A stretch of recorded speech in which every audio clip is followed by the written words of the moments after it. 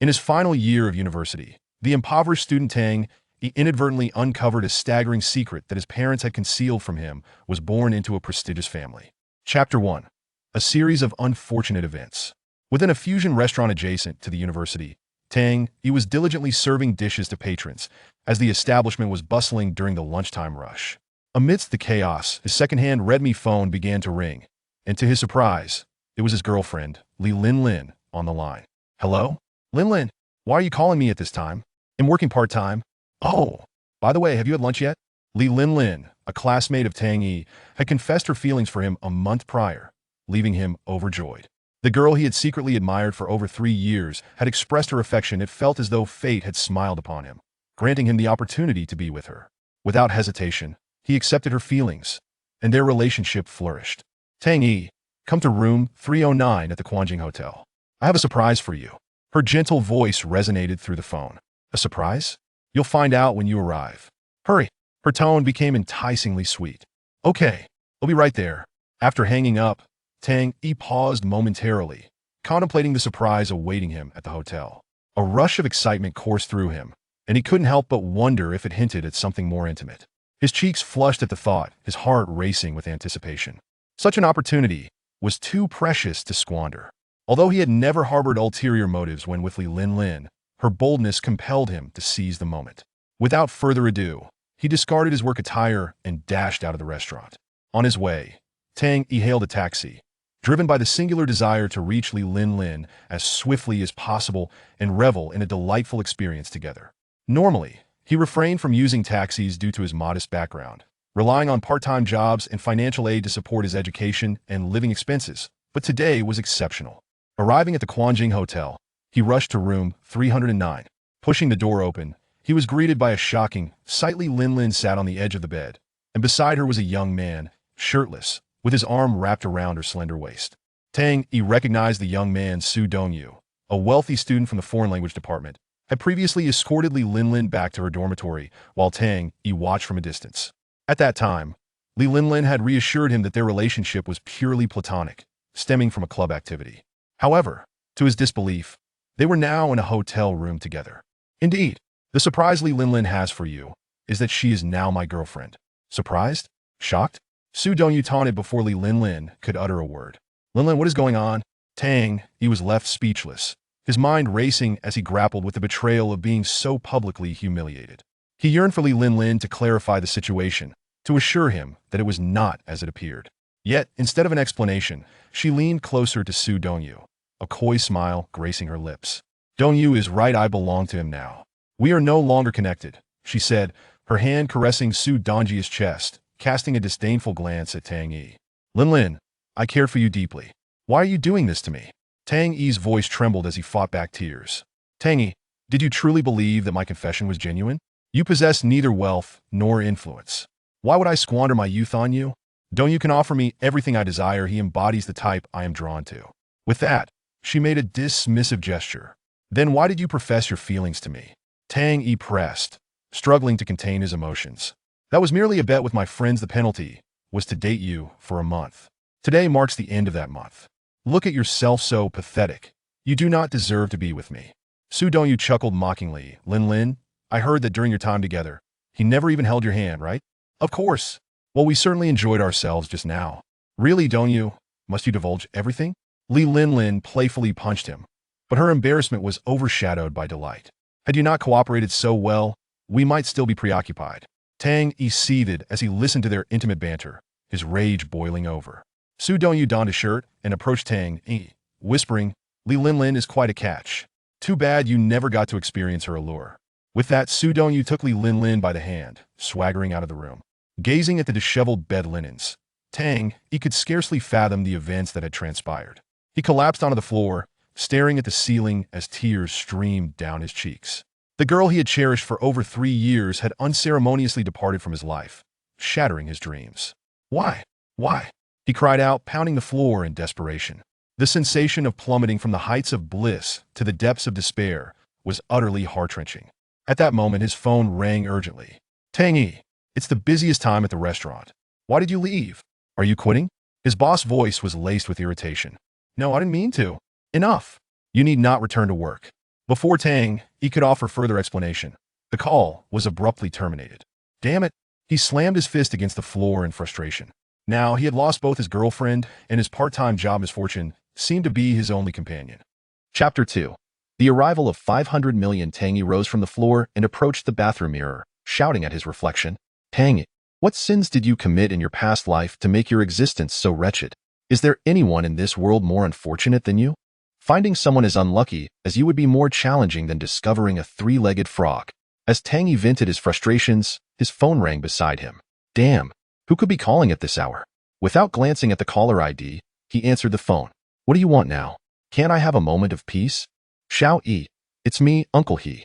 A man's voice, likely in his 40s, resonated from the phone. Oh, Uncle He, I apologize. What brings you to call me now? Tang Yi collected himself. Xiao Yi, I have something to tell you about your parents. From now on, everything you hear is the absolute truth, so please believe me. What? My parents? What has happened to them? Tang Yi inquired urgently. It had been approximately 15 years since he last saw his parents. As a child left behind, his parents had departed their hometown when he was in first grade, claiming they were going to work elsewhere, yet they had not returned for 15 long years. Consequently, he had lived with his grandmother until now, on the verge of graduating from university. Rest assured, your parents are well. I must inform you that they are quite wealthy. All these years, they have been concealing the truth from you. Though the words sounded absurd, Uncle He's tone was utterly earnest. What? Uncle He, are you joking? What is going on? Tang Yi, clearly skeptical, could not accept his uncle's claims. Uncle He, named He Jibin, was from the same village as Tang Yi and was a sworn brother of Tang Yi's father.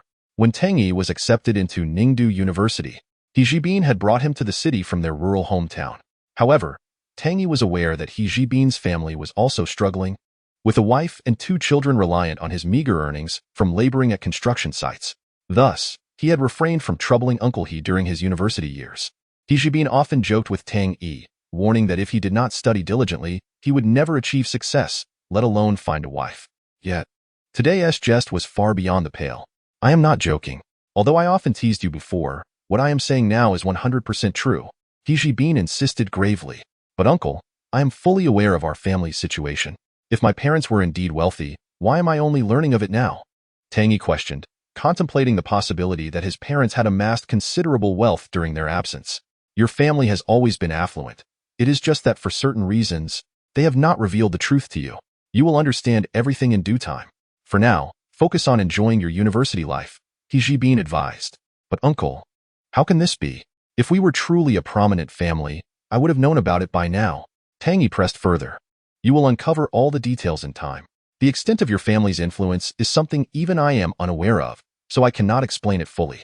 I understand that your life has been challenging, so I will be sending some money your way. Should you require more, do not hesitate to reach out to me. What? Tang Yi remained bewildered. My family? Really wealthy? Xiao Yi, I have already transferred the money to your bank account. I have other matters to attend to, so I want to prolong our conversation. If you need anything in the future, remember to call me. Beep. As soon as the call ended, Tang Yi received a message on his phone. You have received a transfer. Your current balance is 500, 000, 253, 10, 100, 1,000, 10,000, million, billion. As Tang Yi stared at the staggering number, his hands began to tremble. 500 million. In his 20-plus years of life, he had never encountered such a sum. He rushed to the sink, turned on the faucet, splashed water on his face, and then slapped himself twice. Is this real? Am I truly the heir of a wealthy family? He turned to the ceiling, speaking to himself. What incredible fortune has suddenly befallen me? If only Li Linlin had left just 10 minutes later, this situation would be entirely different. Alas, her patience was too short. Leaving the hotel, Tang Yi suddenly felt the sky had never been bluer. He had just plummeted from the heights of heaven to the depths of despair, only to ascend back to the pinnacle of bliss. Such is the unpredictable nature of life, far more outrageous than mere ups and downs. As he contemplated returning to school, his phone buzzed again. Damn, what a day for phone calls, Tang Yi muttered, glancing at the caller ID, which displayed a landline number. Hello, Mr. Tang. A sweet female voice greeted him. Hello, how may I assist you? Tang Yi replied. Mr. Tang, I am a customer service representative from Century Bank. I noticed a transfer of 500 million into your account, exceeding the standard deposit limit for regular bank cards. We would like to invite you to our bank to apply for the Prestige Black Card, specifically designed for esteemed clients. Holders of this card enjoy top-tier privileges and services. Oh, I see. Tang Yi pondered. He had heard of the Prestige Black Card, which offered discounts at restaurants and hotels, and was a symbol of distinction, garnering respect wherever one went. Will you be sending a car to pick me up? No need. I can make my own way. Tang Yi responded without hesitation. He promptly hailed a taxi to Century Bank. Upon arriving, he spotted a woman in a black professional outfit paired with a short black skirt, her legs adorned in nude stockings. Surely, this was the representative who had called him, waiting for his arrival. Tang Yi approached her and greeted, "Hello, I am here to handle your business. Just wait inside for your number to be called," she interjected, her tone laced with disdain as she pointed to the ticket machine. Chapter 3. The arrival of the black card. All right, Tang Yi nodded, stepping inside. The woman scoffed, continuing to await another client. Inside the bank lobby, Tang Yi obediently took a number from the machine and sat in the waiting area. Number 436. Is 436 present? If not, please send in the next client. After nearly an hour of waiting, Tang Yi was on the verge of dozing off when he finally heard his number called over the intercom. Here. He quickly stood and approached the counter. "Hello. What service do you require?" the clerk inquired, typing on her keyboard. "I am here to apply for the Prestige Black Card," Tang Yi stated confidently. "What?" The clerk looked up, furrowing her brow. "What did you say you wanted to apply for?" "The Prestige Black Card. Your customer service representative sent me here." "The Prestige Black Card? Sir, you cannot be serious." The clerk regarded him with curiosity. "I am not joking. I genuinely wish to apply for the Prestige Black Card. Sir, you may not be aware, but do you know the basic requirements for obtaining a Supreme Black Card? One must have a deposit of at least 300 million to apply. Do you possess such wealth?" The salesperson looked at Tang Yi with a hint of disdain, thinking to himself that perhaps a lunatic had just walked in. Indeed, there are all kinds of people these days. "Of course I do. I have 500 million. Otherwise, I wouldn't be here to apply for the Supreme Black Card, would I?" The mention of 500 million elicited a chuckle from the salesperson. "Let us be honest, sir. There is no shame in admitting the truth. It's embarrassing if one brags and gets caught. I am not bragging. I genuinely have that much money. If you don't believe me, you can take a look." Tang Yi revealed the recent transfer information. The salesperson glanced at it, still chuckling, and said, "Who doesn't he know that such information can be fabricated these days? If you truly have no business here, I kindly ask you to leave. There are others waiting." "Why don't you believe me?" Tang Yi scratched his head and placed his ID card at the counter. "If you still doubt me, you may check my account. I don't have time to play games with you. I'm here to conduct business. Please don't occupy space without purpose." The salesperson shouted. "Next." "I'm not playing games with you." Tang Yi felt exasperated. People these days are too quick to judge by appearances. Fine. I'll check for you." The salesperson shot Tang Yi a glance and took his ID card. "Once I finish checking, you can leave promptly. If you don't, I'll have to call security." Suddenly, the salesperson's eyes widened, mouth agape. How can this be? After rubbing his eyes, he scrutinized the long string of numbers displayed on the computer screen again. "Indeed, there is 500 million, the salesperson exclaimed, drawing the attention of those around them. "I told you I wasn't playing games. Do you believe me now?" Tang Yi remarked. The salesperson, "Mr. Tang," said, "My apologies for my earlier demeanor. Please forgive me." He stood up from his seat and bowed deeply to Tang Yi. "It's all right. Can you now proceed with my application for the Supreme Black Card?" Tang Yi waved his hand. "Of course. I'll get started on that immediately." The salesperson began to rise from his seat. "Wait." Suddenly, a woman's voice called out from behind Tang Yi. "Mr. Tang, it's me, the one who called you earlier." The woman approached, her expression filled with remorse. "I sincerely apologize for not recognizing you before." "Oh, it is indeed you." Tang Yi looked at her, noting her attractive figure. "I'm truly sorry. This is the VIP reception room. Please follow me." The woman gestured graciously. As Tang Yi followed her into the VIP reception room, the salesperson glared at the woman with annoyance.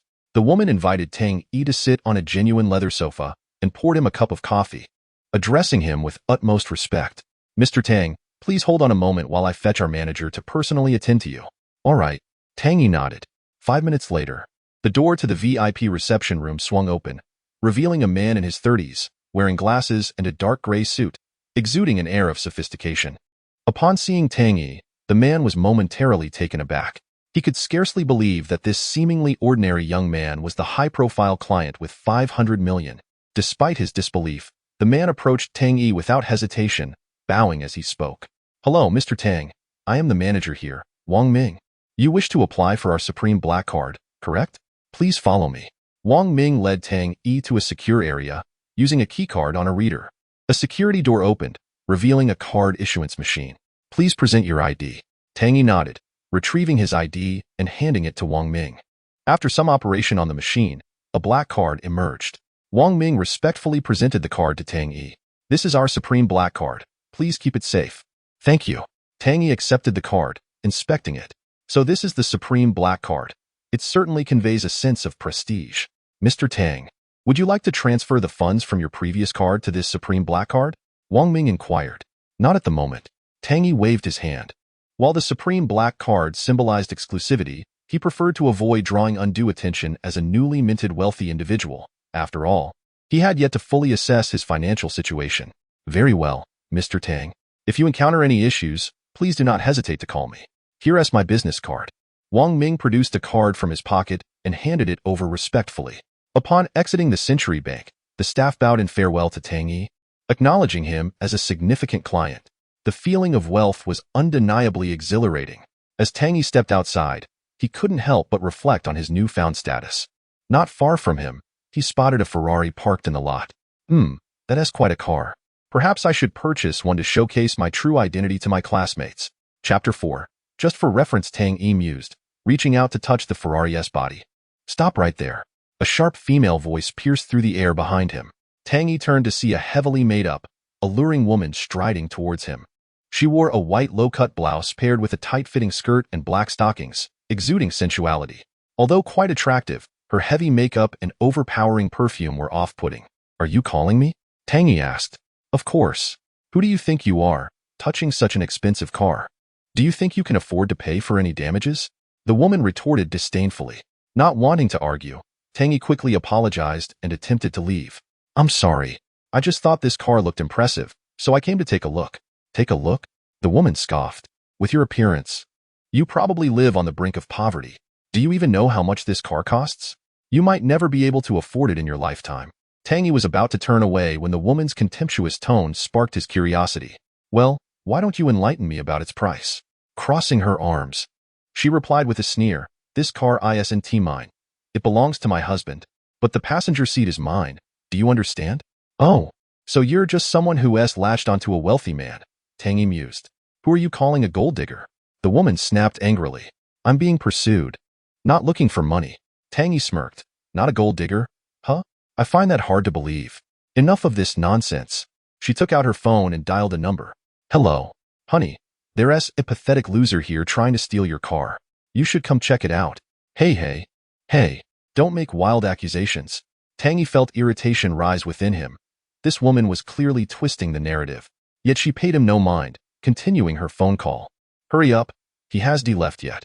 "Certainly, I shall refine and enhance the provided text." After hanging up the phone, the woman pointed at Tang Yi and exclaimed, "You insolent loser, if you have the guts, stay right here and don't leave." Tang Yi had no intention of departing. Feeling he was stuck, he decided to further examine the exquisite Ferrari beside him. "Hey, you pathetic loser, can't you keep your distance from the car?" she taunted. Tang Yi paid her no mind as he circled the vehicle, meticulously analyzing it. The car's sleek exterior and lustrous paint exuded an aura of luxury, making it perfect for the youth. In the past, he would have never dared to dream of such a car, but now, circumstances had changed. Acquiring one was no longer a challenge. "Look, darling, that guy has been loitering near your car. If he damages it, it will be quite the issue," the woman said as she approached a well-dressed man in his 30s, exuding the demeanor of a successful individual. The man, clutching a briefcase, strode over and patted Tang Yi on the shoulder, inquiring, "Hey, what are you doing?" Startled, Tang Yi replied, I was just examining the car." "You little thief. Are you trying to steal my car?" the man accused. "I am not. You've misunderstood. I was merely looking as I intend to purchase a vehicle," Tang Yi clarified. "Don't lie. Look at him, dressed in such shabby attire," the woman interrupted, gesturing towards Tang Yi. "How could he possibly be affluent? He looks worse than a mere gatekeeper. If he could afford a sports car, then there would be no poor people left in this world." Enough of your excuses. Since I'm in a good mood, apologize and leave, the man commanded, waving Tang Yi away. That is not happening. Unexpectedly, a different voice interjected. Stop this at once. Turning to see it was Wang Ming, the manager of Century Bank, he exclaimed, What are you all doing? Wang, this guy was attempting to steal my car. And I was about to teach him a lesson, the man replied. Teach him a lesson? Can you even manage that? Wang Ming retorted. Why not? He is just a poor loser. He can't do anything to us, the woman scoffed. Indeed, he deserves to be dealt with for trying to steal my car. The man added. Steal your car? Are you joking? Tang Yi would never stoop to such a level. Wang Ming exclaimed incredulously. Why wouldn't he? This car is worth 3 million. The woman asserted. 3 million? Wang Ming chuckled. You should know that Tang Yi is currently a billionaire, holding 500 million. He wouldn't be interested in your trifling 3 million vehicle. I suggest you avoid crossing Tang Yi. Otherwise, you will deeply regret it, Wang Ming warned. Are you out of your mind? Why are you defending a loser? The woman snapped at Wang Ming. Exactly. Get lost and mind your own business. The man added. Do you even know who you are speaking to? He possesses 500. That is enough. Tang Yi interjected, cutting Wang Ming off to prevent any potential exposure of his wealth. Understanding the implication, Wang Ming ceased his remarks. Earlier, you mentioned the car costs 3 million, correct? Tang Yi inquired. Yes. Can you afford it? The woman retorted smugly. Then, I will give you 3 million. You may keep the car, Tang Yi proposed. The woman's laughter echoed. Do you comprehend the significance of 3 million? You might never earn that in your lifetime. Spare me the theatrics. Just provide me with your bank account details, Tang Yi replied dismissively. Sure. If you can present 3 million, I would kneel and call you master, she boasted. Consider it done. Tang Yi smiled. Darling, give him your bank account number, she urged her partner. After receiving the account details, Tang Yi instructed Wang Ming, Manager Wang, transfer 3 million from my account to theirs. Understood, Wang Ming replied, hurriedly returning to the bank, his demeanor resembling that of an obedient subordinate rather than a manager. Shortly, Wang Ming returned. Mr. Tang, the 3 million has been successfully transferred. Now, take a look. Is it indeed 3 million? Tang Yi directed the couple. The man stared at the transfer notification, stunned. What is wrong, darling? Is this guy bluffing? The woman asked, shaking her partner. Really, the 3 million has been credited. He stammered. What? Let me see. The woman exclaimed, snatching the phone from him, her eyes widening. It's true. Now, isn't it time for you to fulfill your promise? Wang Ming chimed in. The woman faltered, her confidence evaporating in the face of reality. Didn't I warn you not to offend Mr. Tang? Wang Ming reminded her. Enough. I don't expect you to kneel and call me master, nor do I wish to acknowledge you as my granddaughter. Since the funds are transferred, does that mean the car is now mine? Tang Yi stated. My apologies, young man. We were in the wrong. I apologize. But I just purchased this car and haven't driven it much. Would it be possible to return your money? The man offered, a smile plastered on his face. That is not an option. You want to back out now? It's too late. I've already paid, Tang Yi retorted without hesitation. Perhaps we can negotiate? Let her kneel and apologize. We did act inappropriately, the man proposed. Darling, I've made my stance clear. I do not wish to recognize her as family. Tang Yi then addressed Wang Ming. Manager Wang, I have a request. Of course, Mr. Tang. While one of the male employees remarked, indeed, nothing untoward will happen, right? After all, this is a sports car. If it gets damaged and the owner demands compensation, my meager salary would scarcely cover it. Observing his subordinate's trepidation, Wang Ming thumped his chest and declared, What is there to fear? If something goes awry, I will take responsibility. You can proceed without hesitation. The male employees exchanged glances and nodded, seizing their tools as they approached the car. With a few loud bangs, the $3 million yellow Ferrari was reduced to a heap of scrap metal. Mr. Tang, it's done. Wang Ming was resolute in his desire to ingratiate himself with Tang Yi, recognizing the significance of such a high-profile client. Very well. Tang Yi nodded. He then approached a woman and advised, in the future, refrain from being so aggressive in your speech and actions. With that, Tang turned to leave. You must understand that today you have offended a billionaire worth 500 million. Mr. Tang smashed your car and even compensated you. You are fortunate indeed, Wang Ming added. What? 500 million? Both the woman and the man exclaimed in disbelief. Is that true? Truth cannot be fabricated, Wang Ming replied before departing. The woman cast a regretful glance at Tang Yi's retreating figure. I will remember this man's appearance. she muttered to herself. Meanwhile, Tang Yi hailed a taxi, intending to return to campus. What a thrill, he mused as he sat in the cab. He had not anticipated that being wealthy could be so pleasurable. Li Linlin, mark my words. There will come a day when you will realize that breaking up with me was your gravest mistake. Hello?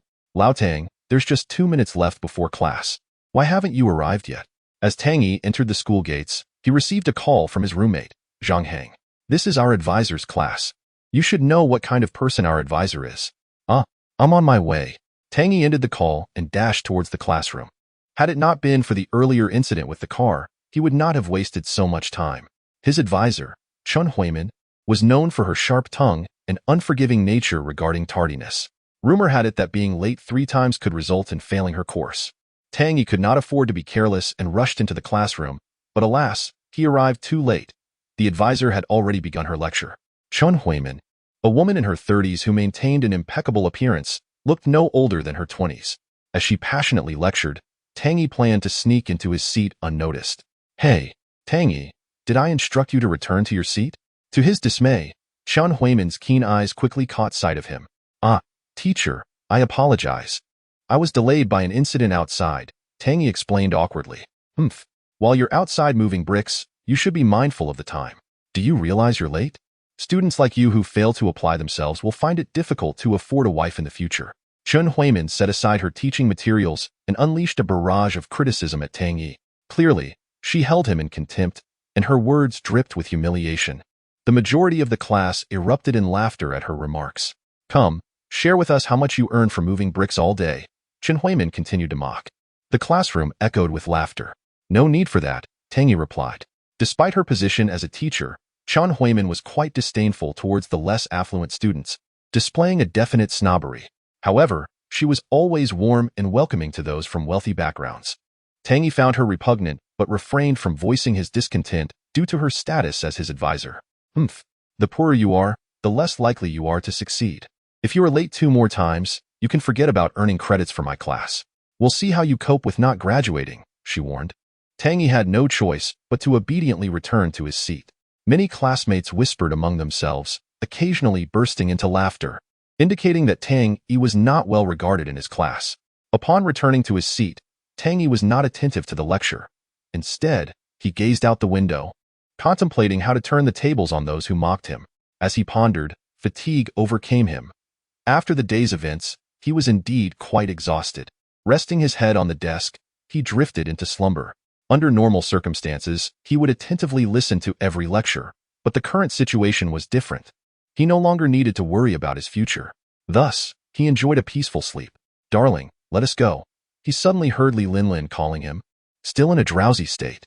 Upon hearing the term darling, he mistakenly assumed that Li Linlin was still his girlfriend. All right, Linlin, where are we going? He stood up. Laughter erupted around him. He froze, realizing that Li Linlin was looking at him as if he were a fool. Next to her stood none other than her new boyfriend, Su Dongyu. It dawned on Tang Yi that Li Linlin had indeed broken up with him, and he had been lost in his thoughts. I called my boyfriend. Why did you get up? Li Linlin mocked, linking her arm with Su Dongyu's. Tang Yi regained his composure and understood the situation. Class had ended, and Su Dongyu was there to pick up Li Linlin. Yet, her affectionate address triggered a flood of memories, reminding him of the day they had defined their relationship when she had called him darling. Perhaps he had grown accustomed to hearing those words from her, which explained his strong reaction. Listen here, stay away from Linlin, got it? Or be prepared for me to come after you, Su Dongyu threatened. Indeed, if my boyfriend decides to deal with you, it will be but a word, Li Linlin added with a hint of disdain. Oh, Linlin, he is just a poor loser. Why even pay him any mind? At that moment, Li Linlin's friend, Zhang Ying, approached, chiming in. Zhang Ying was also strikingly beautiful, with delicate eyebrows, large eyes, long eyelashes, and flawless skin. However, compared to Li Linlin, she exuded a more innocent and pure aura. Zhang Ying typified those who looked down upon Tang Yi. Previously, when Tang Yi and Li Linlin were together, she had often urged Li Linlin to end the relationship. She believed that such a remarkable young woman deserved better than to be with someone like Tang Yi. You're right, he is just a poor loser, Li Linlin scoffed. By the way, darling, we're going for French foie gras tonight, right? Ying, let us go together, she said, strutting out of the classroom, arm in arm with Su Dongyu. while Zheng Ying followed suit. Tang Yi could only shake his head helplessly and leave the classroom with his roommates, Zhang Hang and Du Mingyang. As they walked, Zhang Hang inquired, "Hey, Lao Tang, wasn't Li Linlin your girlfriend? Why is she with Su Dongyu now?" "What else can I say? We broke up," Tang Yi replied. "Lao Tang, you should move on. Li Linlin is far too beautiful. She is simply not in our league. Besides, she is rather flirtatious. It's obvious she is not the type of girl who can be supported by an ordinary man. Such women are better suited for warming the beds of wealthy heirs. You should have parted ways with her long ago. Otherwise, in the end, it would be us who suffer." "Old Du is right. Such women are beyond the means of ordinary folks like us," Zhang Hang remarked. "There's an old saying that goes, when one is poor, one should not marry a beautiful lady. For students like us, it's wise to steer clear of such girls in the future." Sigh. "Do you all really think money is that crucial?" Tang Yi asked his two roommates. "Of course. Nowadays, if you lack money, girls won't even glance your way. The foundation of any relationship is material wealth," Du Mingyang stated. "So, old Tang, don't be too upset. It's best to cut your losses," Zhang Hang consoled. Upon returning to the dormitory, Tang Yi lay down on his bed. He felt a sense of sorrow, but it was tempered by the unexpected discovery of his noble lineage. This revelation brought him a joy that overshadowed his grief over losing Li Lin. Just then, the dorm door swung open, revealing a tall young man, about 178 meters, with voluminous, styled hair. This was Yang Hao, another of Tang Yi's roommates. Although they shared a dorm, they were from different faculties. Yang Hao was a student at the business school and was placed in their dorm due to the high number of students in his department. His family was better off than Zhang Hang and Du Mingyang, making him the wealthiest among them. "Didn't old Tang just break up with that witch Li Lin?" Zhang Hang said. "I always knew old Tang and Li Lin wouldn't last. She is not the kind of girl anyone can afford," Yang Hao added. "But old Tang, don't be too downcast. You're not bad looking. You'll surely find someone better than Li Lin. How about this? Tonight, I'll treat everyone to dinner at Yunfeng Pavilion. It'll be a little consolation for old Tang," he proposed.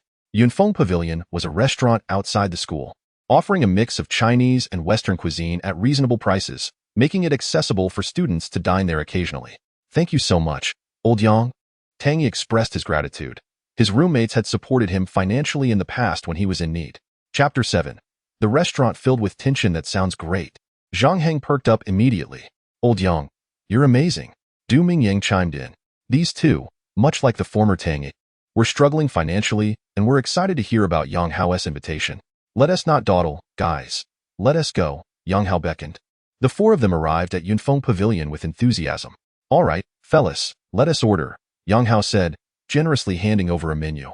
"I'll take care of it," Zhang Heng said, snatching the menu and glancing through it. "Look at you, with your pitiful demeanor." Du Mingyang rolled his eyes at Zhang Heng. Suddenly, a mocking voice interrupted them. "Oh, Tang Yi, a rare guest at Yunfeng Pavilion?"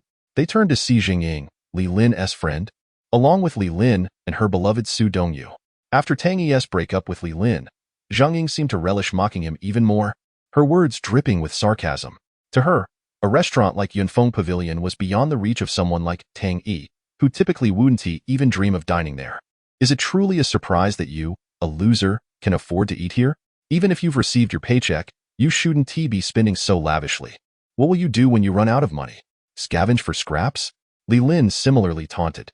Su Dongyu laughed heartily at her remarks. "Hey, Li Lin, why is your mouth so foul?" Zhang Heng stood up, anger flaring. "Oh, look who's here. It's the whole gang of losers from Tang Yi's dorm." Li Lin mocked. "Li Lin, are you sick? We're just here to eat and haven't bothered you. Why are you looking for trouble?" Yang Hao also stood, pointing at her. "Kid, do you dare insult Linlin? Watch your back." Su Dongyu threatened Yang Hao. "Darling, don't get upset. They're just a bunch of trash. Why dirty your hands with them?" Li Lin softly said to Su Dongyu. "Li Lin." At that moment, Du Mingyang slammed the table and stood up. "You really are a shameless gold digger. Tang Yi treated you well, buying you gifts. Remember that time he starved himself for a week just to take you to a seafood buffet? And this is how you repay him?" "Enough, old Du, let it go." "I'd rather feed it to the dogs," Tang Yi interrupted. "What's wrong with being materialistic? You don't have a say in that. Money is king. No matter how well Tang Yi treats me, can he give me what I desire? If it weren't for a bet, I wouldn't have even glanced at him." Li Lin retorted. "Who are you calling a shameless gold digger? Watch it, or I'll make you regret it." Su Dongyu yelled at Du Mingyang. "Now, Su Dongyu seemed completely smitten with Li Lin. All right, Lin, they're just a group of losers seeking comfort in each other. Why argue with them? Zhang Ying advised. Who says we can't afford this meal? Tang Yi stood up, confronting Li Lin and her entourage. He was no longer the same Tang Yi. Whether he could pay or not was irrelevant. He could easily buy out the entire Yunfeng pavilion if he wished. Seeing Li Lin and Zhang Ying ridicule his roommates pushed Tang Yi to his limit. Oh, you're feeling bold now, huh? Li Lin challenged. If you really think you're capable, why not compete with Dongyu? Compete? How shall we do that? Tang Yi inquired, intrigued. How about this? We'll order together, and you'll split the bill with us. If you can pay, I, Li Lin, will admit to being a shameless gold digger. Li Lin crossed her arms, looking down on Tang Yi. Fine. Tang Yi readily agreed. Old Tang, let it go. There's no need to get riled up. Zhang Heng tugged at Tang Yi's sleeve. Yeah, Su Dongyu is a rich second generation. There's no way we can compete with him, Du Mingyang added. I understand you're upset, but it's really unnecessary, Yang Hao chimed in, though his family wasn't at Su Dongyu's level. No worries. You don't need to chip in. Just enjoy your meal, Tang Yi assured them with a confident glance. All right, I'll play along this time. But you better not soil your pants when the bill comes, Su Dongyu laughed, confident in his financial standing. Though he was a rich second generation, he wasn't excessively wealthy. Yet he had more than enough to cover a meal at Yunfeng Pavilion. After all, how could a loser compete with him? This was a perfect opportunity to show off and let Li Lin see how pitiful her ex-boyfriend was. Who else going to soil their pants? That remains to be seen. Tang Yi smirked. Meanwhile, Zhang Heng, Du Mingyang, and Yang Hao were brainstorming ways to pool money for Tang Yi, unwilling to let him be humiliated by Li Lin and her friends. All right, let us order, Li Lin instructed. Wait. Just as Li Lin reached for the menu, Tang Yi interrupted immediately. Tang Yi, what are you up to? Are you having second thoughts now? Isn't it too late to back out? Zhang Ying disdainfully remarked. Damn. I thought you were quite capable, yet you surrendered so quickly? Su Dongyu replied. At least you are sensible enough to recognize your own limitations and acknowledge that you cannot compete with our Dongyu. Li Linlin said with triumph, huh? Zhang Heng, Du Ming, and Yang Hao all sighed in relief. You misunderstood my intention. I'm not backing down. I simply believe this floor lacks the desired ambience. Why don't we ascend to the second floor and find a larger private room? Tang Yi said nonchalantly. Li Linlin, Zhang Ying, and Su Dongyu were momentarily taken aback, but soon Li Linlin mocked, Oh my, Tang Yi, I never realized you could be so pretentious. Zhang Ying chimed in, Linlin, it seems your ex-boyfriend enjoys showing off. So let him be. I'll play along. Su Dongyu also thought Tang Yi was being ostentatious. Old Tang, calm down. It's truly unfortunate for your three roommates. Chapter 8. Rest assured. I have money. No worries, I assure you. I have money. Tang Yi made a face at his three roommates. All right, fine. The three roommates replied helplessly. You know, I rarely go out. So we ought to choose the finest private room and order the best dishes to treat ourselves, Tang Yi said leisurely. What do you mean? Su Dongyu inquired. Let us go directly to the SVIP private room, Tang Yi declared with flair. What? Upon hearing about the SVIP room, Su Dongyu was momentarily stunned. Although he was a wealthy second generation, he hesitated at the thought of spending extravagantly in the SVIP room, where expenses easily soared into the tens of thousands.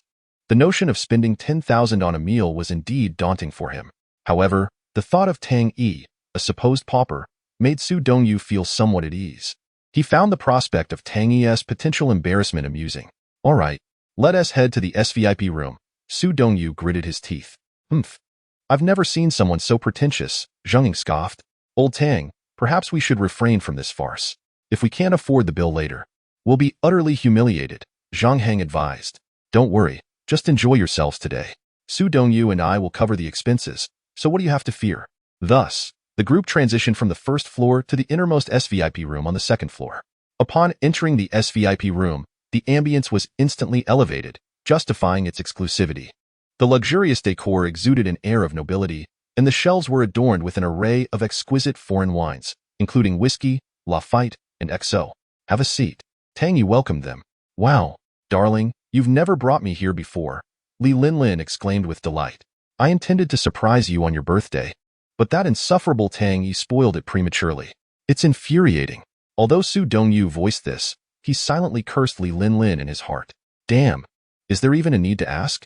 This place charges exorbitantly. Even if I had money, I can't afford such expenses. Li Linlin cheerfully kissed Su Dongyu on the cheek. It's all right, dear. You're incredibly wealthy, and I am growing fonder of you. That impoverished Tang Yi certainly cannot pay. Humph. Tang Yi coldly snorted, saying nothing. Shortly after, a waiter entered with a menu. Welcome to the SVIP room at Yunfeng Pavilion. This is your exclusive menu. Su Dongyu took the menu and felt a pang of anxiety. Indeed, it was the SVIP room, where even the simplest dish cost as much as several days' worth of living expenses for an ordinary person. Su Dongyu felt a wave of frustration. If the bill exceeded 10,000, even a 50-50 split would leave him nursing a sore heart for days. All right, I'll place the order. Seeing Su Dongyu silent, Tang Yi seized the menu. He glanced through the initial portion, noting the dishes were too inexpensive, all priced in the hundreds. He then flipped to the latter half. Tang Yi, stop looking. The dishes back there are priced in the thousands. Can you even afford them? Zhang Ying taunted. Ignoring her, Tang Yi continued to browse. The latter section was filled with high-end delicacies such as caviar, foie gras, A5 Wagyu, and exquisite red wines. Tang Yi slammed the menu onto the table and boldly declared, "Serve everything except the first half." Everyone present, including Li Linlin, Su Dongyu, and Zheng Ying, was taken aback. He had ordered nearly half the menu. An unprecedented act of audacity. Sir, are you certain you wish to order so much? If you want all the red wines, it will cost no less than several 100,000, the waiter cautioned. What? Several 100,000? Hearing this, Su Dongyu nearly slipped to the floor. Was Tang Yi truly reckless enough to eat like a king while dragging him along for the ride? No way. I refuse to be taken for a fool. Tang Yi, do you have the funds to cover such an order? Are you sincerely attempting to embarrass me? Su Dongyu exclaimed. Li Linlin echoed. Right, you, a penniless loser, ordering so much? Do you genuinely believe you're a rich heir? Zhang Ying added. Is it so hard to refrain from showing off? Don't you know your own worth? Du Mingyang interjected. Old Tang, you're going a bit overboard. Zhang Heng agreed. Yes, old Tang, we truly cannot afford this.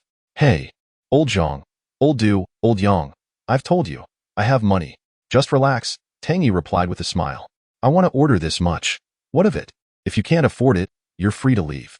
Su Dongyu pointed at Tang Yi, at a loss for words.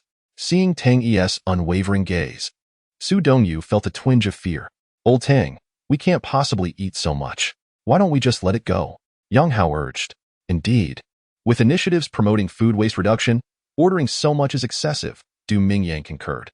Well, you're right. We can always take leftovers home, Tang Yi said nonchalantly. His roommates wore expressions of despair. What was wrong with Tang Yi today? No matter how they pleaded, he wouldn't listen. Waiter, please bring the dishes as I requested.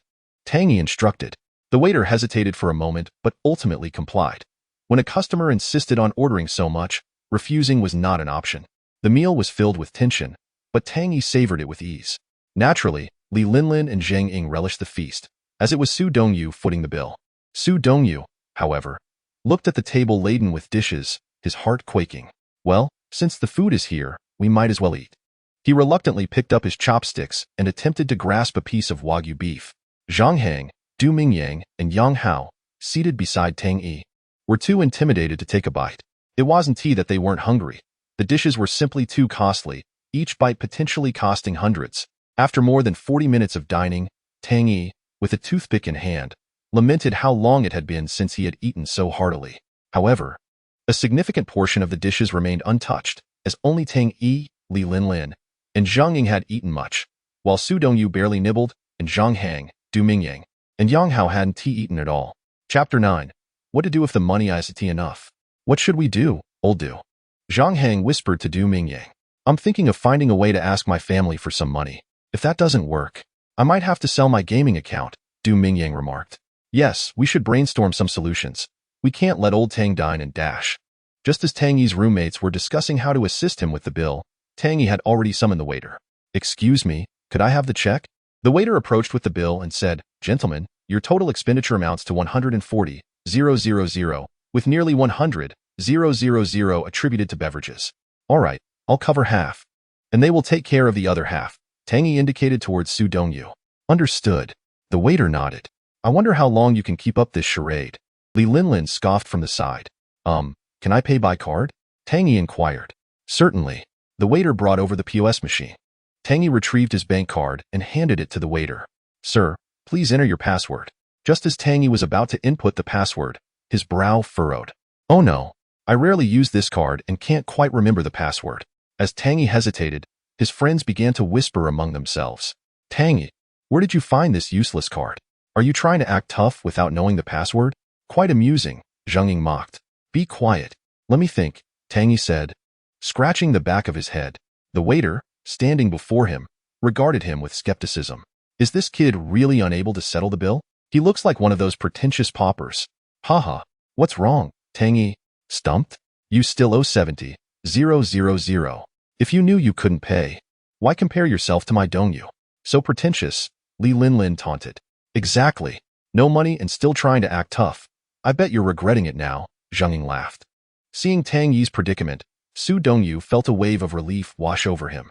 Yes, this is exactly what I wanted. Now that my goal is achieved, I feel quite satisfied. Meanwhile, Zhang Hang, Du Mingyang, and Yang Hao were still fretting over how to gather the money. Where on earth can we find 70,000? Suddenly, Tang Yi snapped his fingers. Oh, I just remembered. Keep pretending. Li Linlin displayed her disdain. Tang Yi extended his index finger and input a series of numbers on the POS. Shortly after, the machine ejected a receipt. Payment successful. Li Linlin, Zhang Ying, and Su Dongyu stood frozen in disbelief, particularly Li Linlin, who gaped in utter astonishment. What? How is this possible? Where did Tang Yi get so much money? With the payment completed, the waiter's demeanor relaxed. Thank you, sir.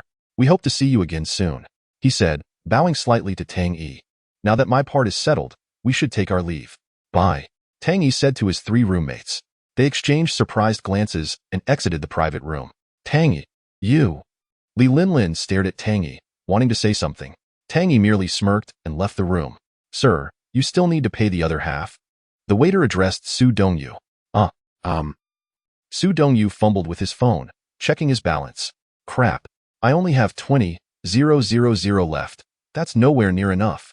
Cold sweat trickled down Su Dongyu's forehead as he panicked, fearing embarrassment, especially in front of his beloved Linlin. The worst part was that Tang Yi had indeed managed to pull off his act, adding to Su Dongyu's humiliation. If word got out at school that he had shared a bill with a loser and still couldn't pay, his reputation in the wealthy circle would be shattered. What's wrong? Sir, is your money insufficient? The waiter, noting Su Dongyu's distressed expression, could guess the situation. No, Su Dongyu hesitated before suggesting, could we perhaps defer the payment for a few days? I promise to settle it then. No way. The bill must be paid today before you leave. Otherwise, I will have to call my manager, the waiter firmly refused. Darling, what should we do? Li Linlin shook Su Dongyu's arm. Su Dongyu felt like cursing her. If she hadn't insisted on comparing wealth, he wouldn't be facing such humiliation. However, he also didn't dare call his father. If his dad found out he spent 70,000 on a meal, he would be in for a scolding. All right, I see you have no money, so I will go fetch the manager, the waiter said, losing patience with Su Dongyu's inaction. Wait, that's not what I meant. Su Dongyu quickly grabbed the waiter. What? What I meant is, she isn't actually with us. He pointed at Zheng Ying. Su Dongyu then exchanged a knowing glance with Li Linlin. Right. She's not part of our group, Li Linlin chimed in. What do you mean I'm not with you? The waiter inquired. Of course, we agreed that whoever eats the most pays the most. And she ate the most of us 3, Su Dongyu explained. Exactly. Li Linlin nodded in agreement. So, I will pay you 20,000 now, and you can collect the remaining 50,000 from her. With that, Su Dongyu pulled out his phone. All right, then that settles it. After transferring 20,000, Su Dongyu hurriedly dragged Li Linlin out of Yunfeng Pavilion. You, how can you do this? Zhang Ying exclaimed, on the verge of tears. Linlin, you can't just abandon me. Li Linlin glanced back at Zhang Ying, expressing her inability to assist. Zhang Ying frantically searched her pockets and checked her phone. Her family wasn't well off, and she usually relied on her looks to get by on the generosity of male classmates. Now that it was her turn to pay, she found herself at a loss. I don't have that much money, Zheng Ying said, feeling dejected. No money? Huh? Fine, I won't waste any more time. I'm calling the manager, and you'll have to explain yourself to him, the waiter said, pulling out his phone. Hello? Manager, I've got a diner here who refuses to pay. Yes, she's short 50,000 and is currently in the SVIP room. After hanging up, the waiter looked coldly at Zheng Ying. You better pay up quickly, or when the manager arrives, it won't end well for you. Please, Give me a moment to think of a solution, Zhang Ying pleaded, her eyes glued to her phone as she racked her brain for a way to borrow money. Let's see who dares to dine here without paying. Chapter 10. Zhang Ying appeals to Tang Yi. Suddenly, a middle-aged man entered. Boss, it's her. The waiter quickly pointed at Zhang Ying. The man, looking rather unkempt, with a shiny forehead, a corpulent figure, and small eyes that seemed perpetually shut, was the owner of Yunfeng Pavilion.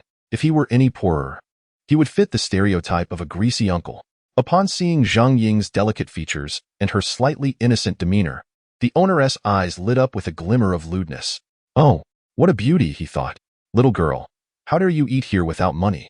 Especially in our finest room?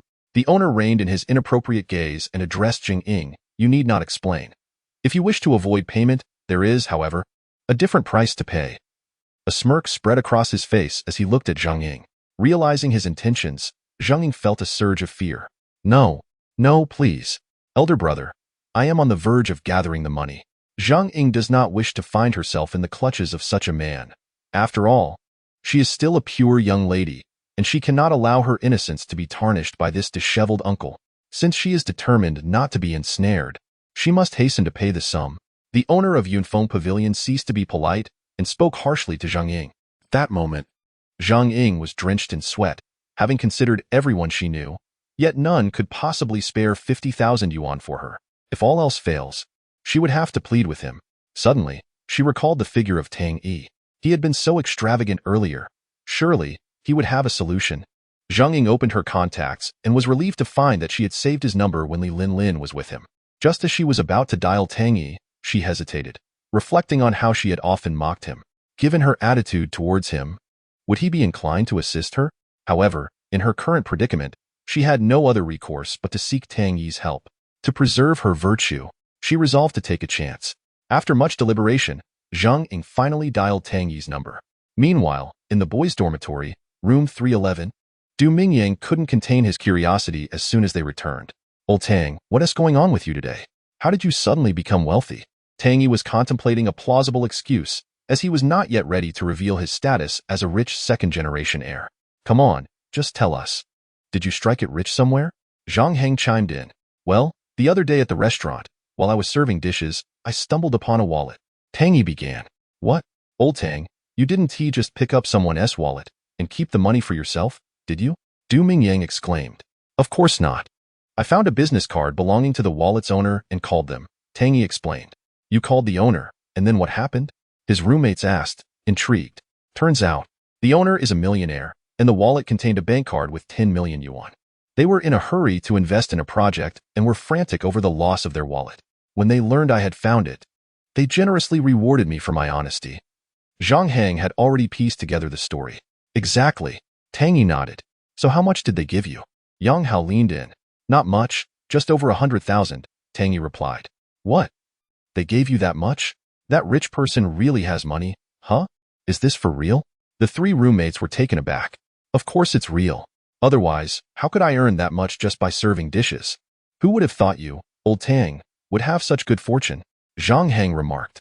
I wish I could encounter such luck too, Du Mingyang sighed.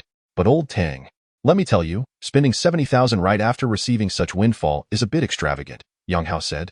However, Tang Yi dismissed their concerns, saying, it's fine. It's just unexpected wealth, better to spend it quickly. Besides, didn't Ti just slap Su Dongyu and Li Linlin in the face today? Right. Did you all notice how Li Linlin looked utterly dumbfounded after you paid? Ha ha ha, Zhang Heng laughed. I bet she regrets breaking up with you so soon. Just as the dormitory brothers were joking, Tang Yi's phone rang with Zhang Ying's call. Hello? Who is this? Tang Yi answered, clearly unaware it was Zhang Ying. Hearing his voice, Zhang Ying was momentarily at a loss for words. If you don't speak, I'm hanging up, he warned. Please don't. It's me. Zhang Ying. What? Tang Yi glanced incredulously at the caller ID. Zhang Ying? What is she up to, calling me?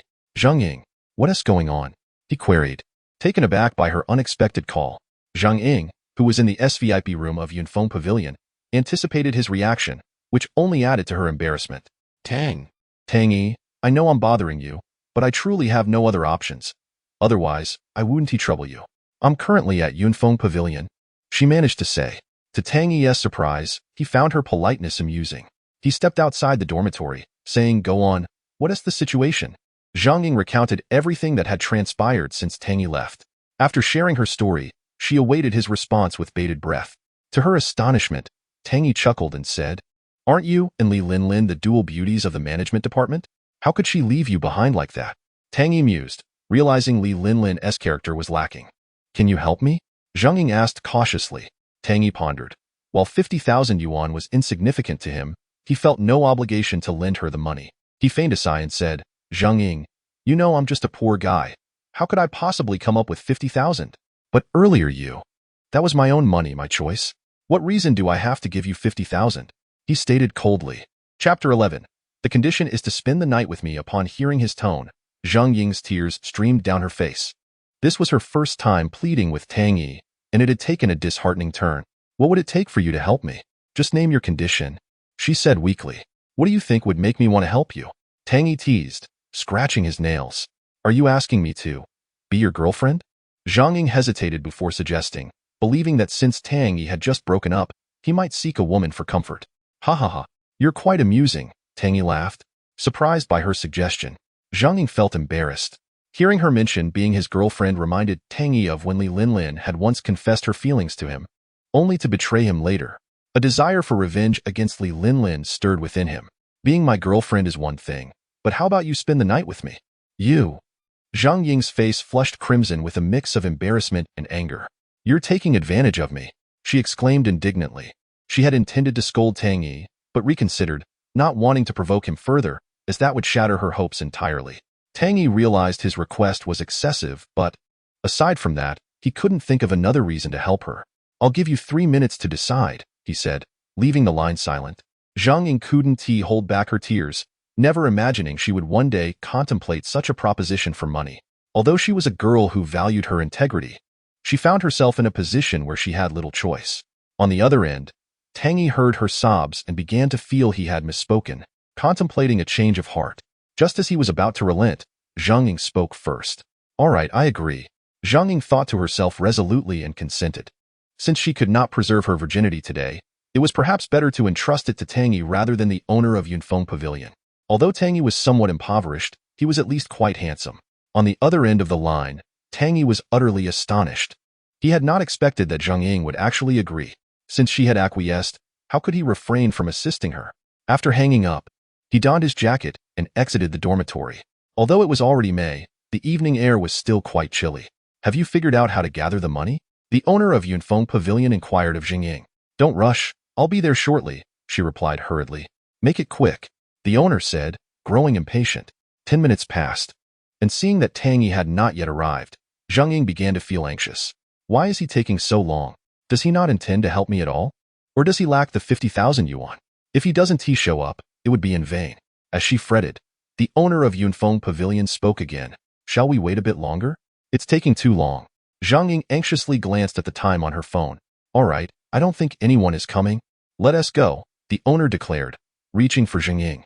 "No, let go of me. I want to go with you." Zhang Ying struggled, but being a petite girl, her strength was no match for a man. "Not going with me? Then you first pay the 50,000 yuan. Otherwise, don't expect me to let you go," the owner said, violently pulling Zhang Ying towards him. "Let go of me," she cried out, but the owner ignored her, on the verge of dragging her out of the private room. "Wait." At that moment, Tang Yi entered the room. "Tang Yi, you finally made it." Zhang Ying felt a flicker of joy upon seeing him. The owner scrutinized Tang Yi and asked, "Who are you?" "Let her go," Tang Yi demanded. "Oh, so you're the one this girl brought to help her?" The owner eyed Tang Yi skeptically, noting his shabby appearance. "Yes, just let her go," Tang Yi insisted. "I can let her go, but do you have the money?" "Of course." Without hesitation, Tang Yi transferred 50,000 yuan to the owner, then took Zhang Ying's hand and walked out of the private room. It was only when they exited Yunfeng Pavilion that Zhang Ying shyly thanked Tang Yi. "Thank you." "No need for thanks. By the way, how did you suddenly come into money?" Zhang Ying looked at him curiously. Tang Yi recounted the story he had just shared in the dormitory. "But, well, it's almost all spent now. It's just enough for us to rent a room." "So that was it." Zhang Ying sighed, having thought that Tang Yi had come into wealth, only to realize it was merely a stroke of luck. If he truly became wealthy, it would not be a loss for her to be with him. Tang Yi hesitated for a moment before reminding Zhang Ying, Don't forget the promise you made to me. You. Zhang Ying felt a strong reluctance, but upon remembering her agreement, she couldn't let him spend 50,000 yuan for nothing. Just this once, and don't bother me again after tonight. All right. As they walked, they arrived at a small inn near the school. Here it is. What? Here? But the environment is so terrible, and this is my first time. Can't we go to a nicer hotel? Zhang Ying said disdainfully. Hey, you know my financial situation. Tang Yi feigned a sigh. We can't afford a better hotel. Just bear with it. It's all the same. Isn't it? Zhang Ying looked at the shabby inn, and the thought of surrendering her first night there filled her eyes with tears. However, she held back her sobs. Let us go in. Just this once, Zhang Ying said, stepping into the inn.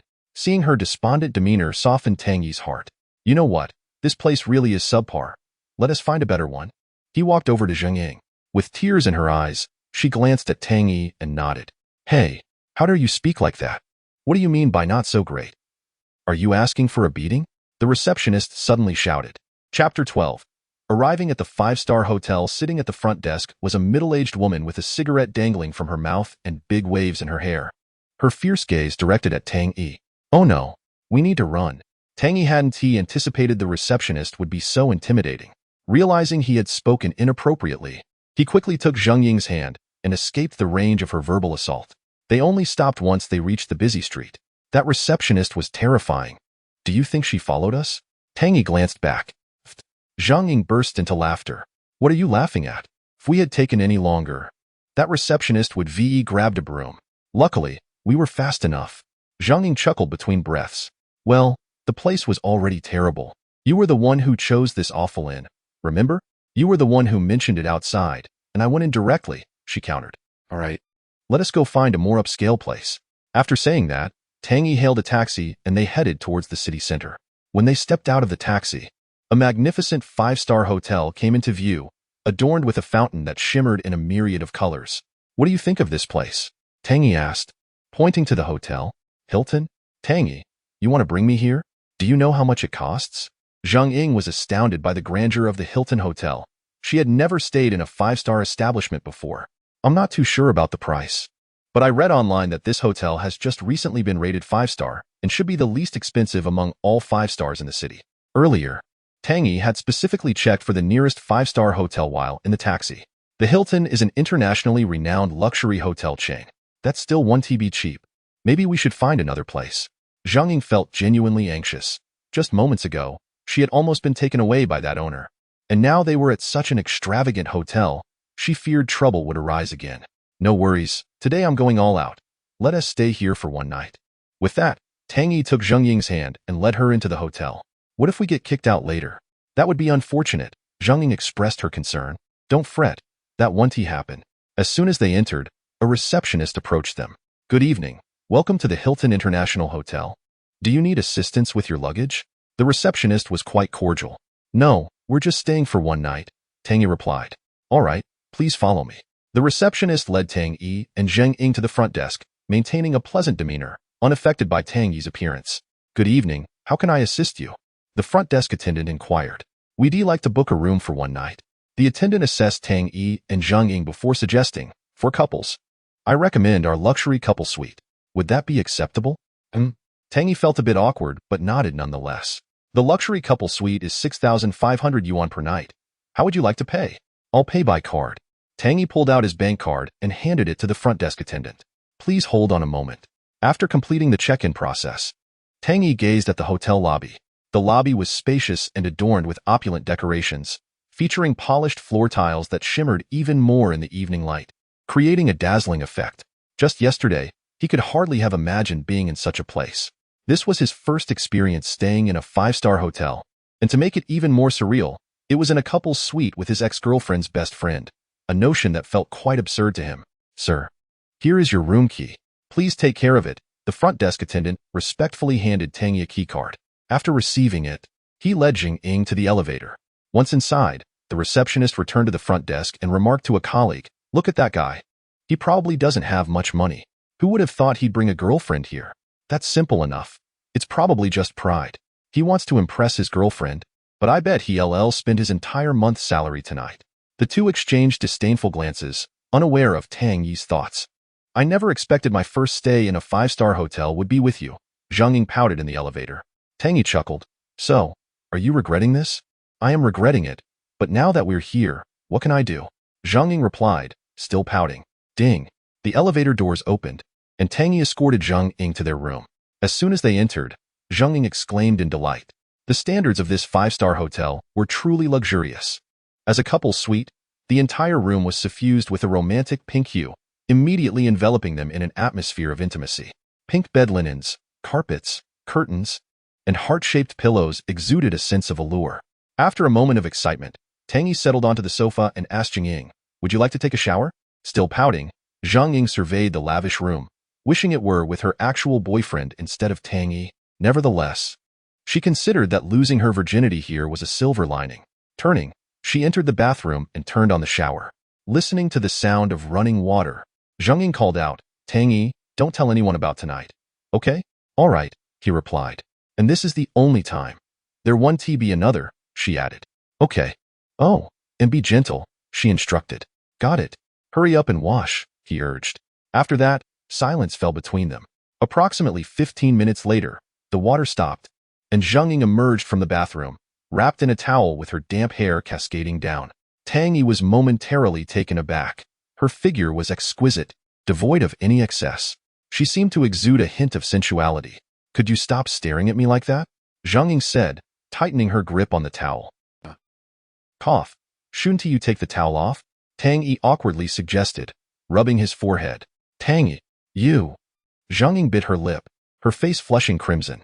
However, she quickly reconsidered. Since she was already here, she might as well embrace it fully. Slowly, she let the towel drop, revealing her body to Tang Yi. Chapter 13. My objective has been achieved. This was Tang Yi's first glimpse of a girl's body, and for a moment, he found himself unable to look away. Have you seen enough? Zhang Ying asked, her face still flushed as she hastily jumped onto the bed, pulling the covers over herself. I think I should take a shower too, Tang Yi said, quickly standing up and retreating to the bathroom. Wow, her figure is incredible, he thought while in the shower. Meanwhile, lying on the bed, Zhang Ying stared at the ceiling, realizing that Tang Yi wasn't as unbearable as she had initially thought. A little while later, Tang Yi emerged from the bathroom wearing only his shorts, standing at the edge of the bed. Just do what you want and be quick about it, Zhang Ying said, lowering her grip on the blanket. Tang Yi remained silent, simply lying down beside her. Noticing his stillness, Zhang Ying inquired, what are you doing? Can you hurry up? You're right. I shouldn't take advantage of the situation. If you're unwilling, then let us leave it at that. My goal has been achieved anyway, Tang Yi stated. Huh? What do you mean by that? What goal? Zhang Ying asked, confused. I just wanted to see. After all, you wouldn't want to give your purity to me, would you? I simply wanted to see if you would dare to be arrogant in front of me again. Tang Yi smiled faintly. Are you messing with me? Zhang Ying questioned. Not exactly.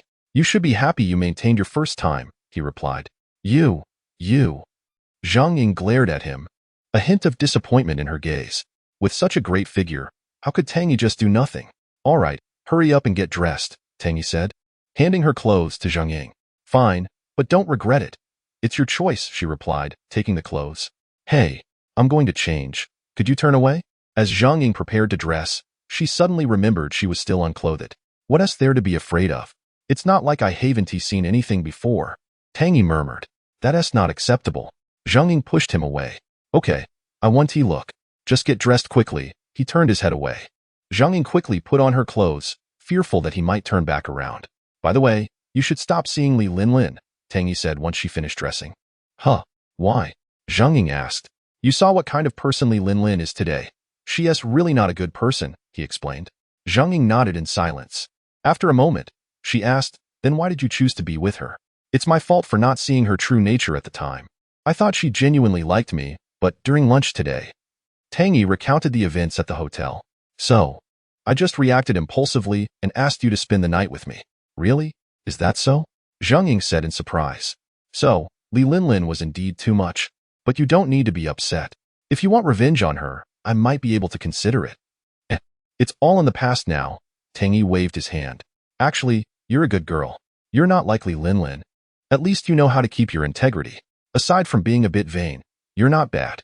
I don't want you to be led astray by her. If you treat a guy sincerely, you might understand a lot. Zhang Ying softly acknowledged. All right, it's getting late. We should go to bed. That night, Tang Yi and Zhang Ying shared the same bed, but there were no further actions. They simply slept. The next morning, sunlight streamed in, and Zhang Ying awoke, stretching lazily before checking her phone. It was already 8 o'clock. Tang Yi, get up. It's 8 o'clock. We have class this morning. We're going to be late. Zhang Ying nudged him. What? Tang Yi sat up, glancing at the time. Oh no, classes have already started. They quickly washed up and rushed out of the hotel, hailing a taxi. This is all your fault. Why didn't you set an alarm? Zhang Ying complained to Tang Yi in the taxi. I had thought you had made plans. Tang Yi grasped the back of his head and, after exiting the taxi, the two of them hurriedly ascended to the floor where their classroom was located. Fortunately, they were not late this time. However, nearly all the students in the classroom were already waiting for the lesson to commence. At this moment, their classmates regarded Tang Yi and Zhang Ying with peculiar glances. The entire class was aware of the events from the previous night when the two had failed to return home, and it was not difficult to surmise what they might have been up to. After all, each class had a group chat, and during the dorm inspections, it had been discovered that they were absent from their rooms. How could Zhang Ying possibly go to a hotel with that impoverished Tang Yi? One student pondered. I find it strange too. Wasn't Zhang Ying quite disdainful of Tang Yi? How could she possibly be with him? Another mused. I didn't expect that this so-called loser Tang Yi would have such good fortune with women, a classmate remarked. Their chatter echoed throughout the classroom. Wow, old Tang is impressive. He just broke up with Li Linlin and now he's with her best friend. They must have had a wild night. Zhang Heng said with a mischievous grin as he approached. I wondered why you rushed out yesterday. It turns out that's what happened, Du Mingying chimed in. You guys are overthinking it. I didn't do anything with Zheng Ying, Tang Yi clarified. What? If you didn't then where were you two last night? Zhang Heng inquired with curiosity. We just stayed at an internet CAF for the night. Someone like Zheng Ying wouldn't even look my way, Tang Yi replied. All right. But I heard from Lao Yang that he plans to take us out for something different tonight. Zhang Heng raised an eyebrow. What's different? Tang Yi asked. We don't know yet, but we'll find out tonight, Du Mingying added, wearing an expectant expression.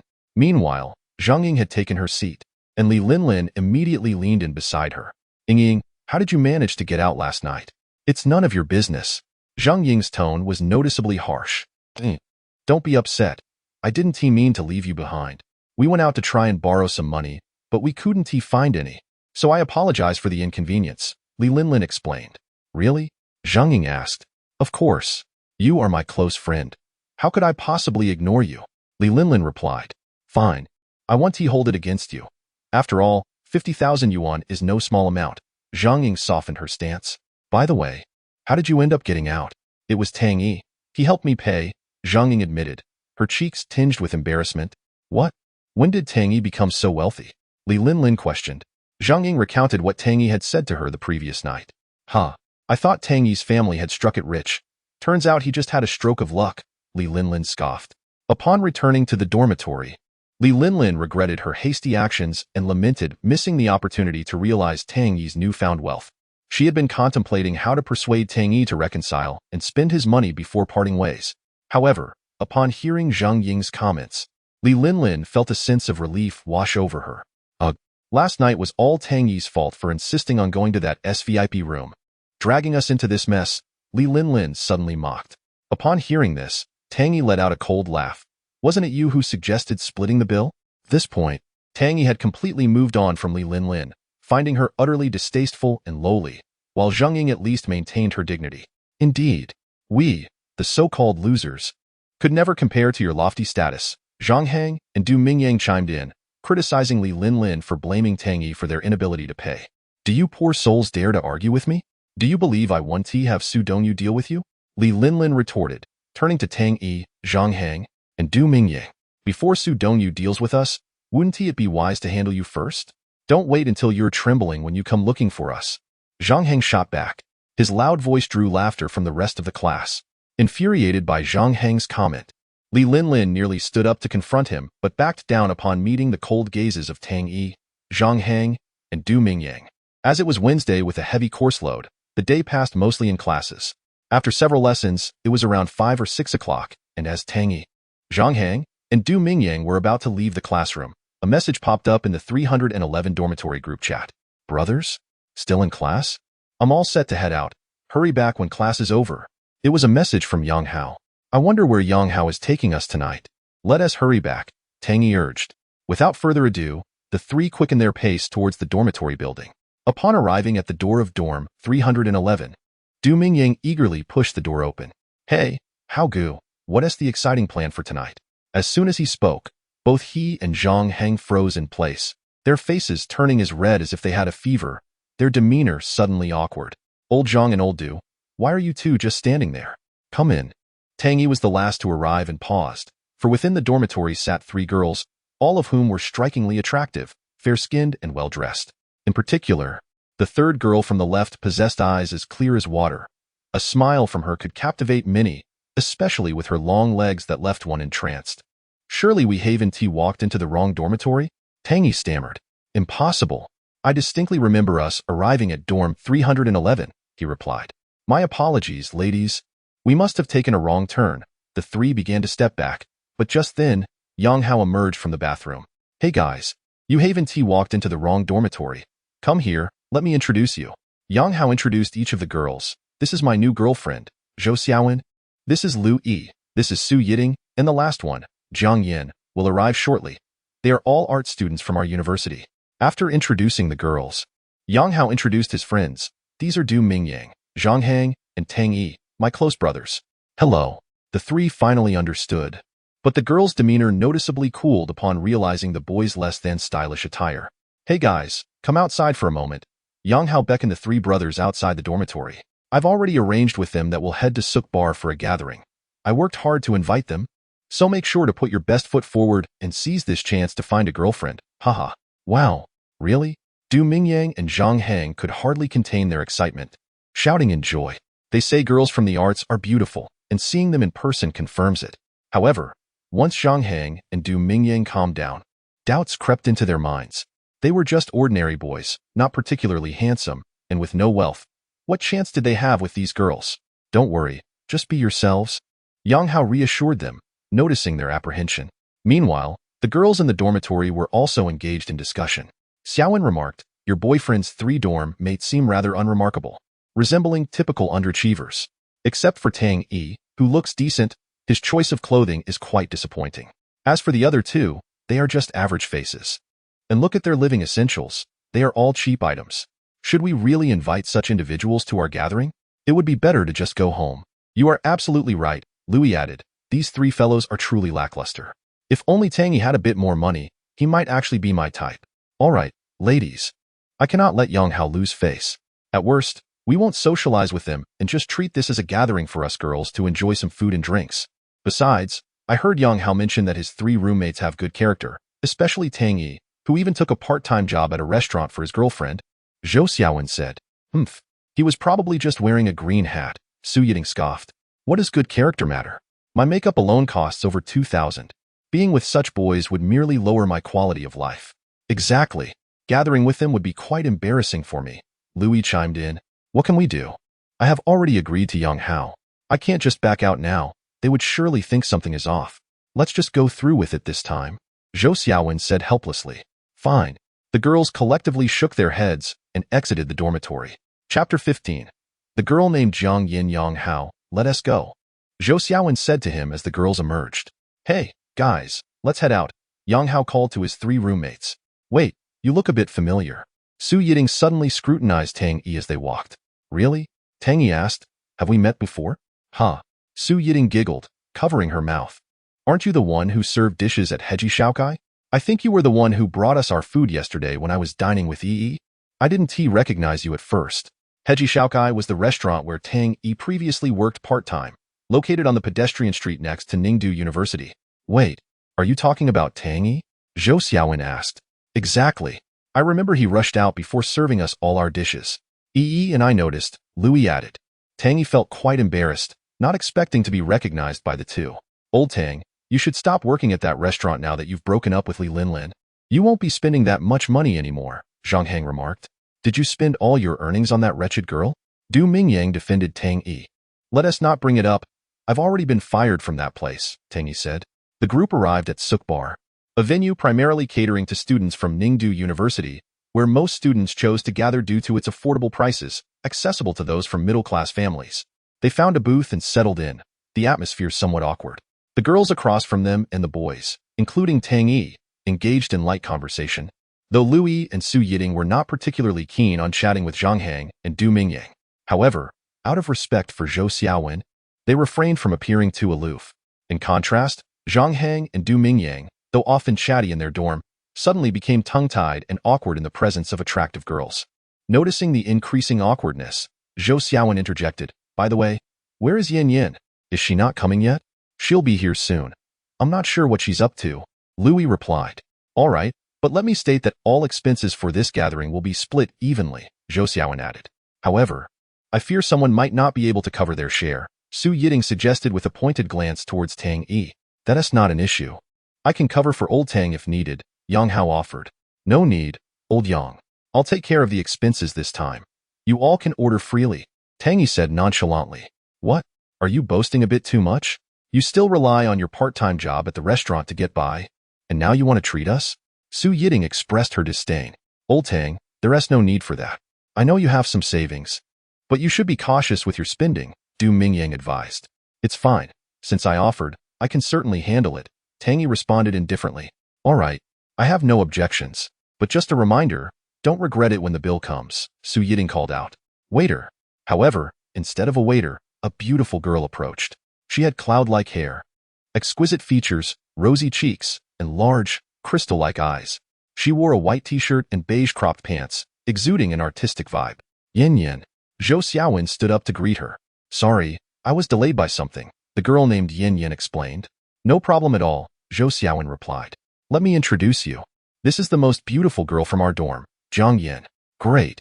Zhang Hang and Du Mingyang exclaimed in unison. "Yin Yin, come, find a seat," Zhou Xiaowen encouraged. Zhang Yin looked around and noticed an available spot next to Tang Yi and chose to sit there. "Hey, hi there. What is your name?" Zhang Yin politely asked Tang Yi after sitting down. "My name is Tang Yi," he replied. "Nice to meet you. You should already know my name." Zhang Yin smiled at him. "I do," Tang Yi acknowledged, noticing that Zhang Yin's gaze did not hold the same disdain as other girls. "Yin Yin, why are you sitting next to that loser? Don't you find him uncool?" Su Yiting suddenly questioned Zhang Yin. "Uncool? What do you mean by that?" Zhang Yin retorted. "Honestly, she doesn't look down on Tang Yi. He is the one who works as a server, and a university student like him has to rely on part-time jobs to make ends meet. Is there anything wrong with that?" Su Yiting argued. "So what?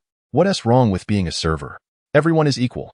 No one is above anyone else," Zhang Yin asserted. "Oh dear. What are we to do with Yin Yan's attitude?"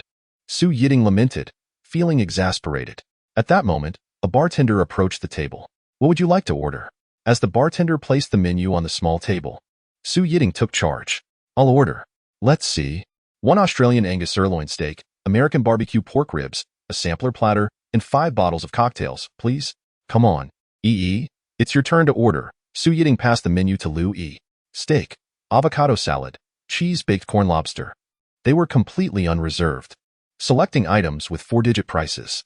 Their intention was to ensure Tang Yi could not afford the bill, making him look foolish in front of Zhang Yin. "Why are you all ordering such expensive items?" Zhang Yin questioned. "Price doesn't matter. Today someone is treating us," Lu Yi hinted at Tang Yi. Zhang Yin understood the implication and replied, "This is too much. It's considerate of him to treat you, but there is no need to order such costly dishes. He might not be able to afford it. Isn't that just adding insult to injury?" "Yin Yin, why are you defending a loser? We are your roommates. If you don't support us, that's one thing, but you shouldn't side with him," Louis stated. "This cannot be blamed on us. It was he who stated that he would cover the expenses for this gathering and encouraged us to order freely." Su Yiting, with her nails painted, spoke leisurely. "However, you all, Yin Yin, do not forget that we are good friends. We did not say anything when you sat beside that loser, but we cannot speak on his behalf." Su Yiting directly interrupted Zhang Yan's words. Chapter 16. Zhang Ying's admirer. "Hey, old Tang, let's split the bill when the time comes," Yang Hao suggested. "Right, count me in, old Tang," Zhang Heng added. "Don't forget about me," Du Mingyang chimed in. No need, Tang Yi chuckled. How could he possibly let his friends pay? Even if he were to purchase the entire souk bar, it would mean little to him. As the food and drinks were served, several girls took out their phones to capture the moment and share it on social media. Although Su Yiting and Lui came from affluent families, they could not afford to dine like this every day. After all, how many at Ningdu University could afford such extravagant items at Suk Bar? Finally, the gathering was nearing its end. At that moment, a waiter approached and addressed the group. Ladies and gentlemen, as you are the first guests since our opening to spend over 10,000, your total comes to 12,000 yuan. Since this is a record-breaking expenditure, our management has decided to grant you a 50% discount. What? Such good fortune? Zhang Heng and Du Mingyang exclaimed. Indeed. So you only need to pay 6,000 yuan, and we will also reward you with a membership card for our bar, the waiter continued. 6,000. That's enough for 2 months of my salary, Su Yiting remarked, though she felt a tinge of disappointment. She had aimed for Jiang Yin to witness Tang Yi's inability to pay, hoping to extinguish any budding feelings Jiang Yin had for him. Yet the situation had turned out differently. If anything, it was merely luck on Tang Yi's part. However, upon further reflection, 6,000 yuan was still a significant amount for someone like Tang Yi. I'll go settle the bill, Tang Yi said as he rose to head to the bar's cash register. The total was 6,000 yuan. I'll split it with him, he stated. As he was about to take out his bank card, Jiang Yin approached. What are you doing? Tang Yi naturally did not want Jiang Yin to pay. You can't bear the cost alone. Us 4 girls will cover 3,000, and you 4 boys the same. It balances perfectly, Jiang Yin smiled at Tang Yi. I already said that I would pay for this gathering. Wouldn't that mean I am going back on my word? Tang Yi replied. It's all right. Seeing you so thin, you should save some money for yourself to buy something good to eat, Jiang Yin said, pulling out 30 bills from her bag and handing them to the cashier. All right then, Tang Yi conceded to Jiang Yan's insistence. Yet, he still held a favorable impression of her. Not only was she beautiful, but unlike many other girls, she was not materialistic. In his years at university, he had seen few girls like Jiang Yin. She did not appear overly wealthy, likely coming from a middle-class family. Perhaps the 3,000 was her savings from months of living expenses. Yin, you. Su Yiting shot a disapproving look at Tang Yi as Jiang Yin contributed 3,000. Su Yiting huffed, taking Lu Yi with her as they exited Suk Bar. The gathering had not been particularly enjoyable. Upon returning to the dormitory, Yang Hao cheerfully sat beside Tang Yi and remarked, Old Tang, I noticed Jiang Yin seems quite fond of you. This could be an opportunity. You must seize it. Girls like her are rare, and if you two hit it off, you must treat us to a meal. Zhang Heng and Du Mingyang chimed in, following Yang Hao's lead. Tang Yi merely smiled, saying nothing. The next morning, Tang Yi walked alone from the dormitory to the cafeteria for breakfast. The feeling of having money was genuinely delightful, and he hummed a tune along the way. Stop. Suddenly, an angry voice pierced through the air. Tang Yi turned to see Li Linlin, accompanied by her dear Su Dongyu and Zhang Ying. After all, Zhang Ying and Li Linlin were known as the twin beauties of the management department, and they were seldom apart. However, today there was an additional boy with them.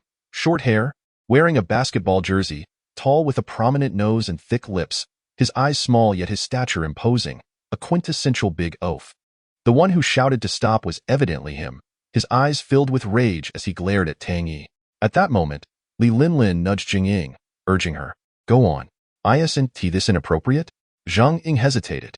What are you afraid of? We are all here. What can he do to you? Zhang Ying, looking particularly beautiful today, drew the attention of several boys as she approached Tang Yi. Zhang Ying gradually neared Tang Yi and whispered, Tang Yi, do you think I look good today? You do look good, but I still think you looked better without clothes, Tang Yi replied, sensing that Li Linlin had orchestrated this. Zhang Ying's face flushed at Tang Yi's words. Ever since he had seen her undressed, she had become quite shy around him. She glanced back at Li Linlin, who gave her a knowing look. Today, Li Linlin's scheme was to have Zhang Ying dress attractively and draw closer to Tang Yi in front of that big oaf. That big guy, named Xie was a member of the school basketball team and Zhang Ying's foremost admirer. It was rumored that he had once laid a sea of roses beneath the girls' dormitory to win her affection. However, Zhang Ying held no feelings for Xie, maintaining a cold demeanor toward him. Today, Li Linlin intended to provoke Xie into a confrontation with Tang Yi. Indeed, Li Linlin's plan succeeded. Xie's gaze bore into Tang Yi with murderous intent. Kid, are you looking for trouble? Noticing Xie's seething glare, Tang Yi began to understand the situation. Zhang Ying, are you truly set on aiding Li Linlin against me? Tang Yi inquired. Zhang Ying was at a loss for words, burdened by her own complications. After all, Li Linlin was her only close friend, and her relationships with others were rather poor. If she did not assist Li Linlin, she risked isolation. At that moment, Xie charged forward, grabbing Tang Yi by the collar. You must be Tang Yi, right? How dare you touch the girl I like? I did not touch her. She approached me willingly, Tang Yi asserted. Don't lie. Zhang Ying could never see you. You pathetic loser. Xie Xian shouted in rage, swinging his fist. Chapter 17. Do you like him? Xie Xian continued to threaten Tang Yi. I heard you went out with Zhang Ying last night. Is that true, you bastard? You cannot ruin her reputation. Clearly, Li Linlin had informed Xie Xian of Tang Yi and Zhang Ying's late-night escapade. I've already said I did not touch her. Believe it or not, that is your choice. Tang Yi replied. Li Linlin was taken aback when Zhang Ying unexpectedly blocked Xie Xian's path, prompting her to shout, Zhang Ying? Xie Xian, equally astonished, gazed at Zhang Ying, unable to fathom why she would intervene. You cannot hit him, Zhang Ying implored Xie Xian. Why? Why are you stopping me? Why can't I strike him? Xie Xian's eyes reddened with fury as he contorted his face in rage. What on earth do you want? Come here. Li Linlin was growing increasingly anxious. Yet, Zhang Ying remained resolute, shaking her head as she pleaded with Xie Xian. Please, I beg you, do not harm him. This scene left Tang Yi momentarily stunned. What was wrong with Zhang Ying today? Did she not often look down upon him and mock him? Why was she suddenly beseeching Xie Xian on his behalf? Zhang Ying, tell me, do you have feelings for him? Is that it? Xie Xian bellowed at Zhang Ying. By then, Zhang Ying was in tears, still shaking her head. I do not. Nonsense. You plead for this guy and claim you don't like him? Do you think I'm a fool? Xie Xian snarled, his teeth clenched and eyes ablaze. He released Tang Yi and seized Zhang Ying's shoulders. Xie Xian, what are you doing? Li Linlin cried out from the side. Damn it. Do you have any idea how much I care for you? Do you know what I've done for you? That time beneath your dormitory, I spent 2,000 on roses to confess my feelings. And what did you do? You didn't even glance my way. I've sacrificed so much for you. And what do I get in return? You going off to a hotel with this loser. After all my affection, you treat me like this? Fine. If that is the case, I'll take you down too. Enraged, Xie Xian's expression was that of a wild beast. Xie Xian, calm down. Don't act impulsively. Li Linlin urged again. Get lost. This is none of your business. Xie Xian shouted, forcefully pushing Zhang Ying to the ground and kicking her frail body. As he struck, he yelled, I adore you so much, yet you go off with another guy. How can you face me? Are you not a filthy whore? Seeing Xie Xian's madness, Li Linlin and Su Dongyu rushed to restrain him. Get lost. All of you. Xie Xian roared, his strength overpowering them as he violently shoved them away. What are we going to do, dear? If this continues, someone might get hurt, Li Linlin said worriedly. I don't know. Wasn't this your idea? Su Dongyu replied helplessly. Let us just walk away. We might get into trouble otherwise, Li Linlin suggested. All right. Let us go before we find ourselves in a predicament. As they turned to leave, Tang Yi, seeing Zhang Ying sprawled on the ground, felt a pang of guilt. She was suffering because of him, and he could not abandon her. He rushed forward to push Xie Xian aside.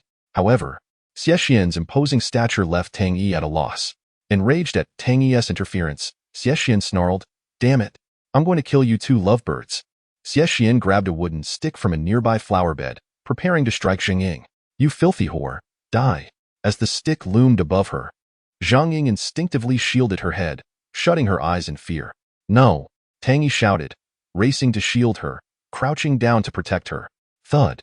The stick struck Tang Yi's head with a sickening sound. Zhang Ying's eyes widened in shock as she watched Tang Yi, who had shielded her, slump to the ground. This scene stunned Li Linlin and Su Dongyu, who had been about to leave. They stared at Tang Yi's unconscious form, mouths agape. After a moment, Li Linlin finally spoke. Xie Xian, you've killed him. Fear crept into Li Linlin's voice. This is your doing, not mine. With that, she grabbed Su Dongyu and fled the scene. After knocking Tang Yi unconscious, Xie Xian realized the gravity of the situation and felt a wave of calm wash over him. He should wake up soon. Yet, as he glanced at the fallen Tang Yi, dread filled Xie Xian's heart. He feared he had crossed a line. He dropped the wooden stick and fled. Tang Yi. Zhang Ying cradled Tang Yi in her arms, tears streaming uncontrollably down her cheeks. This boy had taken a deadly blow for her. In that moment, Zhang Ying felt profound sorrow. It was the first time she had cried for a boy. Tang Yi, please wake up, she sobbed, frantically retrieving her phone to call for an ambulance. Shortly after, Tang Yi was taken away by paramedics. What is going on? How could such a serious incident occur? As the director of the Jiangnan base, how could you allow this to happen under your watch? In a luxurious office, a man in his 40s was being reprimanded over the phone. Dressed in a designer suit and sporting a Rolex watch, his affluent status was evident. "I apologize, Mr. He. This is my failure, and I accept all consequences," the man said, beads of sweat forming on his forehead. "Hurry to the Second People's Hospital in Ningdu City. If anything happens to the young master, you know the consequences." The voice on the phone turned icy. The man trembled at this and respectfully replied, "Yes, Mr. He, I will go immediately." After hanging up, he wasted no time, summoning his subordinates to prepare a vehicle and hasten towards the hospital. Chapter 18. Director of the Jiangnan base. When Tang Yi awoke, he found himself in a hospital room at the Second People's Hospital in Ningdu City. As he opened his eyes, he saw a man in a suit adorned with a gold watch standing beside him, flanked by several bodyguards who stood at attention by the door. "Who are you?" Tang Yi asked, puzzled. "Second young master, you are finally awake," the man said, visibly relieved. Second young master? Tang Yi was bewildered.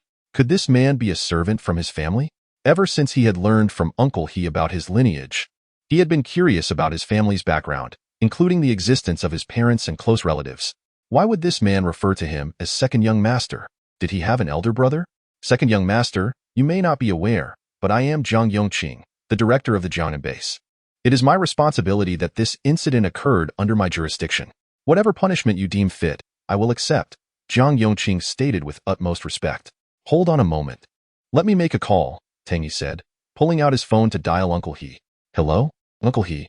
There's a man named Zhang Yongqing, claiming to be the director of the Jiangnan base. What is the Jiangnan base, and why does he call me second young master?" "Indeed, Zhang Yongqing is the director of our family's Jiangnan base. Our family has bases worldwide, totaling 160, with Jiangnan being just one of them. As for why he calls you second young master, it is because you have an elder brother," Uncle He explained. "What? An elder brother? I had no idea," Tang Yi exclaimed in astonishment. He is increasingly puzzled about his family. "Since your brother was subjected to strict discipline by the family from a young age, you have never met, but you will come to understand in due time," He Zhibin added. "Oh, so that's how it is," Tang Yi nodded.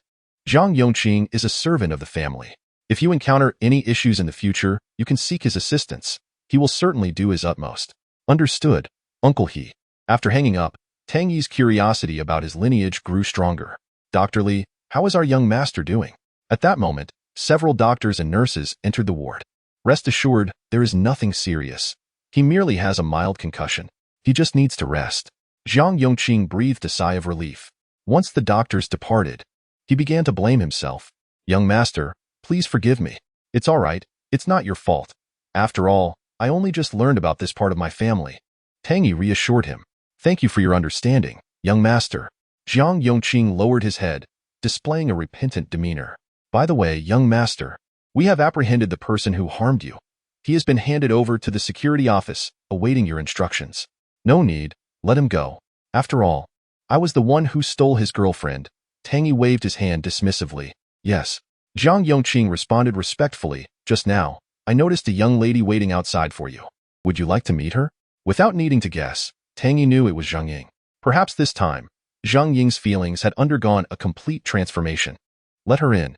Zhang Yongqing promptly opened the door, revealing Zhang Ying standing at the threshold, her cheeks stained with tears. "Come in, young lady," Zhang Yongqing gently urged. Upon seeing Tang Yi lying on the hospital bed, his head wrapped in bandages, her tears threatened to spill once more. "Do you find my current state amusing?" Tang Yi remarked with self-deprecating humor, recalling how Zhang Ying often mocked him in the past. "No," Zhang Ying replied, lowering her head. After Tang Yi defended her earlier, a newfound affection had blossomed in her heart. "Please, take a seat." Zhang Ying pulled a chair closer and sat by Tang Yi's bedside. "Weren't you supposed to have class this morning? Why didn't you attend?" Tang Yi inquired. "I already requested leave from my instructor." Zhang Ying wished to say more, but with Zhang Yongqing still present, she hesitated. Noticing this, Zhang Yongqing discreetly gestured to a few bodyguards and exited the ward, gently closing the door behind him. "I'm sorry, Tang Yi. It's all my fault that you ended up like this." Zhang Ying spoke softly, her voice tinged with embarrassment. "It's all right. It's not your fault. It's that Xiexian who was too impulsive. People like him should be kept at a distance," Tang Yi replied. At that moment, Zhang Ying had shed her former arrogance, transformed into a demure young lady. "Tang Yi, I promise not to associate with Li Linlin anymore, and I shouldn't have mocked you. I apologize." As she spoke, Zhang Ying displayed a deep sense of remorse. Tang Yi observed her demeanor, feeling an inexplicable pang of sympathy. The current Zhang Ying was a stark contrast to the one he once knew, appearing much more agreeable. In truth, you are a wonderful girl. You are nothing like Li Linlin. It's simply that your long association with her has influenced your temperament. Tang Yi spoke to her gently. Yes. Zhang Ying nodded slightly. You are a great guy too. I just never took the time to understand you. As she said this, Zhang Ying felt her cheeks flush. And why did you defend me? Because you sought out Xie Xian on my behalf, which led to your injury. I could never stand by and watch you get hurt, especially since you are someone I have invested in saving, Tang Yi replied firmly. Then why did you ask Xie Xian not to harm me? Zhang Ying countered. I don't know, perhaps it's because you were the first boy to see me like that. Besides, I never consented to let Xie Xian hit you. Zhang Ying had not contemplated why she had intervened. Perhaps it was due to a budding affection. Tang Yi chuckled, finding Zhang Ying unexpectedly charming. A smile graced Zhang Ying's face, radiant and unforced. Their gazes met, and in that moment, all grievances melted away, replaced by a spark of affection, tenderness, and a burgeoning love. The ward enveloped them in a warm, intimate atmosphere, the surrounding temperature seeming to dissolve all barriers. Tang Yi slowly reached out, placing his hand on the back of Zhang Ying's. She did not retract her hand, but instead grasped his. In this enchanting ambience, their heads gradually leaned closer together. Chapter 19. A lavish banquet. Just as their lips were about to meet, the door to the ward swung open abruptly, and a doctor entered, announcing, Mr. Tang Yi, your bandages can be removed now. Noticing the imminent kiss, the doctor awkwardly added, my apologies, please continue. He then closed the door behind him. The previously romantic atmosphere shifted to one of awkwardness. Zhang Ying giggled, all right, let's let the doctor remove your bandages first. His timing was certainly unfortunate. Tang Yi murmured in agreement. Thanks to Jiang Yongqing's instructions, the hospital provided the finest medical care and ointments, allowing Tang Yi to recover swiftly. Upon leaving the hospital, Jiang Yongqing intended to personally drive him back to school. However, when Tang Yi glanced at Jiang Yongqing's ostentatious Rolls-Royce Phantom, he felt it was too extravagant and opted to take a taxi instead. Arriving at the girls' dormitory, Zhang Ying turned to face Tang Yi. You need to rest well. I've already messaged Li Linlin to terminate our friendship. From now on, I will live more prudently and not frivolously associate with boys. Moreover, I will strive to be the kind of girl you would like. With that, Zhang Ying shyly dashed into the dormitory. Tang Yi watched her retreating figure, noting that the transformed Zhang Ying seemed even more beautiful than before. After leaving the girls' dormitory, Jiang Yongqing called Tang Yi, young master, to express my apologies. All the subordinates at the Jiangnan base are eager to witness your presence. I am hosting a banquet tonight at the top floor of the Athenian restaurant. What do you think? Jiang Yongqing spoke respectfully on the other end. Tang Yi pondered for a moment. Since Jiang Yongqing had invited him to the banquet, it would be impolite to decline.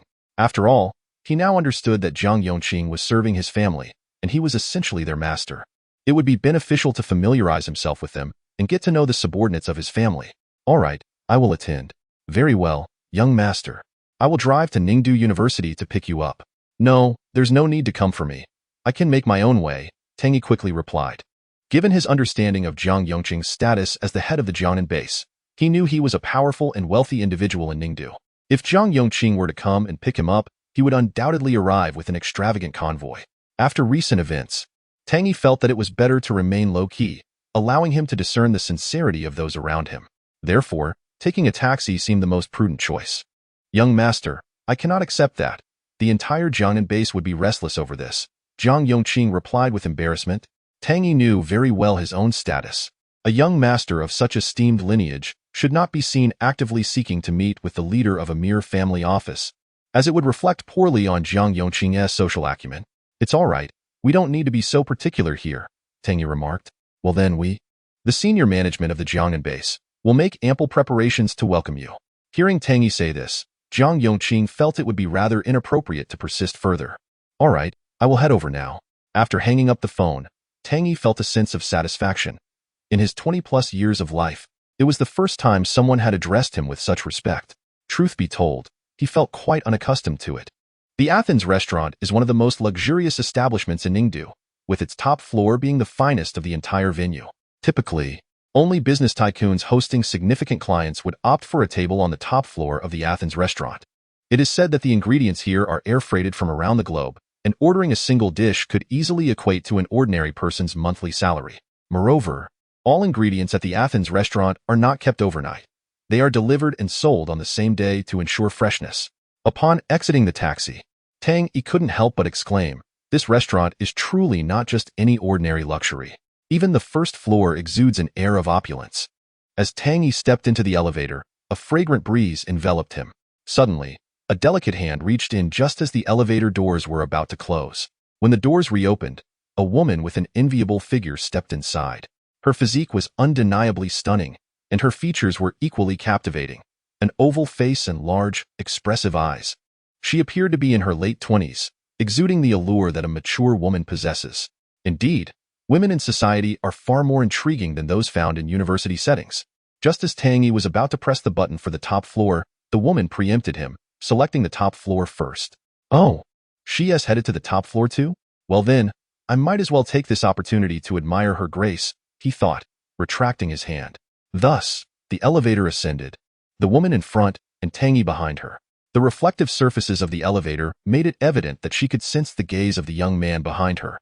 Despite his internal admonitions to maintain decorum and avert his eyes, how could anyone resist stealing a glance at such an alluring woman?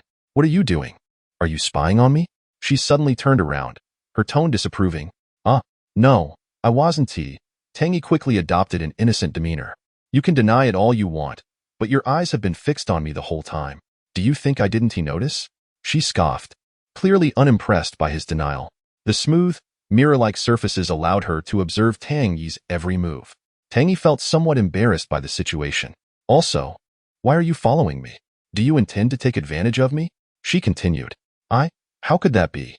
Tang Yi asked, bewildered. "Are women nowadays so wary of men like me? How could it not be? I pressed the button for the top floor, and then I saw you hesitating to press your own. Do you deny it?" She retorted sharply. "I am also going to the top floor," Tang Yi responded, internally amused by the misunderstanding. "You're going to the top floor?" "Huh." She laughed coldly. "Do you even know the caliber of people who dine on the top floor of this restaurant? You seem like just a poor nobody, lying without considering the circumstances." Tang Yi found himself at a loss for words. His appearance indeed conveyed that of an ordinary man. Just then, the elevator reached the top floor.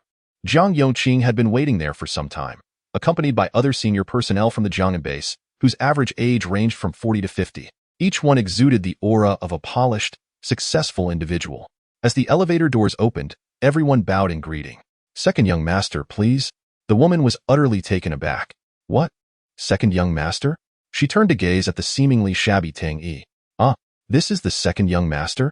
Unbelievable." Wang Minglin promptly turned back to Tang Yi, deeply bowing. "Greetings, second young master. The head of the intelligence department at Jiangnan base wishes to apologize for my earlier rudeness." At that moment, Wang Minglin was filled with trepidation, having heard Jiang Yongqing speak of the second young master's esteemed status. Just moments ago in the elevator, she had accused him of peeking at her and even suggested he might have ill intentions, calling him a nobody.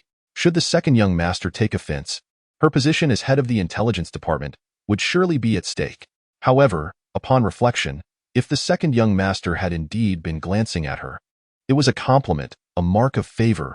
What a privilege! As Wang Minglin bowed to him, Tang Yi was taken aback, his gaze inadvertently drifting to areas he ought not to observe. Wang Minglin's assets were already impressive, and now, as she bowed so deeply, he found himself captivated by her exquisite form. Although he had seen beauty before, he had never encountered one so striking in this manner. Tang Yi was momentarily mesmerized, while Wang Minglin felt a strain in her waist from holding the bow for so long. "It's all right, it's just a minor issue," Tang Yi finally spoke, smiling nonchalantly. "Thank you for your generosity, second young master." Wang Minglin straightened up. To Tang Yi's surprise, this stunning beauty was indeed affiliated with the Jiangnan base. "Second young master, please take a seat," Jiang Yongqing said, personally guiding Tang Yi to the head of a long table. An array of exquisite dishes adorned the table. Australian lobster sashimi, a 5 Wagyu beef from Sakura country, stir-fried scallops with papaya, Atlantic salmon, a veritable feast that was sure to tantalize the taste buds. Meanwhile, a waiter had already poured drinks. During the meal, Jiang Yongqing presented himself as a subordinate reporting to a superior, introducing Tang Yi to some of the family's renowned businesses, groups, and the powers and industries managed by the Jiangnan base. Tang Yi listened in astonishment, realizing that many internationally recognized enterprises were indeed part of his family holdings. and that the leading company in Ningdu, Feiyue Group, was currently under Jiang Yongqing's management. This revelation was astonishing for someone who had lived as a pauper for 20 years. Second young master, what do you think of Minister Wang? Jiang Yongqing suddenly inquired. Tang Yi paused, glancing at Wang Minglin before responding. She is beautiful and has an admirable figure, though she seems a bit judgmental based on appearance. Haha. Second young master, if you find her attractive, I can arrange for her to accompany you for a night. As an apology for her earlier rudeness, Jiang Yongqing chuckled. The intention was clear, to ensure Tang Yi felt thoroughly welcomed. Accompany me for a night? Although Wang Minglin was indeed exceptional, Tang Yi felt ill-equipped to handle such a woman from high society. No, thank you, he replied, his cheeks flushing. Wang Minglin, observing his blush, couldn't help but smile subtly, her gaze towards him revealing a newfound interest. She would gladly spend a night with Tang Yi. Jiang Yongqing nodded in understanding. However, Tang Yi's attention remained fixed on the lavish dishes before him, yet he hesitated to partake. Second young master, do you find the food unappetizing? Should I remove these dishes and replace them with something more to your liking? Jiang Yongqing thought to himself, feeling a wave of self-reproach for his presumptuousness in ordering without consulting Tang Yi first. Waitstaff, please clear these dishes and bring the menu, he commanded. The others in attendance felt a pang of anxiety. How could they serve the second young master a table full of dishes that did not suit his taste? No. I simply think we have too much food. Instead, why don't I pack some to take home? Tang Yi's remarks nearly provoked laughter among those present, yet none dared to truly laugh. It appeared that the young master intended to take home the uneaten dishes. While refraining from waste is commendable, which affluent young heir would pack food to go, especially one from a family of considerable wealth? Nonetheless, the onlookers held admiration for Tang Yi. Despite his family's immense fortune, he exhibited none of the arrogance or ostentation typically associated with the wealthy, devoid of the vices prevalent among the rich offspring. Jiang Yongqing immediately summoned a waiter to bring takeout boxes, diligently packaging the remaining dishes and respectfully presenting them to Tang Yi. Ah, I almost forgot to introduce you. Young master, Jiang Yongqing called over a square-jawed man with a buzz cut. This is Song Jinhu, a prominent figure in the underground forces of Ningdu, also affiliated with the Jiangnan base. Should you require assistance in the future, feel free to reach out to him. His efficiency is commendable, and you may rest assured in his capabilities. Greetings, young master. Song Jinhu bowed slightly to Tang Yi. Very well, Tang Yi nodded, noting the fierce demeanor of Song Jinhu, unmistakably a man of the underworld. By the way, Xiaolin, please drive the young master back to school, Jiang Yongqing instructed. Yes, Wang Minglin promptly replied, emphasizing the importance of ensuring the young master's safety. As the group departed from the Athens restaurant, a Lamborghini Poison was already parked outside. Observing the striking deep blue body, the sleek lines, and the imposing design, Tang Yi felt a surge of admiration. This car is absolutely stunning. Young master, please. Wang Minglin opened the passenger door for him. Take care, young master. Once Tang Yi was seated, Jiang Yongqing and the others bowed in unison until the Lamborghini roared to life and departed from the Athens restaurant. Young master, I sincerely apologize once again for my earlier rudeness. Wang Minglin suddenly spoke up inside the car. It's quite all right, after all. I was the one who peeked at you first in the elevator. Haha, Tang Yi replied. For you to steal a glance at me, it is indeed my honor. By the way, do you really think I am that attractive? Wang Minglin said playfully, her eyes sparkling as she glanced at Tang Yi. Of course. I never expected Jiang Yongqing's subordinate would be such a beauty, Tang Yi graciously remarked. Hee. Wang Minglin beamed. By the way, you should take the sports car for a spin. Really? Why? Tang Yi asked, astonished. I noticed how much you admired the car, so I thought it fitting for you. Besides, such a vehicle is hardly suitable for a woman to drive. Haha. Thank you, Minister Wang, Tang Yi replied. No need to thank me. It's merely a sports car. With your status, you could have as many as you desire, Wang Minglin said. Tang Yi was taken aback for a moment, contemplating the extent of his family's wealth. A Lamborghini Poison costs at least over 10 million, and to hear that one could have as many as desired was astounding. After a brief drive, they arrived at the gates of Ningdu University. I'll get out here. Wang Minglin intended to drive in, but Tang Yi declined to let the $10 million Lamborghini enter the campus directly, as he wished to avoid drawing undue attention. Young master, here are the keys. Please take care of them. Wang Minglin handed the Lamborghini's keys to Tang Yi. Thank you, Minister Wang. After a polite exchange, Tang Yi accepted the keys. Young master, you needn't be so formal with me. I can hardly bear it, Wang Minglin smiled. There's no need for such formalities with me, Tang Yi replied. After bidding farewell to Tang Yi, Wang Minglin called for a luxury vehicle and departed. As she sat in the car, her gaze lingered on Tang Yi until his figure faded from view. A smile graced her lips as she murmured, I didn't expect the young master to be such a naive boy. It's quite intriguing, and I like him. Alas, perhaps he felt I wasn't worthy of accompanying him for the night. Tang Yi contemplated the striking Lamborghini before him, pondering where to park it. It was certainly not feasible to leave it on campus. Perhaps he should locate a nearby parking lot to temporarily store it and find a proper place for it later. As he drove the Lamborghini into the parking lot, all other vehicles made a wide berth, as no one wished to risk a collision with such a prized possession. An accident would likely require selling their own car to cover the damages. Exhilarated, Tang Yi emerged from the parking lot, feeling a shift in his demeanor, a hint of arrogance taking root. Carrying the takeout he had packed from the Athens restaurant, he returned to dormitory 311. Hey guys, I brought some delicious food for you all, Tang Yi announced, placing the takeout on the table. Old Tang, I was wondering where you disappeared to all day. Turns out you were out feasting, Zhang Heng remarked. You're quite generous, Old Tang. Let's see what you brought. Du Mingyang exclaimed eagerly. Come on, everyone, dig in. Tang Yi opened all the takeout containers. Wow, Australian lobster, salmon, steak? Old Tang, did you really strike it rich? Zhang Heng gasped. Old Tang, you wouldn't have actually become wealthy, would you? Yang Hao inquired. No, Tang Yi quickly clarified. A relative came to Ningdu and treated me to a nice meal. I noticed these dishes were mostly untouched, so I thought I'd bring some back for you all to enjoy. You really are too generous, Old Tang, Du Mingyang said, unable to contain his excitement over the exquisite food. The group of roommates dove into the meal like hungry beasts. The next day was Friday, with little in the way of classes. Old Zhang, hurry up, let's push mid-lane. Du Mingyang and Zhang Heng were engrossed in a game of Honor of Kings in their dormitory. Tang Yi, however, received a call from Yang Hao. Hey, Old Tang, hurry up and come out to Suk Bar. Yang Hao had been out since morning, and Tang Yi wondered what was up. What's going on, Lao Yang? Tang Yi asked. I'm here to help you with your single status. Hurry over, hee. By the way, Yin Yin will be coming too. The muffled voice of Zhou Xiaowen chimed in on the phone. All right, I'm on my way, Tang Yi decided, feeling it was best to oblige since Yang Hao had taken the initiative to call him. Having noted the good rapport between Jiang Yin and Tang Yi, Yang Hao thought it fitting to play matchmaker. I can see that Jiang Yin has a favorable view of Old Tang. Introducing them seems appropriate. Inside Suk Bar, Zhou Xiaowen remarked, yes, I can tell from the way Jiang Yin looks at Old Tang that she harbors some feelings for him. Jiang Yin will arrive soon. When will Tang Yi get here? Zhou Xiaowen asked. I just called him. He should be here shortly. At that moment, a man and a woman entered the bar. The woman wore a purple blouse and a short skirt, while the man donned a large logo Nike t-shirt. He was of average appearance but seemed quite affluent. Yiting, what brings you here? Zhou Xiaowen inquired, before noticing the man beside her.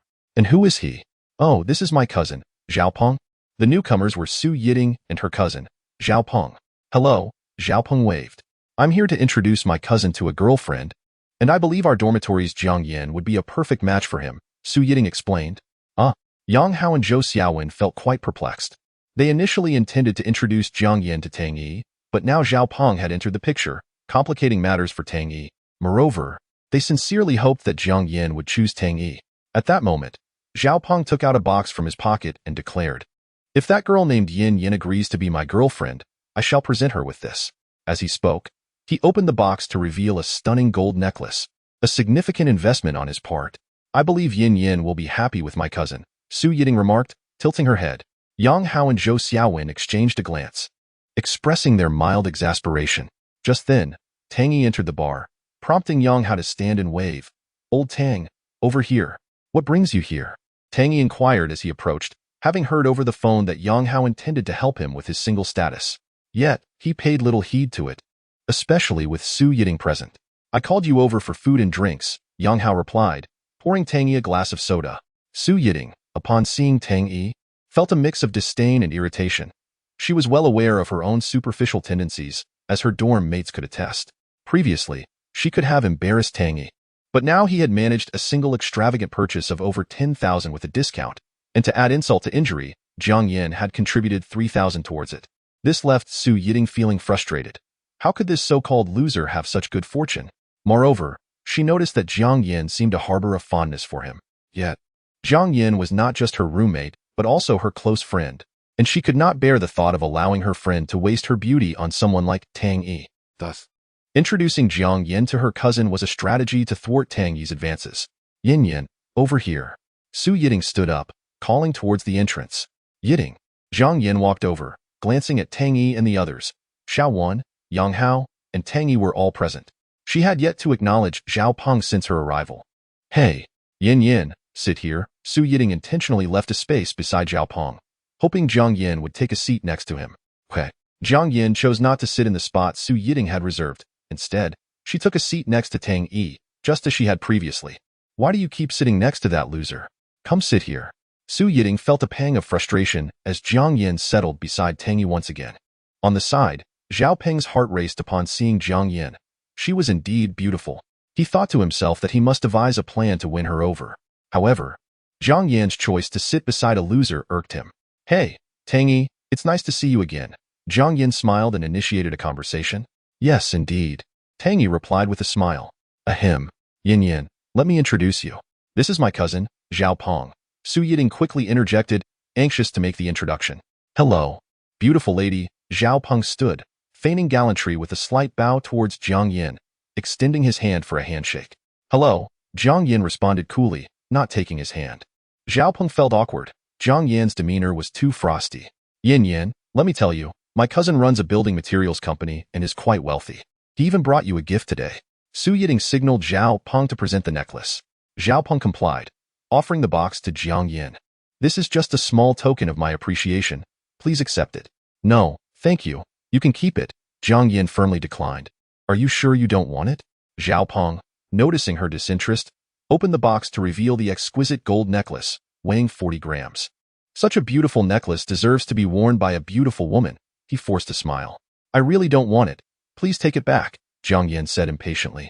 Zhao Peng felt increasingly awkward. Seeing Jiang Yin reject his gift, Yang Hao nudged Tang Yi and discreetly handed him an item from under the table. Give this to Jiang Yin, he whispered. Tang Yi looked down to see a pair of silver earrings adorned with crystal pendants, albeit crafted from mere glass. Unsure of Yang Hao's intentions, he decided to go along with it. Jiang Yin, these are for you, he said, presenting the earrings to her. Wow, these earrings are lovely. Thank you, Tang Yi. Jiang Yin beamed, her eyes sparkling like crescent moons. Ah, no need to mention it, Tang Yi chuckled, pleased by her reaction. Zhao Peng, observing this exchange, felt a surge of irritation. Jiang Yin had dismissed his lavish gift but was overjoyed by a pair of inexpensive earrings. How could a mere pair of earrings, worth perhaps 100, outshine a necklace worth over 10,000? What charm did this so-called loser possess? He looked so ordinary, far from affluent. Was he to be outdone by this nobody? Not only Zhao Peng, but Su Yiting shared similar sentiments. Tang Yi, let us exchange WeChat. We can go shopping together sometime, Jiang Yin suggested. Sure. Tang Yi was pleasantly surprised by her initiative. Great. I'll invite you to watch a movie when I get the chance, Jiang Yin added, her smile ever radiant. I'll cover the ticket costs, she continued. And Tang Yi inwardly marveled at her kindness. It was his first encounter with such an amiable girl during his university years. Her smile was enchanting, akin to spring waters reflecting pear blossoms. As Tang Yi and Jiang Yin engaged in cheerful conversation, Zhao Peng watched with growing jealousy, feeling a sense of rivalry towards Tang Yi. Just wait and see, kid. With that, Zhao Peng rose and exited the bar. Hey, cousin. Su Yiting attempted to reason with Zhao Peng, but he had already distanced himself. Yin Yin, I truly don't know what to say to you. Su Yiting vented to Tang Yi in frustration. You, with your loser status, are nothing but a jinx. She grabbed her bag and left in a huff. Tang Yi, don't take it to heart. Su Yiting can be a bit harsh, but she means no real harm, Jiang Yin explained to Tang Yi. Oh, it's really nothing to worry about, he replied indifferently. After their group departed from the bar, Jiang Yin returned to the dormitory while Yang Hao took Zhou Xiaowen shopping. Tang Yi found himself wandering the campus alone. He mused that once one has wealth, the labels of loser from others could be disregarded, as they remained blissfully unaware. As he strolled, his phone rang. It was Zheng Ying calling. What a surprise. Why is she calling me at this hour? Nevertheless, Tang Yi promptly answered. Hello? Tang Yi, have you had lunch yet? Zheng Ying's voice came through with concern. Tang Yi chuckled inwardly, never expecting to receive such care from her. Not yet. How about you? I haven't tea either. Why don't we? grab a meal together. Zhang Ying timidly suggested, let us go to the third canteen. It's my treat. In front of Tang Yi, she appeared as an innocent girl, untouched by romantic experiences. The third canteen is the finest dining establishment at Ningdu University, renowned for its delectable snacks and stir-fries, far superior in taste compared to the other two canteens. Naturally, the prices here are significantly higher as well. You need not treat me? How about I take you to the Michelin-starred restaurant in the city center instead? Tang Yi remarked, stretching his neck. Is that for real? Zhang Ying responded, somewhat skeptical. However, the thought seemed improbable. Michelin is an internationally acclaimed restaurant, and the 3-star Michelin establishment in the city center is notorious for its exorbitant prices, averaging around 2,000 per person. Just come along, Tang Yi insisted. Zhang Ying dismissed his suggestion as a jest, not taking it seriously. All right, wait for me downstairs at the girls' dormitory. I've never been to a Michelin restaurant. Since in this school, Li Linlin was Zhang Ying's only close friend, and they had since fallen out, the reputation of the management department's twin beauties had faded. Thus, Zhang Ying could only think of having lunch with Tang Yi. Let us go to the third canteen, she urged, tugging at Tang Yi. No, I mean it. I'll take you to the Michelin restaurant. Come on, he replied, pulling her towards the school gate. Tang Yi thought it was a rare opportunity for Zhang Ying to transform into a good girl, and treating her to a fine meal would be a way to reward her. Zhang Ying chuckled. All right, Tang Yi, stop teasing me. Let us just go to the canteen. Michelin? Such an upscale restaurant? It feels impossible, she mused. I'm not joking. I genuinely want to take you to Michelin, Tang Yi stated, choosing not to elaborate further and simply led her outside the school. Hey, Director Jiang, could you do me a favor and reserve a table at the Michelin restaurant? Tang Yi discreetly called Jiang Yongqing. Certainly, young master, he replied. After hanging up, Tang Yi summoned a taxi. At that moment, an Audi A3 passed by them. Darling, this is wonderful. Is this car yours? Inside the car, Li Linlin admired the pristine interior. I just bought it. From now on, I'll use this car to pick you up from class. What do you think, sweetheart? Su Dongyu gripped the steering wheel with one hand while the other roamed over Li Linlin's chest. You're amazing, she exclaimed, throwing herself at him and planting a kiss on his cheek. If Su Dongyu were to pick her up in this car, it would elevate her status, making her the center of attention among her peers, the object of envy. Su Dongyu, turning towards Li Linlin, reciprocated her affection, oblivious to Tang Yi and Zhang Ying nearby. Let us go. Today I'm treating you to a nice meal. Afterward, we'll find a room to finish what we started last time. All right, darling? Su Dongyu's intentions were crystal clear. He had long desired Li Linlin's body. Their previous encounter at the Quanjing Hotel had not culminated in complete intimacy, as she had cried out in pain, prompting him to stop. The words exchanged then were merely to provoke Tang Yi. Li Linlin, stunning and alluring, had ignited Su Dongyu's anticipation, prompting him to splurge on a $20,000 Audi A3. All right, Li Linlin bashfully nodded. Noticing her agreement, Su Dongyu's advances intensified. By the way, sweetheart, I heard you and Zhang Ying are no longer friends. Is that true? He inquired during their drive. Yes, it's true. I used to think Zhang Ying's father was a general manager, which is why I befriended her. Later, I discovered he's merely a supervisor. Had I known earlier, I wouldn't have bothered. I also heard her mother does nothing but gamble. What is the point of keeping her as a friend? Li Linlin expressed. That makes sense. Su Dongyu nodded in agreement. Deep down, he wished for Li Linlin and Zhang Ying to remain friends. If they did, he could be seen with two attractive girls, garnering envy from his peers. He had often fantasized about spending a night with Zhang Ying, which would have been exhilarating. By the way, darling, how did you suddenly come into such money to buy a car? Li Linlin asked, recalling the previous days at Yunfeng Pavilion when Su Dongyu couldn't even afford the bill. My father gave me quite a bit of pocket money recently, and I needed a car for convenience, so I bought one, he explained. Wow, your family must be wealthy. I'm falling more in love with you, she replied. Meanwhile, Tang Yi and Zhang Ying had exited the taxi and arrived at the Michelin restaurant's entrance. Zhang Ying gazed in disbelief at the lavishly decorated venue, flanked by an array of luxury cars, feeling somewhat intimidated. Tang Yi, perhaps we should leave. What if we get kicked out?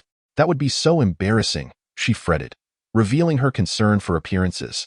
Let us go inside, Tang Yi urged, pulling her into the restaurant. True to its reputation as an internationally renowned establishment, the patrons dining at Michelin were elegantly dressed, exuding sophistication. A few musicians played violins nearby, creating a captivating melody. Zhang Ying remained incredulous that Tang Yi could afford such a dining experience. While she was aware of his unexpected windfall, she assumed he had spent it all on his recent hospital visit. "Wait, I need to use the restroom," she said, hastily making her way to the facilities to calm her nerves. "I'll join you," Tang Yi replied, following her. At that moment, an Audi A3 parked in front of Michelin. "Darling, we've arrived," Su Dongyu announced, opening the car door. Li Linlin stepped out and gasped in astonishment, her eyes widening with excitement as she embraced Su Dongyu. "This is Michelin. Wow, you're incredible," she exclaimed, linking her arm with his as they entered the restaurant. "How do you feel?" Su Dongyu queried, delighted to see her so ecstatic. He felt his investment was worthwhile. Even though he was a wealthy heir, Michelin was still a luxurious dining experience for him, having never dined there before. "Darling, this place is so extravagant. It's my first time here." Li Linlin marveled at her surroundings. The dining area was filled with square tables, interspersed with a few circular ones that appeared much more upscale, even adorned with golden cutlery.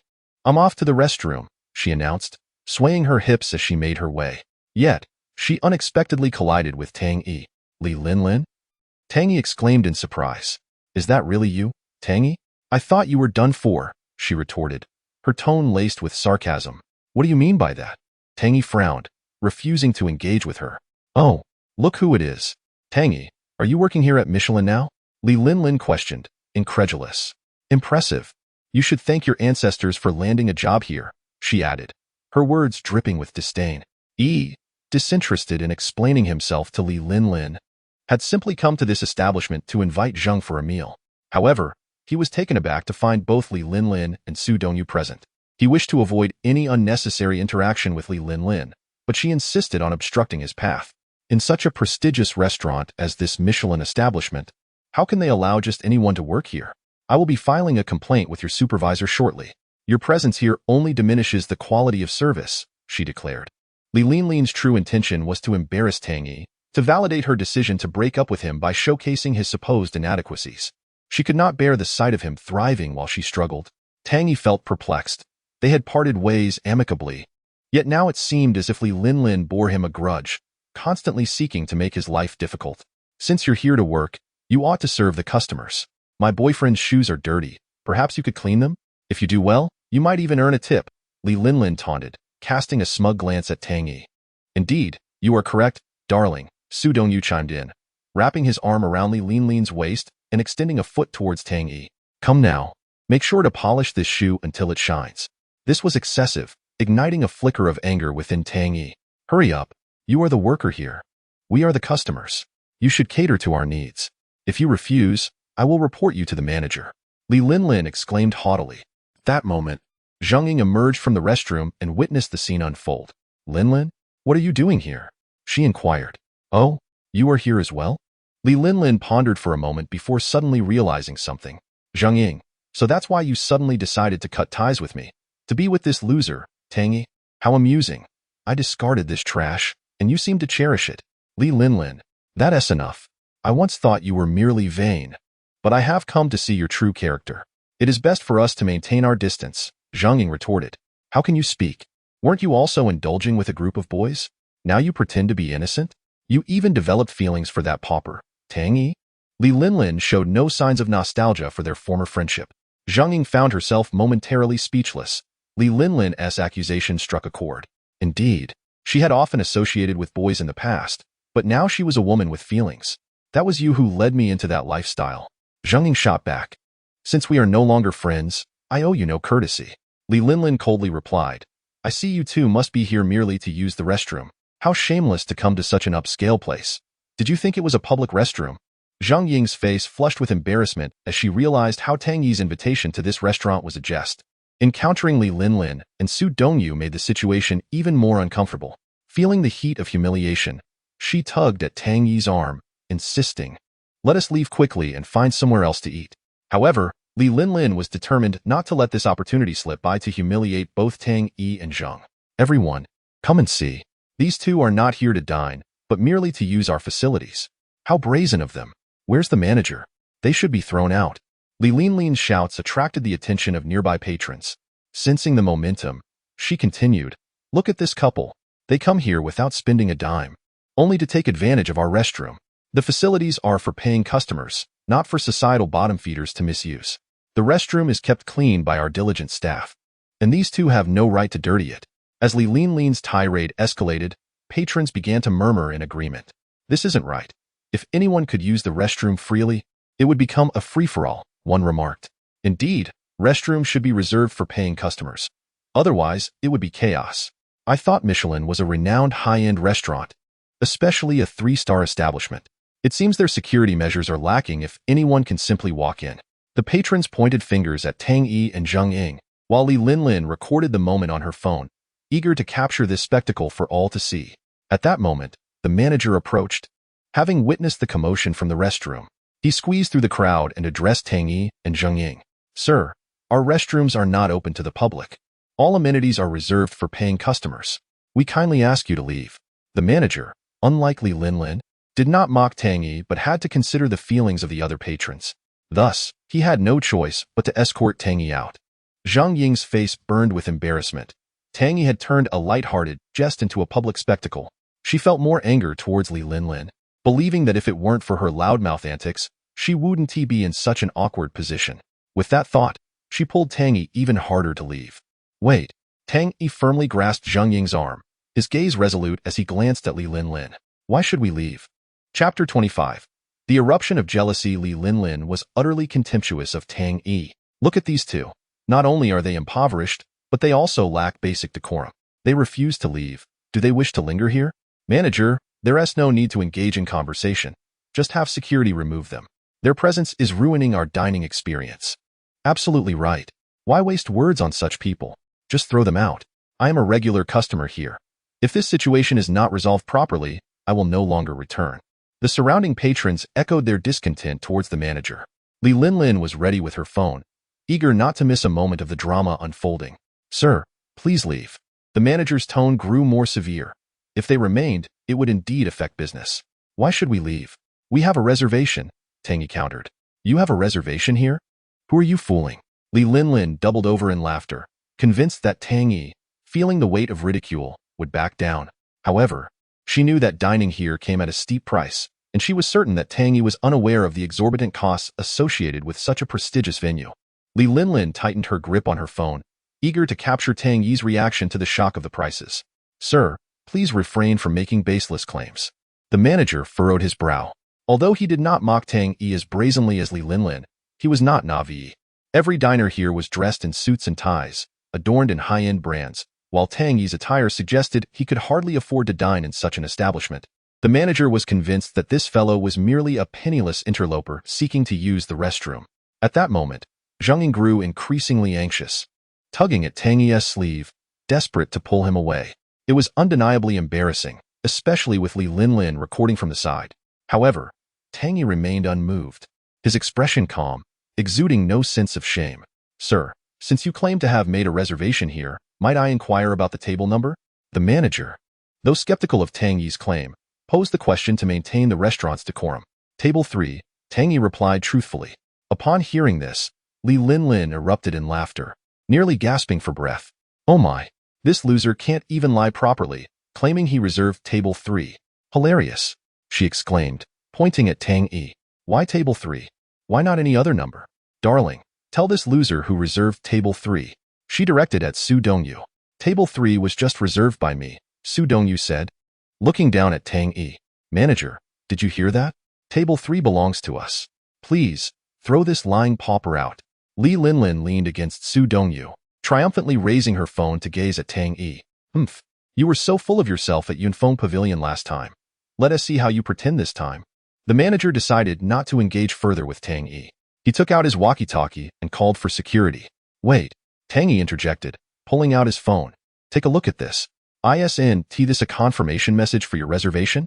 The manager, though doubtful, accepted Tang Yi's phone and examined it. This indeed appears to be a valid reservation confirmation for table 3, he remarked, astonished. How is that possible? The manager said, perplexed. Please, take a closer look. Li Linlin interjected with a mocking laugh. That message must be forged. Table 3 is ours. Do not believe him. Then that raises a question, the manager mused, scratching his chin. This message does not seem forged. The link leads to the Michelin restaurant's official website. How could it not be forged? In today's world, Creating a fake message is not difficult at all. Li Linlin added, exaggerating. Do you have your reservation message to show? The manager turned to Li Linlin. Of course. Su Dongyu replied, retrieving his phone to display the reservation message. See? This is the genuine reservation confirmation. Li Linlin beamed with pride. Look at this loser and how I'll expose him. What do you have to say now? The manager inspected both Su Dongyu's and Tang Yi's messages and suddenly broke into laughter. Well, it turns out both messages are indeed authentic, confirming reservations for table 3. However, yours is for the standard table while his is for the VIP table. What? Li Linlin and Su Dongyu stood frozen, as if turned to stone. This pauper had actually secured a table, and a VIP one at that, far superior to their own. The manager realized he had misjudged Tang Yi, and his demeanor shifted dramatically as he addressed Tang Yi and Zheng Ying with sincere apologies. Gentlemen, I sincerely apologize for the misunderstanding. Please, follow me. The manager's tone became exceedingly respectful as he personally escorted Tang Yi and Zheng Ying to the central round table, the VIP table. 2 waiters were already present, pulling out chairs for them. Please, take a seat. The manager gestured respectfully. After they sat down, the manager bowed politely and withdrew. Zhang Ying gazed at the golden cutlery and the gold-threaded placemats adorning the VIP table in disbelief. Well, I wasn't lying, was I? Tang Yi remarked. Zhang Ying nodded slightly. Not only that, but the VIP table was also attended by a dedicated waiter standing attentively beside them, further emphasizing the guest's prestige. Exquisite dishes began to arrive. The Michelin dining experience is characterized by small portions, yet each dish is exceptionally refined, and the plating is exquisite. Soon, a waiter approached with a bottle of red wine, carefully pouring it for Tang Yi and Zheng Ying, his demeanor akin to that of a Western servant attending to royalty. After pouring the wine, the waiter stood by attentively. At that moment, 3 musicians entered, one playing the saxophone, another the violin, and the last with an accordion, all dressed in pristine tailcoats. They approached the table and began to play melodious jazz. In this elegant ambience, savoring exquisite cuisine while listening to enchanting music was truly a remarkable experience. Zhang Ying looked around in awe and joy, as if she were in a scene from a movie. Meanwhile, from a distance, Li Linlin was consumed by jealousy. Chapter 26. Deeply touched, Li Linlin clung to Su Dongyu's arm, playfully whining, "Darling, I want to sit at the VIP table too. Can we switch our ordinary table for the VIP one?" At that moment, Li Linlin resolved she could not afford to lose face in front of Tang Yi. Su Dongyu hesitated, reluctant, but to please his beloved Li Linlin, he reluctantly agreed. All right, let us change to the VIP table. With visions of a delightful evening with Li Linlin, he could not allow all his efforts to go to waste. Su Dongyu approached the manager once more. Is it possible to switch to the VIP table? He inquired. The manager glanced at Li Linlin and Su Dongyu, his impression of them already tarnished, especially since they had caused a rift with the VIP guests. It's possible, but let me make this clear. Your reservation for the ordinary table was 500 yuan, while the VIP table costs 1,500 yuan. The golden cutlery usage fee is 1,000 yuan, the live band performance fee is 3,000, and the dedicated waiter service fee is 2,000. Plus, the VIP table features exclusive dishes. Altogether, it will not be less than 40,000 yuan. Drinks are additional. Are you sure you want to switch to the VIP table? Upon hearing this, Su Dongyu felt a surge of panic. My goodness, that's exorbitantly expensive, and it's already 40,000 before even considering drinks. Don't worry, darling. Let us have them switch us, Li Linlin replied nonchalantly, unconcerned since it was Su Dongyu who would foot the bill. However, Su Dongyu was drenched in cold sweat. He had planned to spend only 5,000 or 6,000, but now they were looking at 40,000, far beyond his means. Linlin, let us reconsider, Su Dongyu suggested. At his words, Li Linlin's temper flared. Was she really going to let Tang Yi overshadow her today? Absolutely not. It was her turn to shine, not the other way around. What do you mean let us reconsider? You can't even afford this? I thought you were a rich second-generation heir. Li Linlin snapped at Su Dongyu. Her words drew the attention of surrounding diners. Fine, you can go eat at the VIP table by yourself. I'll leave. Su Dongyu snapped, finally releasing Li Linlin's arm.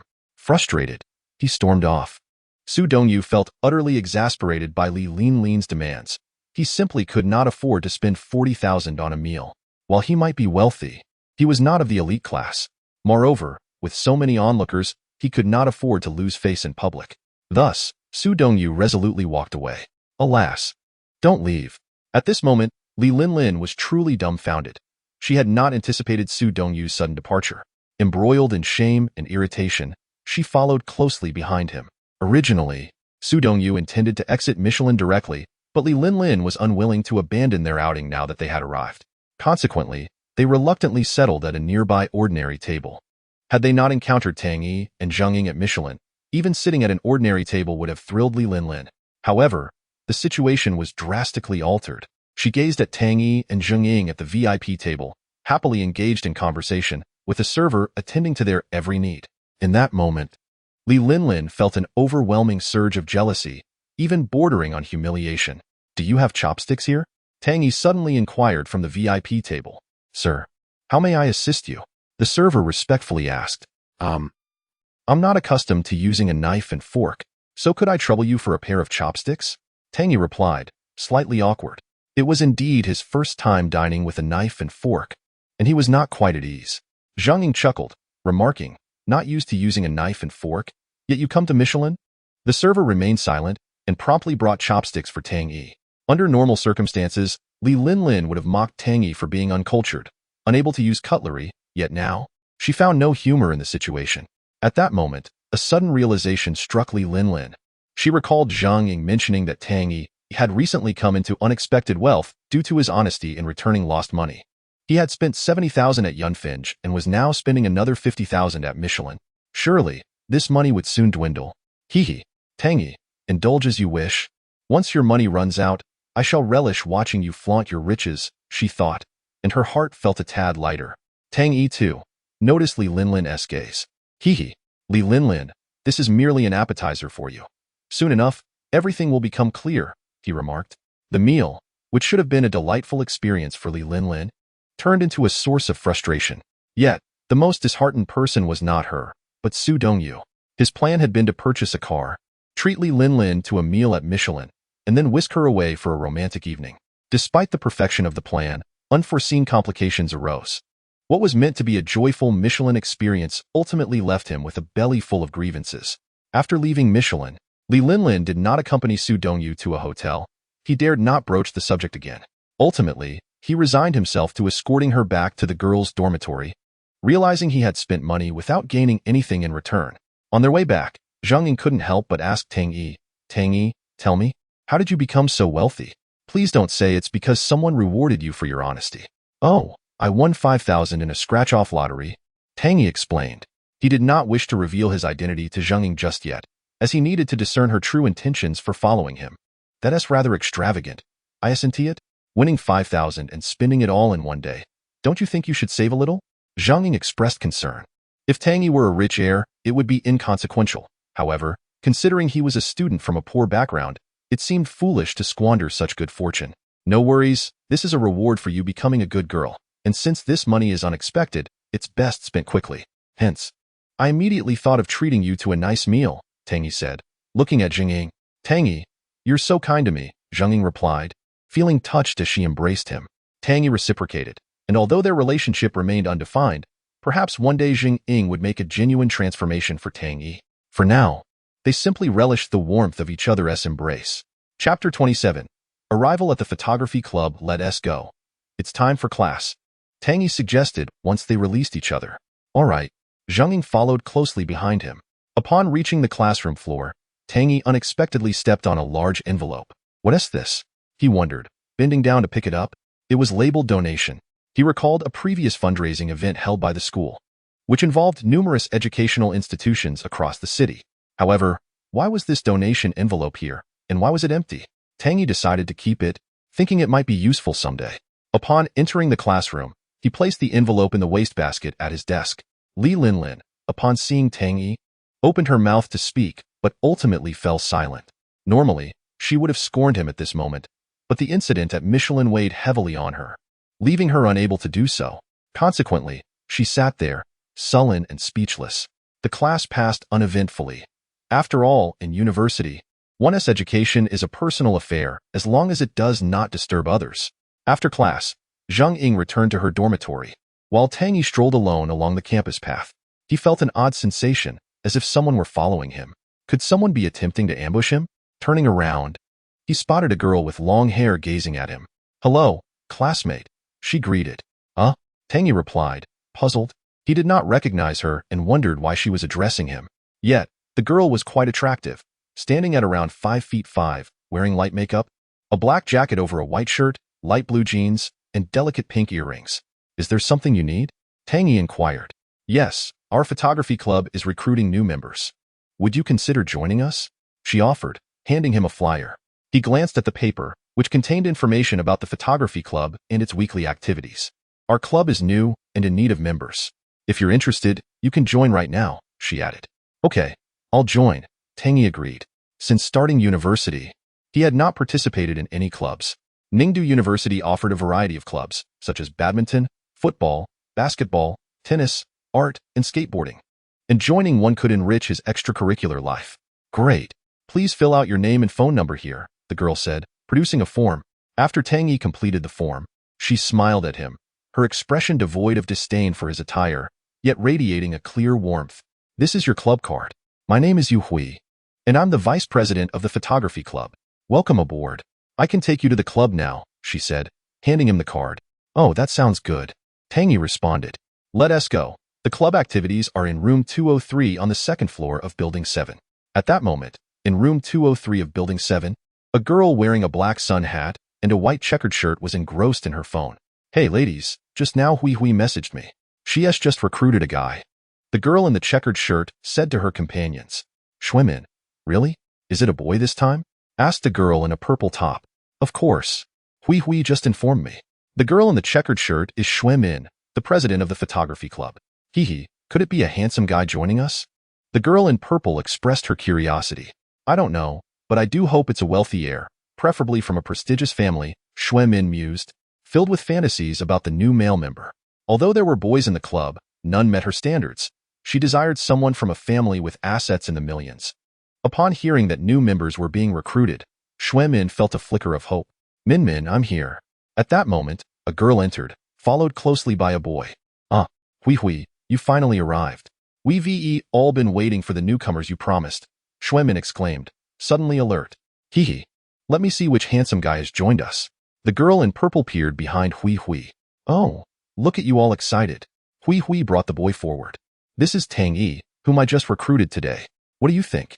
Isn't he quite handsome?" "Hello," Tang Yi waved. Upon seeing him, Xuemin's spirits instantly plummeted. This is the new recruit?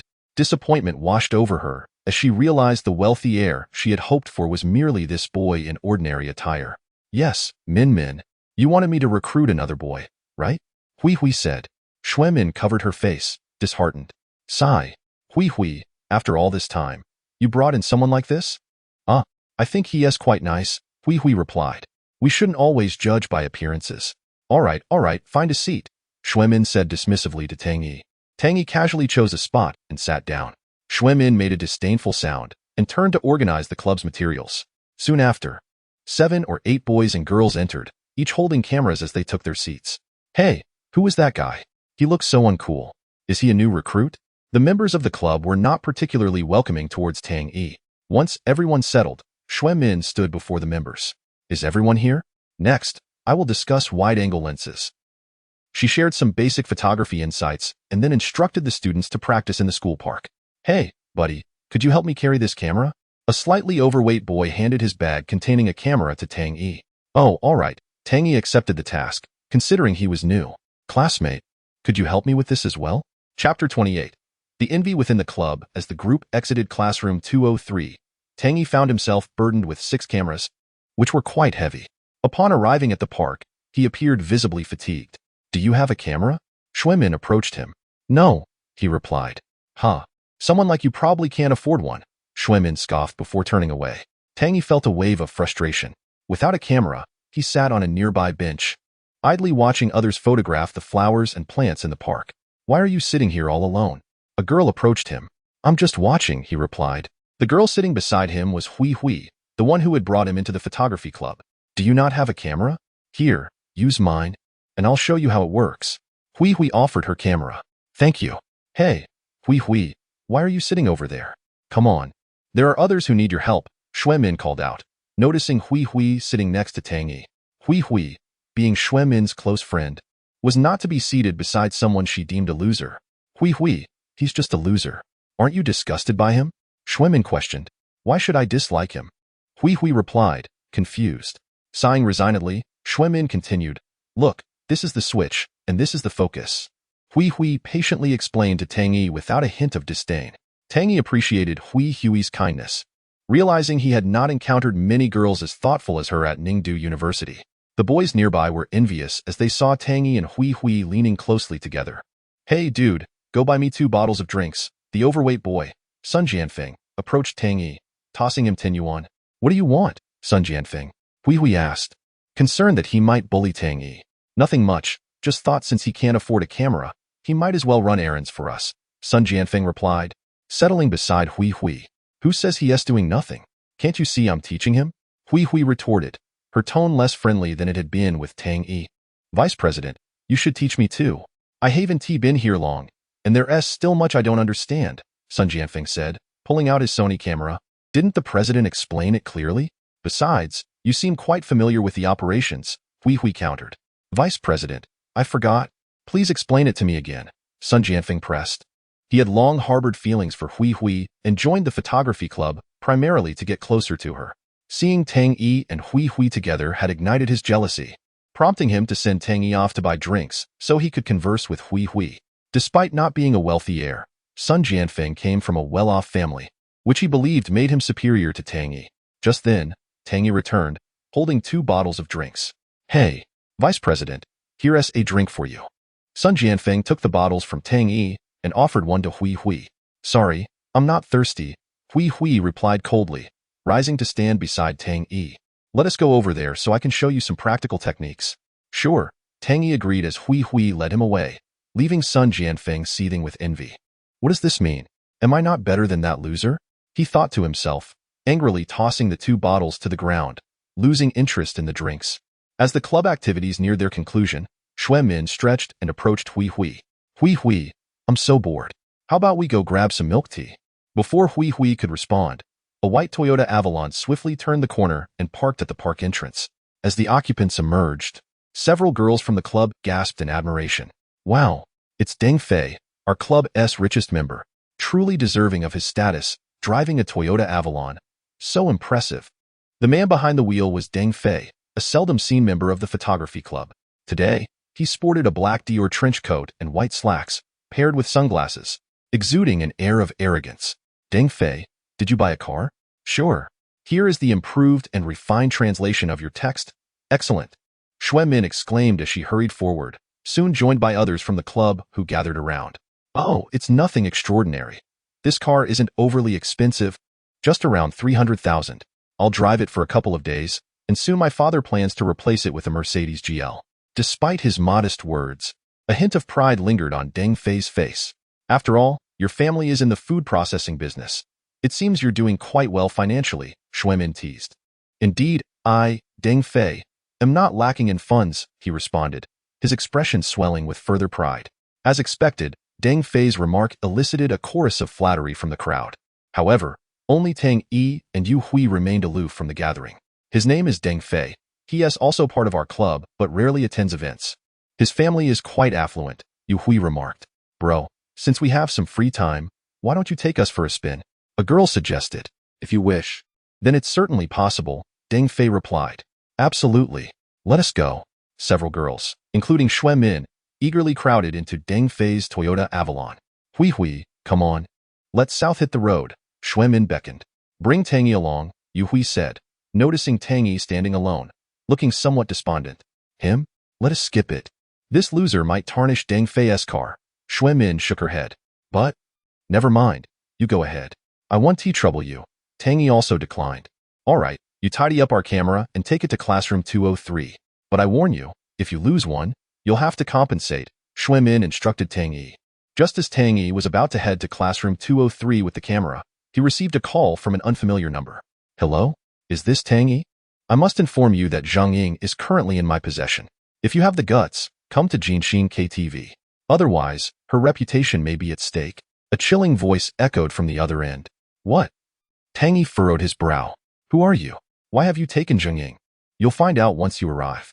I merely have some matters to discuss with you. If you don't want Zheng Ying to be in a compromising situation, it would be wise to come, the voice taunted. Meanwhile, the long spearmen of Zhouang were advancing along the city walls, directing their forces towards the eastern wall, clearly enjoying numerical superiority. However, the narrowness of the wall left them with no option but to engage in a direct confrontation, where their advantage in numbers could not facilitate flanking maneuvers, resulting in a primal clash of blades. What could possibly endow Tang Yi with the ability to teleport? This question deeply troubled Blanche. With a resounding crash, the ground fissured anew, and a continuous rumble echoed as Lin Shang leaped back to evade the emerging chaos. Li Fuda's ambition swelled with his increasing power, recently engaging in clandestine discussions with two discontented princes of the Ming dynasty, plotting a joint uprising to divide the spoils once successful. Are you all convinced? Lin Shang turned, leaping onto the platform to address the mercenaries below. Jiang Bin paused for a moment, glancing at Li Dong and the others. Yes, my benefactor, he replied, leading the way. After circling the area, Wang Xian discovered no more ancient treasures and directed his flight towards the residence of the Wild Clan cultivators. Upon landing in the marketplace, he noted that transactions of upperworld goods were conducted using divine elixirs rather than spirit stones or infant stones.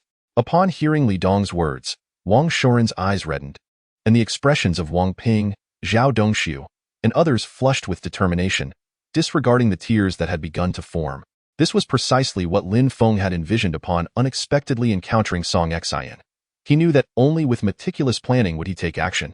As the Ferris wheel resumed its rotation, El Chiosher sensed an ominous presence nearby.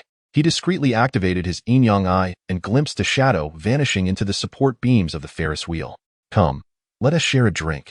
Lin Miaohe cheerfully filled 2 cups on the table. The shadow, initially preparing to strike, hesitated at Lin Miaohe's words, causing the gathered energy to dissipate. Li Si accepted the cup, uncorked it, and drank deeply, feeling the blood cease flowing. Do you have any spirit fruit? Aijian produced another vial. Li Yin is here.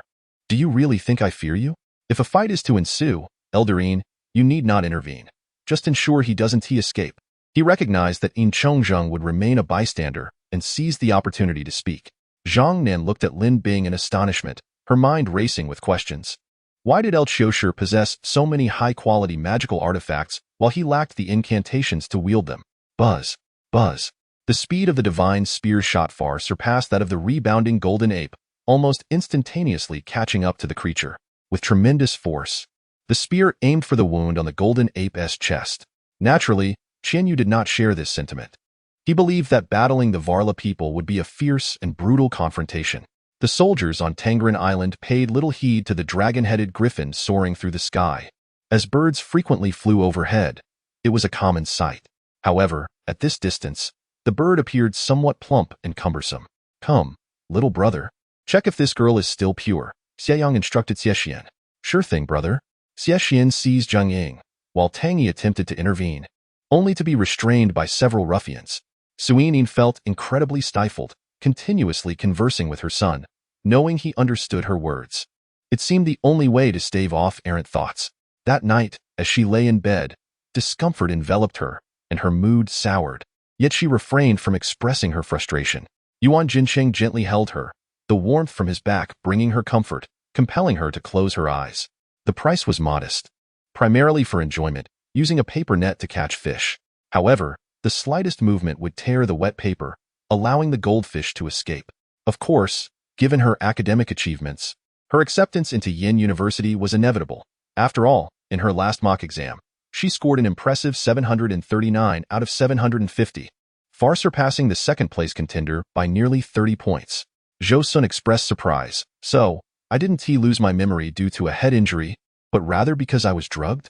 Moments later, crimson streaks began to surface in the waters of 3 locations, with an increasing trend. While the battleships busied themselves, the aerial combat reached its zenith. The old matron seemed to take a liking to him, likely a garrulous elder, and struck up a conversation. He then recognized the face of the person on the video call. It was a familiar visage, graying and weary yet bearing a sense of resilience. From the time of his internship until now, old Qin, his advisor, had always looked after him. Although he knew it wasn't appropriate, Chu Su wished he could see anyone but this face. As she spoke, she arranged her golden locks into a ponytail, resembling the youthful Tsunade. One plainclothes officer communicated via a mini-communicator, instructing others to return the way they came and to discuss matters upon their exit. Lu Li tapped his forehead, realizing that Qing Shui Lieli had adapted to local customs, even engaging in short video trends, which explained her previous timid inquiry about establishing internet access for Taohua Village. As the high-speed train approached, the talisman activated, rendering the passengers oblivious to the scenery outside. For formidable factions emerged, led by sovereigns who had deeply rooted their powers in the essence of flesh and spirit, gathering individuals with extraordinary abilities. He never anticipated that his situation had become so perilous. Had it not been for his encounter with Yin Ting and her timely warning, he would likely remain oblivious to the dangers surrounding him. While imparting knowledge to the sprites, the Happy Egg employed a methodical approach, elucidating the techniques of skill utilization while gradually demonstrating their execution. The cultivators of the Yunhai sect were rather accommodating, inviting the three into their fold, buoyed by the assurance provided by a formidable being, a true monarch, and a profound adept, rendering any ulterior motives harmless to them. In a sudden twist of fate, Su Liyue found herself locked in a gaze with the chillingly deep eyes of Yi Tsongming. As the onlookers regarded Su Liyue with confusion, a commotion heralded the arrival of the Battle King. Uncertain whether other nefarious dealers lurked in the shadows, he remained vigilant until Zhao Hanxue and his companions arrived, allowing him to exhale in relief, only then noticing the dampness of his back. Beside him, Mu Yin's eyes were fixated on the outside world, though she concealed her true feelings in front of Xi, harboring a yearning for the spirit beast forest and the opportunity to join Shenli and his cohort. Chapter 31. Why are you so kind to me, second young master? Hush. As Song Jinhu approached Tang Yi, ready to address him as second young master, Tang Yi immediately placed a finger to his lips. Song Jinhu understood the signal and refrained from completing the title. Convey the order, the Phoenix Empress need not return. I shall greet her upon the arrival of early July, Yang Chun remarked with a smile. With a soft command from Yunshi, the divine king cauldron descended upon Yuxia Zuanren's head, crashing down with tremendous force. At the entrance of Chonglu's Dao, Zhu Gu and Shuanggu raced with abandon, ultimately bursting into the golden chariot. Nonsense. I have diverted 80% of the funds from several of Lin's projects. If I were to leave now, the board and Lin Xining would surely investigate, and there would be evidence. Su Weisin glared at Feng Shuichen. Ling Qishuan, standing on the steps, held his breath in anticipation of Lan Juanyao's response. In that moment, when she uttered her refusal, it felt as if a great hand had gripped his heart, ceasing the flow of his blood. Originally a mere spectator, he found himself unwittingly ensnared in the drama. A hoarse voice emerged from Ling Yunshao's throat, his bloodied visage, even revealing bone, appeared grotesque, while his extraordinarily enchanting purple eyes instilled a sense of dread in the formidable demon, Hankus. Your Highness, Princess. Though Yun Tianyang felt a twinge of irritation, he still performed a respectful gesture towards Wan Yin Jinxian and Wan Yin Yimo. Families of cultivation, like theirs, typically shunned entanglements with the royal family. Yet it was unnecessary to offend them, thus propriety prevailed. Please, let the warrior king return to the palace to rest. I shall notify you when the immortal emperor emerges from seclusion, Yi Tianzheng said amiably. A mere 8-star Do saint was beneath Yi Tianzheng's regard, who engaged him so cordially due to the favor of the Phoenix Empress.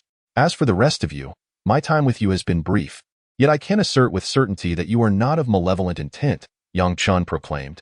In the center, a stone pillar loomed ominously. Bai Jia couldn't help but step forward, gazing at the massive iron chains that hung down, a pang of pain striking her chest, causing her to bend over. Shi Sua's expression shifted suddenly, pausing his card game to fixate seriously on the stage, his heart brimming with astonishment. Did Mi Renzi intend to kill Uncle Wang to curry favor with old Madame Luo? Hu Jingxin remained skeptical. An eye for an eye. Even if Mi Renzi sought to please old Madame Luo, he would surely be aware of the consequences of murder. Moreover, with the knife wounds left by Susan on Mi Renzi, how could his frail body possibly overpower the capable Uncle Wang? Yet he was taken aback when, upon arriving at her apartment's entrance, he spotted a familiar vehicle, Ji Tingyu's. After a moment of silence, Yi Hanxing concluded that it was rare for him to suddenly call for his return, so after a brief pause, he replied, "All right, I shall return now." Upon hearing Yi Hanxing's words, I promptly ended the call. Behind them trailed Princess Jianan, followed by several court officials. Yi Qingqing's keen eyes quickly spotted her father. He began a frenzied campaign of atonement and affection, transitioning from cruel despotism to utmost indulgence. The shift was both abrupt and yet entirely rational. Yet throughout, she revealed no semblance of human emotion, having been irrevocably shattered by him, body and soul. At the crack of dawn, Su Nan drowsily opened his eyes, glancing at the clock that indicated it was just past 7, before rolling over to continue his slumber. Chapter 32. Young Master Tang, spare me. What are you doing? I'll have you know my father is the president of Qingyuan Group, Xie Yang declared defiantly at the burly men. However, the men were not intimidated by his bravado. They cracked their knuckles and loosened their limbs. Moments later, anguished cries echoed from the room. 15 minutes later, the door swung open, and Tang Yi stepped inside. Mei Qingli squinted, her gaze inscrutable. I am here to rescue my lord. Did you not say that tomorrow marks the day of imperial decree to annihilate the Mei family? At this moment, the ace grew anxious, realizing he could not fulfill such a task. Suspecting that old Mo was merely jesting, he approached Yin Lin, gazing into her wide, innocent eyes, sparkling with curiosity. Most believed that given Xia Anren's fervent admiration for Chu Ci, she would tear Yi Wushuang to shreds. Faced with a potential adversary, Yin Lin and Xing once again relinquished their hostilities, uniting in cooperation. He nearly succumbed to fright, hastily switching roles as he grasped the eager Yu Qinghan. Even if he were to suffer a broken leg or illness, he would crawl to Xiangqing, for compared to his own afflictions, Song Huanzhu had but one life to lose. Liang Lu's escalating scandal had begun to tarnish the brand's reputation. Director Bai cautioned. With the testimony of Princess Changlu, Ning Tianshou faced an inevitable fate, imprisonment awaiting execution. As for Qin Feng, his right scapula shattered, he was fortunate to possess the blood of his ancestors coursing through him, inheriting their formidable physical prowess. Despite this, he merely fainted. Exchanging glances, their eyes sparkled with determination, and in an instant, dozens of palm prints surged forth. At that moment, the envoy dispatched by Cao Cao to negotiate with Wu finally arrived at Shirtu City, taking residence in the inn and subsequently seeking an audience with Sun Quan, proposing the return of Cao Zhang. The envoy had also previously paid respects to Guojia, ensuring that Cao Cao bore no ill will toward him, merely inquiring after his well-being. The entire Tianlang tribe had been decimated, and the surrounding area was devoid of beasts, ensuring safety for the Su family to recuperate their cultivation before deciding to depart. Master, he said, drinking tea, the Ming clan shares many similarities with the Ghost clan. We are both composed of spiritual entities. However, while the Ghost clan possesses a purely Yin attribute, the Ming clan embodies a blend of Yin and Yang. Thus I am proficient in soul techniques, ghost arts, and celestial sorcery. Do you believe me? Big Brother Hu, we meet again. The dog-haired figure leered at Big Brother, who with ill intent. Thanks to the cultivation of innate spiritual energy, cultivators not only possess stronger physiques but also superior cognitive abilities compared to mere mortals, allowing them to endure longer, foresee the future, and thus navigate dangers while striving to comprehend more of the natural laws. Though waiting lists extended 2 years ahead, the substantial influence of the Li and Guo families prompted the Lijing Hotel to grant special permissions, allowing the wedding banquet that should have occurred 3 years prior to proceed without further delay. Had it not, it would have been a true farce. Do you believe we could sever your newly grown arms and legs right now? The four glared fiercely at Zhang Yuan. He suppressed the impulse to glance back at Huaxi, focusing intently on the road ahead as he drove smoothly. Ghosts are most fearful of thunder magic. As the three unleashed their lightning attributes, the spirits scattered in fear, providing the trio an opportunity to escape a distance. Upon Han Fei's utterance, the masked figure suddenly froze, and then, astonishingly, its body shattered into fragments as if meticulously cleaved. Chapter 33. The master behind. By the way, Master Song, who are the thugs hired by Xie Yang? Tang Yi inquired. By then, the group of thugs had already made a hasty retreat. Young master, we have identified their leader. His name is Jia Hong, a figure of some repute in both the black and white worlds of Ningdu, with numerous ventures primarily profiting from usury. Kai Jinyong, as a director, was the highest authority overseeing the data integration of Long Jiyan. Even though this information had reached his eyes some time ago, the beads of sweat trickled down his forehead as he remained tense, perhaps yearning for a more favorable outcome. Lu Zhang ordered the news of Su Jing's opportunistic behavior to be widely disseminated, prompting even Zhuge Liang to scorn Su Jing for his lack of integrity. Unintentionally, I sensed another gaze. It was Yuan Chun. I approached the source of that gaze, only to find him with his head bowed, continuing to play his zither. In humanity's nascent ventures into the cosmos, there existed a fanciful notion of robots as hypothetical adversaries. Humanity not only devised preventive measures through the design of intelligent systems, but also created a myriad of weapons to counter potential threats. In Shangnan City, many working-class individuals aspired to join Jinggeji, driven by this very reason.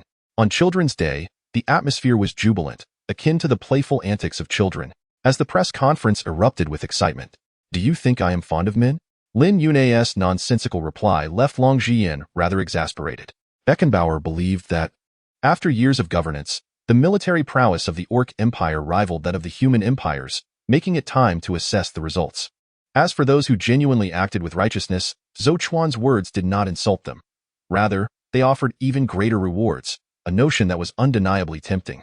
Due to his circumstances, departing the capital for 10 days felt natural, yet the essence of the situation had grown considerably denser.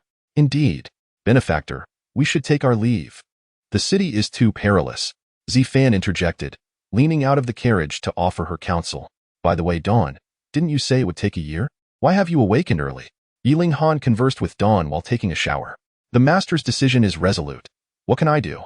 The zither spirit remained unfazed by the trio's inquiries, countering with a question of her own.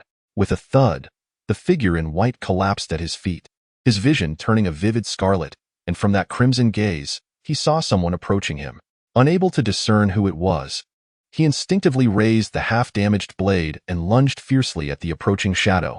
Ouyang Su received excellent care in Zehezu, with Andu Mountain even dispatching a team to escort him to the vicinity of Lancashan. A gold bar weighed 100 taels, and 65 gold bars filled the entire bundle. As Shi Jingtian made his way into the town, with voices calling out behind him, "Are you not aware that spiritual beings can effortlessly alter their appearance?" Fifth Lady had already surpassed her 60s in age. Chunyi was somewhat speechless. The most exhilarated among them were Yangchun and Bai Shui, skipping about, darting hither and thither, frolicking with numerous insects. Grandfather, Shuer misses you," Yangchun Bai Shui cried, turning into a teary-eyed mess under Gu Qing's restraining hand. A plethora of medicinal herbs, refining materials, elixirs, techniques, talismans, and treasures were practically all-encompassing. On the walls of Shiji City, Tao Su stood at the northeast corner, observing the rapidly approaching armies of enemy states from 2 directions. For millennia, no one dared disturb the Li Hua sect. Yet, this time not only was a precious treasure stolen, but elders were also slain, a disgrace the sect could not easily overlook. Thus, anyone attempting to provoke the Li Hua sect would surely face dire consequences. Chapter 34. The Gathering. Hello? Shanzi, take your men to Ningdu University promptly. Keep an eye out for 2 men. One stands at 175 centimeters, with curly hair and a fair complexion, named Xia Yang. The other is 185 centimeters tall, sporting a chestnut hairstyle, a prominent nose, and small eyes, called Xia Xian. If you encounter them, eliminate them. Understood. Thus, only by ensuring that Lu Yuyin maintained a pivotal position in his heart could he possibly keep him tethered. The Spring Mountain sect remained as tranquil as it was upon their arrival. However, the shadows of Mo Li had inexplicably perished there before, and this time, even with purpose, the two had to exercise extreme caution. "Master." Yi Zhujiu entered, respectfully bowing to Yi Chen.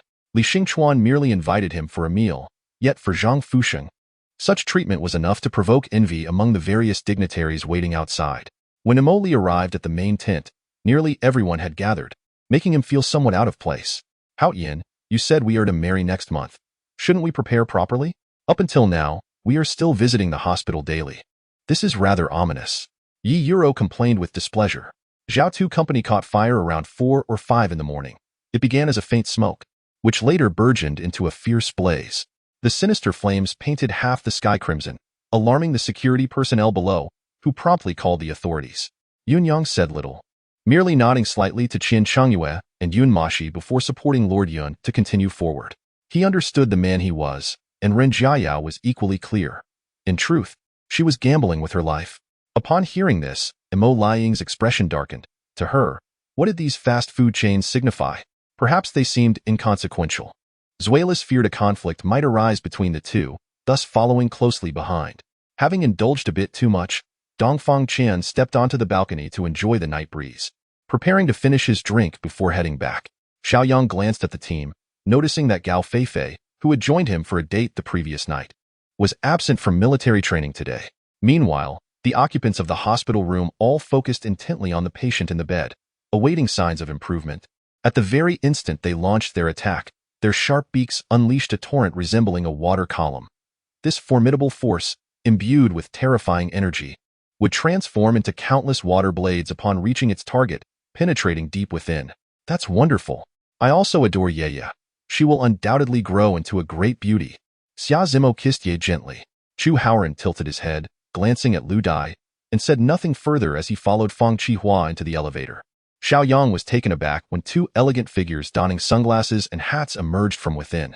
With the internal avenues of the Republican Party proving futile, Li Yuanhong had no choice but to seek external assistance. Do not be bewildered by his apparent helplessness. He struggles to manage even his own political faction. Yet, who can truly fathom the depths of his anguish? Dongfang Chen had indeed indulged a tad too much. During a traffic light, he nearly failed to stop in time, almost colliding with the vehicle ahead. Furrowing his brow and tightening his grip, he pondered, where could the daylight gem be concealed? Observing her reaction, Cheng Yu burst into laughter, ruffling her hair before directly taking a few bites of her unfinished noodles. That year was particularly significant. Not only did I visit the graves in the morning, but I also returned in the evening. Why, you may wonder. Chapter 35. The deliberate matchmaking of two individuals. Despite being students, there were certain protocols regarding seating arrangements. Firstly, Deng Fei, the host of this gathering, occupied the esteemed position, while Xue Min, the object of his affections, naturally sat beside him. Those from affluent families occupied the upper seats, while those from more modest backgrounds settled for the lower ones. This group of students engaged in rather extravagant amusements. It is said that the Minister of Justice, Dong Xiaoyu, is known for his unwavering integrity. Are Shindarin and the old matriarch truly intent on proceeding in this manner? In Jun Qilua's eyes, the Prince of Poyang belonged solely to the Jun family. Any other individual claiming this title would be a desecration, hence she refrained from referring to Shan Jincheng as prince. Only when Tang Yun vanished from his sight did he realize, to his dismay, that he had been left somewhat weak-kneed. Tang Yun contemplated how to convey this news back to Xiao Lang, hoping he would assist in ensuring that Xiaoyan City fell to her hands. Fortunately, aside from the impact on my head, my body withstood the blows quite well. It was somewhat challenging for the opponent to breach my defenses. Before long, I found myself engaged in a tug-of-war with the spirit fox, with the latter on the offensive while I remained on the defensive. By now, it was already the early hours. Wu Tian advised the shaggy-haired companion and the black bear to rest early before returning to our quarters. After washing up, Wu Tian and I retreated to our respective beds. Wait, to support your heroic endeavor, I shall accompany you. Upon seeing Qiao Ying prepare for action, Ji Chun had a sudden inspiration and spoke to him. When Jiuge and his companions broke through to the residence of Meng Fu, they found him leisurely watching television. Surprised by their abrupt entrance, Meng Fu did not resist. He was well aware of Zhu Ji's prowess and had suffered at his hands before, so he surrendered without a fight. Yi Shao belonged to the Zhang family, whose clan had been annihilated by the hands of Xiao Lang and Tang Yun.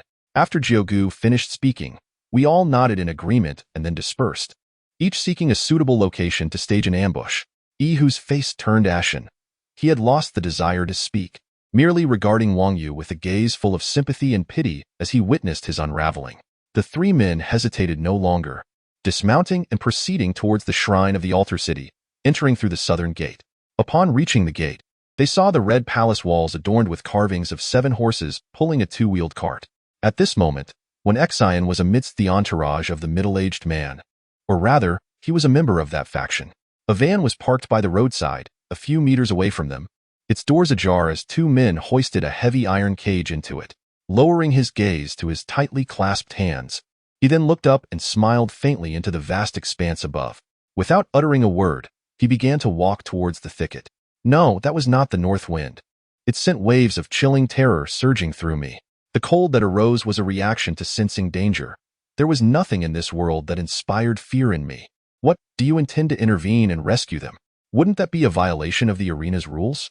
If you act, it signifies your surrender, does it not? The Earth Overlord would not permit the Dragon Vulture to interfere. In terms of strength, the Earth Overlord was no weaker than the Dragon Vulture.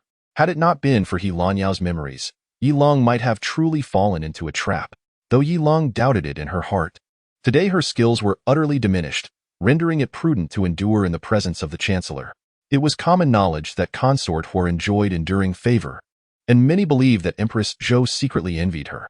Yet, who knew that, under different circumstances, she would have rightfully been the mistress of Weiyang Palace, the nation's rightful matriarch? Chapter 36. The poor should embrace their poverty. Everyone was aware that this gathering centered around Chen Hao and Deng Fei. Observing Chen Hao's inappropriate tone with Tang Yi and Deng Fei's disparaging remarks towards him, it was only natural for others to align themselves with Chen Hao and Deng Fei. Oh, is that so? Chen Hao sneered and continued, in my opinion, being poor is not the issue, but one must possess ambition. If my family were impoverished. Jiang Xinyi's words were taken to heart by Peng Fei. No one relished the idea of being followed or monitored, except for covert protection. Zhao Qingyan remained deep in thought regarding the meaning behind Li Yutong's gaze when he suddenly heard the alarm from Gu Hondao, realizing that something was amiss. The scholar, having consumed a modest amount of alcohol, wore a pleasantly flushed visage. Seizing the opportunity when no one was watching, Su Xiaji had already made several grabs. The deceased matriarch Zhar's heart had likely been extracted by it. Now it was Riser's turn. I must first return to the Luan Mountain Temple to retrieve the great sword of my ancestor. Only with the ice coffin and the great sword, combined with the Luan Mountain seal, could this statue potentially be subdued. With a crack, the entire surface of ice shattered into fragments, revealing the murky spring once more. At this point, the high-tier competition was nearing its conclusion. After all, compared to mid-tier mages, high-tier mages tended to be offensively strong but defensively weak. The ferocity of high-tier spells far surpassed that of ordinary magical shields, so when two high-tier mages clashed, victory or defeat, or rather life and death, often hung by a thread. Zhao Mingxiang regretted her previous disdainful gaze towards Yiqiu. Although she had not uttered any outright insults, her contempt was evident. What she regretted even more was, however, having experienced numerous grand spectacles, the Saint-tier shadow assassin was well accustomed to such matters. Provided he was granted an opening, he could escape without a care. With no elemental collision to obliterate, the elemental barrier took on a tangible form, continuously pierced by shadowy spears that anchored it firmly in place. She had been driven nearly to madness by Dongfang Qiqi. That dish used to contain a colorful fish had been licked over 100 times, igniting her fury. The Qilin Society, the largest mafia organization in Grilio City, engaged in various illegal activities, boasting several exceptionally seasoned mercenary groups in perpetual collaboration. At this moment, Imo Rufu had shed his former arrogance, appearing instead as a figure on the brink of death. Recently, he seemed to be improving slightly. Reflecting on this, Chen Xianer felt like a fool for believing Tang Yi would change, completely oblivious to the fact that this had all been a ruse, culminating in a decisive strike. The sensation of a luxury sports car worth millions was exhilarating, leading Tang Zhong to draw a surprising conclusion that at 90 kilometers per hour, the vibrations within the car were nearly imperceptible. Subsequently, Guahao hurled the ghost tooth, which transformed into two powerful whips as it flew towards the two captains, severing the tree behind them in half. Without any reaction, no sound emitted as the system assistant, true to the task's annotation, provided neither inquiries nor answers. Master, what would be the potential strength if one were to cultivate one of these scrolls to its utmost limit? Qing Zhu inquired, prompting even the previously hesitant Hong Yun to lift her head slightly, eager to learn the outcome. Naturally, in the eyes of the teacher, these individuals were deemed good students. Where there are good students, there must also be bad ones, such as Zhao Jun. Moreover, in Chen Yonglian's view, having clarified the stakes involved, Tang Can, being a clever individual, would undoubtedly heed his counsel and promptly return the dragon tooth rice. Chapter 37. I have a car too. Wow. Fei Gu has switched to a Mercedes GL. That's incredible. A Mercedes GL? That costs around 5 to 600,000. Truly, he is the wealthiest among us. I am in awe. If only I could possess even half of Fei Ji's wealth. Sigh. The crowd erupted in a chorus of admiration. Upon seeing the two individuals stationed at the entrance, a faint smile graced the face of the nameless figure. After months of seclusion, he had finally achieved the pinnacle of the sacred realm, attaining absolute perfection in his cultivation at this level. If, however, that Yang possessed an exceptionally strong psychological fortitude, he would undoubtedly persist in his efforts. Suddenly, Gu Jifeng, who had remained silent until now, interjected with a remark. For the first time, a second lieutenant officer was able to share a brotherly camaraderie with Zhong Wei. Zhong Wei was well aware that this was the concern of the engineering platoon leader regarding the perilous task he was about to undertake, and he nodded in gratitude. The crimson hues of the setting sun illuminated my surroundings. Beside me was a precipice, and the wind whispered danger in my ears. Yet an undeniable sense of tranquility enveloped the entire cliff, devoid of any semblance of impending conflict. Everything here was breathtakingly beautiful and remarkably natural. The meal was delightful, and Tang Yi had a particular fondness for the dish, especially when paired with grilled fish, which was simply exquisite, truly a feast for the senses. With the affirmation from the young master, Shan Lian finally understood that Azura had not vanished but had returned to the abyss of sealing demons, explaining his prolonged absence. At the corner of the sea. In these two sentences, the present participial phrase shares the same logical subject as the main clause. This is termed a concomitant situation, not an independent structure, am I correct? Immediately, the ever-hopeful Ing Liang maintained his stance with binoculars raised, murmuring softly, "I shall attempt once more." Unwilling to concede, you recast the spell, releasing the butterfly once again. Upon reaching Qing Shui village, Shan Lian groggily opened his eyes, stretched lazily, and turned his head, only to find that Chu Tingting had relocated to another spot without him noticing. However, the bullet merely grazed the object it struck. They then beheld a serpent thicker than a water barrel. The remnants of the manuscript he had received upon awakening were, in fact, from his mother, the enigmatic Princess Dantai, obtained during the deadly conflict of the sect of life and death. Just then, the head of the Flying Tiger Escort Bureau, Guozheng, collapsed, followed closely by Huangfu Duan, and then came Du Guozhan, succeeded by Imo Tian. At that moment, I truly drifted into slumber. When I regained consciousness, I felt an inexplicable lightness enveloping my body. Unbeknownst to me, the old maid remarked that a chilling breeze had suddenly arisen around me, seemingly manifesting from the water's surface. The towering figure behind Qi Tianshou astonished Jiang Madasi with a sense of awe never before experienced, not merely in terms of size, but in sheer strength. Humph, merely a nearly extinguished immortal, and you wish to engage me? The giant spirit wielded his weapon with a dismissive gaze. Qi Tianshou internally mused. Despite the past misdeeds of this individual, he was, at the very least, a valuable ally now. Ha ha ha, indeed, you are perceptive.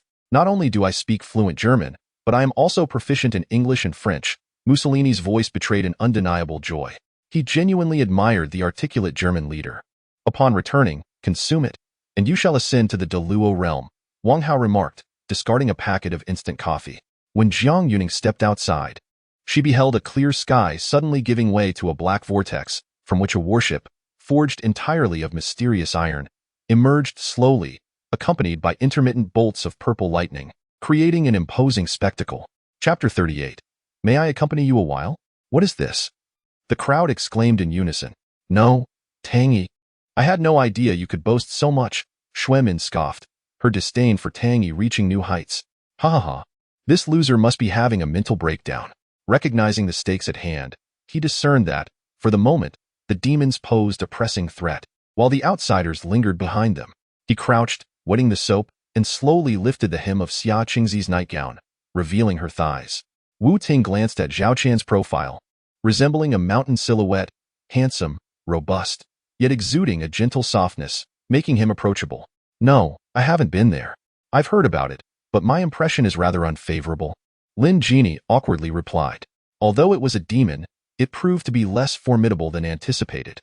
It was outpaced by a mere youth, and he ultimately found the opportunity to sever it in two.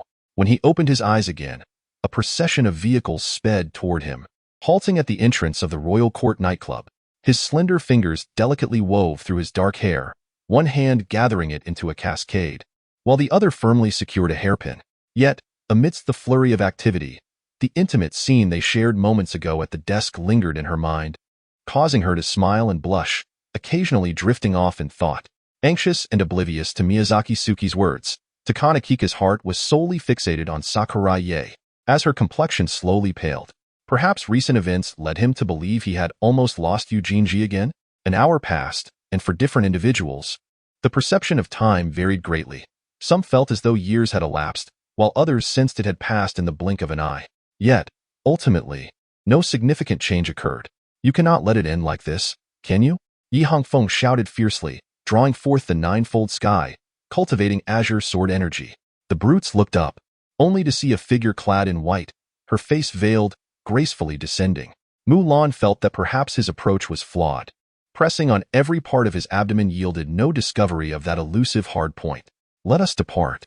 We must report back, Su Zhan commanded, leading Feng He and Kato toward the city lord's mansion, leaving the giant youth, Bernice, beside the abyss. Yi Hongfeng tossed the demon beast's inner core to Qiu Di. It had been 4 or 5 days since exiting the barrier, yet the souls of the demon beasts slain beneath his blade were countless.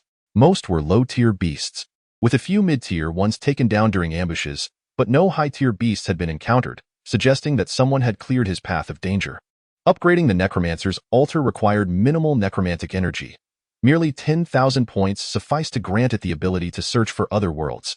Although each search necessitated a substantial expenditure of necromantic energy, she wondered if they had truly buried themselves in the Pei family's villa. If her body were discovered, would it implicate the Pei family?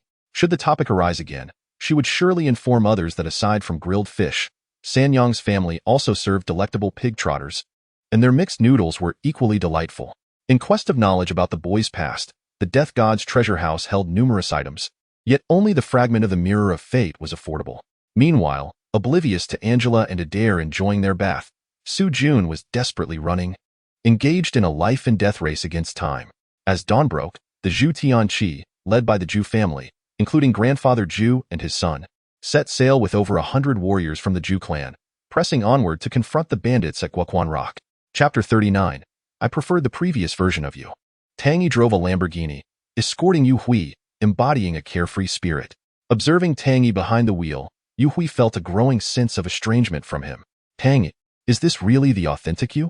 Yu Hui sat in the passenger seat, gazing at Tang Yi's profile, her eyes reflecting a complex mix of emotions. Originally, he intended to share this with his sister, but coincidentally, Song Ji's call came in just as the topic arose.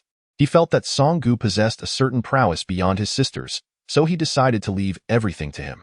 Lang Si paused for a moment, then looked at Li Li, whose expression was utterly bewildered, and she almost laughed, but out of respect for the situation, she bit her lip to stifle her laughter.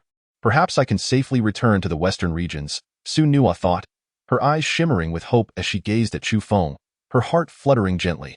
The three of them each possess unique physical attributes, providing a more intuitive reference for a greater number of individuals. However, if too many models are recruited, the costs will inevitably rise. Should they opt to take matters into their own hands, not only would they reduce expenses, but the presence of the boss on stage would undoubtedly lend an additional layer of persuasion. What is the purpose of this? Zhao Qingqing felt a twinge of suspicion but was aware that the other party was likely preparing a significant move. Thus, she vigilantly scanned her surroundings, anticipating a potential ambush. On that day, Song Yu made every effort to console her. She was not oblivious to his concerns. In fact, it was precisely because she understood that she could not allow Song Yu to worry. When had the three divine systems of earth, justice, and creation ever made such an effort to court a mortal, nearly resorting to violence? With a thunderous crash, the two figures intertwined once more, having clashed countless times mid-air. Yet Lin Yayuan remained astonishingly calm, as if she had been anticipating this moment all along. Perhaps by completely surrendering herself to this man, she could truly embark on a new beginning with him. Seated on the bed, she curled her legs around herself, her beautiful eyes appearing somewhat dazed as she quietly leaned against the wall. If Xuaningyu were indeed the master of Daoyuan sect, they would be more than willing to facilitate a romantic union. However, the crux of the matter lay in Xuaningyu's origins, which were far beyond the reach of mere mortals. Even though Wang Buwen possessed extraordinary potential, the path to truly being with Xuaningyu was fraught with challenges. As he journeyed, he admired the Halloween creativity displayed by American citizens, and the car finally arrived at its destination. Observing the members of the second team reveling in the cheers of the audience, El Bouillon smiled inwardly. Shadows only serve to make light shine brighter. Now is the time for Li Gang and others to bask in the limelight. As their shadow, his task had been accomplished, and it was time for him to cede this honor for them to enjoy. That's fine. As long as you think it's suitable, I trust your judgment. Tang Bingbing felt genuinely grateful to the drama club for granting her this opportunity to bid farewell to her alma mater in such a perfect manner. Although she was puzzled as to why blood surged upward against gravity, the members of the special department promptly evacuated by Su from the scene. Wing Chun emphasizes that a blade is unmatched, and a staff produces no sound. The most straightforward interpretation is that in a contest of knife and staff, one strike determines victory or defeat, targeting the vital point without room for a second move. A series of roars erupted from the 5 teams of the Hidden Emperor Society. Shaking the heavens, accompanied by an overwhelming aura akin to world-ending might. Yu Shuang lifted him and seated him on the marble countertop of the bathroom, gently and attentively drying his hair with a hairdryer. Although his lies had become devoid of any technical merit, they served as a semblance of an excuse. Yang Qingtong paid no mind to this and approached Han Yu and his companion. When Ren Lingming played the zither softly, and Jiang Qian, listening to the serene and tranquil notes, gradually felt drowsy and yawned. Chapter 40. Return the car. What are you all doing? Tang Yi stepped forward to disperse them. Huh. Several queens turned to face Tang Yi. Step aside. I have matters to attend to, Tang Yi stated. Unexpectedly, rather than moving aside, the girls pressed closer. One could not deny that Yi Xian was indeed a prodigy in business. Under his stewardship, all issues within the Tianxia group would be resolved seamlessly. Old Ding was oblivious to the fact that the map lay in Zhao Tieju's hands and firmly believed it had been destroyed, his reasoning unwavering. Thus, this divine power was only possessed by the sacred body, appearing almost ethereal and exceedingly difficult to capture. One could only sense its vastness and magnificence. Once unearthed, it would surely astonish the world. Moreover, Hao Yin Xianzhen was astute, opting to incapacitate rather than kill, fearing to alert the snakes in the grass, preserving the lives of those insiders, while creating a false impression for the Yuan family and the Yin family, a customary tactic of counterintelligence. Despite her seemingly innocent and adorable demeanor, Tang Shui was relentless in her chatter, recounting every detail of their lives since departing from Nanli months ago to Su Jinsi. Strength is a devil, particularly after one has gained dominion over a realm. That feeling of omnipotence is enough to intoxicate anyone. As the colossal tail of the Tian Yilong was about to strike the specter, it suddenly dissipated into a cloud of black mist. The massive tail swept through without hitting any tangible entity, and upon its passing, the black mist swiftly transformed back into the specter, continuing its assault on the Tian Yilong. The saying that one should not contend with heaven is merely an excuse for the inept. Conversely, the notion that man can conquer heaven is a self-encouragement gimmick. Humans and the heavens are fundamentally disparate. How can they be compared unfairly? This scene took Zhao Taiju by surprise. Although his firewall could scorch the giant bear's body, it could not completely deplete its strength in a short span. Zhang Fangnian? Upon hearing this, Zhao Zijing cast a disdainful glance at Zhang Fangnian, his eyes filled with scorn. Just the thought that something so many people yearned for was happening right under his command filled Xia Feng with an almost perverse sense of pride. Goodbye? The situation doesn't permit that. Do you truly think I cannot handle you? This is my territory.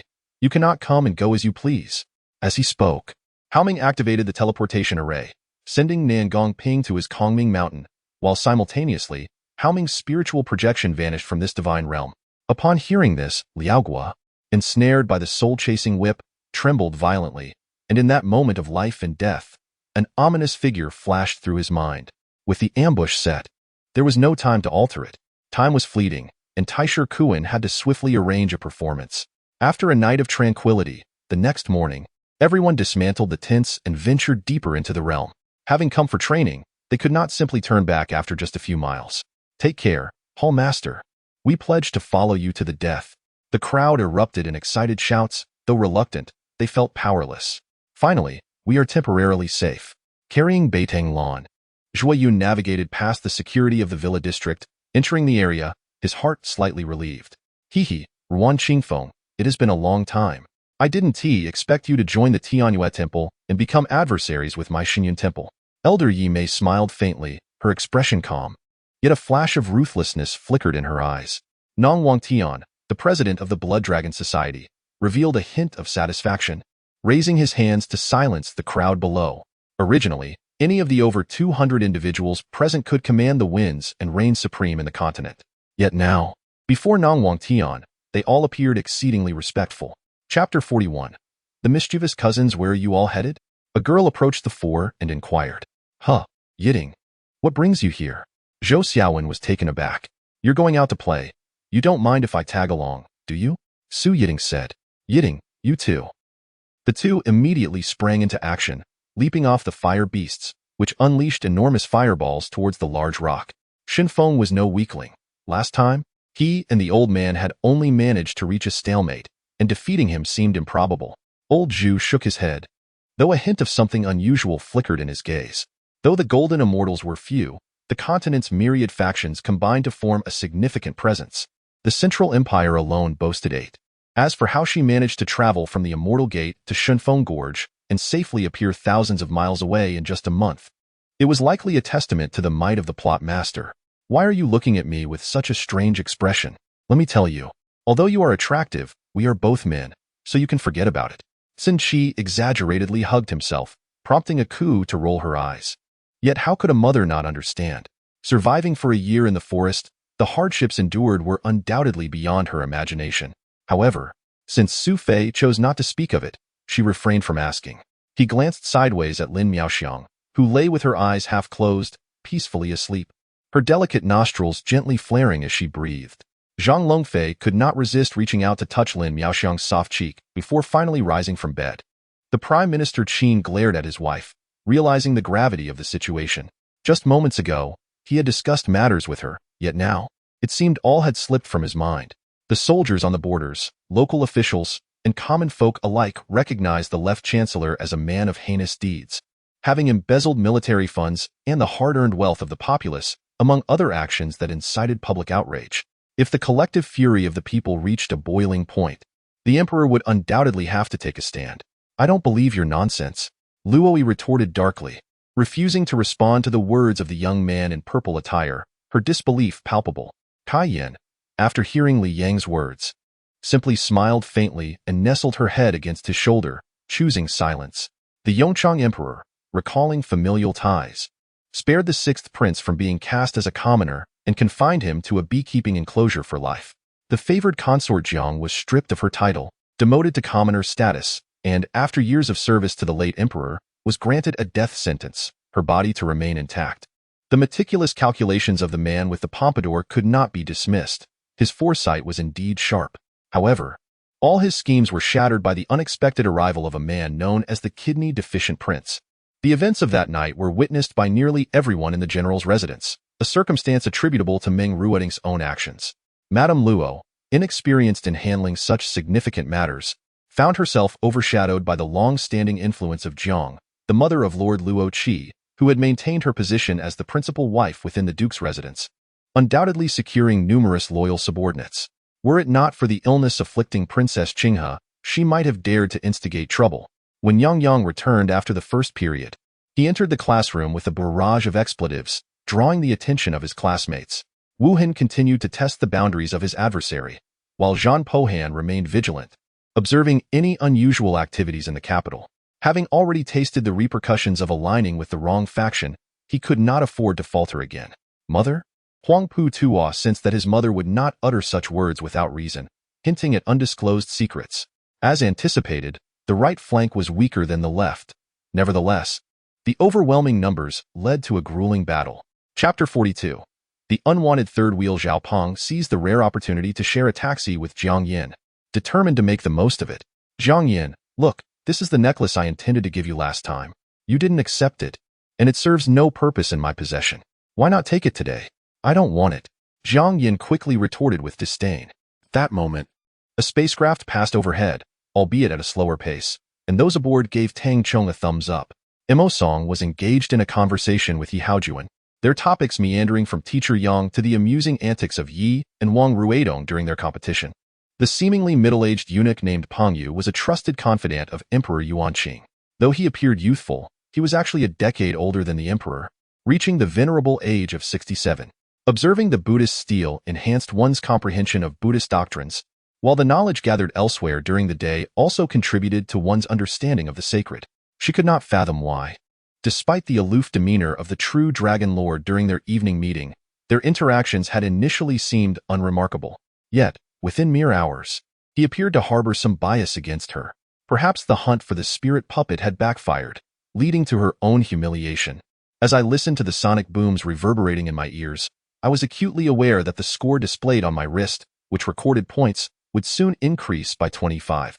Due to the considerable distance, the Wu family was slightly delayed in their response, yet they were not uninformed. Bai Tianqing was taken aback, realizing the formidable connections of the true emperor, as half of the true immortals were willing to show him respect, a status not easily attained.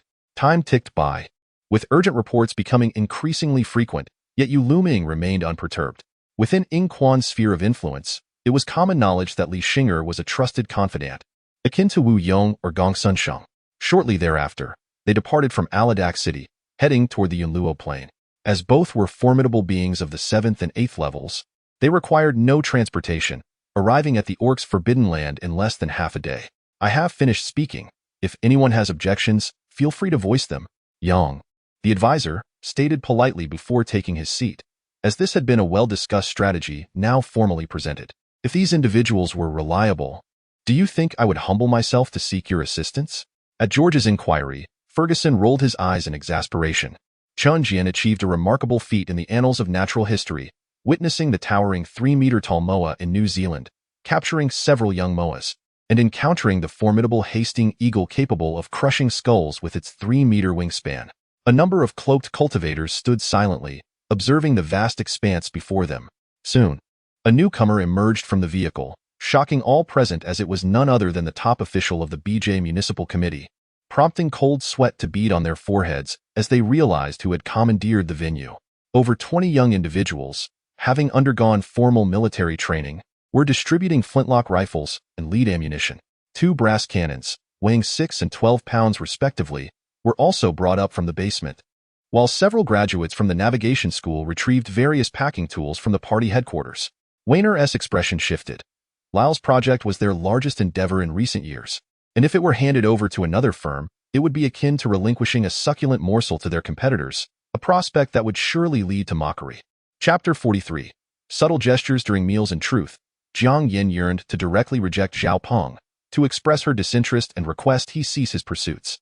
Yet, for the sake of Su Yiting, she felt conflicted. The persistent presence of a boy she found repugnant was truly a torment. Yin, why do you always sit beside Tang Yi? You can't possibly be. For Xia Yin, it seemed a somewhat monotonous existence. She had devoted her life to the pursuit of her ideal last king, King Arthur of Steel, allowing this vision to become an obsession, a mental refuge. Looking at the figure before her, Luo Qing felt a sense of relief as she rummaged through her garments, retrieving a set of techniques and some equipment for cultivation, tools that might help her survive in this bandit-infested world. Nothing much, just some disorganization at the company. Xiaqiu explained the situation to her. In an instant, Shalu's form arced through the air, lunging towards Sun Wukong. Having elevated his abilities to an extraordinary level, his speed surged, causing debris to scatter chaotically beneath him. Having just heard Mr. Yuanji's eloquent discourse regarding Lu Biao, now witnessing his refined and composed demeanor, Luo Qing felt fortunate to have encountered Mr. Su Yuanji today. He bowed respectfully. Originally, the game had garnered attention through promotional clips on a show, prompting numerous gaming copyright companies to seek discussions with Zhao Qian. However, such efforts were futile against those below the master level. When facing someone of the Emperor's caliber, these crossbows appeared as mere toys. Nearly every nation harbored 1 or 2 large prisons specifically designed to detain inmates serving life sentences. It seemed that Hestia was displeased, and it was time for me to return to my rightful place. Freya turned away but lingered for a moment, her gaze resting once more on Xia Yin. Without uttering a word or taking any action, he ultimately chose to let events unfold as destined. Who are you? Are you subordinates of Hanbei?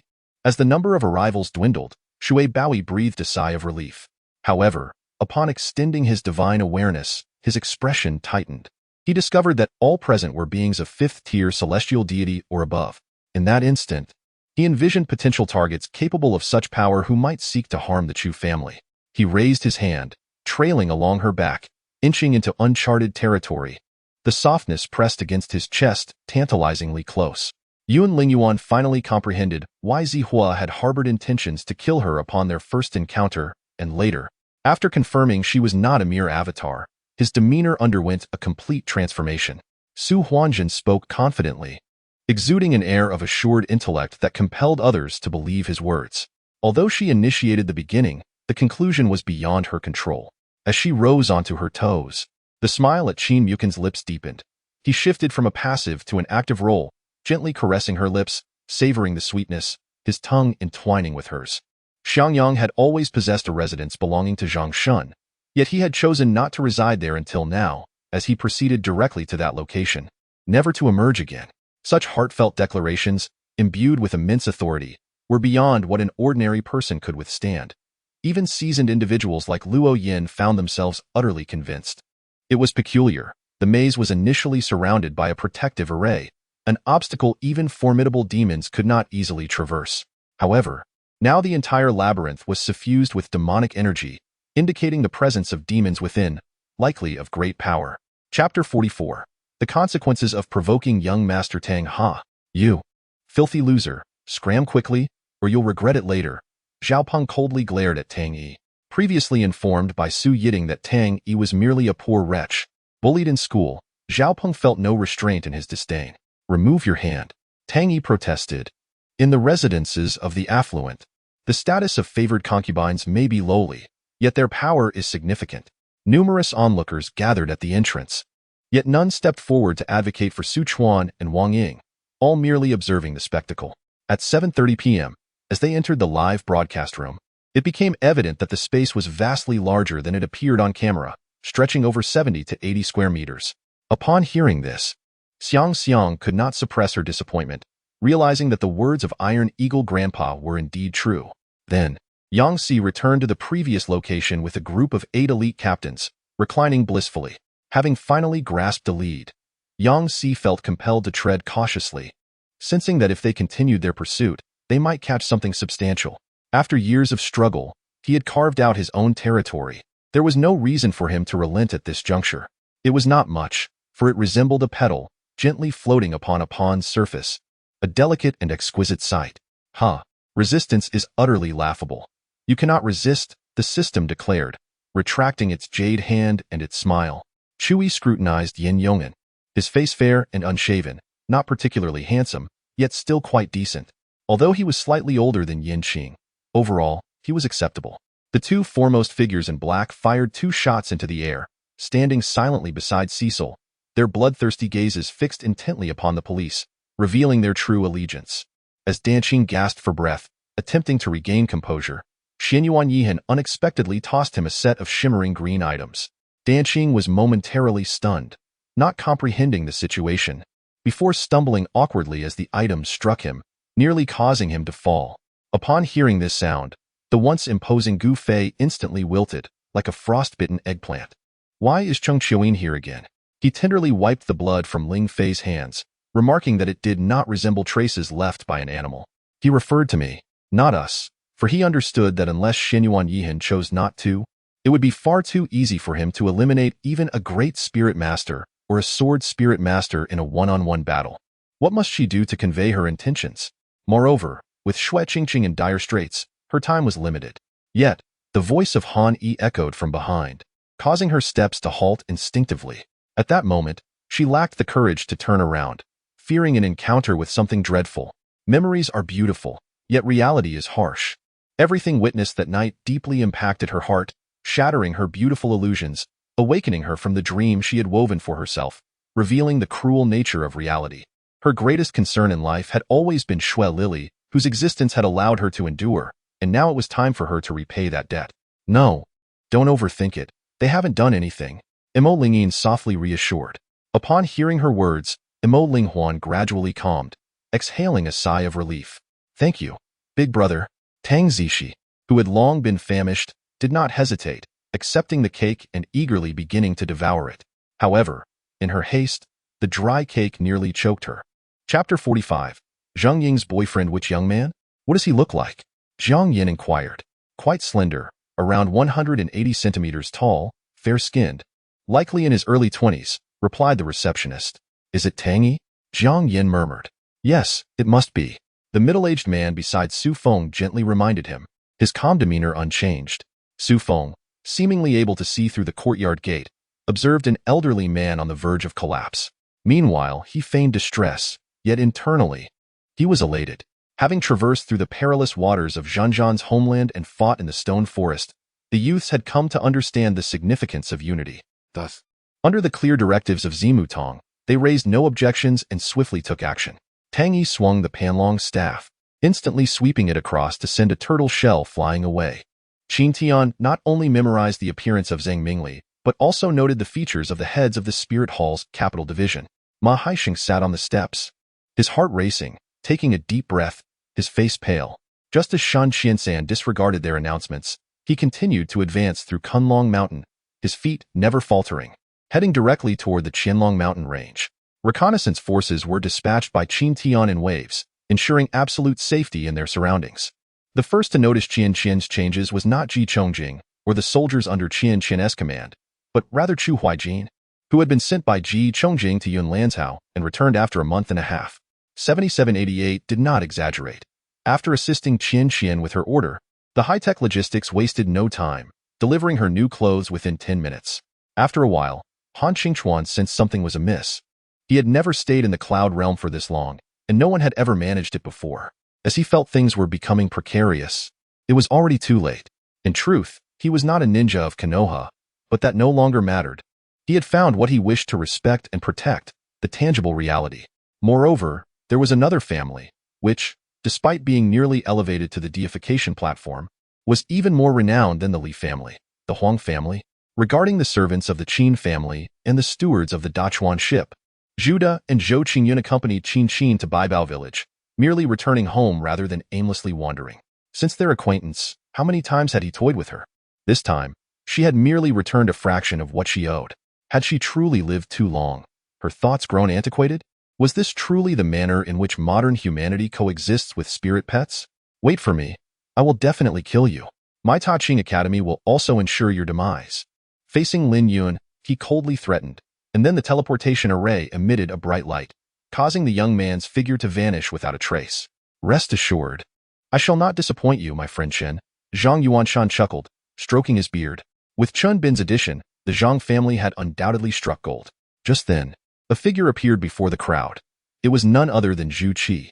Perhaps it would be best for him to refrain from ever opening his computer again, or even to smash the very device he currently possessed. The gourd of Lang Tianqing rose and began to absorb the resentment and grievances, as well as the remnants of broken bodies within the Stone Dragon Pass. Taking advantage of the chaos, coupled with the long-standing enmity between the Earth Demon sect and himself, it was the perfect opportunity to settle both old and new scores. With Lin Yun's current strength, who in the Earth Demon sect could possibly withstand him? Upon witnessing Yueshi's demeanor, Chong Kong Xingyu smiled, unperturbed and unaffected by any sorrow. Through the gaps between the trees, he sat and observed the clouds swirling, the gentle breeze stirring the dust, and the falling leaves dancing. In that moment, he felt an overwhelming sense of vastness in the universe, realizing his own insignificance amidst the grandeur of nature. Chapter 46. Have you forgotten me? What happened, old Tang? Zhang Heng asked, puzzled. Yes, old Tang. Why would you go to Yunfeng Pavilion? Isn't it better for us to eat in the cafeteria? Du Mingyang added. Never mind, you aren't spending any money. I can treat you all, Tang Yi said as he pulled his two dormitory brothers outside the cafeteria. Reflecting on the saying, the bell tolls for the guest ship at midnight, it proves that ancient times possessed the technology and experience for nighttime sailing, such as the two lanterns hung by the captain as a collision prevention device. Lu Jing nodded.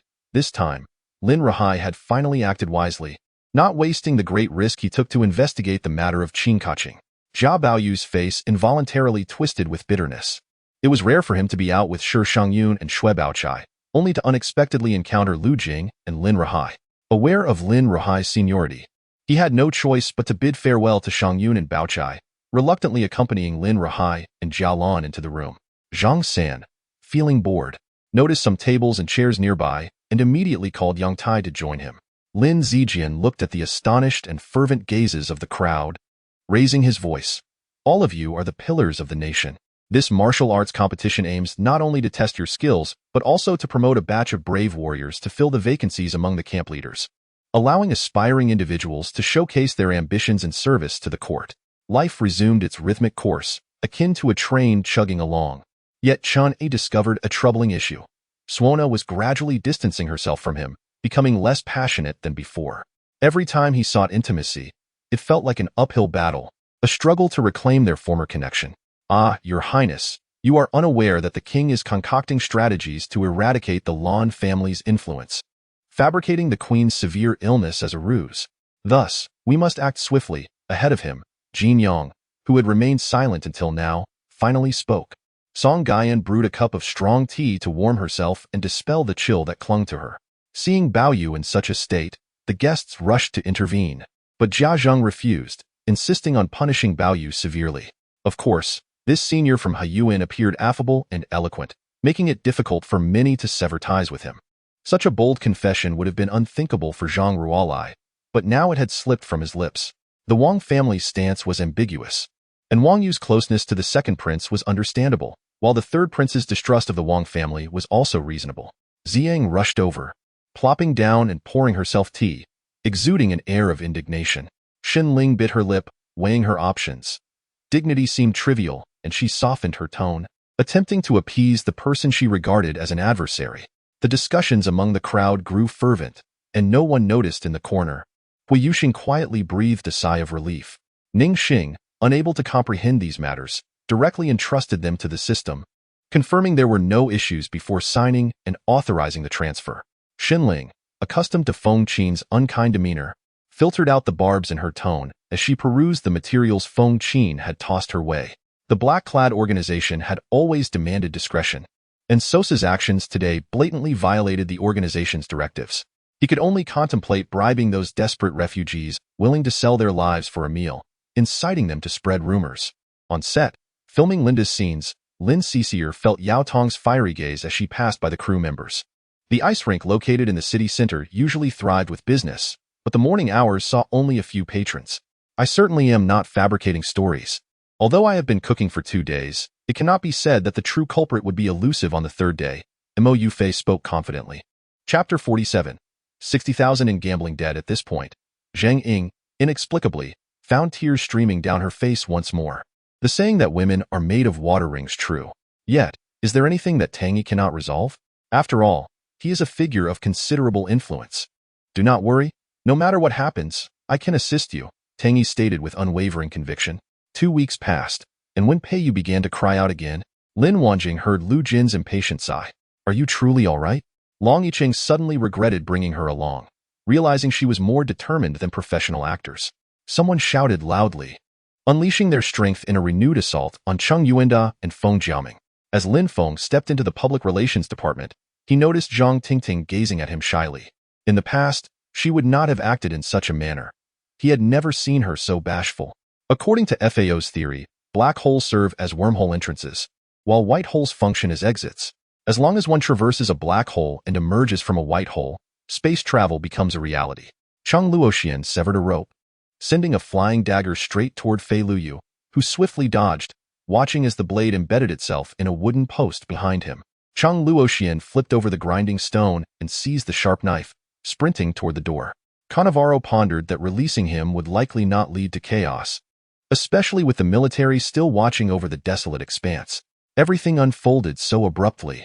The soldiers watched as the fishing boat gradually faded into a blurry black amidst the rain, hastily waving signal flags to indicate a reduction in speed. Utilizing a combat system to pursue and intercept over 100 trainees armed only with rifles necessitates a decision-maker of considerable ruthlessness to make such a heartless decision. Though devoid of eyes, within the depths of darkness, I could sense an intense chill. What did you say? The commanding officer asked, clearly having misheard the mumbling. If not for the fact that the old man before him appeared to be a decade younger than Uncle Yi, Yishao would have instinctively called out to him. Witnessing this scene, the disciples of Kunlun were utterly astonished, their hearts filling with fear. Although they had heard of Luan Chengfeng's prowess, no one expected him to be so formidable at that moment. You are the great sage King Yang Yao, the current chancellor of the Great Chu Kingdom, Murong Yu exclaimed, surprised before Tang Tang could speak. These liquid substances, resembling water, possessed an unexpectedly high level of resistance, making it difficult for people to progress, regardless of their efforts. Such lyrics left Gu Ruochu's longing nowhere to escape, her thoughts consumed by Yi Tingchen, silently praying for him to switch to another radio station. Gu Ruochu withdrew her gaze, searching her mind for anything that might leave a lasting impression on Yi Tingchen, something that could aid in restoring his memories. Han Xiaoxuan, covered in grease, shot a glare at Yi Yao Yao before storming back into the bathroom to wash up. For instance, how many times had Cheng Long been injured while filming? How many actors and crew members had suffered severe injuries, or even fatalities due to the dangers of filming? The perilous performances show no signs of abating. Zhu Jiajun, in a fit of rage, cursed and hurriedly exited the vehicle, rushing to the roadside to desperately wave for a ride. However, upon seeing his bloodied visage, the drivers were frightened and chose to steer clear. Zhang Bingbing, feeling a strong discomfort in her stomach, nodded in understanding. Hu Jing ran, with a gentle smile, embraced the obedient Zhang Bingbing as he sat beside her. Is there anything my mother left for me? Shun Rong subtly attempted to broach the topic of dowries, hoping to uncover some trace of her mother. Chapter 48. A chance for redemption. Young Master Tang, you mentioned I could redeem myself, and I shall strive with all my might. Upon hearing Tang Yi's assurance of survival, one must seize such an opportunity. Do you know a girl named Zhang Ying? Tang Yi inquired. Ah, yes. Jia Hong quickly nodded. Li Ming's grandfather wept uncontrollably. His heart rent as he witnessed his kin being ruthlessly slain, a torment more agonizing than death itself. Overcome with emotion, he disregarded the presence of colleagues from the supermarket's engineering and security departments and approached the previous server, delivering a forceful kick. What have I done wrong? Li Ming was utterly bewildered, unable to fathom why his lawful existence would provoke military intervention. Han Yunxue, covering her forehead, lamented the burden of having 3 unreliable brothers, often questioning the meaning of life. Xuanqi emitted a shrill cry. A fierce beast approaches. You want to know how formidable it is?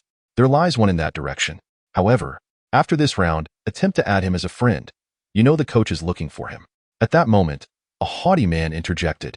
Zhang Shuyi felt a wave of heat wash over her, accompanied by dizziness and weakness, a sensation akin to a great bell striking her nerves, nearly causing her to faint. Just as Mingri Nai wished to speak further, the ground suddenly trembled unnaturally. Director Lao maintained a smile, yet his tone bore a hint of reproach, the peculiar look in his eyes betraying his concealed desires. Upon returning to her residence, Qin summoned the twin birds for instructions, and they nodded in acknowledgement before departing. Later that evening, Qin quietly donned his night attire and left Lin on attack. He bellowed, as lasers erupted from his firearm, striking the dark creature, yet it appeared unfazed. All began their assault with various weapons, but the creature remained cold and unyielding, steadily advancing toward these foolish beings intent on its extermination.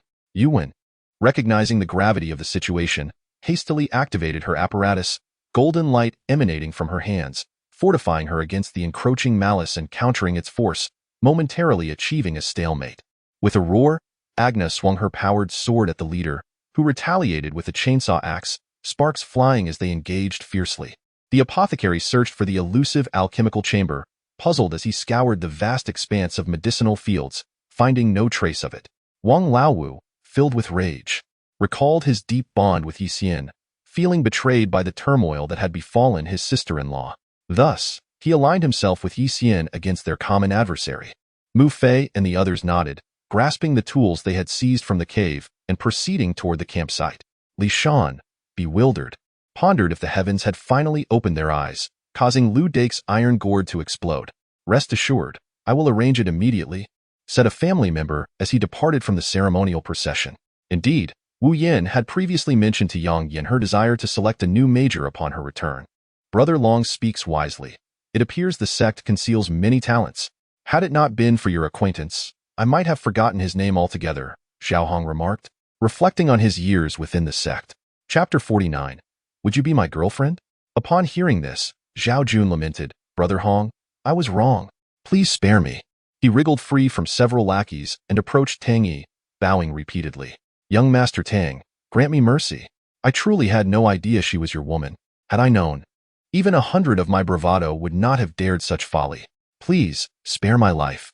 As his plea echoed, a thunderous crash resounded, shaking the ground, and a corpse emerged from the pool of blood. How could this happen? The fire god Luanji watched in disbelief as the Five Souls destruction cauldron, so nearly within her grasp, vanished before her eyes. The art of celestial capture allowed one to reach for the stars, seize mountains, and grasp the earth with mere hands. After enjoying the lunch prepared by Ah Shang's sister-in-law, the trio quietly exited through the back door of the Changsan Hall. Listening to the proprietor, they learned that the Mei Gue comic studio established by their CE animation company was not the sole entity illustrating for Bing Hun Entertainment Company. However, whether acquiring an animation company or forming a new studio, the cost would be substantial. Such a significant investment raised the question of necessity. Xiao Long scanned the crowd, and they collectively grasped the implications of his words. He then meticulously examined whether an axe had emerged from the chaotic realm, contemplating if the being birthed might indeed be Pangu. You claim to dislike my cooking, yet it is your own hands that prepared it. How could you possibly detest it? Having consumed all, Li Ji humorously inquired about what remained for him. Stop embellishing. Do you truly think I would be envious of you? Dong Yingxue retorted, her tone icy. No, you have a keen sense. You arrived early, Yin Hao replied, a hint of jealousy in his voice. Situ Jiao, preoccupied with returning home, politely declined Fang's invitation to dine at the Han residence. The father and son, meanwhile, leisurely indulged in the numerous slices of cake they had just pilfered. Wang Ma and Han Meiyu had, in many respects, formed an alliance. While outwardly scolding Han Meiyu, claiming she should be apprehended, her somnambulism rendered her actions uncontrollable. In truth, Wang Ma was covertly aiding Han Meiyu. No wonder the farmers reacted so fiercely when their prized chickens were slain. Hung Chi suddenly understood. The undead army numbered 50,000. Without unification among the western city-states, none could withstand this vast legion of the undead. The architecture of the original color church drew inspiration from ancient Western religious designs, exuding solemnity and a hint of sanctity, which Erica found appealing. Huang Pao Pao, there is a way to draw it out. Simply lag behind and keep your distance from us. Hung Chi remarked with a sardonic smile. The miscreant's face flushed as he contemplated fleeing, yet his feet felt as if bound by chains, rendering him immobile. After hearing Haviger's explanation, Gialdia readily acquiesced, but Sarah intervened. No, I did not kill anyone. I admit to many wrongdoings, but I truly did not murder Chao Xinrue. Meng Chun shouted defiantly. Lead the way? Upon hearing this from the cultivator, the second senior brother's eyes lit up, considering the potential hazards of such a place. Following the original owner's habits, Qian Wanyu donned her armor, raising her hand to signal the unfamiliar steward, who promptly approached her to escort her out. Outside, a gathering of 5 or 6 individuals stood at the entrance, startled by her cough, their gazes turning toward the interior. Chapter 50. Enemies are not gathered without reason just now, Tang Yi had murmured softly. Tang Yi, what are you saying? I couldn't quite hear you, Zhang Ying said with a joyful expression as she looked at him. It's like this. Tang Yi inhaled deeply and slowly began. Zhang Ying, you can be my. Fortunately, Madam, you did not notice the king's injury. A careless general had just spoken, and the guard commander beside him cleared his throat heavily, prompting the general to close his mouth. General Bai hesitated visibly, and Han Yu quickly interjected. There is no need to trouble General Bai. I have the king's guards with me, so there will be no issues. After speaking, she boarded the carriage and departed first. At this moment, we observed that there were no other individuals outside the villa, so Chi Heng led us stealthily around to the back of the villa. Chi Yu's villa was on the left, and we traversed several buildings before finally arriving at the rear of Chi Yu's residence. Xiao Zitian rolled her eyes. She found the term husband particularly grating. He had already lost face here once, and unexpectedly, he faced humiliation again. Listening to the sound of water flowing from the bathroom, Bai Tianhua was quite excited. He immediately rushed over and turned off all the lights in the living room and bedroom. Then, he concealed himself at the bathroom door. When the sound of water ceased and Zhang Xinyue emerged, he promptly turned off the bathroom light as well. I felt like a robot as she pulled me 2 steps forward, and finally, after exerting considerable effort, she managed to drag me out of the morning hall. Upon spotting Lin Rongshan's car parked not far away, she thoughtlessly pulled me forward, directly flinging open the car door and shoving me inside. Having spoken, Sun Yifan strode towards the hospital entrance. The onlookers in front of the car exchanged glances, momentarily at a loss for words. This statement easily stripped me of my facade, transforming my meager pride into resounding slaps across my face. Sun Na also noticed that among the members of the Dark Knight, only 7 remained standing. Several had perished, and others were nursing injuries at home, perhaps because their wounds were not too severe. The invincible sword shattered the enormous card, and suddenly a melancholic sigh escaped. Raise a glass to drown sorrows, yet sorrows deepen. Draw a blade to sever water, yet water flows more freely. These lines were spoken in ancient Dragon Kingdom language. In response to Xiao Da's pointed inquiries, He Changchun wisely chose to evade them, which left Xiao Da quite dissatisfied. Yes, Chang Mei-chin did not expect her mentor to ask her to leave. She was somewhat shocked and did not dare to voice objections. Now, she was even more curious about Du Ziyuan's identity. Who could command such solemn respect from her mentor, who usually treated even celestial beings as equals? Could he be a heavenly immortal? Really? Brother Liao, is what Tiangu said true? Chi clearly did not believe my words. The false shadow had been tracked for some time, revealing that this individual was consistently sowing discord between 2 shadow factions. Fortunately, Luota discovered that the shadow world of the Holy City projected at least 3 factions, which had generally remained docile. On this day, all 100 contestants, including Du Ziyuan, arrived at the Royal Martial Arts Arena of Chiefing Nation. This was the venue for the last few rounds of the 7 events. Aside from today's opening ceremony, it would likely be a long time before Du Ziyuan returned. Even if he survived, there was no guarantee that everyone would be perfectly enhanced like Sakurazawa Sure. All other infected individuals encountered by the SOS group, aside from Sakurazawa Sure, had invariably transformed into monsters. Gucci wanted to meet Gupta. Ever since seeing him as the representative of the Black Cat Assault team in the Abyss, he instructed Zhang Jia not to contact Gupta beforehand, preferring to inquire in person to avoid alerting the guide dog. Chapter 51. Let us compete again. The girl in question was indeed Li Linlin, but why had she come alone today? Wasn't she usually inseparable from Su Dongyu? Tang Yi found it quite strange. It was rare to see Li Linlin and Su Dongyu apart. What are you doing here? The astonishment in Li Linlin's heart surpassed even that of Tang Yi. The industrial facilities in the living area had all been moved in before the war. Hans had unveiled his miraculous display, which was the screen and the saints, right? Lu Buping inquired. Lu Jiashu rolled his eyes at Linling. He could certainly see the potential in Elena.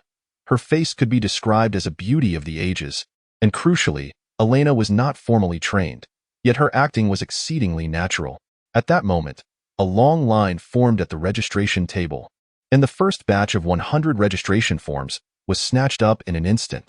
Those unable to register protested loudly, but Qin Iqian turned a deaf ear, ordering the tea room doors to be shut and ushering the first batch of members with a chance to enter into the tea room for a meeting. Not wishing to dwell on those regrettable pasts, Jingli retracted her memories of her previous life and began to focus on eavesdropping. Shut up. Today, I shall repay enmities with enmities and grievances with grievances. As she spoke, Rong Ning dragged her club towards Sister Bu. Emerging from the door was a half-bodied living corpse.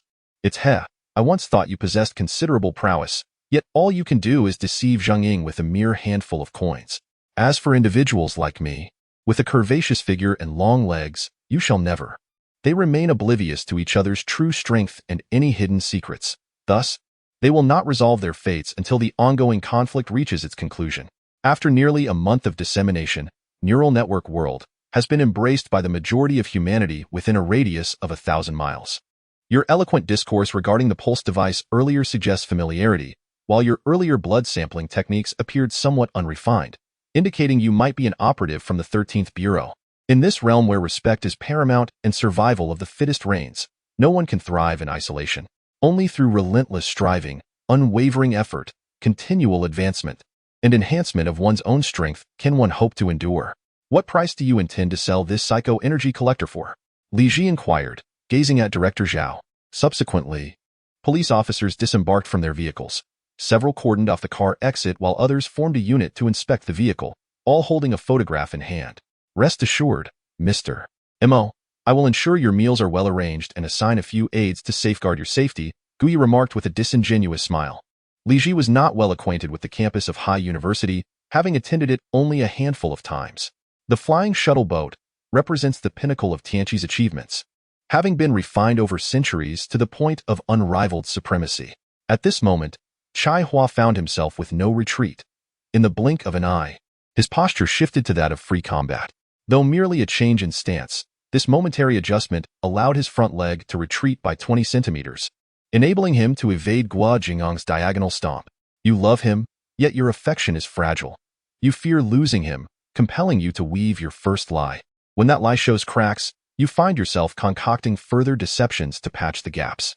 While everyone was astonished by Chu Yunlong's medical prowess, he suddenly shifted towards the second afflicted patient. Over the past 10 days, Yi Tian adhered to a strict regimen of rest and rising promptly, with his first task each day being to catch a few river fish from the riverbed. Once again, the fiery toxin retreated, yet no one let their guard down. Finally, the third and most perilous wave arrived, the fiery toxin surging forth with full force. Nia Rumming, without reservation, unleashed the icy spiritual energy within her, granting Li Tian a taste of both fire and ice. However, Li Tian merely smiled coldly. The so-called poison had no effect on his undead body.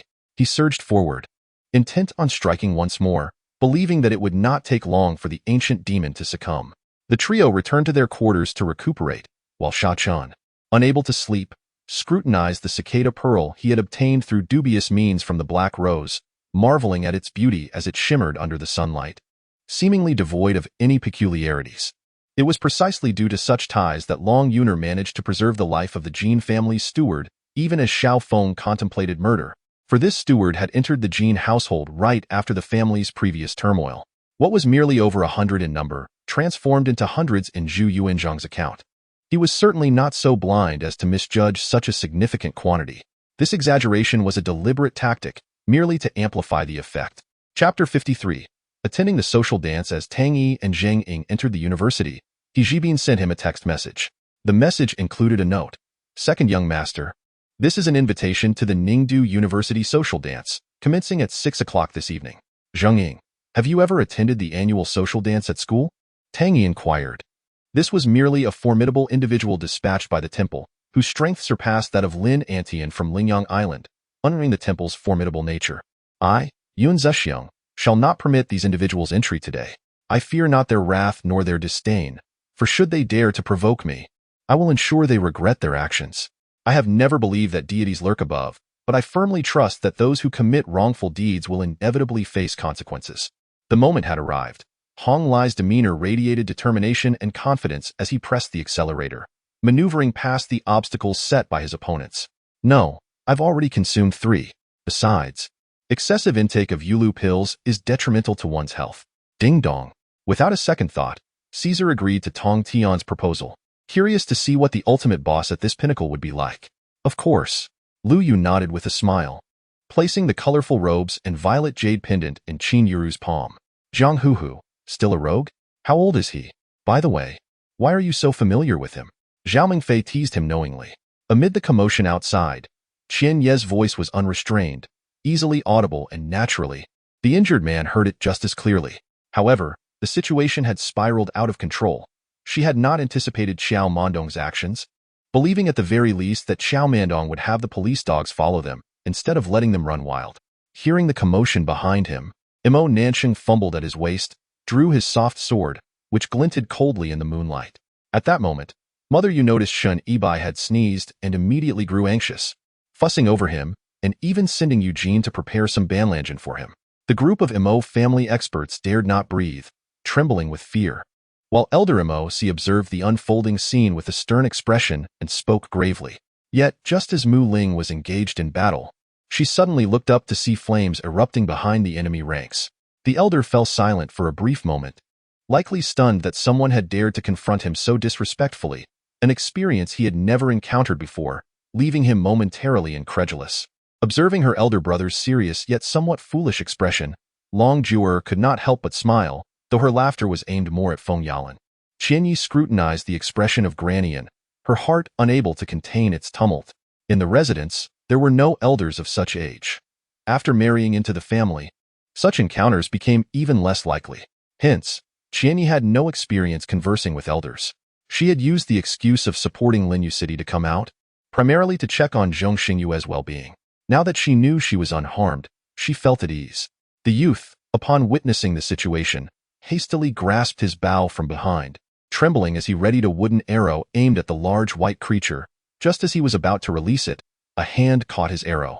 Looking up, he saw a handsome young man, slightly older than himself, and angrily cursed. Tai, who did not respond, coughing up blood before his complexion improved slightly, a pained smile forming at his lips. Subsequently, Lu Yashuang, Yu Kongza, and Kong Qi each opted for martial arts manuals. Chapter 54.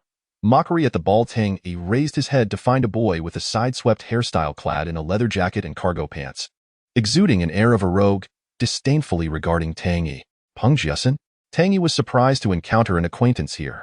Peng Jiasen was a wealthy second-generation student from Tang Yi's class, and he certainly looked. All the dignified individuals wore expressions of despair, their faces pale. With the arrival of the heavenly weapons, was there any chance of survival?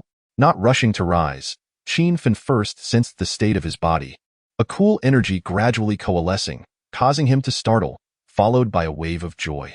After all, the beauty of language was a revered elder of the sect, and with such a significant matter at hand, it was only proper to conduct affairs officially, especially with disciples present. Zombies feast upon the living, and the flesh and blood of humans serve as their most exquisite sustenance. Yet, astonishingly, they refrain from indulging. Their styles have gradually converged, forming a harmonious circle, and their comprehension and mastery of music seem to have significantly elevated.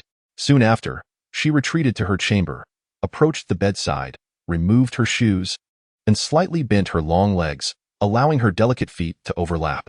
Leaning against the bed's railing, she gazed vacantly into the void. Meanwhile, Chu Qingyin, the commander of the Left Army in Dongjiang Town, was promoted to the vice commander for his assistance to Li Xian and others heading north. Still commanding his troops stationed along the eastern coastline and islands of the Liaodong Peninsula. Although prolonging life is illegal, what does it matter when one acts in self-interest? Thus, even if Qin Fan orchestrated arrangements to extend his life against the heavens, as long as it was for his own sake, it could be justified. Moreover, had Qin Fan not failed in his attempts to extend his life? Thousands of prominent figures observed silently. Even if the auction were to occur the following day, they would wait patiently, for the items up for bid were those they coveted most. Offering suggestions is one thing, but taking action is an entirely different matter. As long as he activated the process, Qin Fan would be promptly informed. Upon hearing this, the captain, unwilling to relinquish the primary offensive task, had no choice but to acquiesce. He commanded the troops to establish a base, fortifying the damaged defenses, while assigning the offensive mission to the arriving infantry units. Yin Wanchong and Mingling emerged from Zhaoxi, engaging in numerous exchanges with celestial beings. Even Shi Ruabai conversed with them frequently, much to the annoyance of Gan Qingxi and Jiang Yi. The crafting of two necklaces was remarkably straightforward, requiring little time from Gu Shijin. Upon emerging, she glanced at her phone on the bedside table and noted it was merely 10 o'clock. Duanmu Yu was thoroughly dissatisfied with her father's words, glaring at Duanmu Kong with indignation. The Guaming mountain range, located at the border between Mingzhou and Jiangzhou, is vast and remains largely undeveloped in its central regions, aside from the periphery. In contrast to the Duanmu family, Yang Yiluan felt little fear or concern. The primary issue lay with Duanmu Shtong. As the sky drizzled gently, the gray clouds gave one the impression that the heavens were on the verge of weeping. The stars twinkled above, and a crescent moon shyly hung in the sky, casting a silvery glow.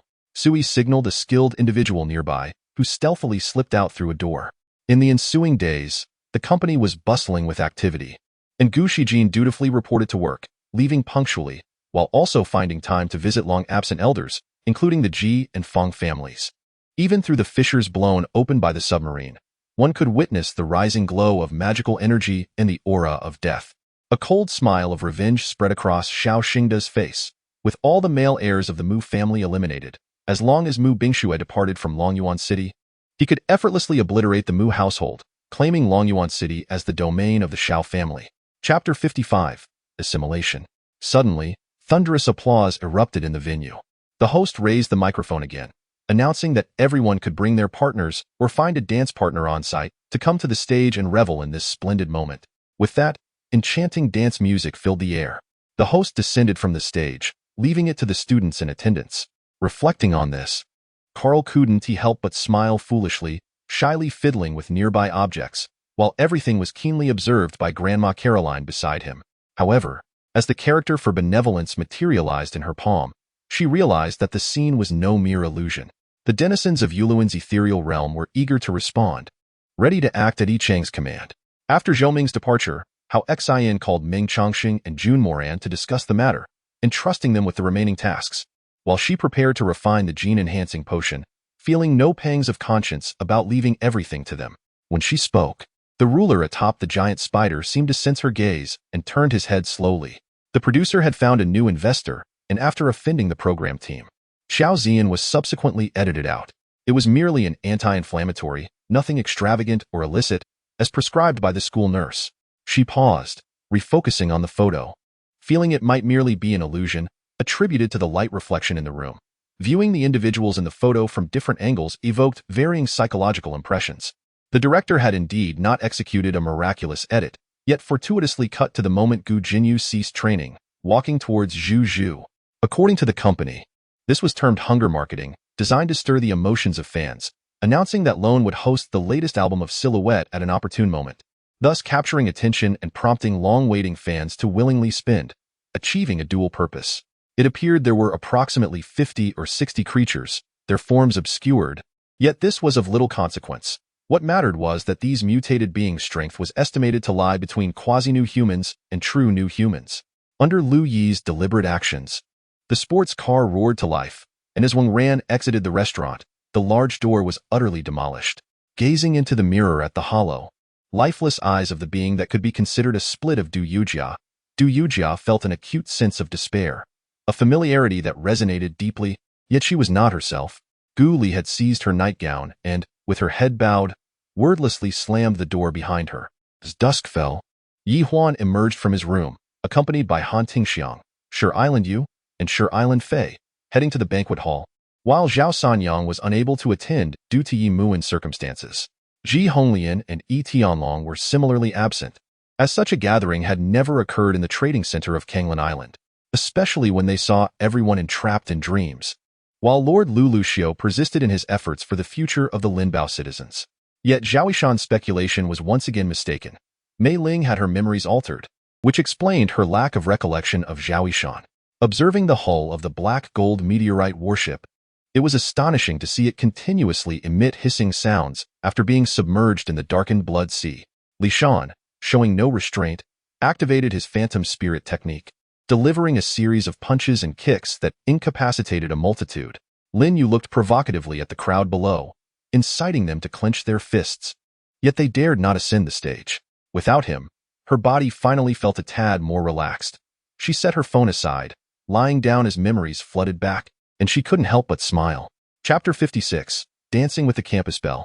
As the host finished speaking, the audience erupted in astonishment. Wow, our campus bell is here. I've been in this university for several years and have yet to see what the campus bell looks like. Today is a feast for the eyes.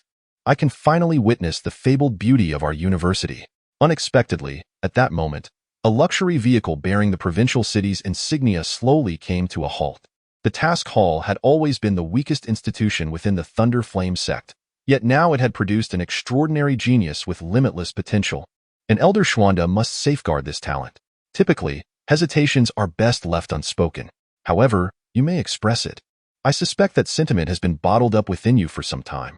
If you don't voice it, it may very well weigh heavily on you, and I would hate to see you suffer. Songzan Ganbu's lips curled into a smile. Qin Wenj had practiced the Thousand Cups Unfallen technique to a third of its potential, confidently seeking out Qin Wenyu.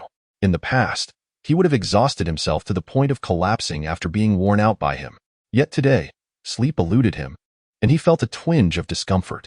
A wave of joy surged through him. The arrival of this brother-sister duo was indeed timely. Wan Qing was saved. He must devise a way to assist them. His eager breath brushed against her face, causing her heart to race uncontrollably. With a sigh, she closed her eyes, only to hear Fang Jidong's light laughter. Xiao Chongyin was suddenly captivated, his fingers delicately untangling her hair, enchanted as he cradled her face, his lips descending fervently. After Tao San released his son, he looked at Lin Tian with an awkward expression, guilt visibly etched upon his face.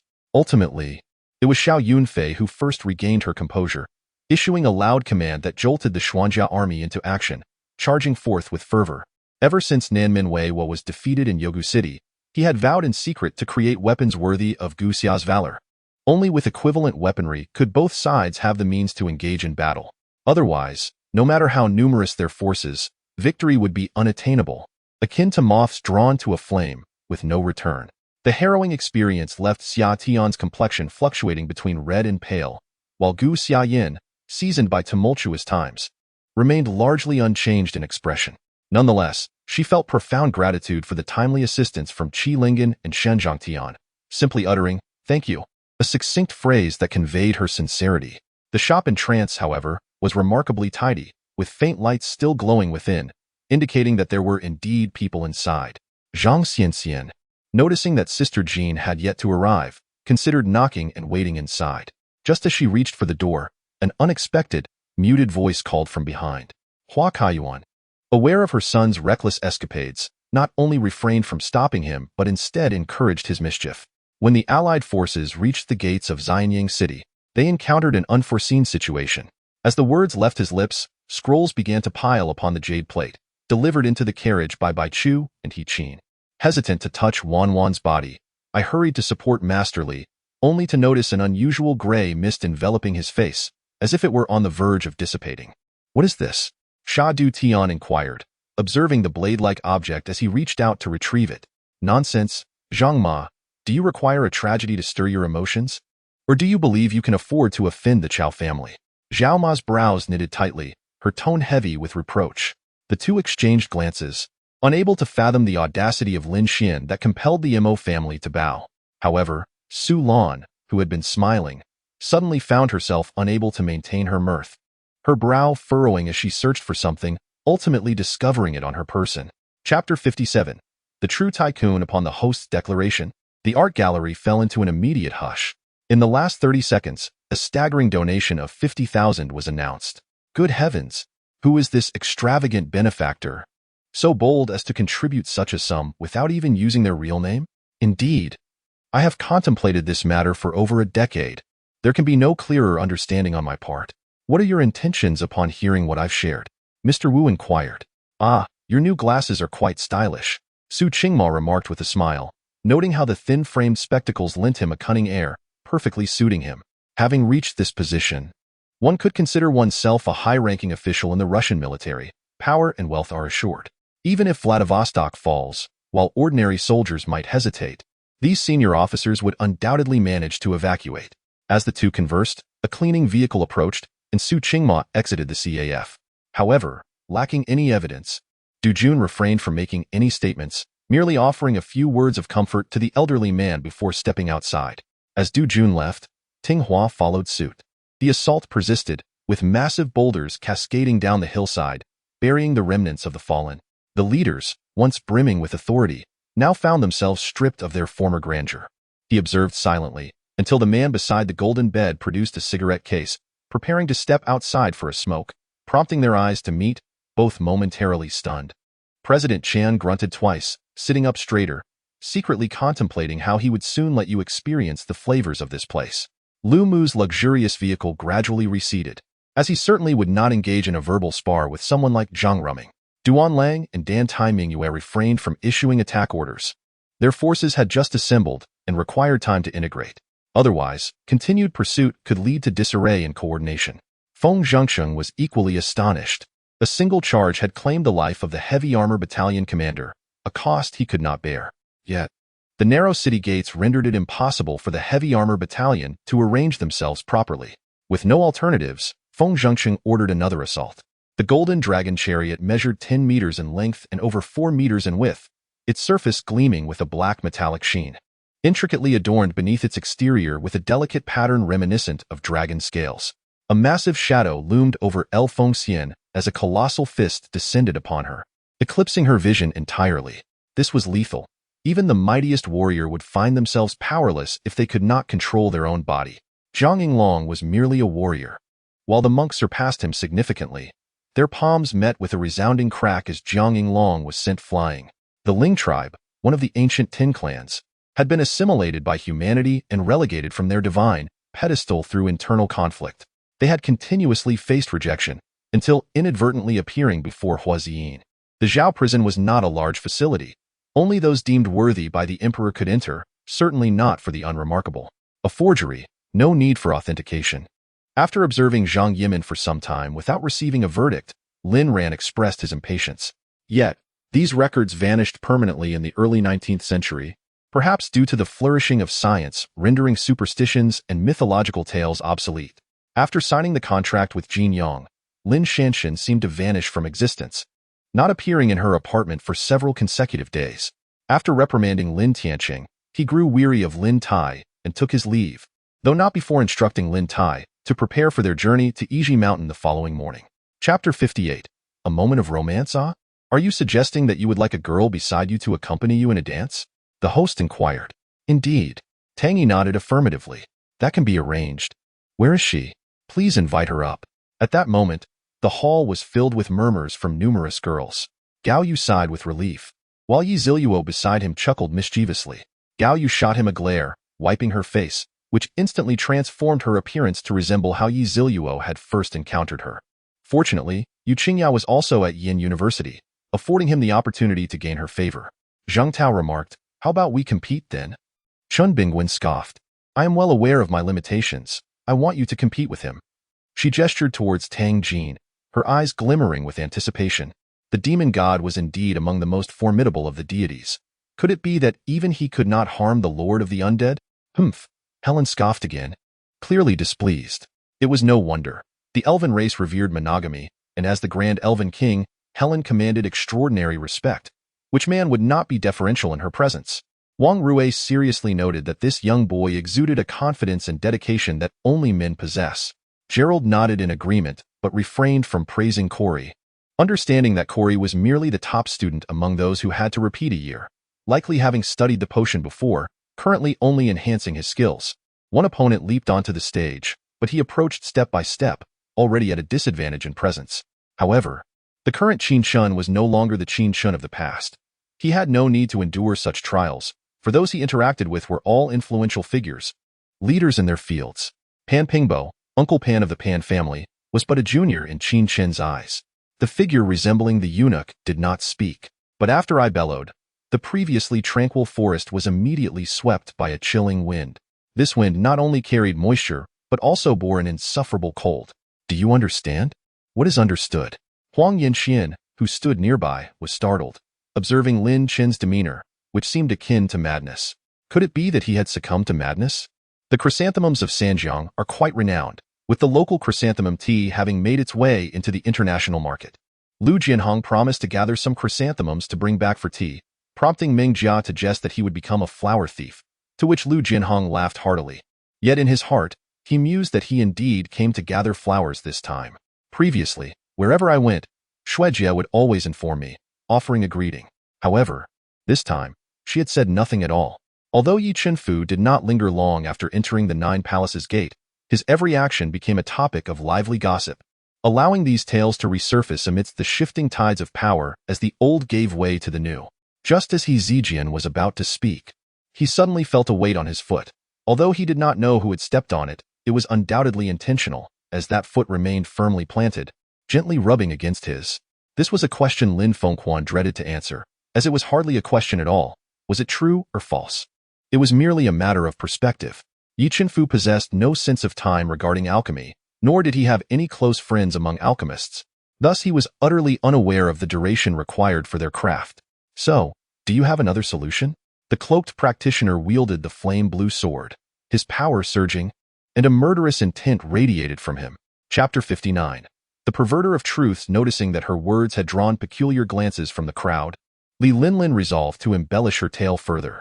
Moreover, such individuals, having come into a fortune, squandered it on indulgence and revelry. Li Linlin pointed at Zhang Ying and continued, "Look at her dress. It was purchased with that gratitude money. Once she had wealth, she failed to cherish it. I inquired about Yi Yu's whereabouts." Qing Ling exclaimed anxiously, her eyes filled with concern. Yi Yu's disappearance heightened her vigilance. His ability to vanish without a trace introduced an additional variable to her journey. Who could predict where he might reappear? Taking a deep breath, Luo Yu calmly approached the mirror, utilizing her final clue to unravel the mystery of this chapter. The people here were kind and simple, living a peaceful existence, akin to a paradise untouched by worldly strife. Several men had already regained their composure, having long since cast aside her wild demeanor, and now they paid no mind to whether she was a lawyer or a doctor. All that occupied their thoughts was seizing the opportunity at hand. Fortunately, the NPCs in the game were proficient in multiple languages, able to comprehend her indistinct utterances. "I knew you sought me for this matter. Discussing it over the phone isn't convenient. Let's meet at a designated time." Xiao Jinglian suggested a location. The fairy of Xiaoxiang lifted her gaze towards Luo Yu, her reddened eyes rendering her even more enchanting.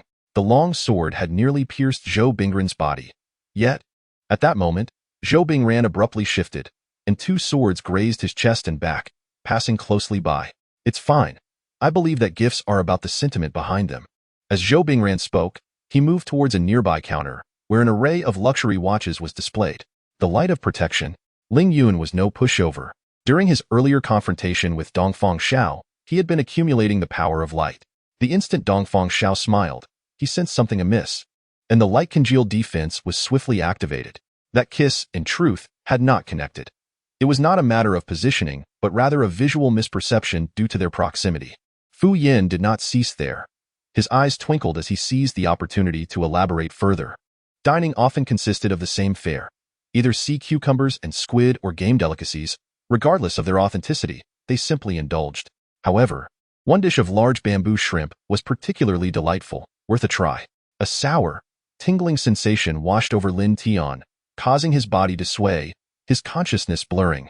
As the heavy black blade fell to the ground, vines pierced through his left leg, ravenously consuming his blood, leading to a sudden loss of vitality.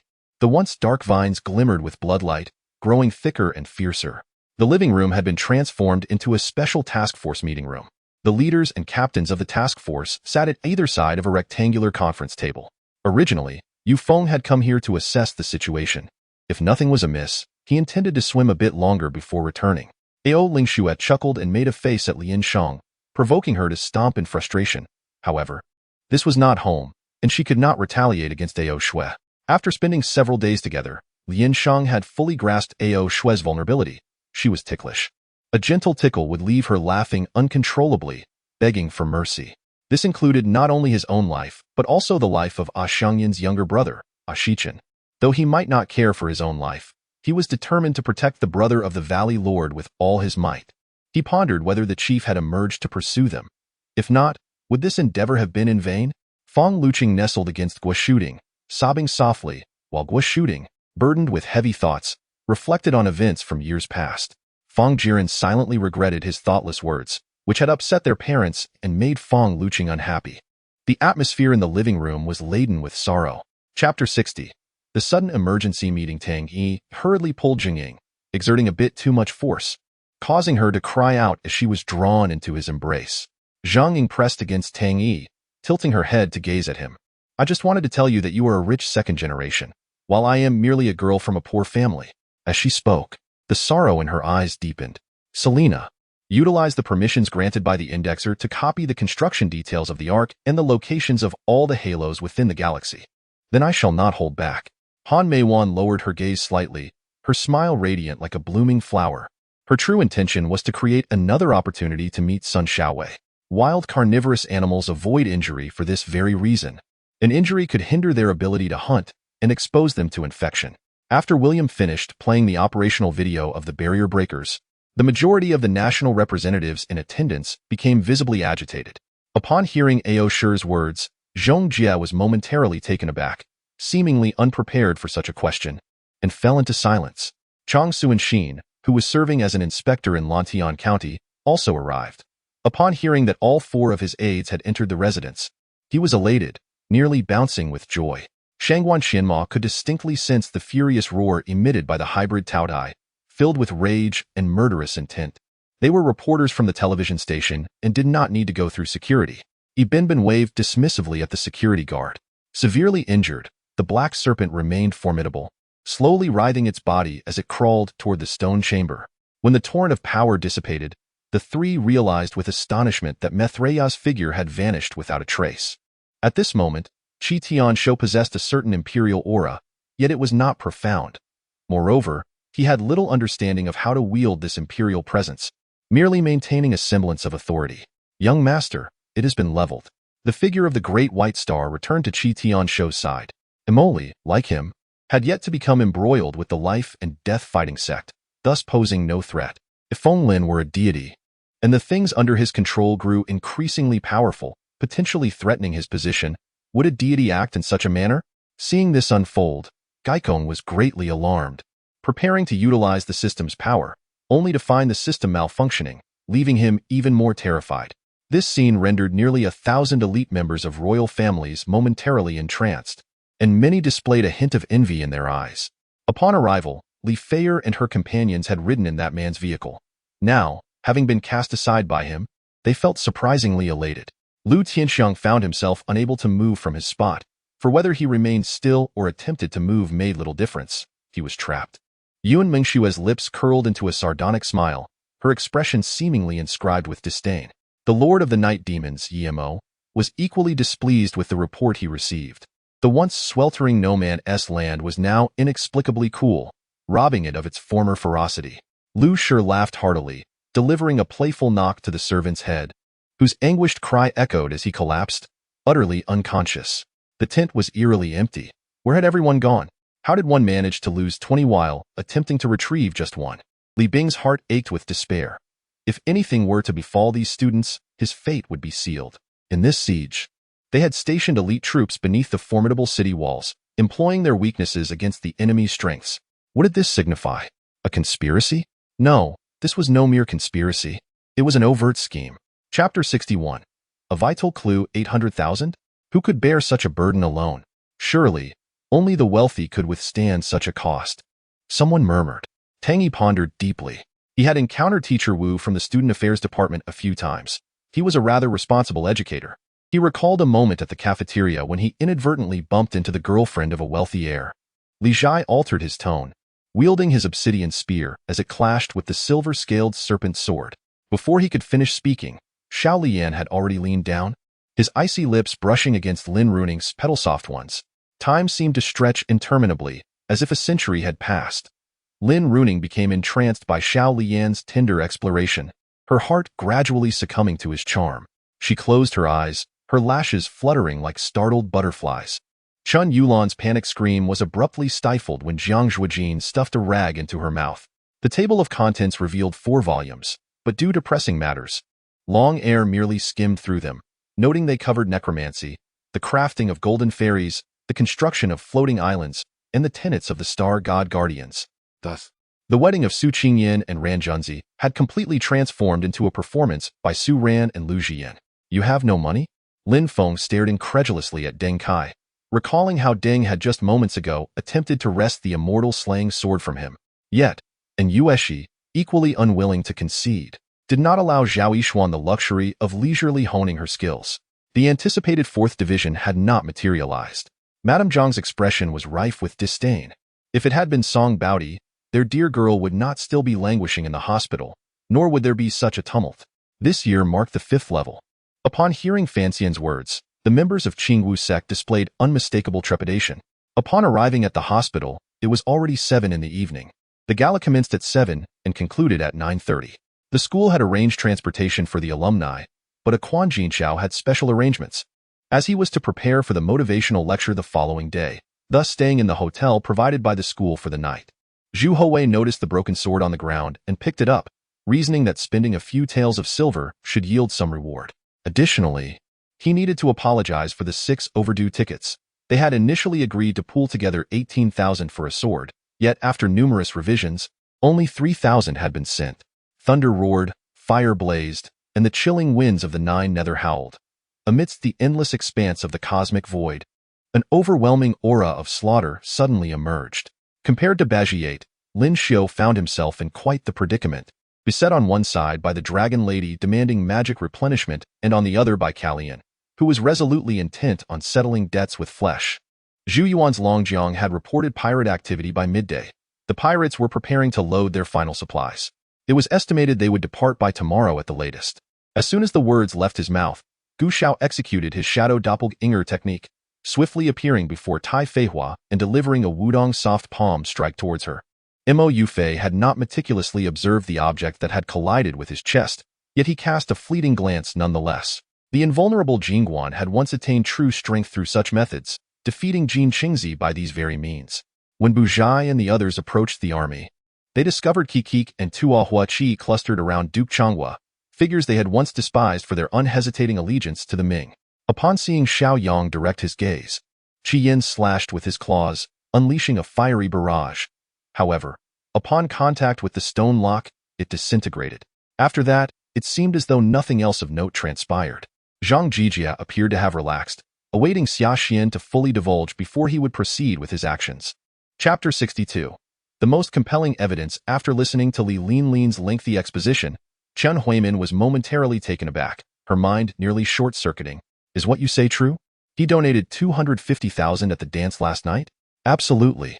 At the time, Peng Jiasin and Li Wei from our class were present. They can testify. Tang Yi is not only audacious enough to steal from the fundraising, but he also extravagantly spent. The 3 across the table noticed that He Qian and his companions had only exchanged a couple of blows before retreating. Their expressions twisted into cruel smirks as they turned to attack once more.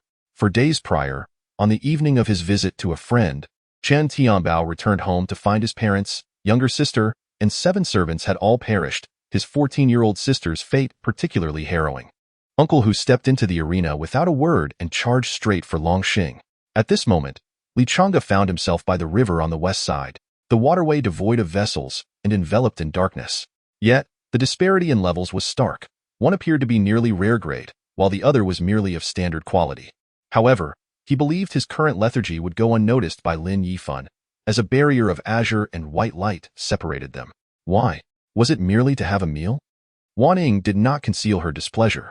What is this establishment? Must we solve riddles before dining? Before Yin Bingxue could finish her thought, Su Chen's hand suddenly reached out, grasping hers from afar. Soon after, everyone returned home. Upon arrival, Tuan Tuan eagerly showed his prize to Su Haoxian and Lin Xiu, trying to find his name among them, but his eyes strained in vain. She maneuvered her falcon to fly towards the direction where the white ape had vanished. Cautious of the treetops that obstructed her path, unwilling to draw too close or fly too low, she could only survey slowly, hoping to pinpoint the white ape's hiding place to summon a skilled hunter. Meanwhile, a cultivator from Jioding, gripped by terror, pushed a companion aside to shield himself, narrowly escaping.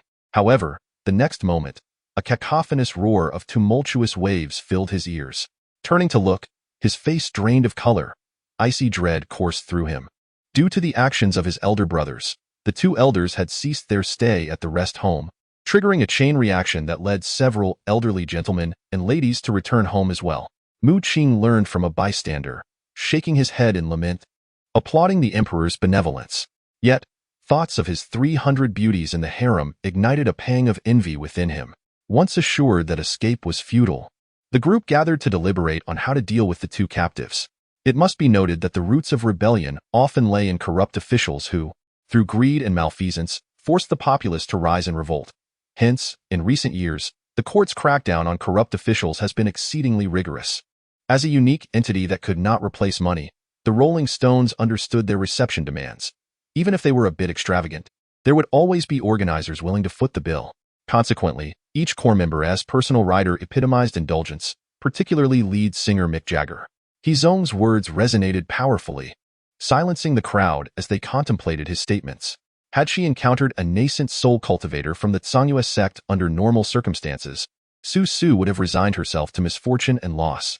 However, with her current golden core mission at stake, should the fallen star pill be lost, the likelihood of her encountering another opportunity for a golden core mission remained uncertain.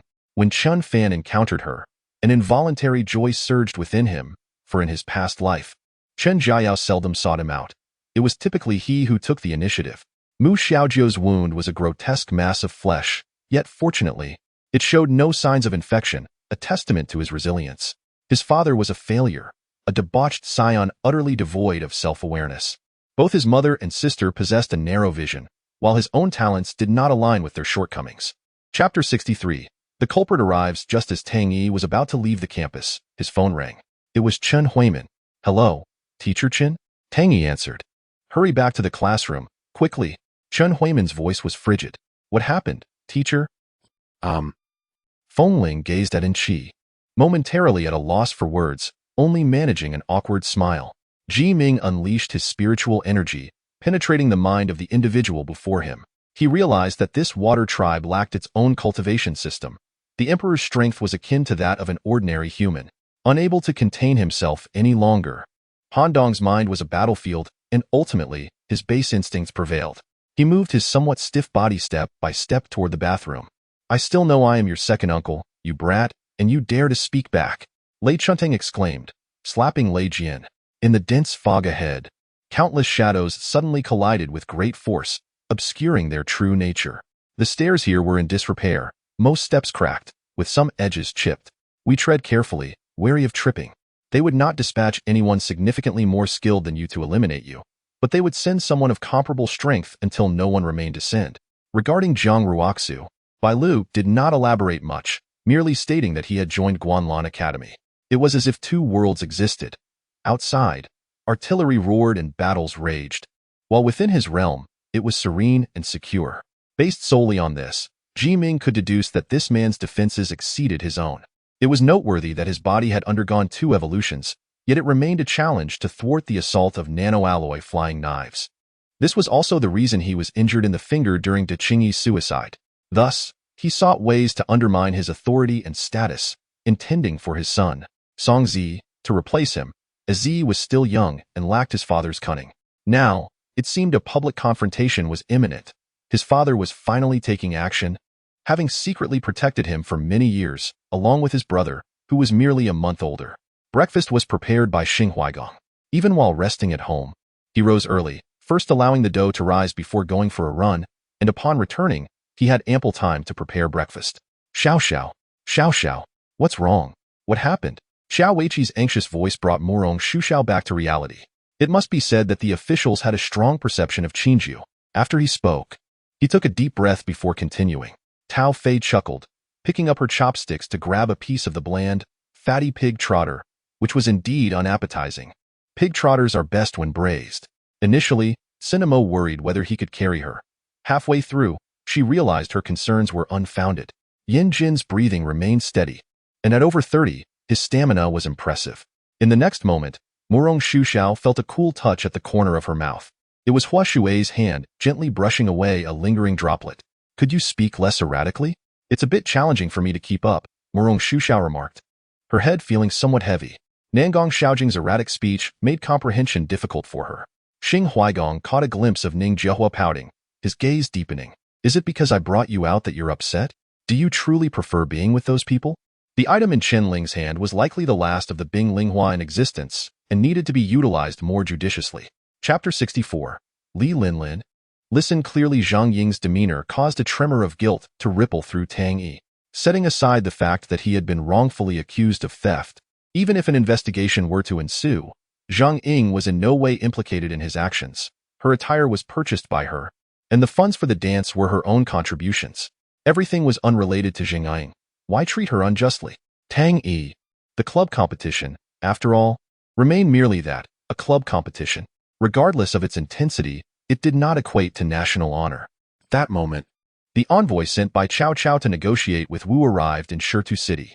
Upon entering, he took residence at the inn and sought an audience with Sun Quan, proposing the return of Cao Zhang.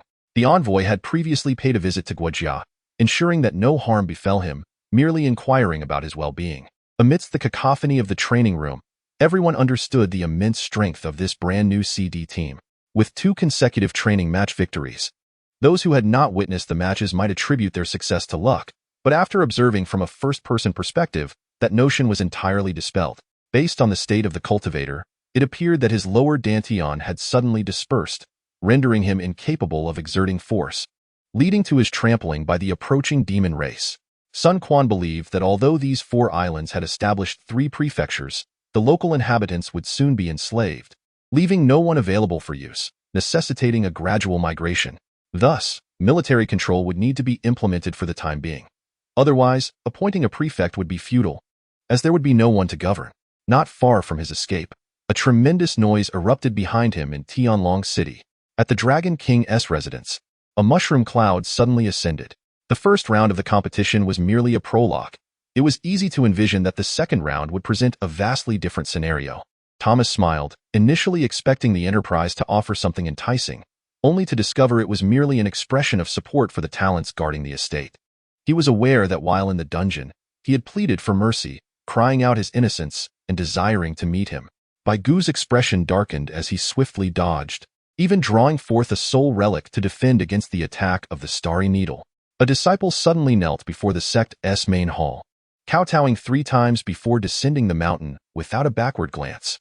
The sovereign of creation transformed into myriad sword lights, which coalesced into a long sword, striking fiercely at the Lord of the Heart Demon. Master Luo, how do you feel? Luo Qingxue, clad in a modern dress, had transformed into a contemporary young lady. However, the ancient demon showed no fear, remaining motionless, its eyes filled with derision. Alas, that child is destined to leave. He perished of thirst. The heavens are blind. 3 years of drought have made survival impossible. As he spoke, Zhou Santai's eyes reddened. With a swift motion, 2 disciples rushed forward, grasping Qin Shuang'er by both shoulders and dragging her back. Tai Luo could not resist stretching, feeling a twinge of anxiety about the mission to Earth, having heard his brother's descriptions of the planet.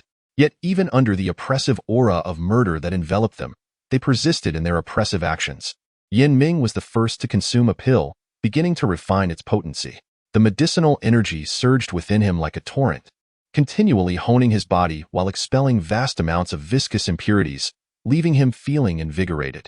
The magma pool seemed like a bottomless pit. It was unclear how much time had passed before Wei Dongjia, Duan Kiki, Luo Zixue, and Luo Qingxue reached their limits.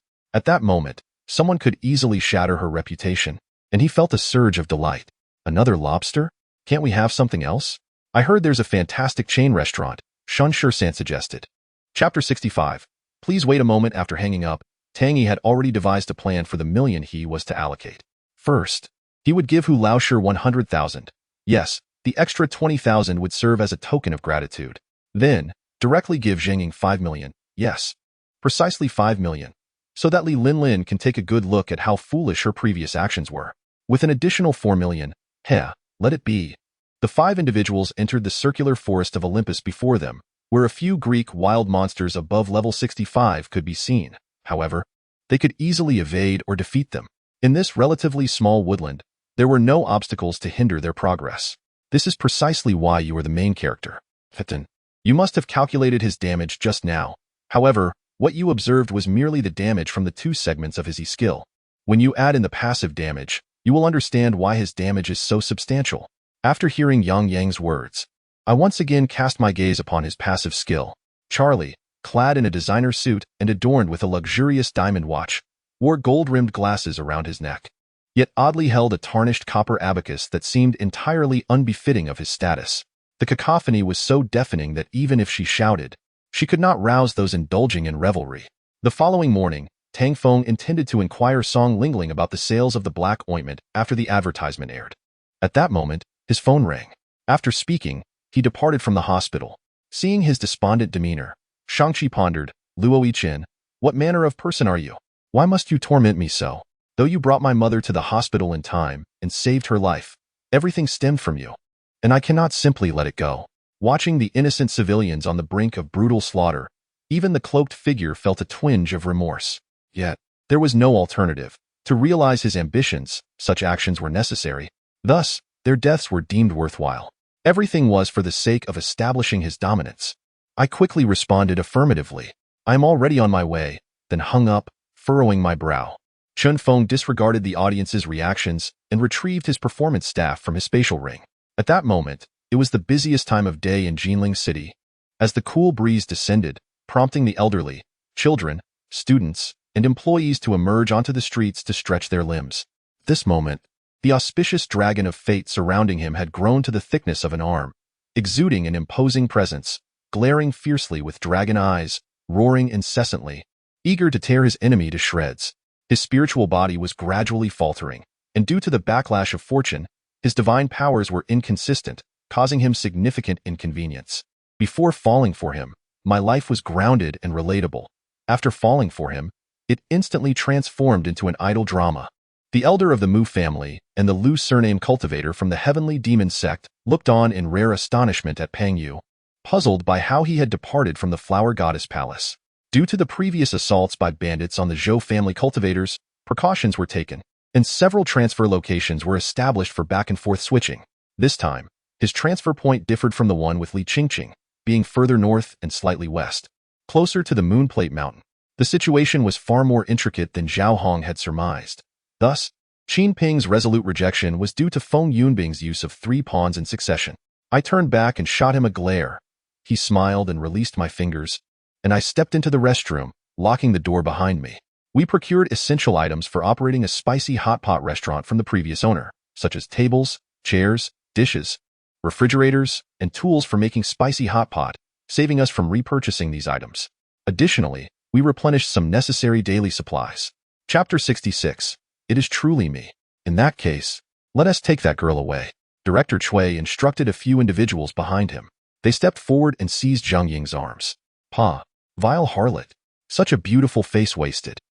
Lu Fei realized that the black stone fragments and fallen copper within the demon suppression furnace had sparked into brilliance, and after being forged into a sword by the furnace, his eyes lit up with joy as he reached out, and the sword immediately flew into his grasp. As she finished speaking, Lu Fei felt the Pai Xiu pendant turn icy cold. Soon after, 2 thunderclaps roared in the skies above Haiming Mountain, sending tremors through the hearts of those who heard. The Buddha's light spread, and after approximately 20 breaths, the intense heat emanating from the charred body on the ground seemed to diminish slightly, as the true fire within him was suppressed by the Buddhist light. Once the chaotic true fire within him was subdued, his condition improved significantly.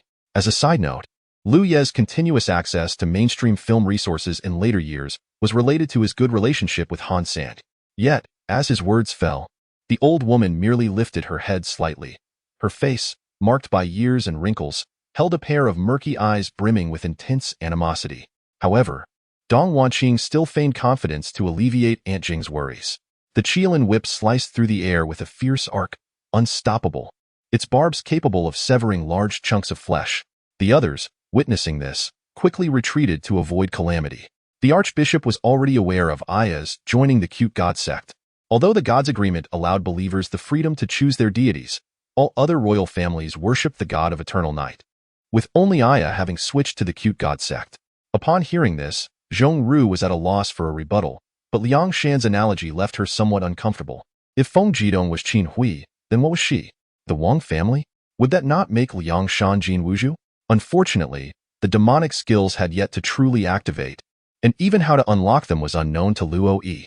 After all, previously, using divine authority to unlock a new skill tree left Luo Yi with only the options of exorcism and divine strike, while the demonic path remained silent.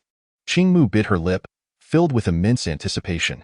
After so many years, someone was finally poised to contend for a place among the top 10 and engage in battle with peak geniuses.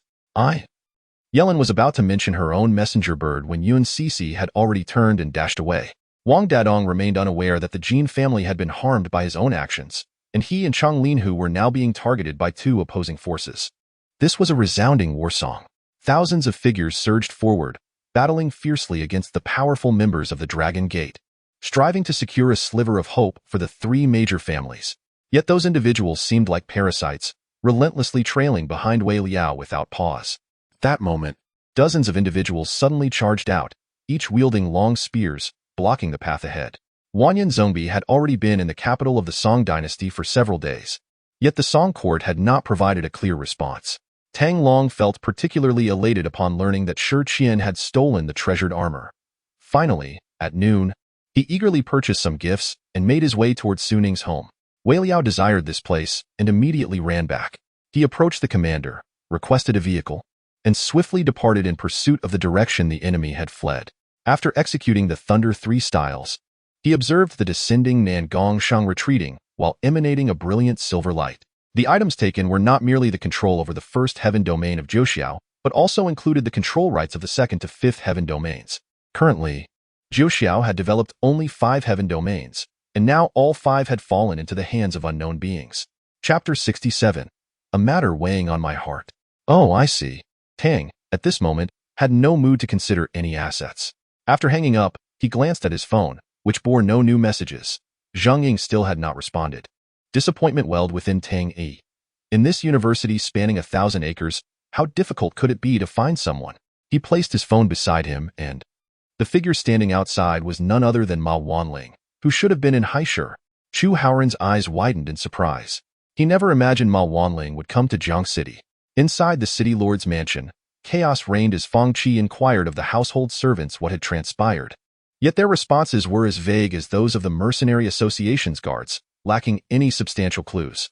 The subsequent events seemed to corroborate this notion, as Sun Ning, after defeating the Yellow Turbans in Yuzhou, did not encroach upon the territories of the aristocratic families of Shuzhou as they had feared, but instead veered slightly northward, meandering into Cao Cao's domain. Nothing at all. It is fortunate that no discoveries were made.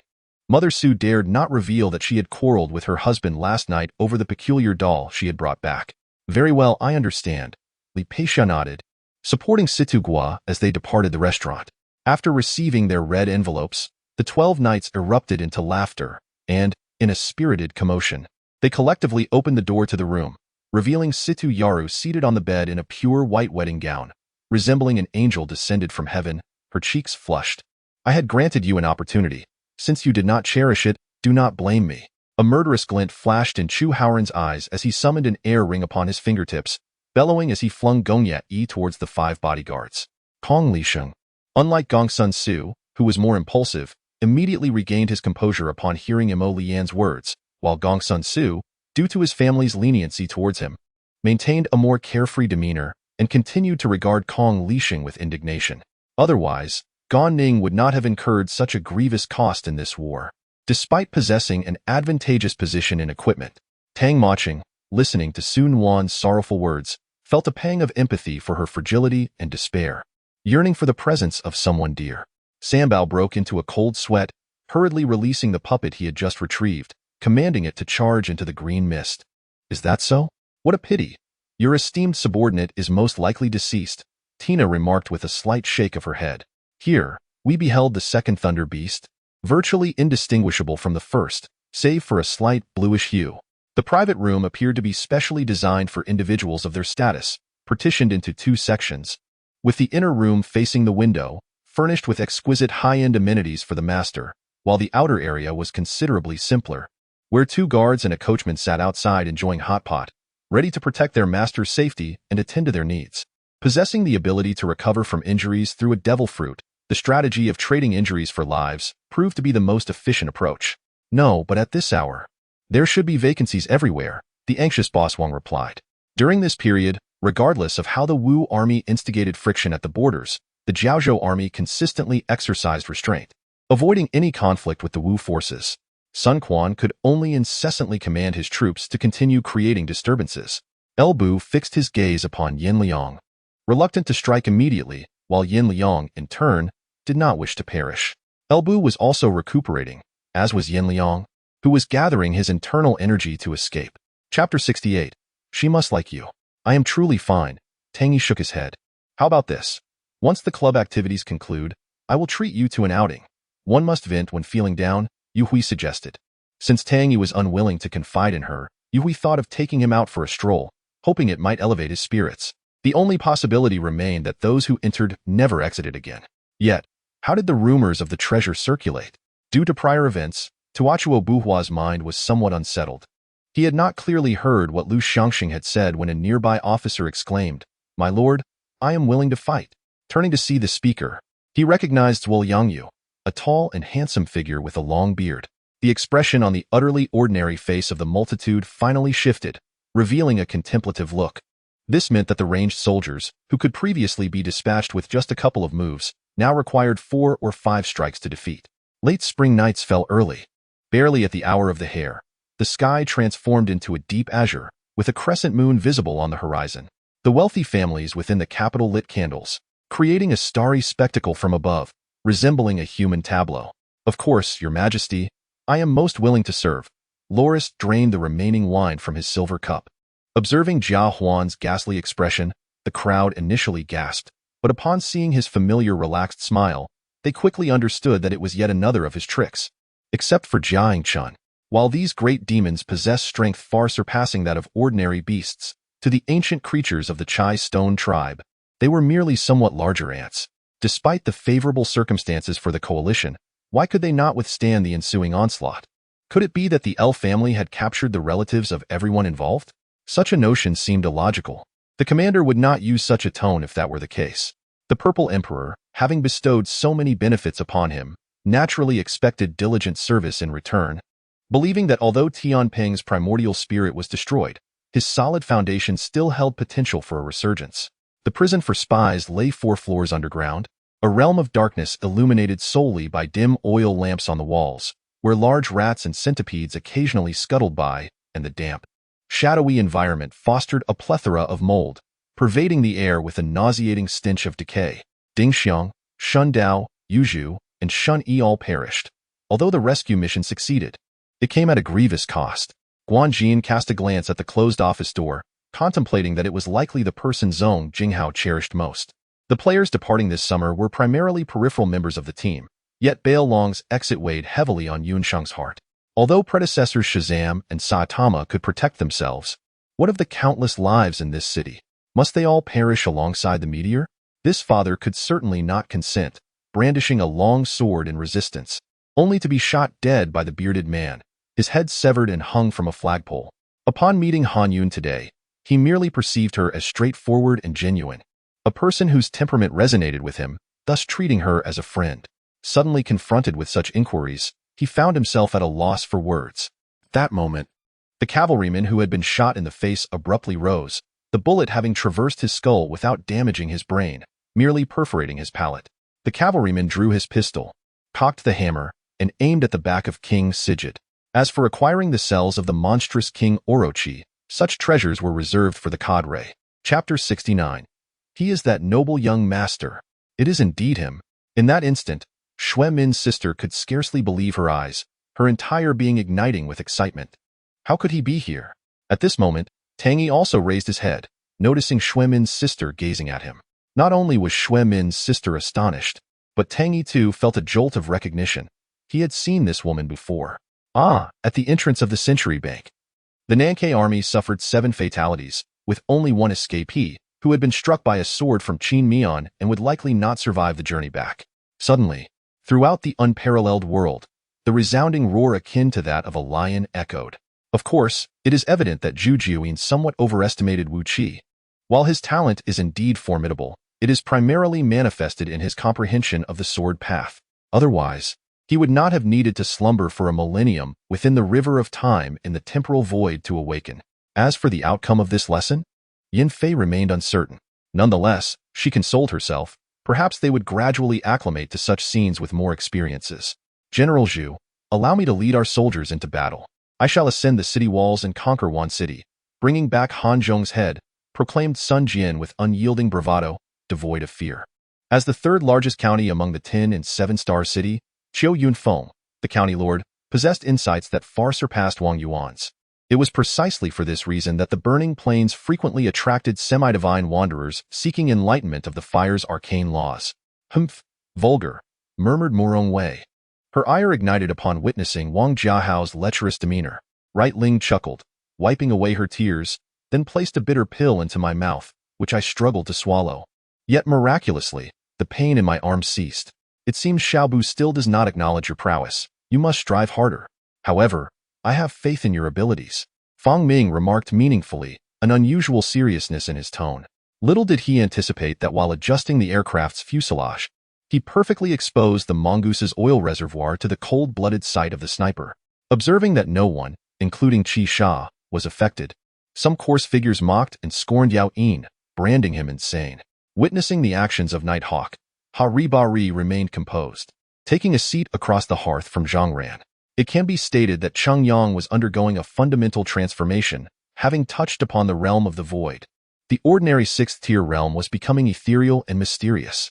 Provided no unforeseen events arose, he would undoubtedly ascend to the 7th-tier realm within a decade, and not just any 7th-tier realm, but a remarkably elevated one. Under Knight's arrangement, 14 members, along with Old Dao, rose from the underbrush, commencing fire upon the jungle behind Mai Yi, while Knight and Lin Feng directed their team to shoot at the combat vehicle where Mai Yi was concealed. Chapter 70. Just a little more indeed. Sister Xue Min is quite astute. Suddenly, the thought struck me. What kind of foolish woman would leave Tang Xiao? Truly, a lapse in judgment. The opportunity now lay before me. I must not let it slip away. It appears Tang Xiao is in a vulnerable emotional state, and I might well serve as a balm from a woman's heart to soothe him through this sorrowful period. In the air, faint patterns began to appear. Gu Lang's hair moved as if caught by an unseen wind, his veins bulging, his visage a mask of rage. The spider sent the 2 elders of Xinyuan, while the Red Forest dispatched the male and female dual assassins. The esteemed president declared, despite receiving ample cultivation resources, he remained at the bottom, causing him to cast evasive glances at Wang Chong. Her words were delivered with an air of inevitability, as Su Xiaoxia's face paled, her nails clawing at the air, yearning to grasp Zhen Fanxing. Yet her wrist remained immobile. From Shui Wuqing's clenched fist emerged a crystalline ice dragon, which, while deflecting Yu Wu Ya's fiery dance, collided with Yu Wu Ya's body, propelling him a considerable distance away. Fortunately, Shui Wuqing refrained from unleashing her full power. Otherwise, Yu Wu Ya would have surely sustained injuries. Engaging in combat with Shui Wuqing using cold energy was akin to courting death. Shui Wuqing, being of the extreme ice body, could easily entrap those of the 5-star Battle King level with mere shards of ice, exuding an intense chill. In reality, Yu Wu Ya too possessed the energy of an ice body, albeit without the knowledge to wield it effectively. Upon recalling his touch upon my skin, gliding over every inch. How could I ever marry again?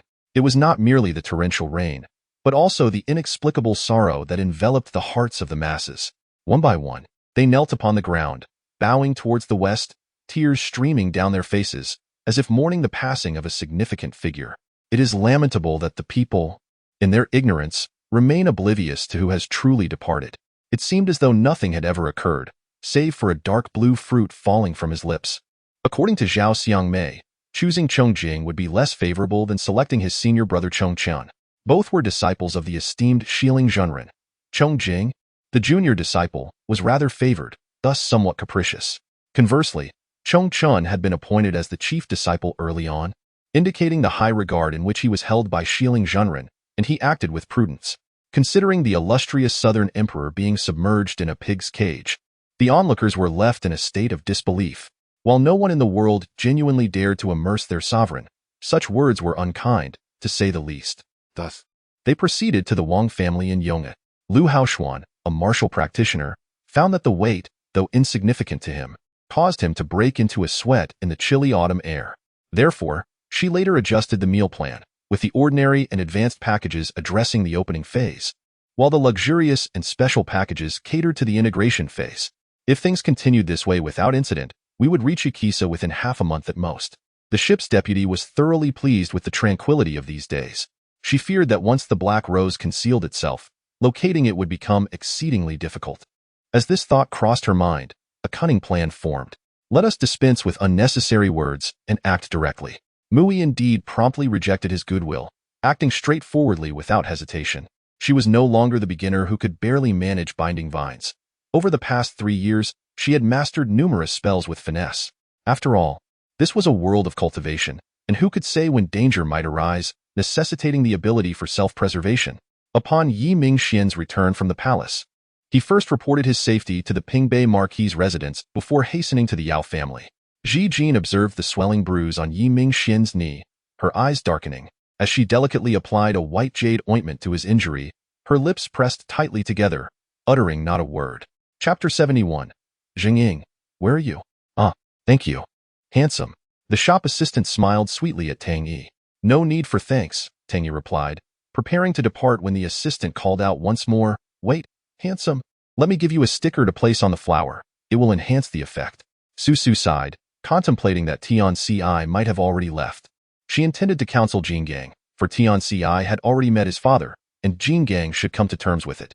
After all, they had long been mentally prepared for the possibility of this child's survival, and now that Tian Ci was gone, it was time to let go. Han Yang finally exhaled a sigh of relief, fearing that Xin Lin Xian might become fixated on concocting that particular medicine. If it proved unattainable, Xin Lin Xian would undoubtedly be heartbroken. As the competition drew to a close, the Cleveland Cavaliers' score remained stagnant. During the fourth quarter, the five Giants played merely half a game, ultimately succumbing to a staggering 32-point defeat, while the Warriors celebrated a resounding victory. Sue's father heard the doorbell, rose to set down the handful of soil. Those gentlemen were more concerned that, should chaos erupt in the capital, those with ambition in the regions would rise in rebellion. Yet, as they approached a critical juncture, where slaughter and destruction seemed poised to be quelled once more, Liang exchanged a calm glance with her, subsequently averting his gaze, unaffected. Though such mental illusions were rare and remarkably skilled, they were still somewhat lacking in the eyes of a demigod. Li Dongwan understood and refrained from further inquiries, swiftly rushing into the emergency operating room. He had forgotten how many years had passed since he last battled a divine beast. Mu, who cherished cleanliness, would wipe down his body daily, ensuring that upon awakening, he would not feel regret. The flowing sound zither, a treasure of the world, one of a kind, crafted from a millennium-old divine wood, produced melodies that resonated with the heart like the sound of high mountains and flowing water. You actually possess such treasures, Lin Shuiyue exclaimed in astonishment. Indeed. I overheard the servants of the Wang residence mention that the regent dotes on his consort every night. Once, he even summoned the imperial physician before dawn. Young Master Jean said with a lecherous grin, but I promised Zekin that I would gift him something. I cannot go back on my word. How about you accompany me this weekend to select a gift? It will be from both of us to Zekin. Bai Lesheng pondered, feeling lost as to what to present Han Zekin. He fell silent, aware that her words were merely flattery, devoid of genuine sentiment. Though her words were pleasing, her heart harbored ulterior motives. Chapter 72. An incompetent boyfriend. Do not be deceived by the playful banter among the brothers in the dormitory. When faced with adversity, their camaraderie is genuine. Tang Yi shook his head, realizing that such matters could only be processed alone. He wished to vent his sorrow privately, not wanting to burden others with his grief. He then leaped from his bed and exited the dormitory. At that moment, Tang Yi raised his arm. Brother Jian, congratulations on completing this task. You have earned 10 sect contribution points, the Outer Affairs Hall's disciple said, staring at Jian Yi with an odd expression. After clarifying matters with the crew, he temporarily entrusted the work here to the assistant director, Jason. After learning that Ike was heading to London, Kate approached him to discuss the possibility of accompanying him home, also offering to be his guide. Very well, then let us give it a try. Lin Feng clapped his hands, solidifying the plan. Do you know what the most reckless thing I have ever done is? Zaga laughed nervously. It matters not. With rises come falls. I do not expect to achieve a perfect approval rating from everyone. That is beyond even the divine. Lu Yun glared at him, inquired sharply, why did Ding Yuan resign from his post? Does Dr. Yang have any insights? His tone was stern, laden with an interrogative edge. Moreover, both of them had reached the pinnacle of the Golden Core stage, poised to advance to the Law Manifestation stage, their power surpassing his own. After all, during their 33 consecutive victories, they had encountered formidable opponents, including the Miami Heat, who were merely stepping stones during the Cleveland Cavaliers' winning streak. Buy them all? I mean the film adaptation rights of these comic characters. How much will that cost? Ike asked, when the scouting personnel reported that the city gates of Hengyang had closed, indicating that the entire 62nd Division had exited the city. Guizhuoqing nodded to Mao Runtian and smiled as he glanced at the pistol he had taken out. Come on. It was you who just threw the sheet music at me. Xiao Ziqian vented, criticizing those who only acted without thought, likening them to a tyrannosaurus, declaring they could hardly be considered human. Will I have to endure a heroic rescue today? Jianwei felt a rush of excitement, quickly turning to look at the speaker. However, when Feng Jie turned back to observe, he realized that even if he were to enter the Dragon Ball world, there were only a handful of characters that would leave him utterly helpless. Humph, you do not understand, my uncle. Having a few ants is sufficient. However, there are matters you do not grasp. He bore no grudge against him and pulled out a cigarette to smoke together. After enjoying a meal there, they were preparing to depart. Why should the King of Fear, with lesser abilities than mine, be my superior? At the very least, I ought to be his superior. Yet before he could finish, a series of retaliations ensued. If only he could see the state of his opponent, knowing he had been beaten into a pitiful mess. Although he belonged to the youth demographic, his thoughts often mirrored those of an elderly woman, preoccupied with trifles. When Ma Jing purchased items for her, she offered little input, feeling that walking behind was too obstructive, and proactively moved to the front. Suddenly, a strange laughter jolted Yi Junyi from her dreams. She slowly opened her eyes to a hazy pink vista.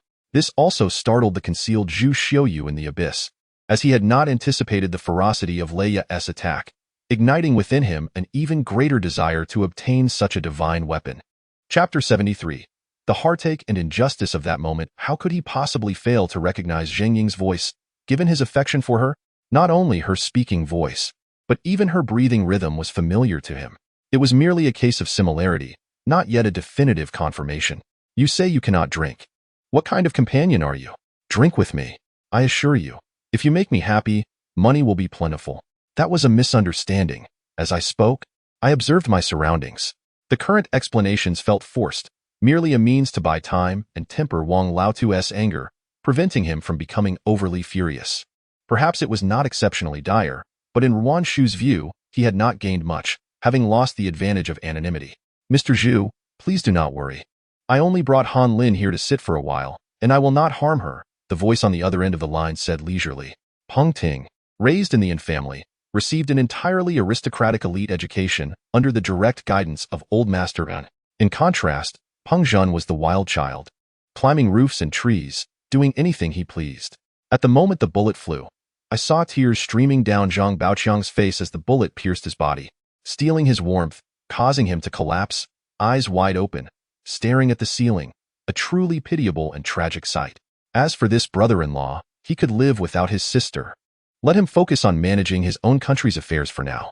Hua Fangfei came flaunting her power, yet not only was I unaffected by her words, But even heaven only heard news regarding Pang Zhen's physical condition.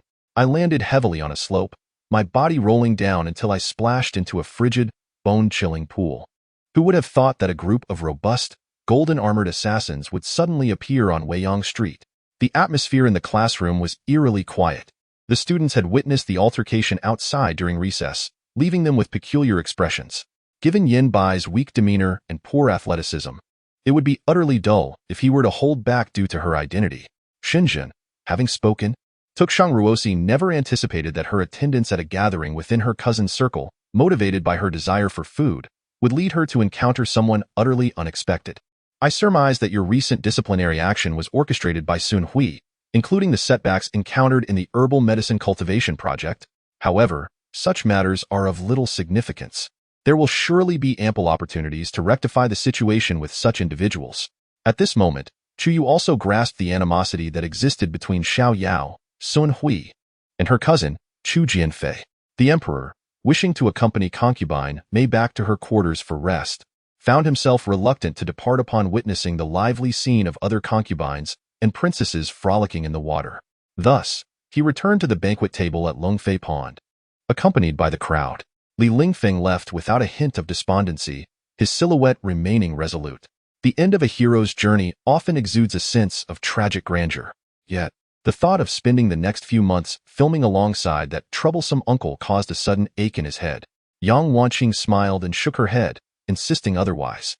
She wished to advise against any extravagant gestures, but upon meeting by Wanqing's tense and anxious gaze, she refrained from voicing her thoughts. Suddenly, Li Longfei seemed to recall something, closing his eyes and activating his so-called perspective mode. When he opened his eyes again, he found that there was no discernible difference from ordinary vision. The promised ability of insight was altogether absent. Chapter 74. The Power of the Bottles. Hey, young lady, why are you taking so long in the restroom? The man adorned with a golden chain, upon seeing Zhang Ying's arrival, patted the space beside him. Hurry up, sit here. As a hostess, you ought to ensure the guests are thoroughly entertained. Just then, a young man intervened, pulling Zhang Ying away and casting a piercing glare at the man in gold. Yi Huan, raised under the protection of her guardian spirit, now faced a reality where the guardian was gone, and even Master Fong could no longer shield her. I understood that she was at risk, and without sufficient funds, I would be unable to rescue her should trouble arise. Presently, she constituted my entire world. As long as she remained safe and sound, I would willingly do anything for her. She would not disclose such matters to me. To her, they were secrets, and she deemed discussing them as tedious, a waste of time, breath, and effort. Observing this scene, Yifei suddenly understood that the 9 water dragons were, in fact, the colossal water columns formed, and the so-called devouring was merely the act of drawing enemy ships into the whirlpool beneath the sea, an effect brought forth by the underwater formation. Beneath the vast expanse of the sky, the celestial eye continued to survey the entirety of Zixiao heaven. In the face of the cultivator's despair, even Bai Yang and Yu Luo of the Yangyue sect could not evade this calamity. At this moment, Han Long feigned respect, exuding the unique aura of a nascent soul cultivator, allowing the other's divine sense to sweep over him. On one hand, his maternal grandfather's family worked within a state-owned enterprise. Although they wielded little power, he always received news of any commotion. Moreover, through the Duan family, he had a general understanding of the state-owned enterprises in Hudong province, knowing whom to trust and whom to regard with caution. Under the relentless assault of the reincarnation sword wielded by Chu Feng, the murderous intent erupted entirely, obliterating the accumulated barrier of murderous aura that had taken millennia to forge. Forget it. Returning home seems futile, he mused, surveying his surroundings, his gaze catching sight of a new discovery. Yi Song reclined her head backward against the wall, unable to lean any further. Su Ruoqing's kiss enveloped her, hands cradling her head, gradually delving deeper as if to touch the depths of her very soul. Huilan, the 7 Wolves attire is of exceptional quality. You are truly a fool. I scarcely know how to advise you. Lando now lacked the spirit to engage in conversation, merely shaking his head in response to the inquiries from Mu Shui and Ruo Fei. I owe my thanks to the mixed guards. Tanger had already walked to the center of the grand hall with me. Perhaps before the divine, she remained but a child. Lu Ji led the cultivators aboard the battleship to take flight outside.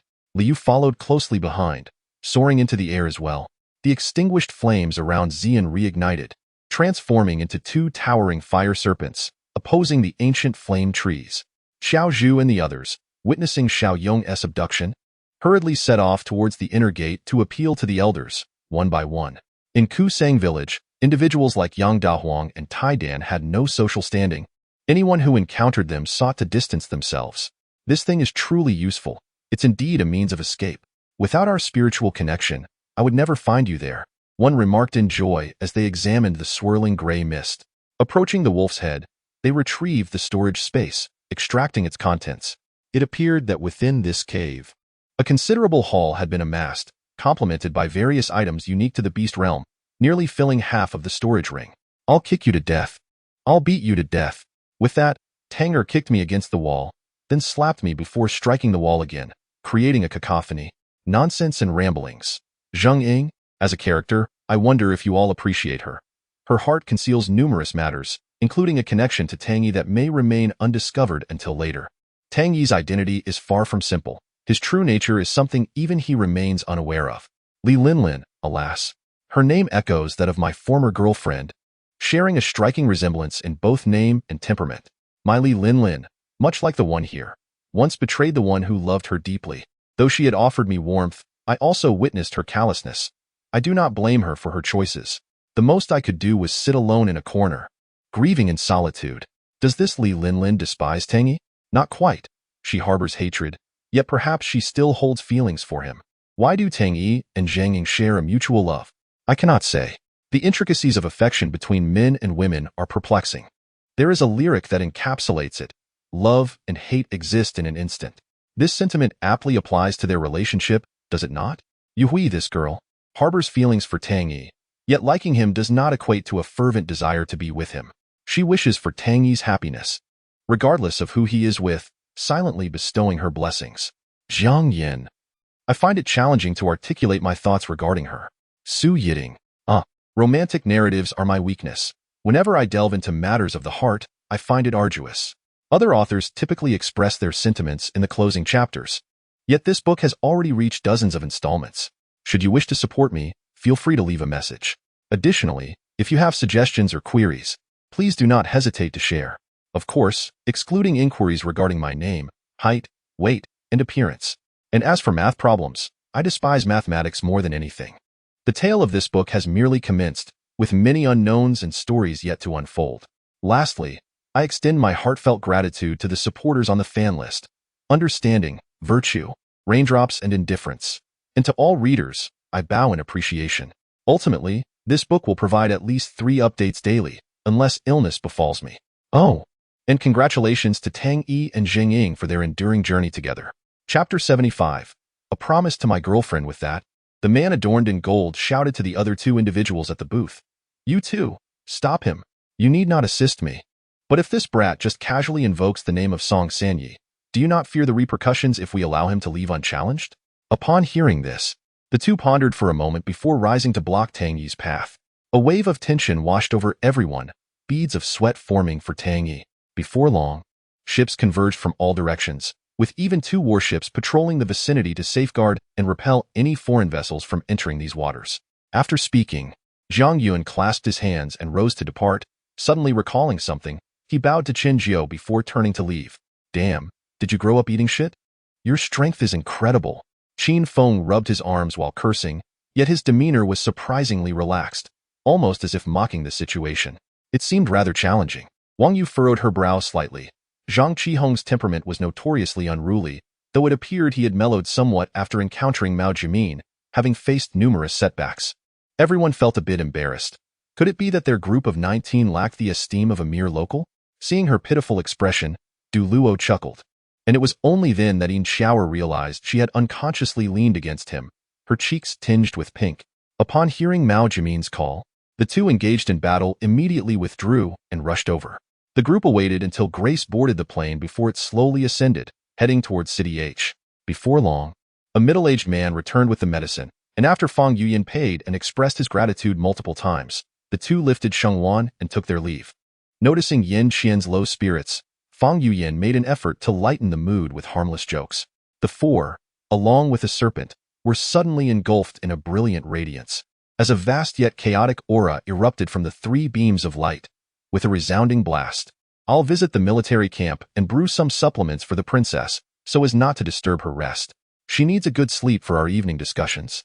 Perhaps provoked by Godzilla's arrogant demeanor, the hatch of the massive battleship suddenly opened, and a creature resembling a black mechanical dinosaur soared out. From a considerable distance, she witnessed Huang Junfei slowly collapsing, while Raphael radiated a dazzling white light, causing the enemies to scatter in fear, enveloped by the brilliance.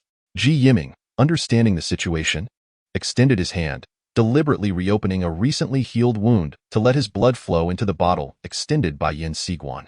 The one who elucidated Godzilla's confusion was the Ultra King, appearing remarkably generous and unafraid of the Monster King demanding benefits from them, speaking with a hint of caution, as if their Ultramen were somehow taking advantage of Godzilla. As a top-tier scientist, Yin Siguan maintained a composed demeanor, accepting that even should he perish in the explosion of the new formation, it would be a worthy demise.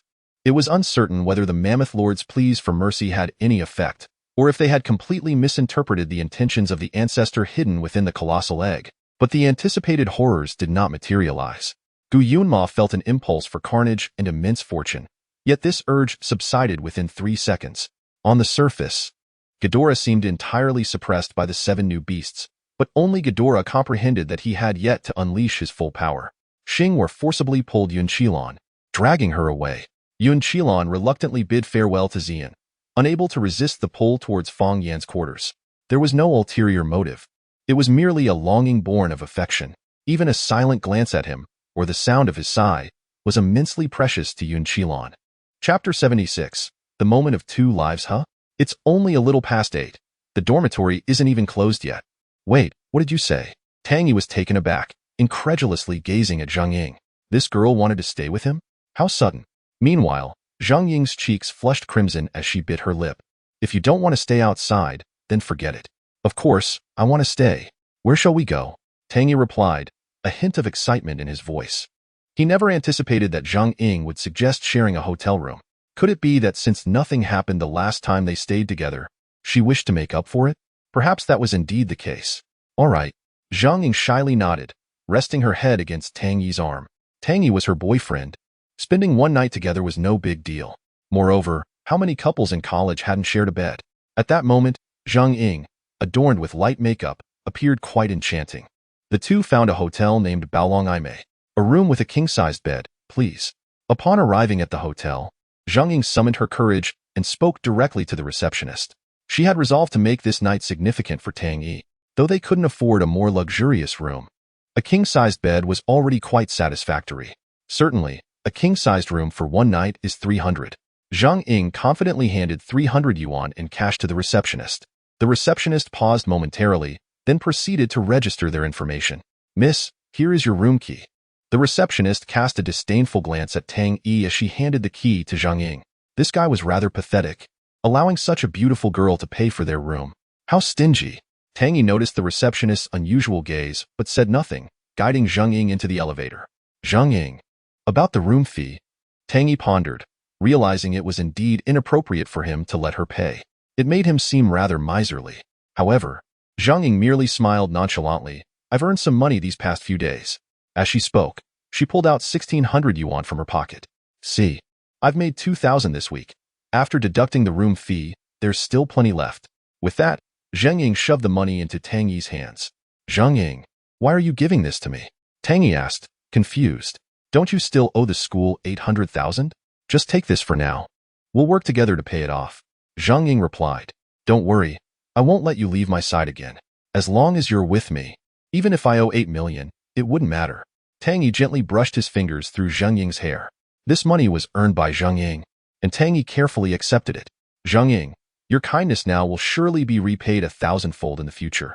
Tang Yi's words filled Zhang Ying's heart with warmth. Despite having avoided Tang Yi these past few days, she had not stopped thinking about him. Being together at that moment filled her with a sweetness and joy that made her forget about the debts. Nothing could compare to the beauty of being with the person one loves. Soon, the elevator arrived, and their room number was 502, conveniently located next to the elevator. As they stepped out, they spotted a couple embracing and kissing in the hallway.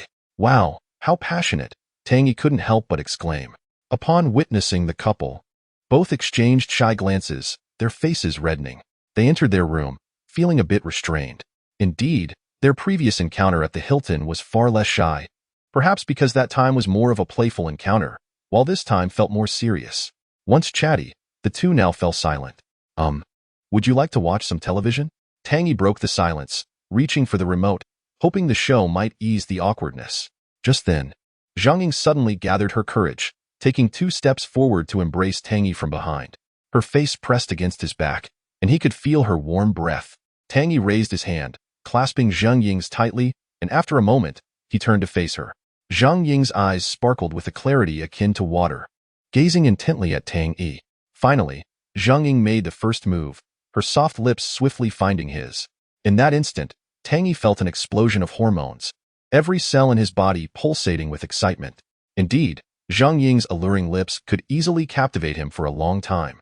After what felt like an eternity, Tang Yi lifted Zhang Ying's legs, allowing them to entwine around his waist. The two fell onto the pristine white bed. At 3 in the morning, Tang Yi opened his eyes, realizing it was still dark outside. Tang Yi rubbed his eyes and turned his head, only to suddenly realize that Zhang Ying was nowhere to be found. Zhang Ying, he shouted frantically in the room, but there was no response. Panic surged within him as he quickly dressed and rushed outside the hotel. It was still dark, and he wondered where Zhang Ying could have gone. Was she in danger out there alone? His anxiety escalated. The night was pitch black, obscuring his path. Zhang Ying, where are you? He repeatedly called out. But the silence of the night offered no answers. In such darkness, where could she have gone? Why had she left? Did she not fear the night? In despair, he sat by the roadside, yearning for her presence, wishing to stroll hand in hand with her in a tranquil park. Zhang Ying, you promised me you wouldn't leave. He lamented. Why? Why did you leave without a word? Tears streamed down his face as he wept, consumed by sorrow. Just then, a blinding light illuminated his face, and he looked up to see a car halted in front of him. In the enveloping darkness, he could only discern the 2 glaring headlights. Suddenly, a figure in black had an arm wrapped around a girl's neck, and upon spotting Tang Yi, the girl screamed, Tang Yi, help me. You must save me. He recognized her instantly. It was Zhang Ying, but the assailant had already pulled her into the car, which sped away with a screech. Tang Yi, help me. Zhang Ying's cries echoed in his ears. Zhang Ying, he bellowed in agony, as if the entire world could hear his despair. Without a moment's hesitation, he sprinted after the vehicle, yet his legs felt as though they were encased in lead. In a frenzy, he reached for his phone, desperate to call Zhang Yongqing and Song Jinhui. He quickly found Zhou Jichao's number, but it wouldn't connect. He then tried Dai Zhongxing's number, but it rang unanswered. Why? Why is this happening? He shouted at his phone, tears spilling from his eyes. You, return Zhang Ying to me. He yelled at the darkened sky, grief overwhelming him. In a sudden start, Tang Yi awoke to find himself back in the hotel room, sunlight streaming through the curtains. He glanced beside him, relieved to see Zhang Ying still asleep, turned on her side. Phew, it was just a dream, he sighed, though the nightmare had been too vivid. Why had he dreamt such a terrifying scenario? He noticed the remnants of tears in his eyes. Looking at Zhang Ying, who appeared so beautiful in her slumber, he couldn't resist planting a gentle kiss on her cheek. At that moment, his phone vibrated. Picking it up, he saw it was a call from Zhang Yongqing. He stepped outside, not wanting to disturb Zhang Ying's rest. Young master, I apologize for the interruption, Zhang Yongqing said over the line. It's fine, Director Zhang. What's the matter? Tang Yi inquired. Recently, we discovered a peninsula in the southern seas, rich in diamond deposits. I sent people to investigate, and it appears we could expand our diamond business. I wanted to know your thoughts. Although Zhang Yongqing was the director of the Jiangnan base, he could not make such decisions unilaterally. He needed to consult the family's core members first. Diamonds? That sounds great, Tang Yi replied. I support the extraction of diamonds to expand our business. Yes, we will ensure this is executed well. Thank you for your support, young master, Zhang Yongqing replied, clearly excited about the prospect. Zhang Yongqing planned to secure the land for the peninsula immediately. Oh, by the way, Director Zhang, may I request some of the diamonds once they are extracted? Tang Yi proposed. These diamonds could be crafted into jewelry for Zhang Ying, as he wished to adorn her with the most exquisite gems, making her the envy of all the girls at school. Of course, young master. I will ensure you receive them first, Zhang Yongqing assured him respectfully. All right, it's settled then. After hanging up, Tang Yi returned to the room, where Zhang Ying remained asleep. He lay beside her, scrolling through his phone while waiting for her to awaken.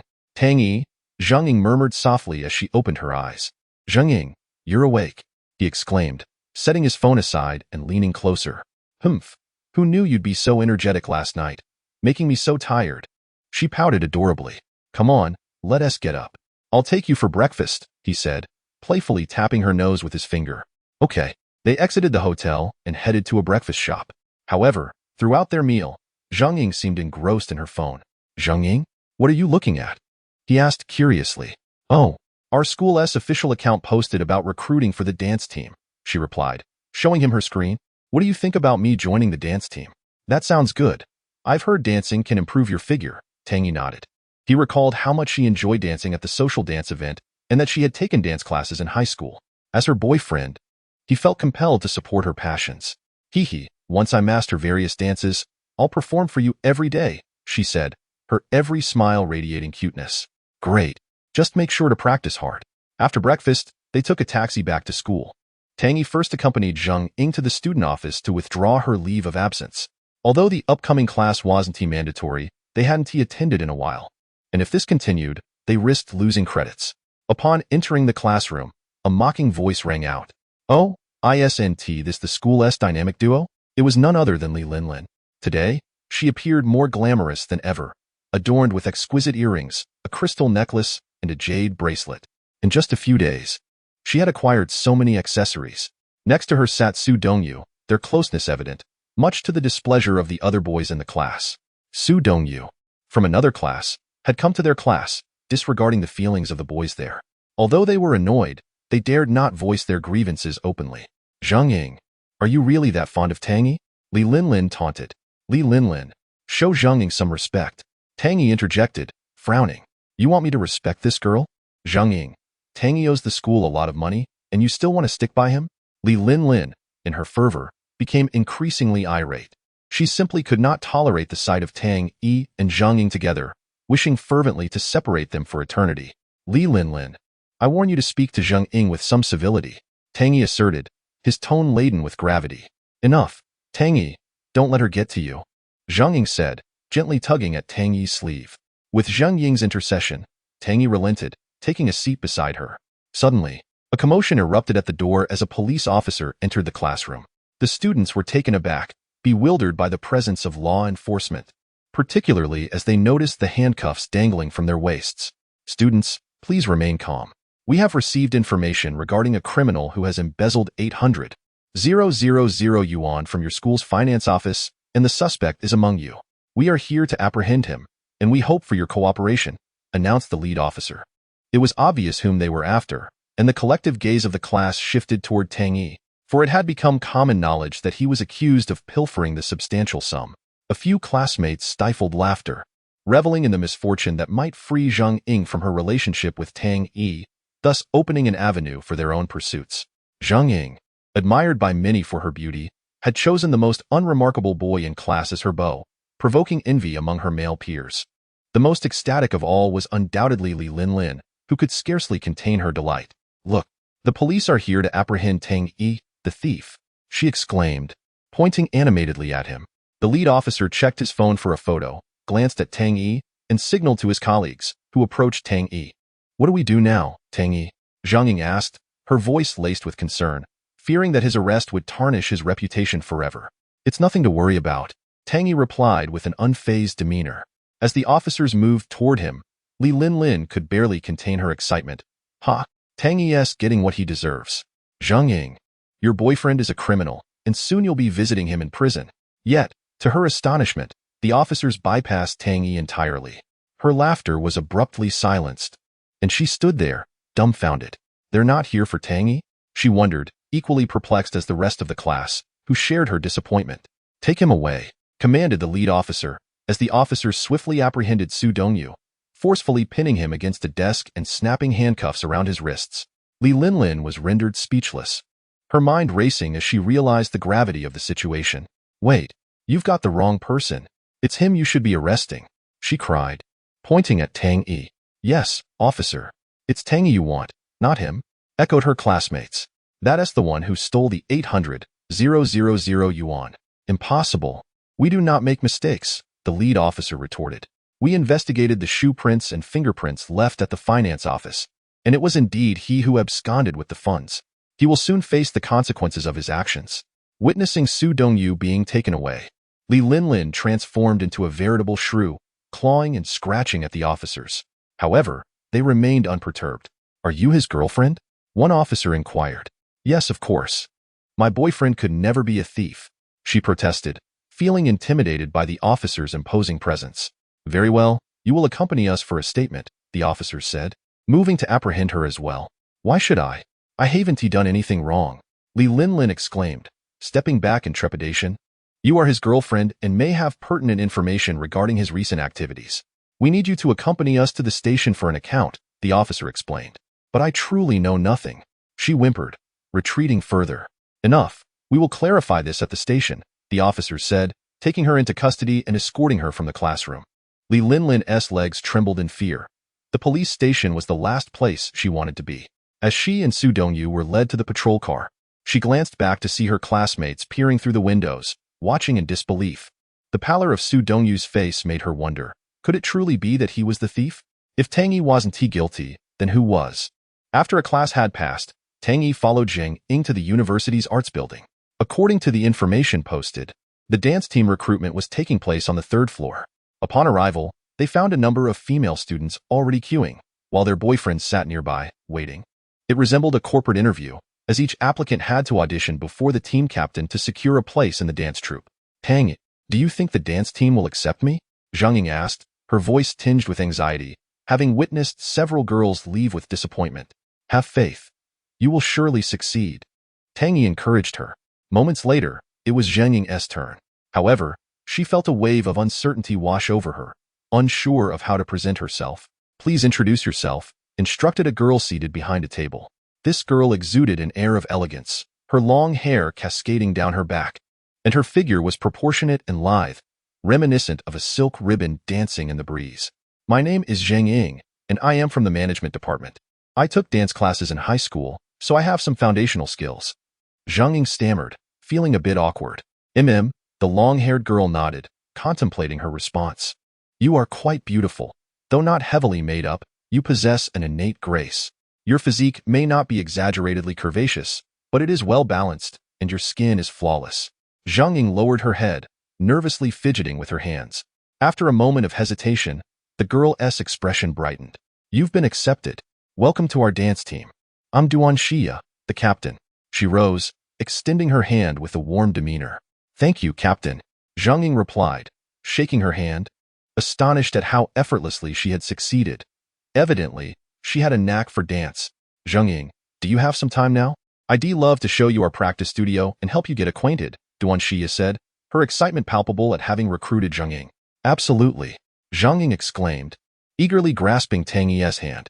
Zheng Ying, please note that our practice studio is exclusive to dance team members. Outsiders are not permitted. It is best if your boyfriend waits outside, Duan Xia explained. That's fine.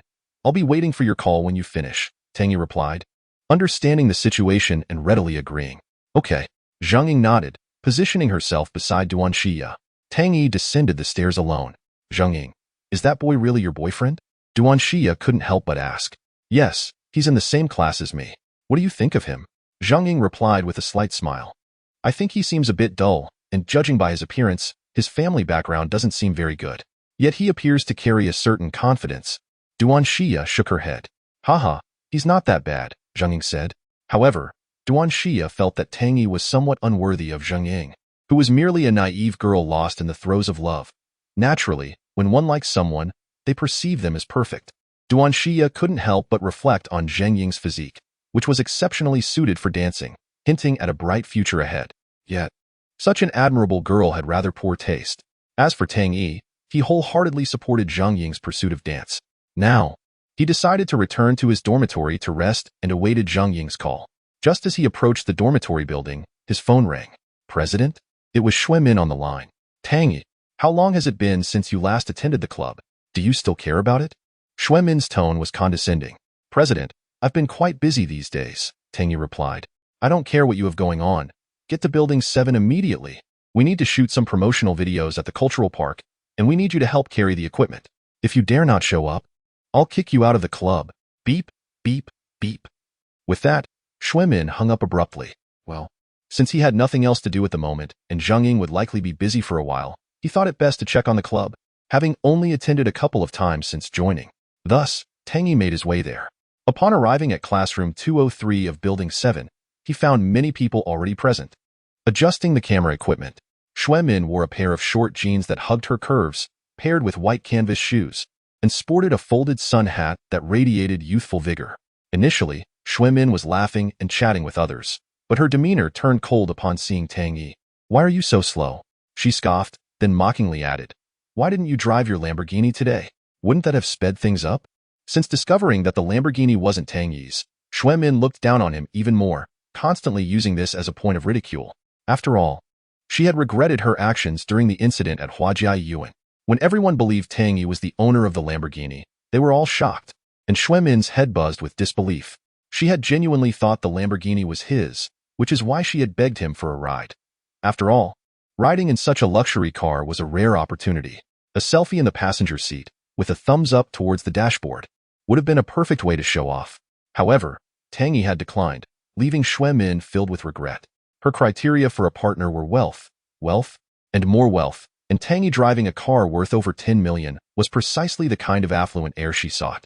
After Tang Yi left with Yu Hui, Xue Min lost all interest in continuing the outing, resulting in a rather sour ending for everyone. 4 days afterward, Xue Min couldn't shake her thoughts about the Lamborghini, until she checked the ownership information and discovered it belonged to someone named Wang Minglin, which finally eased her mind. Since then, Xue Min had harbored a deep resentment toward Tang Yi, viewing him as a pathetic loser who had dared to rent a car to impress her, causing her lingering regret. Thus, she sought an opportunity to exact revenge on him. "So, Tang Yi, where's your Lamborghini? Why not bring it over so we can take some pictures and show off?" A girl named Xiao Mei chimed in, sharing Xue Min's sentiments. "Yeah, driving a Lamborghini is so cool. When can we go out with you, Tang Xiao? To bask in your glory?" Sun Jianfeng added, his heart brimming with resentment. He had a crush on Yu Hui, but Yu Hui seemed interested in Tang Yi, which left Sun Jianfeng feeling extremely unbalanced. Ever since Xue Min assumed the Lamborghini was rented by Tang Yi, this rumor had spread throughout the photography club, turning Tang Yi's supposed rental into the biggest joke of the group. "Our photography club is full of hidden talents. Even the guy doing our menial tasks drives a Lamborghini worth over 10 million. Ha ha ha." Sun Jianfeng seized the opportunity to humiliate Tang Yi. Laughter erupted in classroom 203. "Enough." Yu Hui approached with a stern expression. "Sun Jianfeng, how long are you going to go on about this? Tang Yi merely rented a car. Is it necessary to ridicule him for it? Can't you bear to see someone else doing well?" With Yu Hui defending him, Tang Yi chose not to explain further. Why stoop to their level? In truth, Tang Yi had considered leaving the club, but he harbored a fondness for Yu Hui and feared that if he left, he might not see her again. However, this fondness was not a desire for a romantic relationship. He already had Zhang Ying, and he viewed Yu Hui as a remarkable girl, appreciating the idea of being good friends. Yu Hui's words silenced the crowd, but Xue Min shook her head in disapproval. Disappointed in Yu Hui's defense of Tang Yi, the boys cast jealous glances at Tang Yi. "Everyone's here. Let's go." Xue Min, as the president, led the group outside. "Tang Yi, make sure to grab the photography equipment and stop dawdling. You need to get it ready once we arrive." Since they were shooting a promotional video, they only needed to bring 2 cameras and a tripod. Tang Yi slung the camera bag over his shoulder and carried the tripods, following closely behind the others. Yu Hui, as before, helped him with some of the load. Upon reaching the cultural park, they found the rest of the group already waiting. "Damn it, this is dragging on. It's wasting time. We want to finish early." As soon as Tang Yi arrived at the cultural park, Sun Jianfeng led the charge to hurry him along, his irritation toward Tang Yi growing stronger. "Yeah, let us wrap this up quickly. We have other things to do. I have a mandatory class soon. My girlfriend is waiting for me. Can't you hurry up a bit?" Others also began to chime in, urging him on. "You're so slow. We've been here for 3 minutes already. The school is waiting for the promotional video, and if you're late, we won't be able to shoot, wasting all our time." Xue Min complained. Tang Yi was at a loss for words. Min, carrying all this equipment naturally slows him down. Don't blame Tang Yi." Yu Hui interjected before Tang Yi could respond. He always drags his feet. I don't see what good he does for our club," Xue Min retorted, secretly wishing to kick Tang Yi out. After all, having him around meant they could avoid much of the heavy lifting. Once they had the photography equipment, everyone began preparing for the shoot. Today, Xuemin was set to appear most prominently in the promotional video, which explained her choice of attire. The group got to work, taking turns in front of the camera, while Tang Yi found himself sitting off to the side, bored, watching them. After nearly an hour of shooting, everyone took a break for water, with some going off to buy refreshments. Hui, let's go get some ice cream, Xuemin said, shaking her head as she approached Hui. Sure. As the two were about to leave, a white BMW X5 sped up and screeched to a halt at the entrance of the cultural park. Wow, a BMW X5? Whose boyfriend is this? He even drives a BMW X5 to pick up his girlfriend. The crowd buzzed with excitement. When the occupants of the BMW X5 emerged, a man in his mid-20s stepped out, clad in a black polo shirt and white casual pants, exuding a somewhat juvenile demeanor. Yongge, you just finished. And you've already come? Xuemin seemed to recognize this man. Hee, I couldn't wait to see your sister. Where is she? Has she not arrived yet? The man glanced around. I just called her. She should be here shortly, so don't worry, Xuemin reassured him. The man was Li Daong, who had been fervently pursuing Xue Fei ever since her breakup with Jin Liang. Xuemin thought that Li Daong's family was quite affluent, though perhaps not as wealthy as Jin Liang's, but still respectable enough for her to act as a matchmaker between him and Xue Fei. Li Daong had long harbored feelings for Xue Fei but had refrained from expressing them openly, respecting Jin Liang's superior social standing. All right, Xuemin, if I end up with your sister, you will not be neglected, he said, casting eager glances towards the school gate. Dressed in designer attire and having recently acquired a BMW X5, Li Daong's intentions were clear. He sought to impress Xue Fei, who was the object of many men's desires. Yet she was notoriously known for her preference for wealth. If you become my brother-in-law, you have to take me to Sanya for vacation. I've always wanted to try coconut rice there, Xuemin said, her expression brimming with delight. No problem. If I succeed with your sister, I'd be happy to take you anywhere, even the Maldives, Li Daong replied. Rest assured, with me as your matchmaker, you have nothing to fear, Xuemin declared. It's a deal. They both agreed. In the next moment, a striking woman appeared before the crowd. With fair skin, a tall stature, long legs, and an alluring figure. She drew everyone's attention. Wow, look, the president's sister has arrived. Look at her beautiful legs. If I could touch them, it would make my 20 years worthwhile. She seems even more stunning than last time. The woman was none other than Xue Fei. Fei. Upon seeing her, Li Daong hurried over. Is that BMW yours? Xue Fei inquired, pointing at the X5. Yes, Fei, I just bought it a few days ago. It cost over 800,000, he responded, brandishing the car keys as proof. Oh, Xue Fei merely nodded, showing no signs of astonishment. Ever since her last encounter with Tang Yi, she had lost interest in any man. After all, Tang Xiao was young, wealthy, and of a distinguished lineage. For her, a man with a family fortune of tens of millions held no allure. Therefore, was Xue Fei here for Li Daong? Absolutely not. She was here for Tang Yi, having meticulously prepared herself to captivate his attention, especially after breaking up with Jin Liang for him. Li Daong? He simply wasn't worthy of her efforts. Xue Fei pondered how to engage more with Tang Xiao. Fei, the days without you have been unbearable, Li Daong professed, taking her hand, only to have it swiftly rejected. With a distinguished gentleman like Tang Yi present, why would she entertain Li Daong's advances?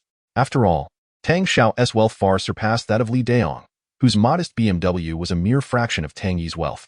Tang Yi, feeling a bit awkward at Xue Fei's arrival, recalled their previous near misstep and decided it would be best to keep his distance from such an enchanting woman. Today, my brother Yong is treating us. Let us all go, Xuemin called to the group. Yay! The mention of a treat excited the crowd.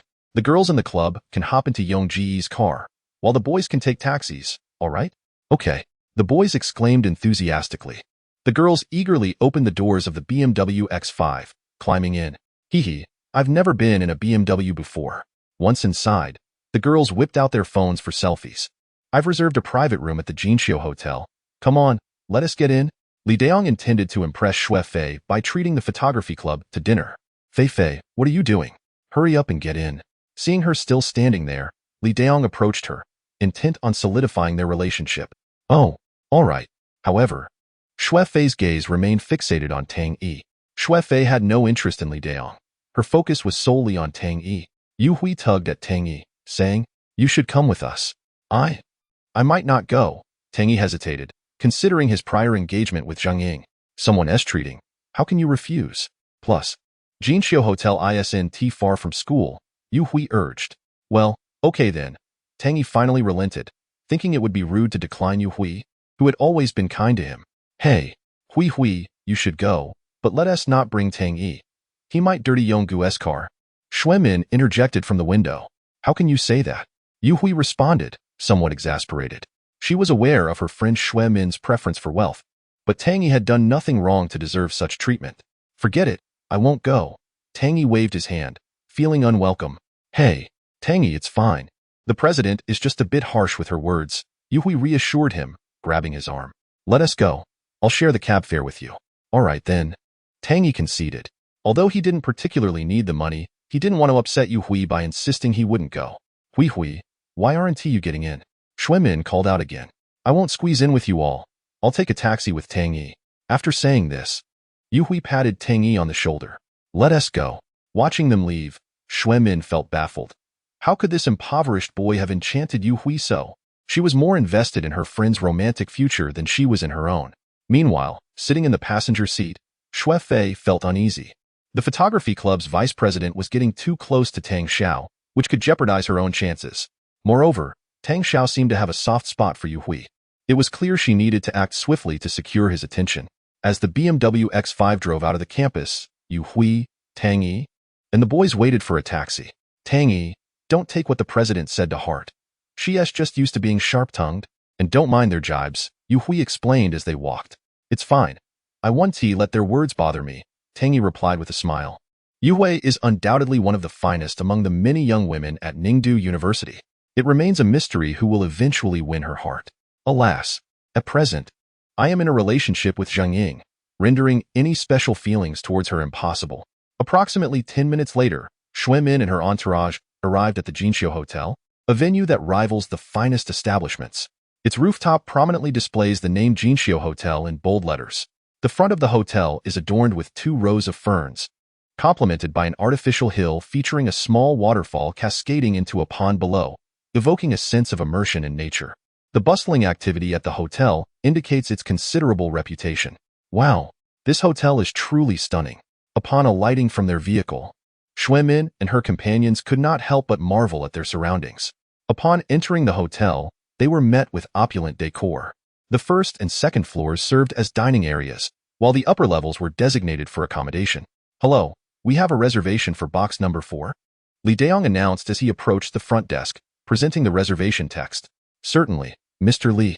Please provide a deposit of 1,000 yuan, replied the female staff member at the front desk. But we're just here for a meal. Why do we need to pay a deposit? We're not staying overnight. Li Daong queried, puzzled. Sir, the items in our private dining rooms are predominantly made of silver, and the tables are crafted from precious rainforest wood. To prevent any damage during your meal, we require a deposit of 1,000 yuan, which will be refunded if no damage occurs, she explained. What a surprise. This was the first time Li Daong had heard of paying a deposit for a meal. Though he thought this internally, he reluctantly produced the 1,000 yuan. Mindful that Xue Fei and the others were present, he did not wish to appear incapable of affording a deposit. After settling the payment, Li Daong led the ladies to box number 4. Look, the tableware is indeed made of silver, exclaimed one girl as they entered. Is this the rainforest wood? It feels exquisite to the touch, another remarked, running her fingers over the table. However, they were not forgetful of the most significant task at hand, capturing the moment with their phones for social media. Hey, be careful, don't break anything here. Li Daong thought to himself, feeling a pang of anxiety. If they were to damage something, his deposit would be forfeited, and given the high quality of the tableware and furniture, even 1,000 yuan wouldn't suffice for compensation. How careless of him to choose such an upscale establishment for dining. But now that they were here, regret was futile. He could only endure the expense. Order whatever you wish, don't hold back. Li Daong proclaimed generously, albeit out of necessity rather than true magnanimity. Hee, I knew Brother Yong is generous, Xuemin chuckled, complimenting him. I'll have a portion of squid in sauce, a serving of Kobe beef, and Atlantic salmon sashimi.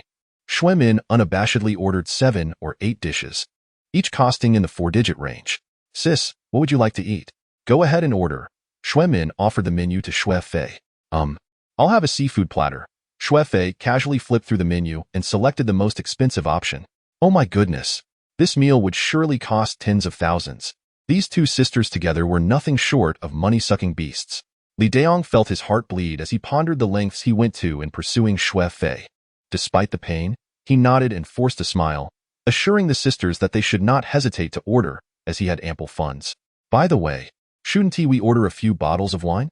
Shui Min suddenly suggested. Exactly. Good dishes deserve good wine. Brother Yong, we'd like to order a few fine wines. Would you mind? Shui Fei asked, tilting her head towards Li Daong. Not at all. Feel free to order, he replied, even though he felt reluctant. However, to maintain his image in front of Shui Fei, he was willing to splurge. Then let us go for Roman e Conti, Shui Min concluded as she closed the menu. What? Roman e Conti? An internationally renowned luxury wine. Ordering it all at once was an extravagant move.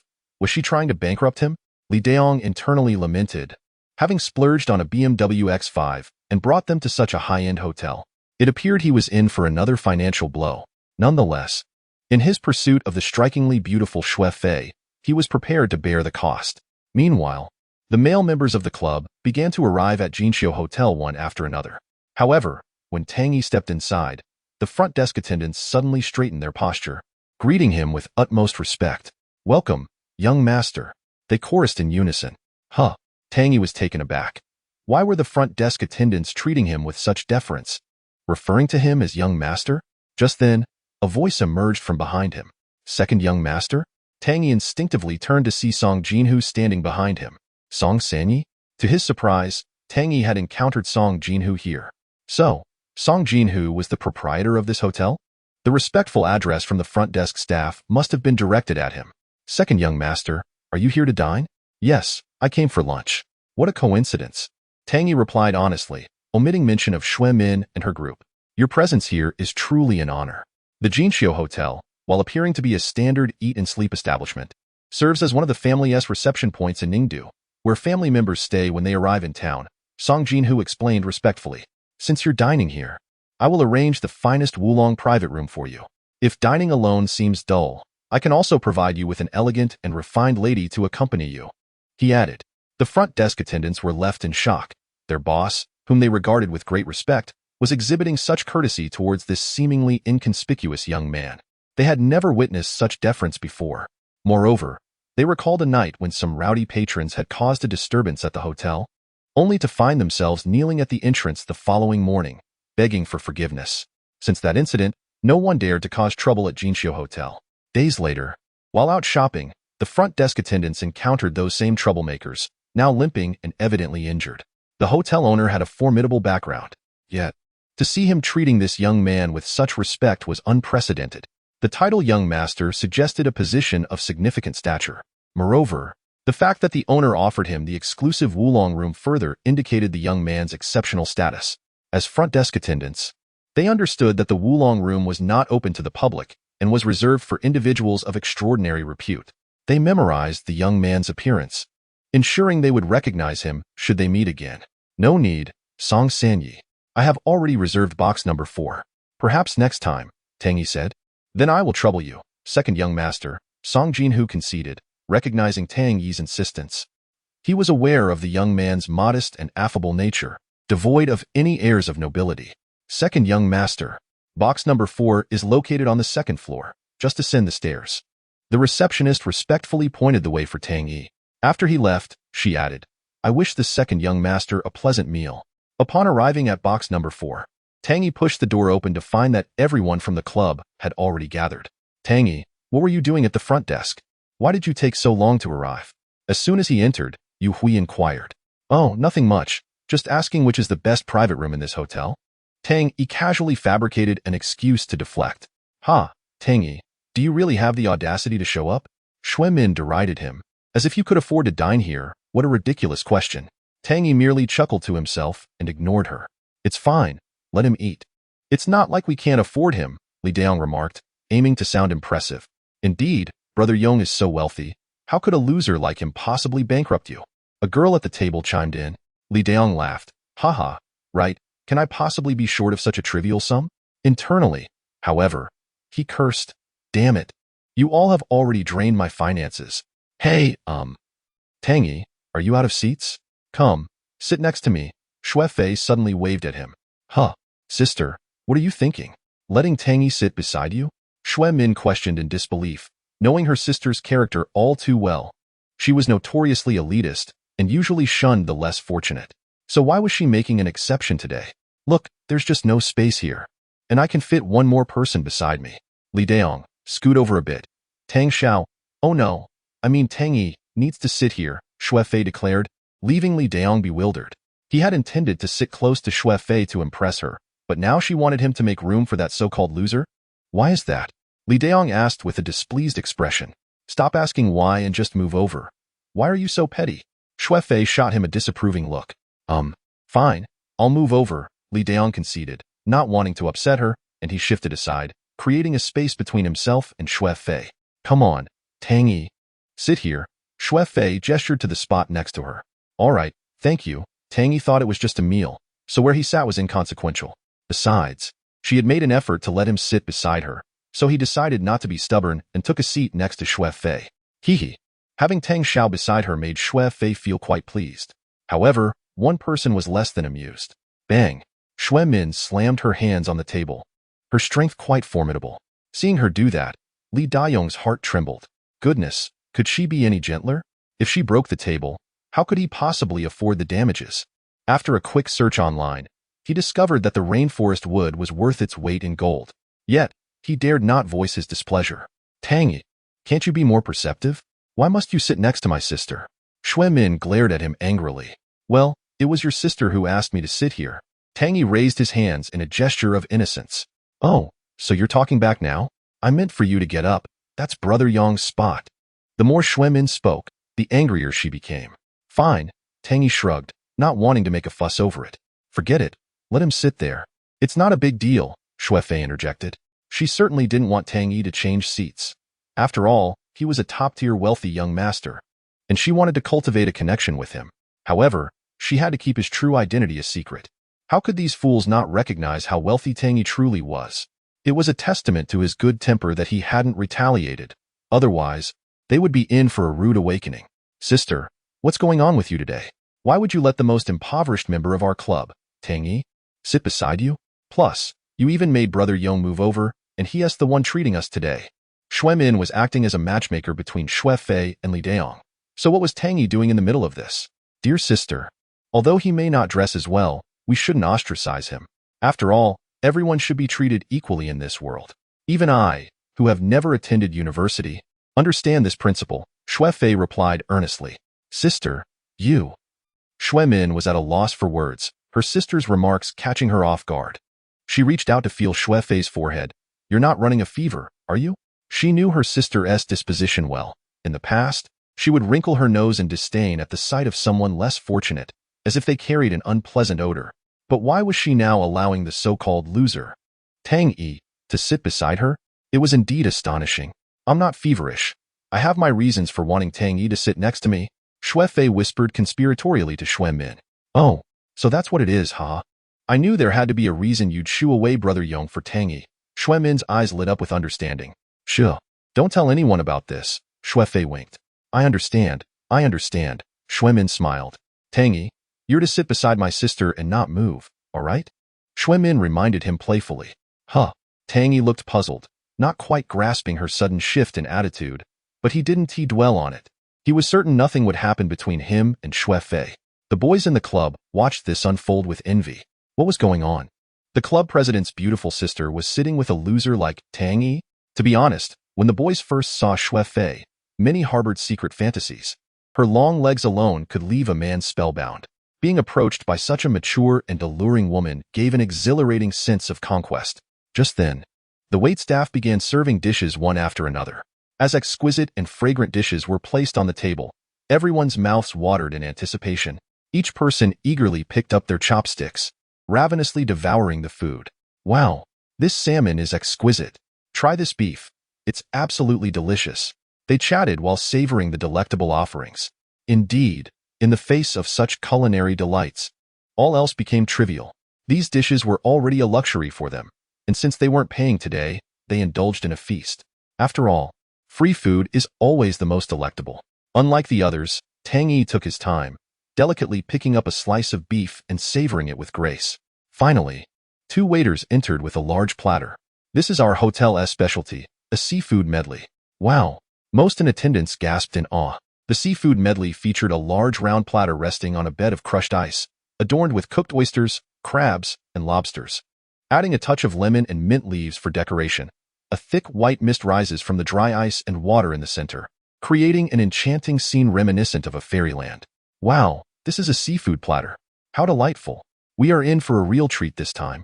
Bravo, Brother Young. Indeed. The guests present were utterly ecstatic. Without spending a single penny, they could feast upon such exquisite delicacies. They had much to thank Brother Young for. However, Li Daong felt a pang in his heart as he surveyed the table laden with dishes. Despite his reluctance, he couldn't refuse to indulge. Ha ha ha, everyone. Eat and drink to your heart's content. It's all on me. To maintain his facade of grandeur in front of Xue Fei, he forced a smile. After a whirlwind of consumption, not a morsel remained on the table, nor a drop of wine in the bottles. Once satiated, the group gathered at the cash register. How much did the private room number 4 cost in total? Li Daong inquired. The total is 126,600 yuan. Would you like to pay via QR code or card? The cashier replied. What? Over 120,000? How could a meal cost so much? Li Daong murmured to the cashier, wary of being overheard. Sir.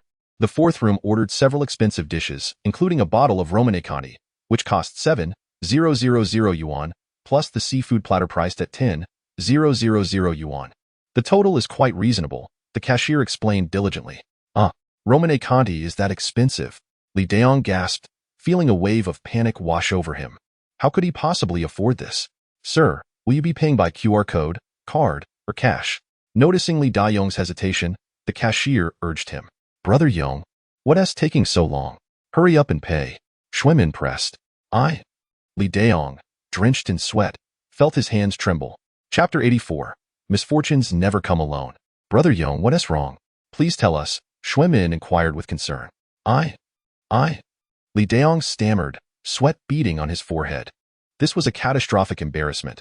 He had boasted that they could eat and drink freely, yet now he found himself unable to settle the bill. Sir, could you please expedite your payment? There are others waiting to check out, the cashier said impatiently, casting a suspicious glance. Suddenly, a thought struck Li Daong. I have a bit of a stomachache. I need to use the restroom, and I'll return to settle the bill shortly. With that, he hurried into the restroom. Let us head back for now. Xuemin led the way. All right. The group started towards the exit. Hey, you can't leave yet.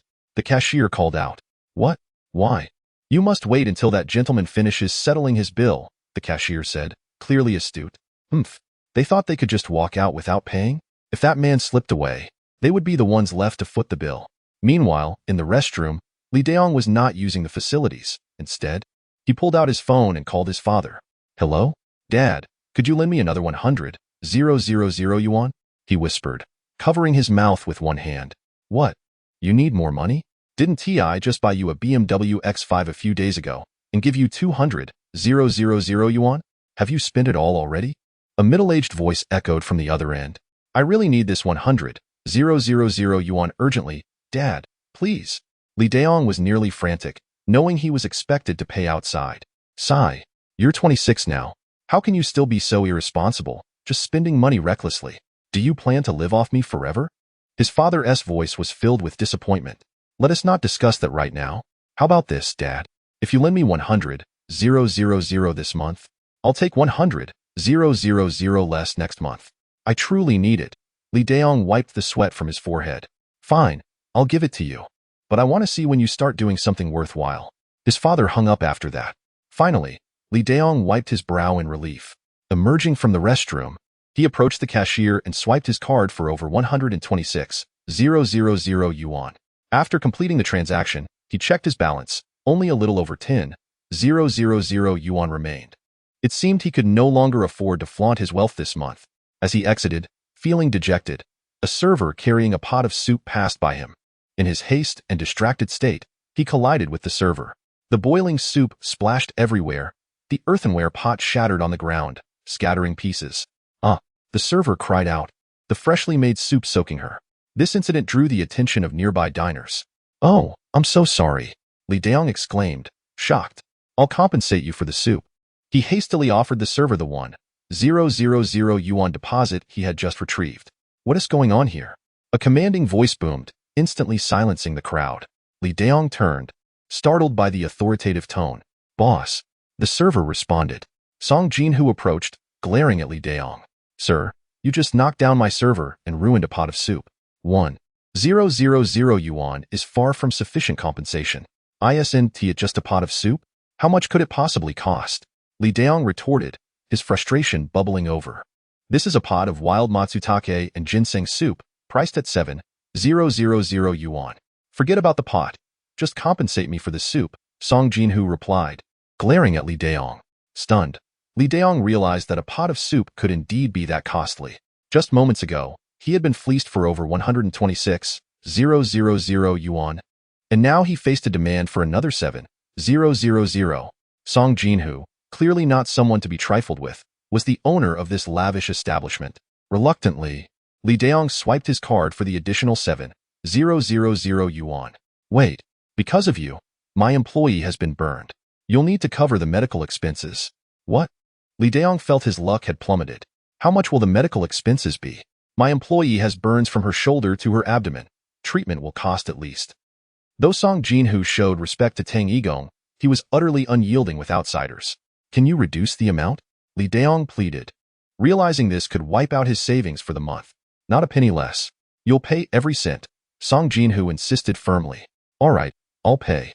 Li Daong was thoroughly intimidated by Song Jinhu's presence and quickly reached for his card again, feeling utterly defeated. Was he being targeted for his dwindling balance? Now, he was left with mere pocket change. What misfortune had befallen him to deserve such treatment? How would he manage for the rest of the month? "Are you all right?" Song Jinhu inquired, showing genuine concern for his injured employee. "It hurts so much," the server replied, wincing in pain. "You too. Take her to the hospital immediately." Song Jinhu instructed 2 security guards. "Take her to the best hospital," he added. Just as he resolved this matter, a loud crash echoed from the kitchen, startling the patrons. Was it a gas explosion? "Damn it. Can't you serve the dishes without making a mess? You've ruined my clothes. Let me tell you, if you don't pay me 10,000 yuan today, believe me, I'll have you working as a prostitute." Following the sound, one could see a young man in a Versace t-shirt with a side-swept fringe, angrily berating a fallen waiter.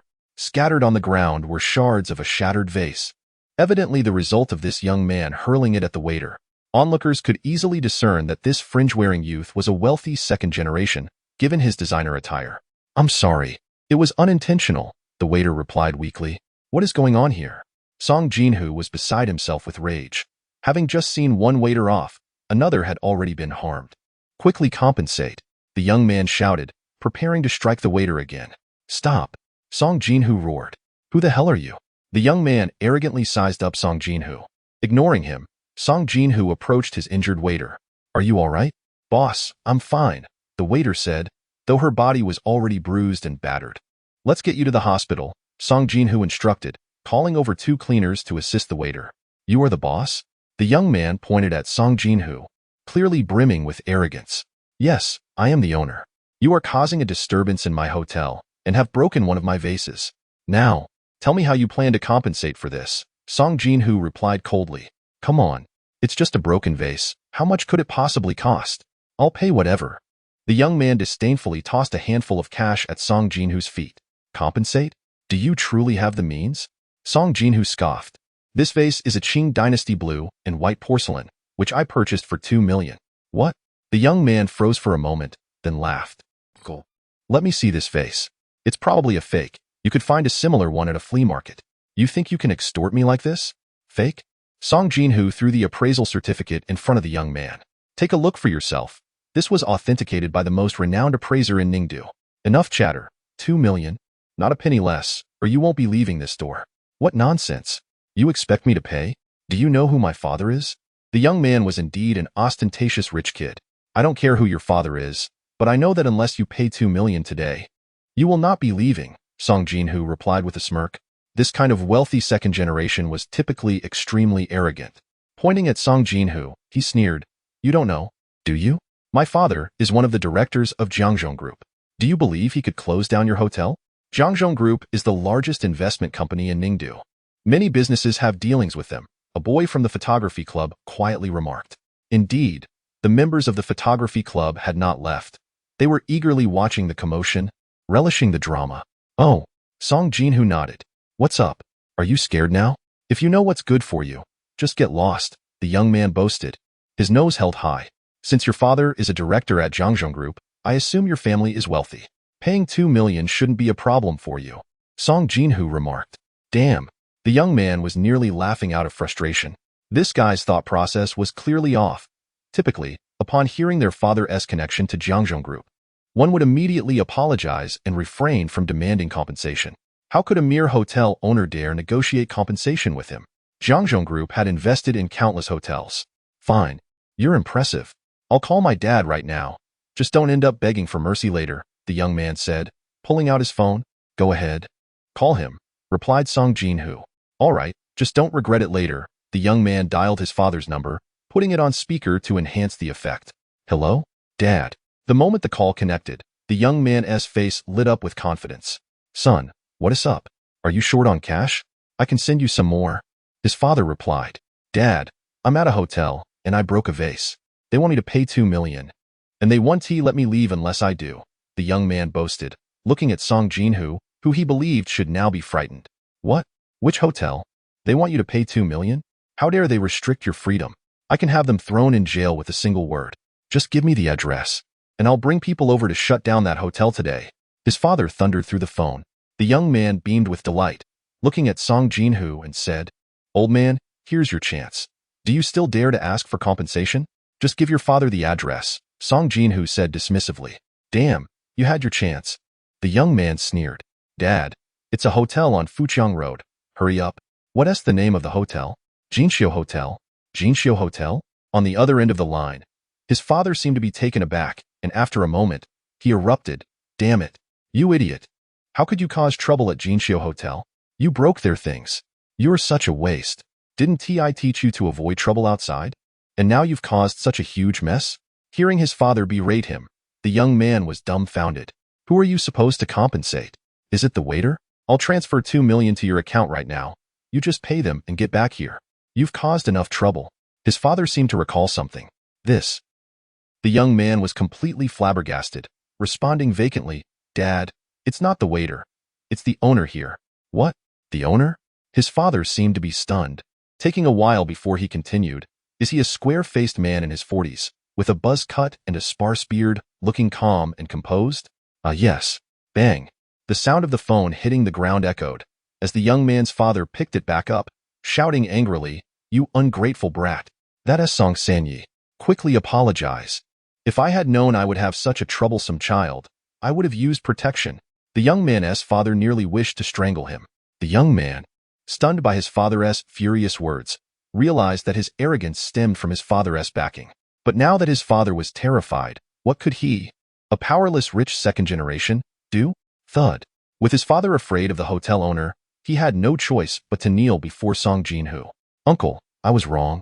I didn't know you were Song Sanyi. I will definitely compensate you. Song Jinhu picked up the young man's phone. Song Sanyi, I apologize. It's my failure to educate my son that he offended you. Please, for your magnanimity, overlook this matter. I will certainly compensate you for the broken vase. I'll transfer 2 million right away. It's not 2 million. It's 200. Song Jinhu thought of the injured waiter. He injured one of my waiters. And the cost of the meal he ordered just happened to amount to that. All right, no problem. The young man agreed readily. He would pay whatever was necessary. Afterward, the young man hurriedly left Jinxiu Hotel with his female classmates. In truth, the waiter had merely brushed against his arm while serving, and his clothes hadn't even gotten dirty.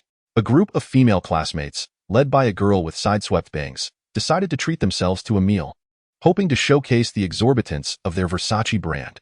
Seemingly without a second thought, she seized a vase from a nearby display case and hurled it at the waiter, demonstrating her habitual arrogance, knowing her father would invariably bail her out of any trouble.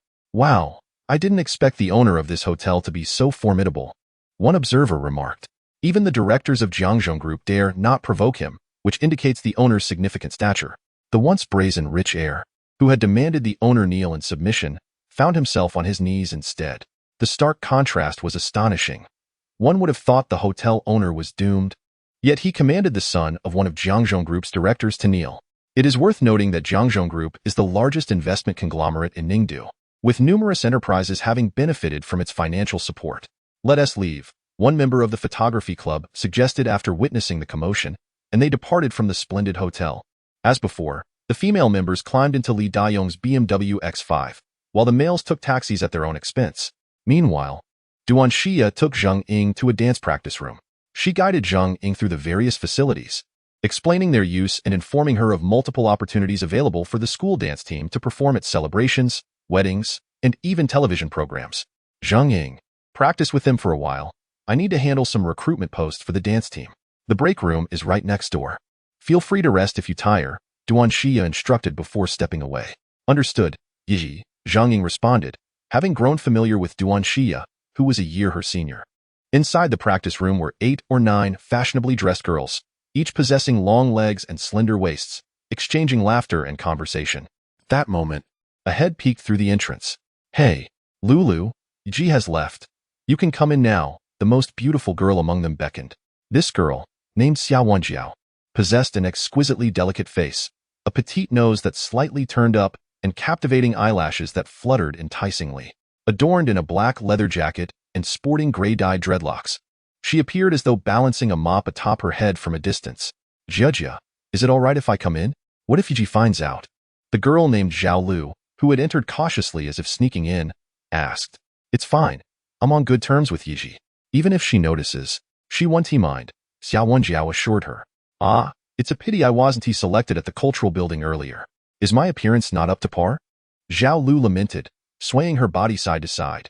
She was similarly attractive and well-proportioned, dressed in a tight-fitting white off-shoulder top that accentuated her curves.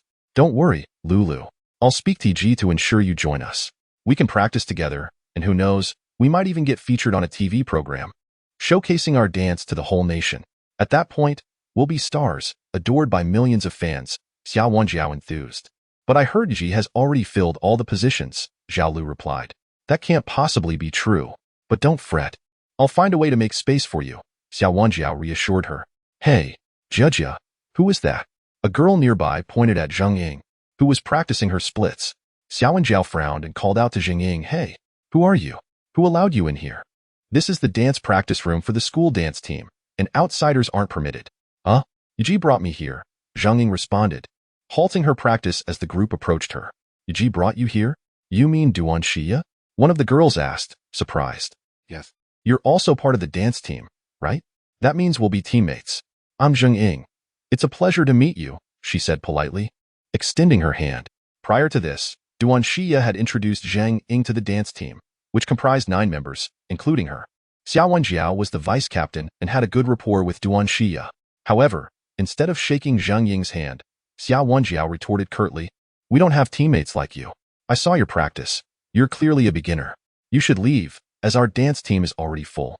"But Yi said I could stay to practice," Zheng Ying replied, initially believing the team would be as welcoming as Duan Xia. "I'm the vice captain, and I have the authority to dismiss anyone. Please leave," Xia Wenjiao insisted, gesturing towards the exit. But what? I funded this practice room, so you have no right to stay. Please leave." Xia Wenjiao dismissed Zheng Ying, pushing her out of the practice room. With a thud, the door closed behind Zheng Ying, leaving her in shock. She had envisioned herself on that grand stage, dancing gracefully, but now that dream lay shattered. Overwhelmed by a profound sense of disappointment, she sighed and called Tang Yi for a ride home. Zheng Ying. Shortly after hanging up, Tang Yi arrived. Noticing her despondent expression, he was puzzled about what had transpired. "Zheng Ying, I'm sorry for being late," he said, enveloping her in a warm embrace. "Tang Yi, Zheng Ying clung to him, feeling the comforting warmth of his presence, nearly on the verge of tears. "What's wrong, Zheng Ying? What happened? Please tell me," Tang Yi urged, misinterpreting her sorrow as a result of his tardiness. "I was chased out. Perhaps I'm just not cut out for dancing," Zheng Ying confessed, shaking her head. "Don't worry. If you truly wish to learn, we can always find a dance class together," he consoled her. "I'm done with it," Zheng Ying replied, wiping her eyes and forcing a smile. "If I don't practice dance, I'll have more time to be with you. Tang Yi understood that her cheerful facade was merely a means of self-comfort. Earlier that day, he had noticed her passion for dance. It was odd that Duan Xia had welcomed her into the team, yet she was expelled so swiftly. However, he didn't dwell on it, taking her for lunch before escorting her back to her dormitory. With Zhang Ying now feeling downcast due to her dismissal from the school dance team, he opted not to invite her to join him in activities. One can certainly take a look at the assets allocated by one's family. How could one have forgotten this? It is worthwhile to examine what one's family has bequeathed and to further understand the lineage.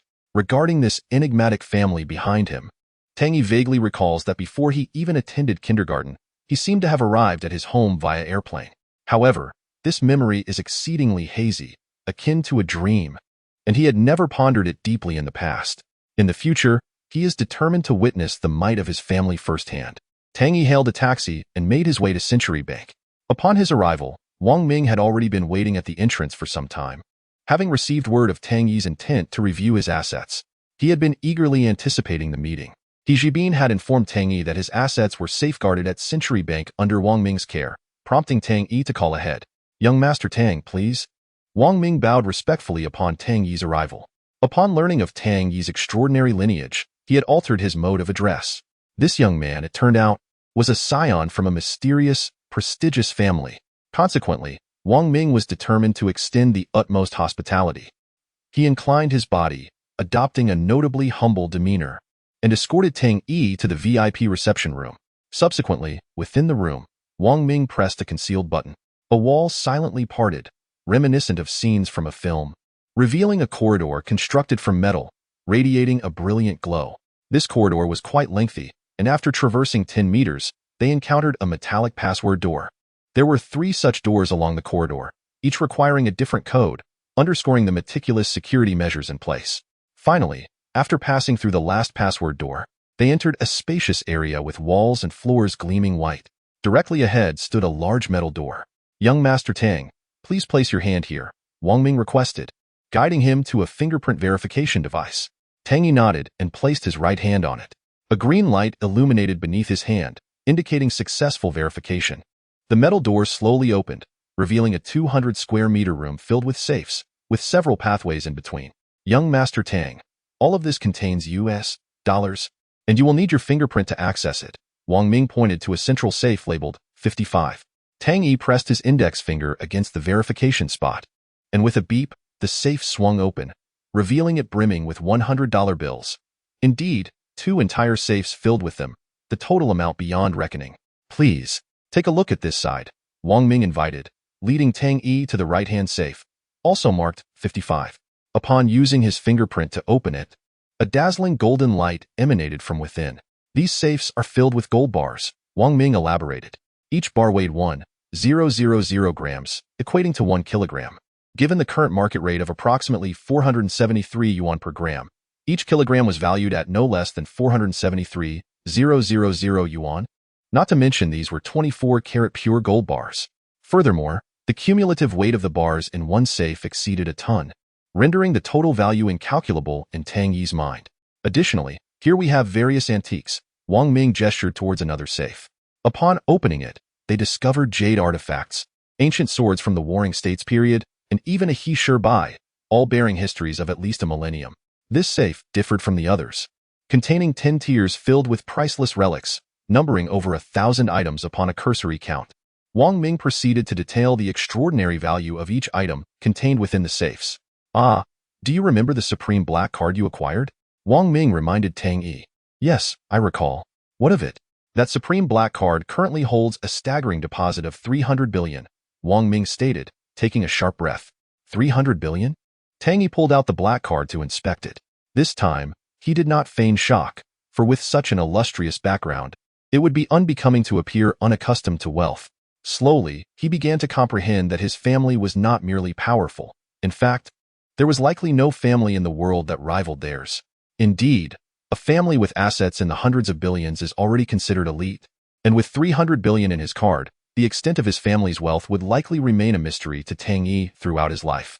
"Young Master Tang, should you require anything, do not hesitate to call. I assure you I will arrive within 10 minutes. Wang Ming personally escorted Tang Yi to the bank's entrance. Beaming with a smile, eager to ingratiate himself with Tang Yi. Not only banking matters, but any mundane affairs in life, I am at your service. Having witnessed Tang Yi's extraordinary stature, Wang Ming was more than willing to be at his beck and call. Very well, thank you, Manager Wang. Tang Yi replied courteously, acknowledging Wang Ming's warm demeanor. Chapter 88. Retrieving spent funds upon returning to school, Tang Yi was lost in contemplation. To possess such a prestigious family behind him, with such immense backing, meant that he could traverse any situation without a trace of fear. Moreover, this identity was sufficient to garner the admiration of others. Nevertheless, he still felt it prudent to maintain a low profile. The ostentatious demeanor often associated with wealthy heirs did not suit him. Today, Zhang Ying appeared to be in a melancholy mood after being dismissed from the school dance team by Xiao Wenjiao. Tang Yi made a concerted effort to console her. Though Zhang Ying feigned indifference, her expressions and eyes betrayed her longing to learn dance and aspire to a grander stage. The following afternoon, Zhang Ying's spirits had lifted somewhat. After sharing lunch, they arrived at their classroom. In a corner sat Li Linlin, her demeanor noticeably more disheartened compared to the previous day. Observing Tang Yi and Zhang Ying's affectionate interaction ignited a fire of resentment within her. How dare they flaunt their affection in front of her while she was in such a state? Yet, she refrained from voicing her frustration, her distress causing her hair to feel as though it might turn white. Indeed, after arriving at the police station with Su Dongyu, she had tirelessly defended him, asserting that he, as a wealthy heir, would not engage in wrongdoing. However, the police operated on evidence, and with fingerprints and surveillance footage laid bare before them, Su Dongyu, having never before been to a police station, was paralyzed with fear and confessed entirely. The 80,000 in donations was indeed what he had stolen. Upon hearing this revelation, Li Linlin was left stunned, standing in place for a considerable time. Subsequently, through police interrogation, Su Dongyu gradually recounted the events leading up to that day. He had exhausted his pocket money but had promised Li Linlin a seafood dinner that evening and a trip to purchase a handbag she desired. Yet, he found himself devoid of funds. His family refused to provide any assistance.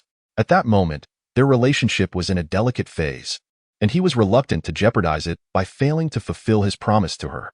It was then, while passing by the school's financial office, he coincidentally noticed teacher Hu Na packing bundles of 100 yuan notes into a folder. The sight of that money sparked an idea in Su Dongyu's mind. Considering he had no pocket money, it seemed fortuitous to borrow some for his immediate needs. Taking advantage of Hu Na's trip to the restroom, Su Dongyu stealthily slipped inside and retrieved a document bag containing 800,000 in donation funds. To evade the watchful gaze of surveillance cameras, he deliberately navigated through blind spots. With the money in hand, Su Dongyu initially intended to spend a small portion before repaying it when his family sent him his allowance. To deflect suspicion from himself, he intentionally discarded the document bag at the stairwell of the management department building. At first, he only dared to spend a little, feeling uneasy about using stolen money. However, once the school concluded that Tang Yi was the true thief, Su Dongyu felt reassured and began to splurge extravagantly. On that very day, he lavished Li Linlin with numerous pieces of jewelry, necklaces, earrings, and bracelets, all worth thousands. Li Linlin was overjoyed, having promised Su Dongyu the previous day that she would spend the night with him. Unfortunately, upon arriving at the police station, all her jewelry, purchased with illicit funds, was confiscated by the authorities. Additionally, the police mandated that she recover all the stolen money she had spent on herself. This sudden turn of events left Li Linlin in despair. After enjoying a few days of extravagance with Su Dongyu, she now found herself burdened with considerable debt. Coming out of the police station, she promptly blocked and deleted Su Dongyu's contact information. After all, with such a significant sum of money stolen, he could face a sentence of 3 to 4 years. How could she possibly continue to associate with someone facing imprisonment? Yet now, with her own debts looming over her, she feared that if she couldn't repay them, she too might be sentenced to 2 years. Feeling as if the sky was collapsing around her, Li Linlin remembered Tang Yi, who had treated her exceptionally well during their month together. He was always at her beck and call. He would queue at the rice noodle shop if she desired a meal or spend his entire month's wages on a dress she wanted. Moreover, she could sense that his kindness was genuine. Nevertheless, she pondered how Tang Yi, who had not stolen any money, could afford to buy so many clothes for Zhang Ying and donate a substantial amount at the dance party. Could it be that Tang Yi had come into a fortune or won a lottery? As she gazed at him, an idea began to form in her mind. After class, as Tang Yi and Zhang Ying exited the classroom, they encountered Duan Xia. Zhang Ying, why did you leave yesterday without saying a word? Duan Xia asked, pulling Zhang Ying aside. I'm sorry, Sister Ya. The vice captain thought I wasn't suitable for dancing, so I withdrew. Zhang Ying refrained from mentioning that it was Xia Wenjiao who had pushed her out. You believed her just like that? It requires your own effort to improve, not just what others say. You have great talent for dance. Believe in yourself and practice more. You might even surpass me. If others say you're unsuitable, it could simply be jealousy, Duan Xia said earnestly, placing a hand on Zhang Ying's shoulder. But the vice captain, no worries. I am the captain of the dance team. If I say you can stay, then you can stay, Duan Xia assured confidently. Come on, Zhang Ying. Let us head to the dance hall. Don't worry about others' opinions.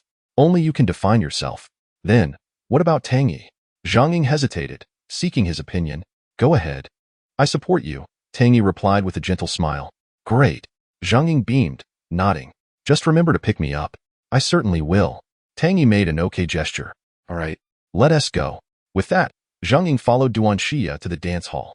Chapter 89. The wild girl competing for a spot Yijie? Why did you bring her again? Are you determined to have her join our dance team?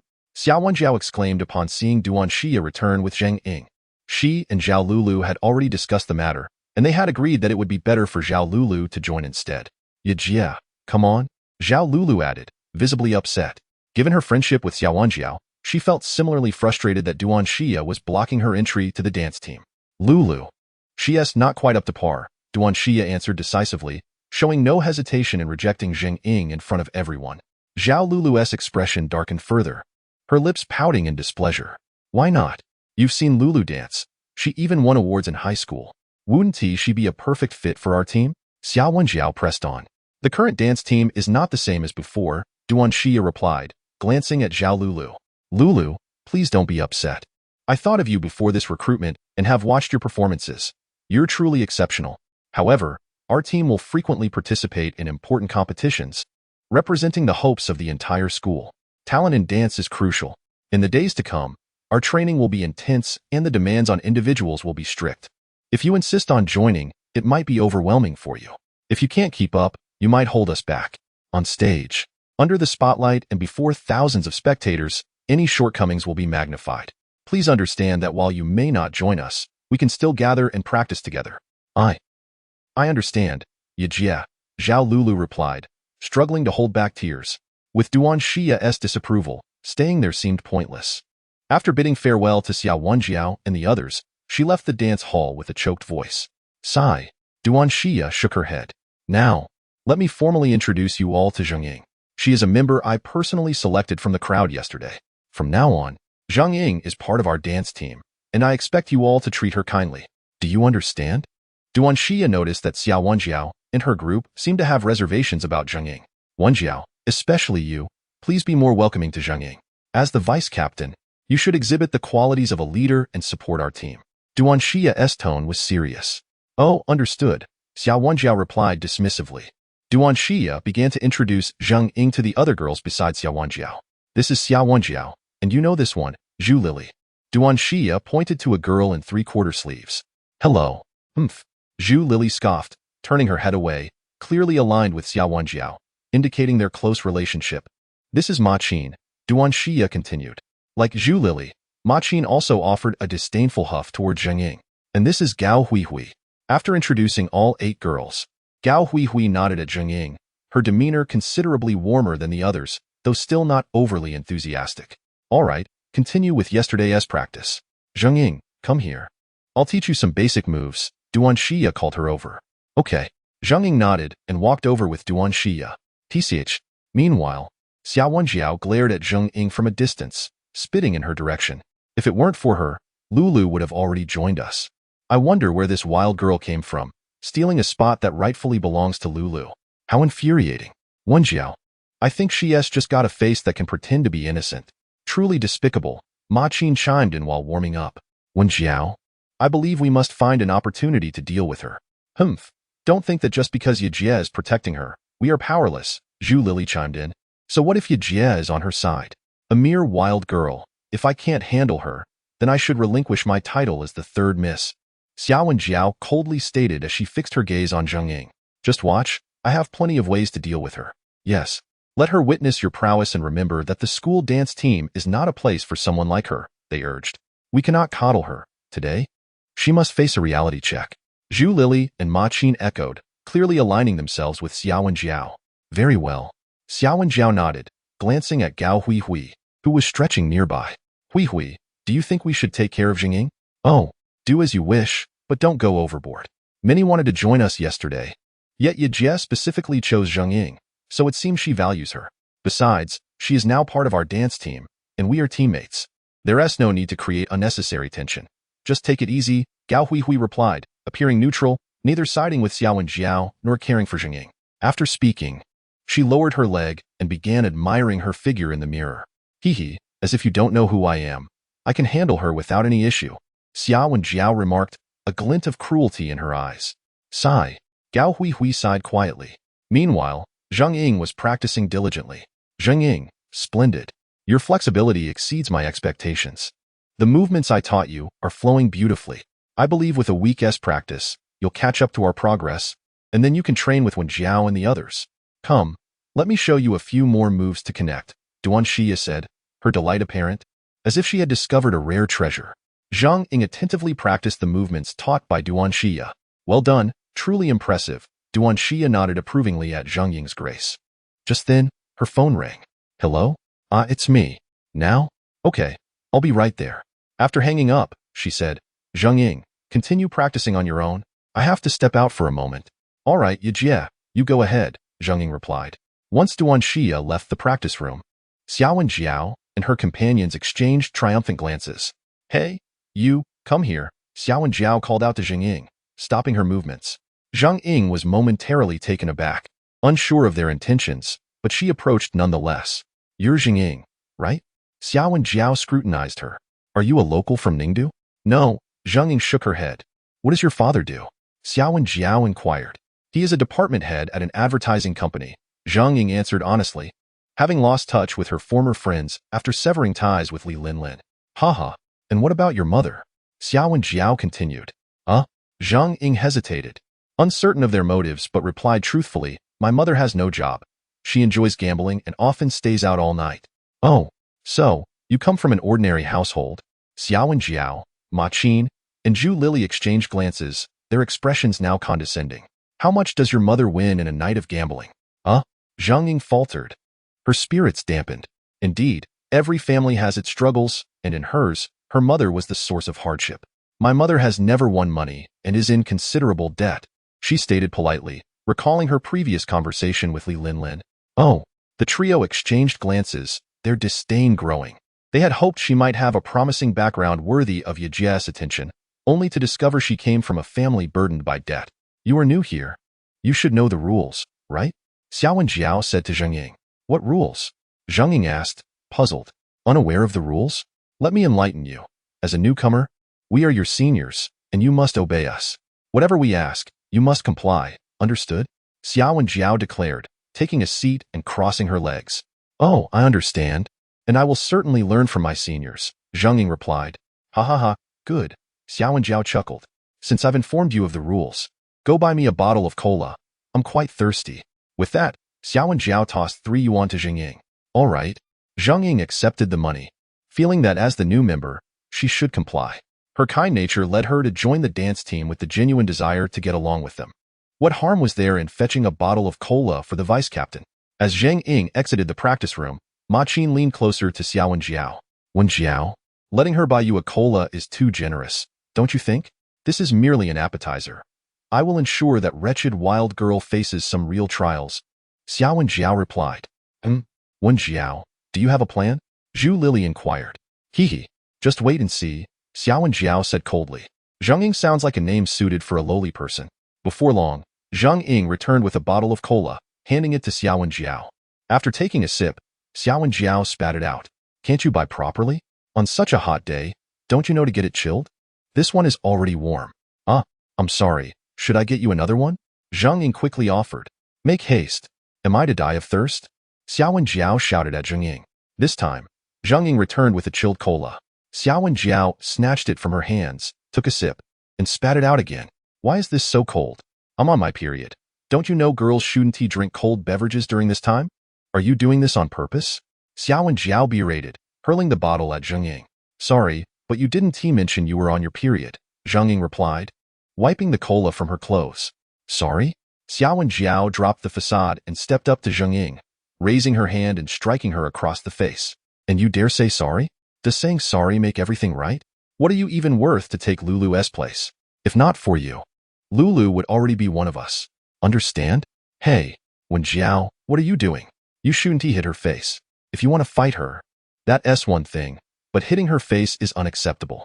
She is part of our dance team now, and damaging her appearance tarnishes our team's image, Gao Huihui interjected. Perhaps her words had some effect, for Xiao and Jiao refrained from hitting Zhang Ying's face and instead began to pummel her arms. Who the hell do you think you are? Do you think you can step onto the stage and become famous? Do you even have the qualifications?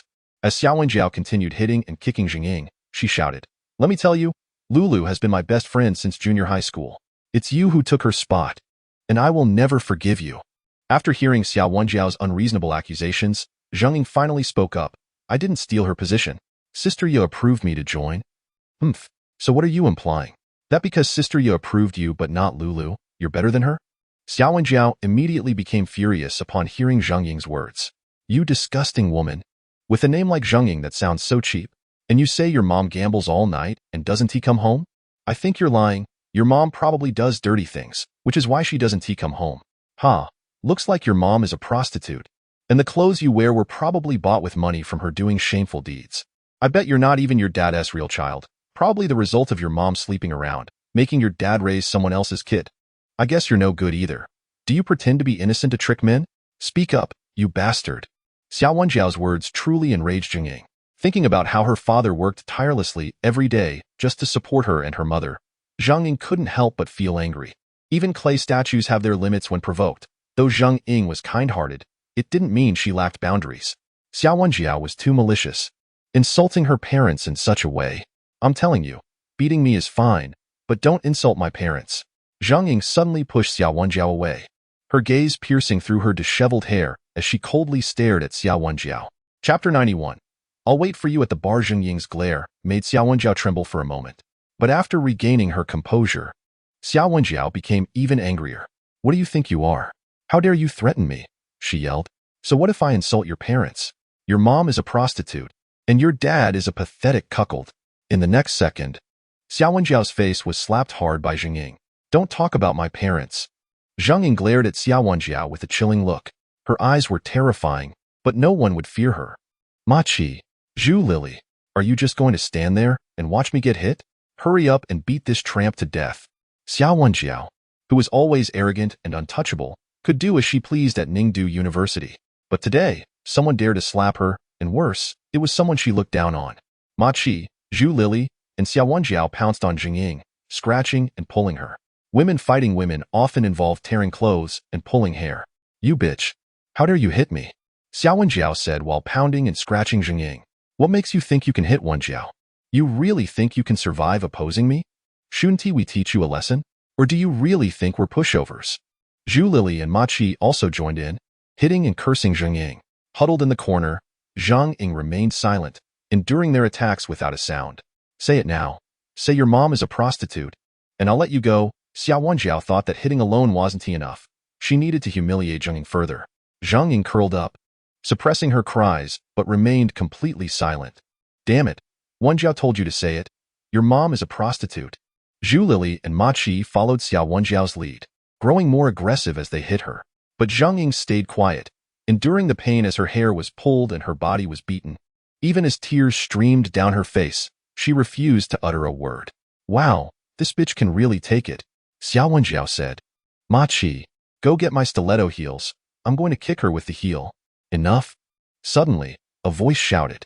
Gao Huihui couldn't bear to watch anymore and confronted Xiao Wenjiao. Xiao Wenjiao, are you really trying to kill her? Hearing Gao Huihui's words, Xiao Wenjiao and her group finally stopped. Xiao Wenjiao smoothed her hair and pointed at Zhang Ying, saying, Don't think this is over. Remember, if I see you again, we'll beat you again. Let's go. With that, Xiao Wenjiao and her group left the dance studio triumphantly. On the floor, Zhang Ying slowly sat up, her messy hair covering her face. Listening closely, one could hear her soft sobs. Sigh, Gao Huihui sighed and sat beside Zhang Ying. You should quit the school dance team and stay away from Xiao Wenjiao. She's not someone you can provoke. Her background is very powerful. Her uncle is the boss of Shenglong Group, a company that operates both legally and illegally. You've probably heard of them. Gao Hui glanced at Zhang Ying sitting on the ground sobbing, only wanting to kindly warn her. Maybe you should find a boyfriend, a caring and loving one. Then you wouldn't be bullied so badly. I already have a boyfriend. Zhang Ying wiped her tears, her eyes swollen from crying. Huh. Gao Hui was surprised. She hadn't expected Zhang Ying to have a boyfriend. Then call him later and ask him to pick you up? Yes, he will come for me. After being insulted and beaten, Zhang Ying yearned for Tang Yi even more. She wanted to see Tang Yi desperately and cry in his arms because only Tang Yi could truly protect her and give her warmth. Anyway, just stay away from Xiao Wenjiao from now on. As she spoke, Gao Hui told Zhang Ying about Xiao Wenjiao's background. Meanwhile, in his dormitory, Tang Yi suddenly received a call. Hello? Tang Yi? Li Linlin? The call was from Li Linlin, which caught Tang Yi off guard. Oh, you're still using this number. I thought you'd changed it. Well, I got used to this number, so I kept it. Why are you calling me? Tang Yi almost forgot to ask the main reason after their breakup. Li Linlin hadn't called him once. Li Linlin hesitated. Where are you right now? Oh, in the dorm. What's up? Li Linlin paused again. Can you come to Suk Bar? I need to talk to you. Since she had treated Tang Yi so poorly before, even with her thick skin, it took some courage to say this. What's the matter? Can't you just tell me over the phone? These things can't be explained clearly over the phone. We need to talk face to face. All right then. Tang Yi agreed, curious to see what Li Linlin was up to this time. Hearing Tang Yi agree, Li Linlin felt inexplicably pleased. It seemed Tang Yi still cared about her deep down. Good. I'll wait for you here. Finally, Li Linlin added in a seductive tone. Hanging up, Tang Yi was stunned. This was the first time Li Linlin had spoken to him in such a sultry manner, making him feel uneasy all over. In the past, hearing such a tone would have excited Tang Yi immensely. But now, Tang Yi already had an idea of why Li Linlin was contacting him. Suk Bar was a quiet and elegant place with a dark brown wooden sign hanging outside. As soon as Tang Yi walked in, he heard his name called. He saw Li Linlin sitting by the window, sipping her milk tea with a straw and waving at him. Tang Yi approached, and Li Linlin called the server. Bring him a cappuccino. He felt an involuntary sense of sentimentality. This was perhaps the kindest encounter he had experienced with Li Linlin since their acquaintance. Alas, it was unfortunate that such kindness came only after their separation. At this moment, Li Linlin appeared markedly different from the boisterous and quarrelsome woman he once knew. She smiled gently at Tang Yi, exuding an air of gracefulness that was quite unexpected. Tang Yi took a seat, inquiring, Where is Su Dongyu? Oh, him? Haha. He.s. in prison, Li Linlin replied, a flicker of disdain evident in her eyes. Whether directed at Su Dongyu or Tang Yi, it remained ambiguous. Prison? Is it that severe? Chapter 92. Li Linlin's resolve to reform. Li Linlin spoke with righteous indignation. Su Dongyu's character is deplorable. I never imagined he would steal funds from the finance department. Even more despicable is the fact that he denied it until he was rigorously interrogated at the police station. Such a morally bankrupt individual deserves a harsher sentence.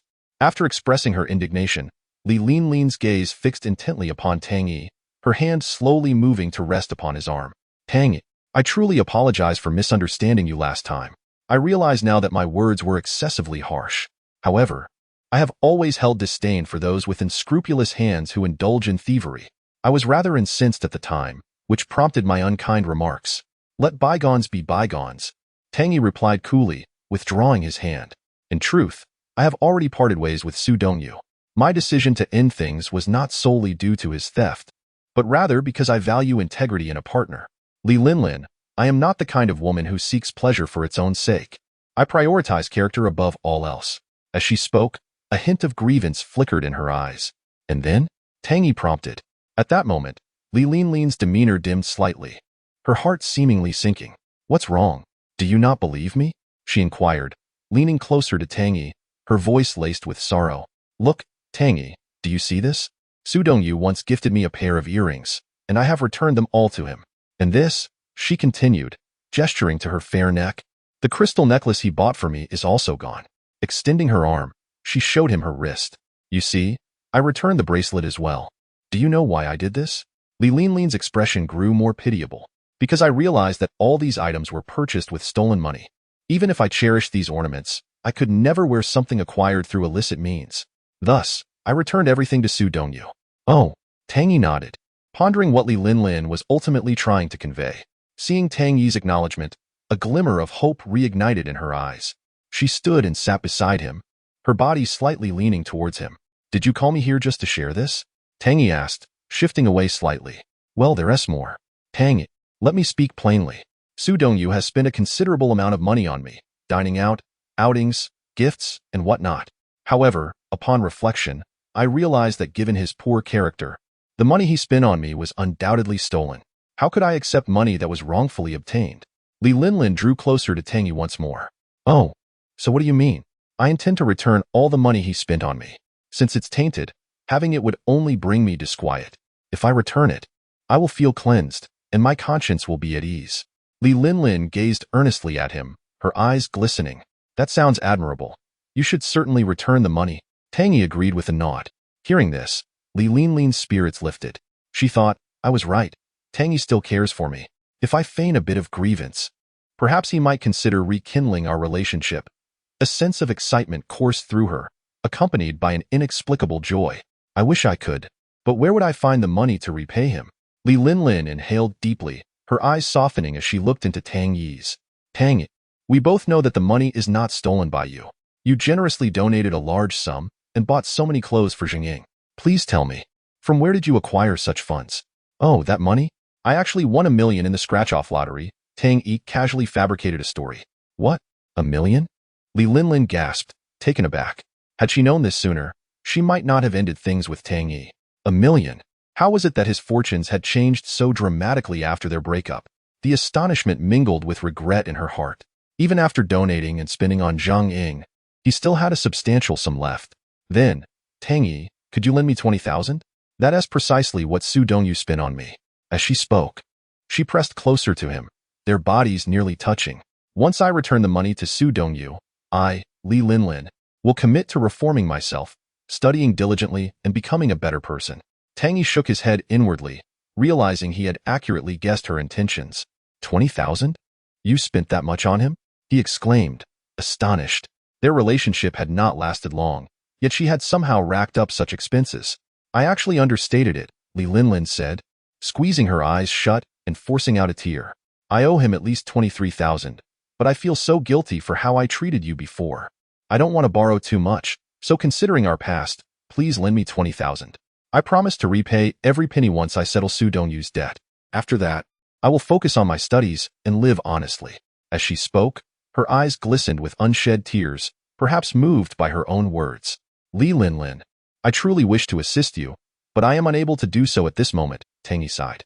"If you had asked me a few days ago, I might have been able to help, but you must remember, I missed several classes." "What? Where were you during those days?" Li Linlin asked. "I invested that money, intending to rent a storefront in the city center so that I wouldn't have to struggle to find a job after graduation. Unfortunately, I lacked the acumen for business, and I lost nearly 10,000. Realizing my shortcomings, I decided to abandon that venture and use the remainder to take Zhengying on a trip." With a heavy sigh, Tang Yi expressed his helplessness.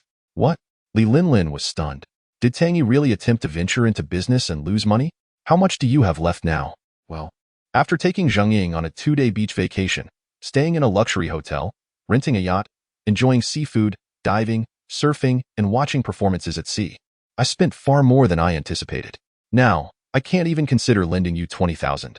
My credit card is already 2,000 in the red." Tang Yi sighed and shook his head. After hearing this, Li Linlin was taken aback. How could Tang Yi take Zhengying to lavish hotels for indulgence? At that moment, her heart was overwhelmed with envy. Most importantly, had all that money been spent already, and they still owed 20,000? Tang Yi. The tenderness on Li Linlin's face vanished in an instant, replaced by a furious glare directed at him. "Are you out of your mind? Investing in a business? Can't you be a bit more frugal? And taking Zhengying to the beach? Your mindset is truly pathetic. With such reckless spending, you'll forever remain in mediocrity." Hearing that Tang Yi had spent over 100,000 on Zhengying made her particularly irritable, as if that money were her own. "Haha, I've been with Zhengying for quite a while. What's wrong with taking her out for some fun?" Tang Yi chuckled. "You." Li Linlin's chest heaved in anger, thinking that she had been with him for a long time too, yet had never experienced such lavish outings. "Tang Yi, don't you want to help me?" Li Linlin stood up, pointing an accusatory finger at him. "It's not that I don't want to help, but I simply can't." Tang Yi shrugged. Haha, I must have been blind to fall for someone as heartless and ungrateful as you. At this point, Li Linlin felt utterly despondent towards Tang Yi and turned to leave, unwilling to waste any more time with him. Tang Yi, however, did not rush to leave. Instead, he picked up his cup of cappuccino and sipped it slowly. It wasn't that he was heartless. Perhaps Li Linlin needed to experience some hardships to learn a lesson. Otherwise, her claims of reform would merely be empty talk. Just then, Tang Yi's phone rang. It was Zhang Ying calling. Hello? Zhang Ying, are you done with training? Tang Yi inquired. Yes, come pick me up, Zhang Ying replied, waiting at the dance studio entrance. Therefore, Zhang Ying, you should probably consider withdrawing from the dance team. Xiao Wenjiao is quite narrow-minded and holds grudges, and she will likely cause you trouble every day, Gao Huihui kindly advised Zhang Ying. I'll think about it. Zhang Ying hesitated. Zhang Ying. Tang Yi jogged over and called out. Upon seeing him, Zhang Ying embraced him tightly. Gao Huihui scrutinized Tang Yi and sighed. You should find a wealthier boyfriend. Having someone like him is no different than being alone. With that, she turned and left. Tang Yi. Zhang Ying clung to him, wanting to savor the warmth he provided, for in her heart, besides her father, only Tang Yi offered her unconditional support. Zhang Ying, what's wrong? Did something happen? Tang Yi asked, noticing her trembling body, clearly indicating something was amiss. Zhang Ying shook her head, reluctant to share what had just transpired. Fearing Tang Yi might confront Xiao Wenjiao in anger on her behalf, Gao Huihui had informed Zhang Ying about Xiao Wenjiao's family background. Xiao Wenjiao was the third in her family lineage, often referred to as Third Miss, and belonged to the direct line of the Shenglong group. The Shenglong group was notorious for its underhanded dealings and had a reputation that instilled fear throughout Ningdu. No enterprise or individual dared to offend them. They owned numerous bars, hotels, restaurants, KTVs, and casinos, and were involved in various illicit businesses such as smuggling and usury. In school, no one dared to provoke Xiao Wenjiao due to the immense power backing her. It was said that Duan Xia appointed Xiao Wenjiao as the vice-captain of the dance team not only for her talent, but also due to her prestigious family. Ma Qin and Zhu Lili were merely her lackeys. Thus, even amid her sorrow and pain, Zhang Ying dared not disclose the incident with Xiao Wenjiao to Tang Yi. If she did, Tang Yi would surely seek revenge, placing himself in danger. I'm fine. Just a bit tired from training. Zhang Ying forced a smile at Tang Yi. Are you really okay? Tang Yi remained concerned. Her demeanor suggested otherwise. Don't worry, I'm fine. But your eyes are red, Tang Yi observed, noticing the signs of recent tears. Has someone bullied you?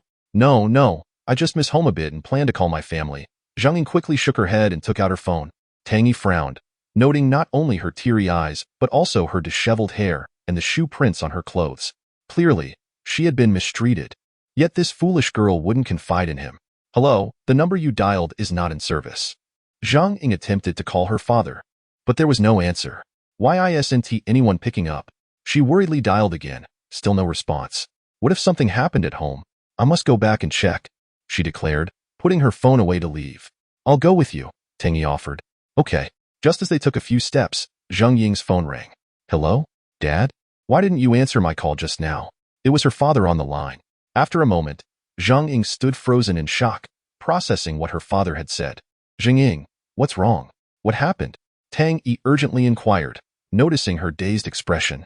Something really happened at home. With that, Zhang Ying began to choke up. It's my mother.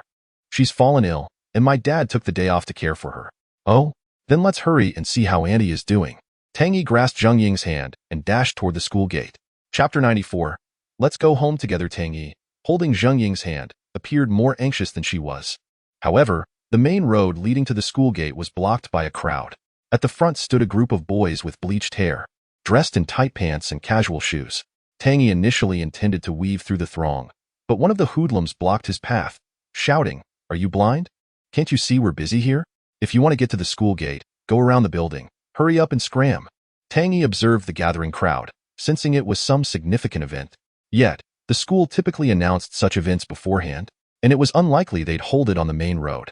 The building was massive, and detouring would waste too much time. Forget it, he thought. This main road wasn't theirs to commandeer. He was determined to pass through. Gripping Zhang Ying's hand, he pushed aside a few obstructing ruffians and squeezed into the crowd. Hey, that guy just barged in, one of the ruffians exclaimed. Despite their flashy attire, these boys were as frail as twigs and posed little threat. If someone truly intended to push through, they wouldn't be able to stop them. Quick, Block him. Jun-gu told us to keep an eye out. We can't let anyone disrupt his big event. Yeah. Hurry and stop him. If he ruins Jun-ji's plans, we're finished. Wait, where did that kid go? Tang Yi swiftly pulled Zhang Ying through the throng, leaving the group of ruffians unable to intervene. What the hell? Why are you pushing? Are you insane? Are you in such a hurry to die? Various curses echoed from the crowd. As they navigated through the dense gathering, they discovered a circle surrounded by red roses and balloons, adorned with colorful ribbons of red, orange, yellow, green, blue, indigo, and violet. At the center lay a heart made of petals, with a man and a woman standing within it, the man holding a bouquet of flowers. However, Tang Yi had no interest in such displays. He stomped on the roses, scattering them chaotically. Gasps of astonishment mingled with shouts of anger and cheers. In an instant, Tang Yi dashed past the scene, vanishing into the crowd. Just as he passed by the girl in the petal heart, she caught sight of his face. Oh no, this is bad. The group of ruffians pushed through the crowd and reached the center, witnessing the crushed roses and popped balloons, leaving chaos in their wake. The boy in the heart of petals glared furiously at them. Who could be blamed for this? They had taken over the school's main thoroughfare without permission. Tang Yi and Zhang Ying arrived at the school gate and hailed a taxi to leave. Zhang Ying, where do you live? Tang Yi inquired in the taxi. My dad rents a place in the suburbs west of Ningdu, Zhang Ying replied. Great, driver. Could you please go a bit faster?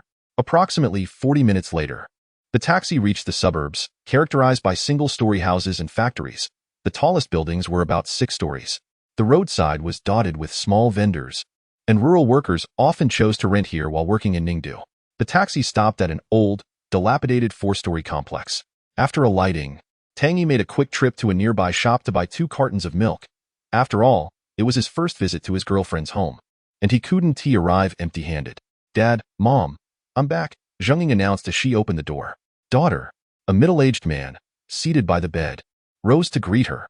This man was Zhang Ying's father, sporting sparse facial hair and appearing to be in his late 40s, though much of his hair had turned gray, suggesting a life of worry. Mom, how are you? Upon seeing the woman lying on the bed, Zhang Ying could no longer hold back and rushed to her side. This woman was her mother, stylishly dressed with makeup and voluminous hair, yet her appearance betrayed a lack of vitality. Her skin looked dry, indicative of sleepless nights. I'm fine, dear. Zhang Ying's mother waved her hand dismissively. Tang Yi, who had entered behind them, placed the 2 cartons of milk aside. Zhang Ying's father turned to him and asked, Daughter, who is this? He assumed the young man was likely a classmate of Zhang Ying. However, Zhang Ying's mother eyed Tang Yi with a frown, clearly displeased. Dad, Mom, this is my university classmate, my boyfriend, Zhang Ying said, her cheeks flushing with shyness. Boyfriend? Zhang Ying's father was taken aback and scrutinized Tang Yi. The young man was handsome and seemed considerate, bringing milk, which pleased him. All right, young man, please take a seat. Thank you for looking after Zhang Ying during her time at university. It's nothing, uncle, Tang Yi replied with a slight smile. It is often said that fathers-in-law grow increasingly fond of their sons-in-law, and Zhang Ying's father, having only one daughter and no sons, was genuinely pleased with Tang Yi. Daughter, is this really the boyfriend you found in university? Zhang Ying's mother looked at Tang Yi with evident disapproval. Yes, Mom. What's wrong with that? Zhang Ying asked. Oh, how could it be like this? Suddenly, Zhang Ying's mother's expression changed, and she began to struggle to breathe. Mom, are you all right? Zhang Ying was alarmed and rushed to support her mother. After a moment, Zhang Ying's mother regained her composure, appearing slightly breathless. She looked at Tang Yi, who seemed to be the typical poor student from university. She had hoped her daughter would bring home a wealthy heir, allowing her to ask for some money to gamble, but it appeared her hopes were in vain. Daughter, what does his family do? Zhang Ying's mother inquired. I don't know, Mom. Please don't ask. Zhang Ying admitted honestly, for she had no idea about Tang Yi's family background. What?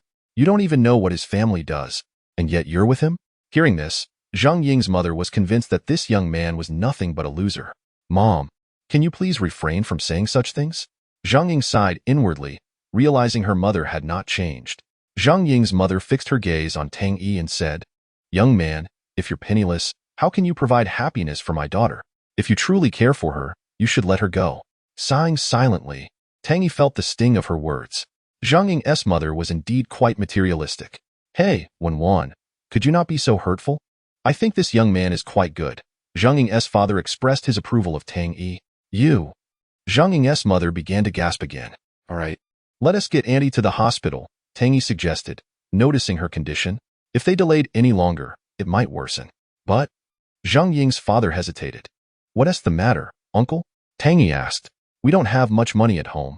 Zhang Ying's mother has been gambling recently and owes a considerable amount. All our money has gone to repay debts, and we can't afford a hospital visit, Zhang Ying's father lamented, shaking his head. Indeed. Marrying such a wife was a regrettable decision. Observing their plight, Tang Yi felt sympathy for their family, struggling to make ends meet. Without further ado, he took out his phone and called Jiang Yongqing. 20 minutes later, a magnificent Rolls-Royce Phantom pulled up in front of the old, dilapidated complex. Its license plate strikingly marked A9999. Throughout the ride, even though Zhang Ying's mother was unwell, she couldn't help but marvel at the lavish interior of the Rolls-Royce, clearly experiencing such luxury for the first time. Daughter, look, even though he is a bit older, I think he is a good match for you, Zhang Ying's mother remarked, pointing at Jiang Yongqing, who was driving. Mom, what are you saying? Zhang Ying laughed in disbelief at her mother's strange reasoning. Tang Yi, do you know this person? Zhang Ying was curious. After all, with just one phone call, Tang Yi summoned someone driving a Rolls-Royce. Oh, he owed me a favor. So this is just him repaying it, Tang Yi casually deflected, not wanting to reveal his identity too ostentatiously. He planned to surprise Zhang Ying with an extravagant revelation once the diamonds were mined and delivered to him. When Jiang Yongqing arrived, Tang Yi had already instructed him not to address him as second young master. Half an hour later, the car stopped in front of Rintang Hospital, a large comprehensive facility in one of the Tang family's enterprises, boasting over 30 floors and occupying an area of 200 acres. As Tang Yi led Zhang Ying's family into the hospital lobby, a man in a white coat and glasses rushed over. Upon reaching Tang Yi, the man bowed deeply and exclaimed, Second young master, I am truly sorry for not sending a car to fetch you personally. That's all right. Tang Yi waved his hand dismissively. Before his arrival, Jiang Yongqing had already informed him that the director of Rintang Hospital, Wang Zhan, would personally greet him. It appeared that the man before him was indeed Director Wang. Surely, Wang Zhan would recognize the second young master.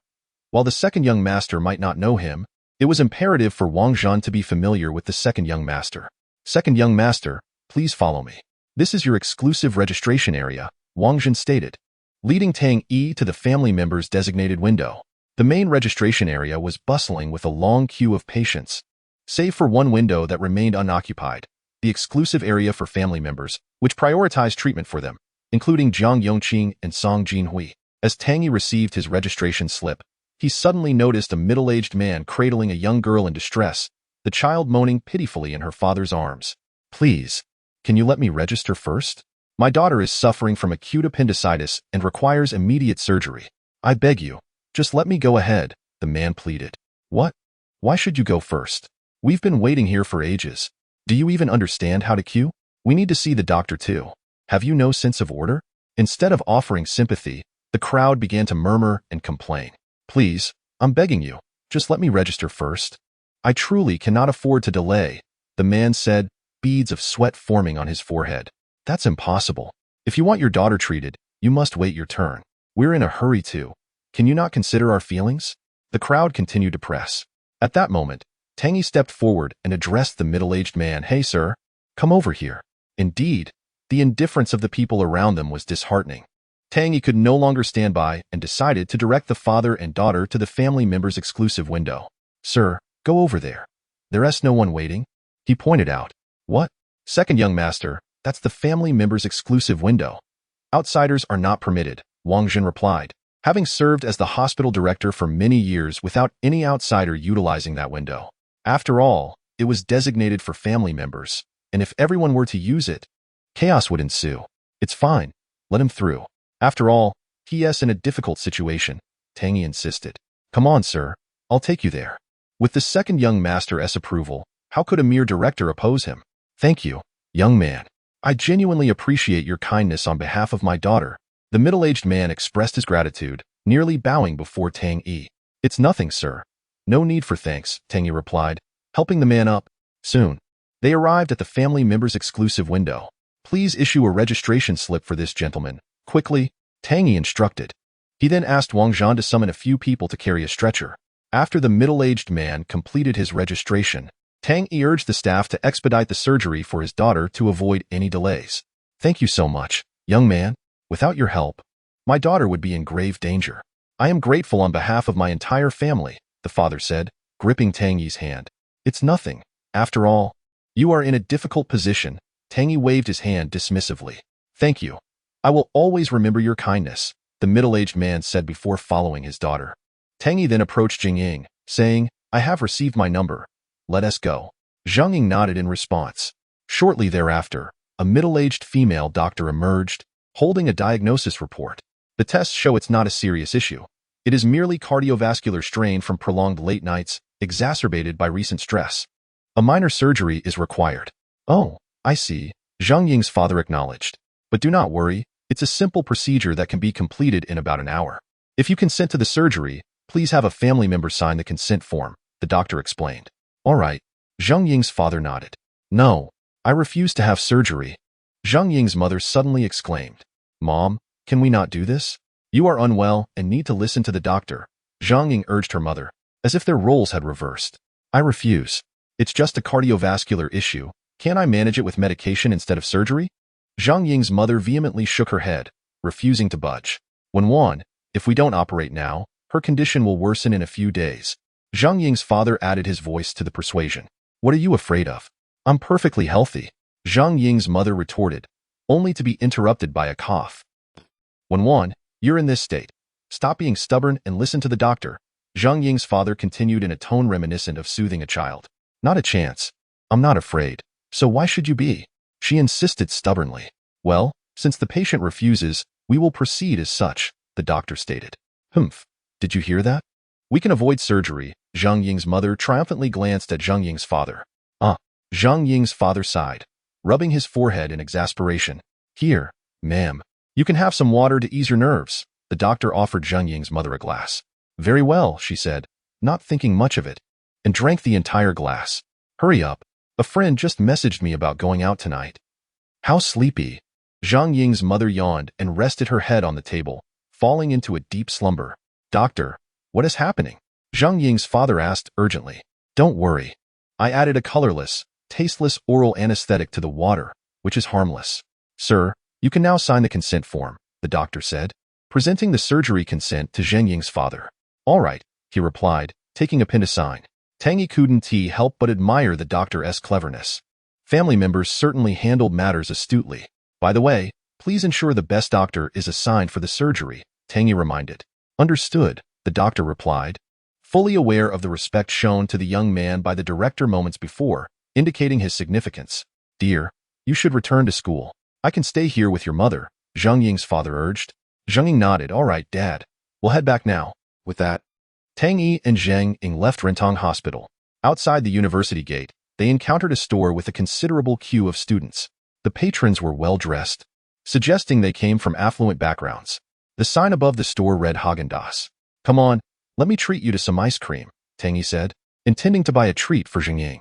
This newly opened Häagen-Dazs outlet offered items starting from 180, a luxury among cold desserts. Ordinary students typically wouldn't dare to indulge, merely glancing at the establishment.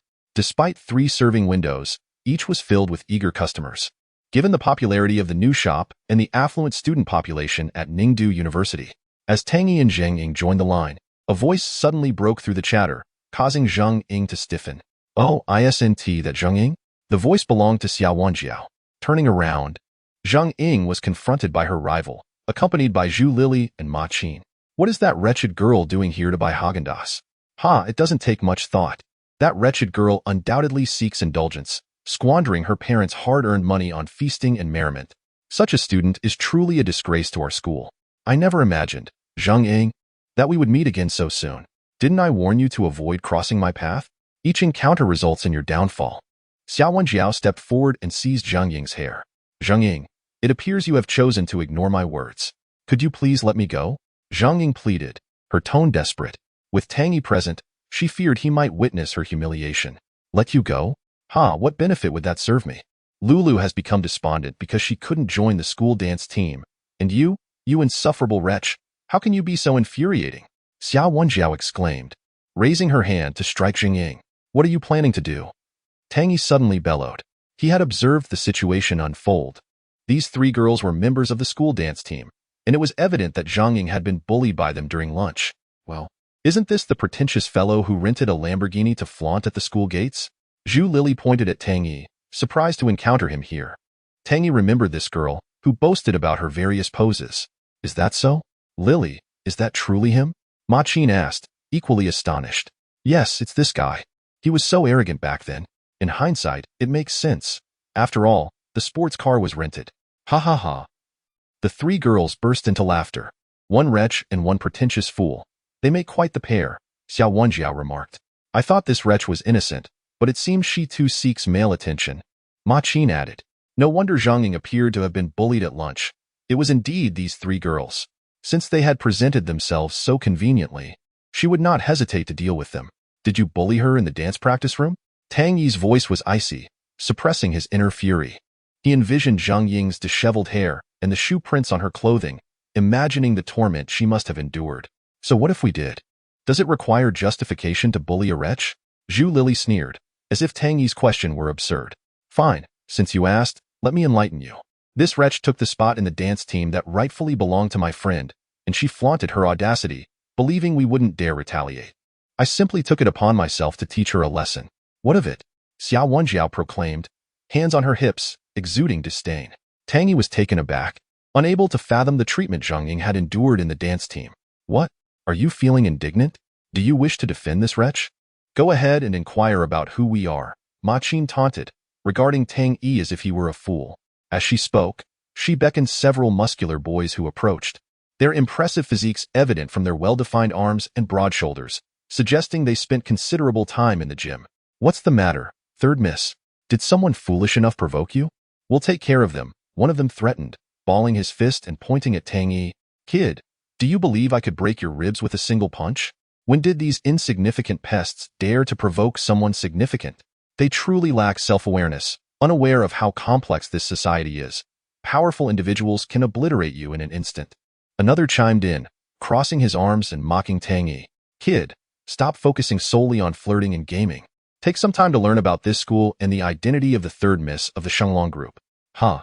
Tang Yi laughed, dismissing their bravado. They were nothing more than a group of insignificant individuals. Just as he was about to respond, a delicate hand grasped his. Zhang Ying subtly pulled at Tang Yi's hand, shaking her head.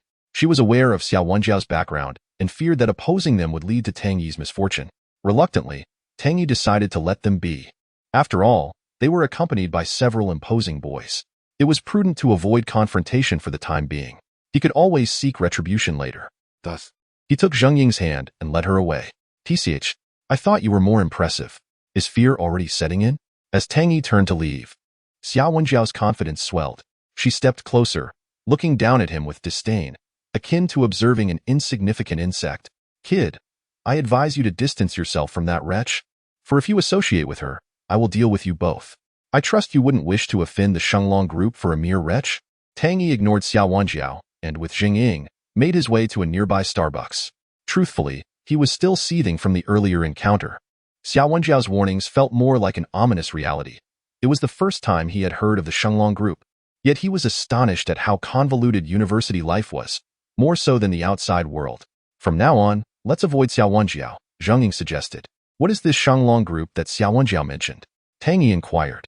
Zhang Ying recounted what Gao Hui had told her about Xiao Wenjiao's background and the influence of the Shenglong group, detailing everything to Tang Yi. So, the Shenglong group is indeed formidable, and Xiao Wenjiao has quite the background, Tang Yi mused, stroking his chin. By the way, Tang Yi, perhaps I should withdraw from the dance team to avoid further encounters with Xiao Wenjiao, Zhang Ying said, though reluctantly. She felt that for her and Tang Yi's sake, this was the only viable option. Being ordinary students, how could they possibly contend with Xiao Wenjiao? Tang Yi nodded in agreement. Even without Zhang Ying's suggestion, he would have insisted she withdraw.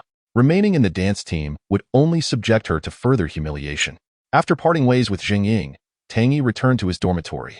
However, barely seated, his phone rang. It was Wang Minglin, the striking woman. Second young master, where are you? I'm in the dormitory. What's up, Minister Wang? Tang Yi asked, curious about her sudden call. Half an hour later, a white Maserati pulled up beside him. Second young master, please get in, Wang Minglin said, stepping out of the car to open the door for him. Today, she wore a fitted black shirt with a low neckline, allowing the contours of her shoulders to be visible and accentuating her alluring figure. As she bowed slightly to open the door, her exposed neckline revealed even more. Tang Yi's face flushed as he entered the vehicle. Inside, a fragrant aroma enveloped him, a warm and intoxicating scent. "Minister Wang, have you changed cars?" Tang Yi asked. "Indeed. Second, young master. Compared to a Lamborghini, a Maserati is more suited for a woman."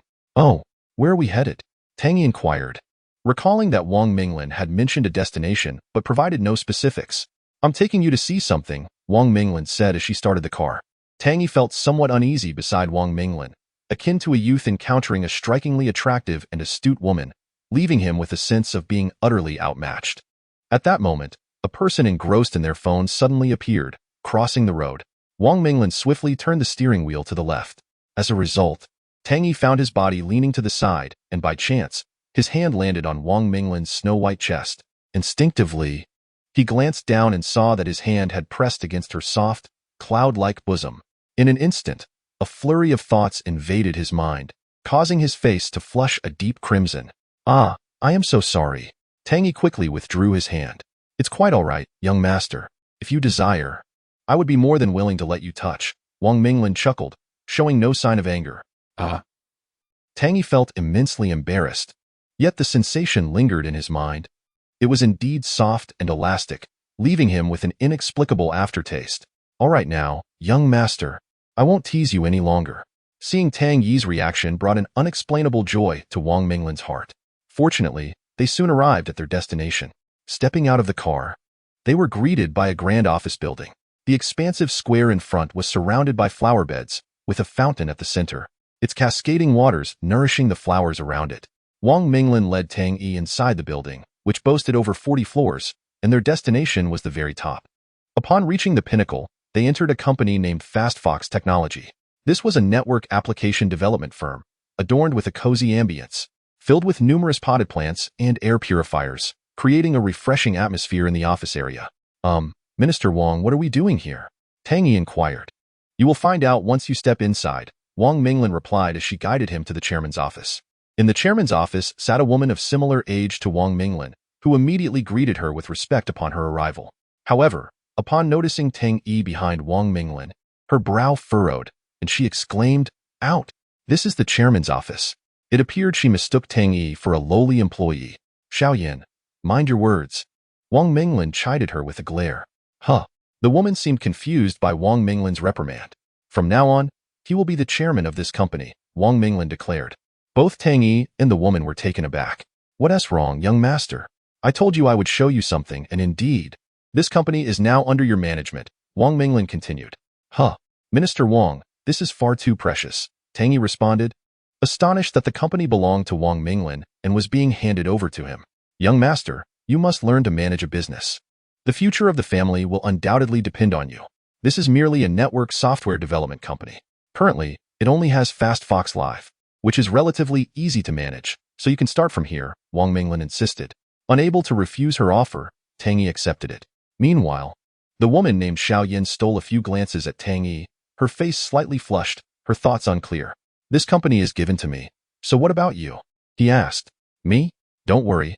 I am currently the head of the intelligence department at the Jiangnan base of our family.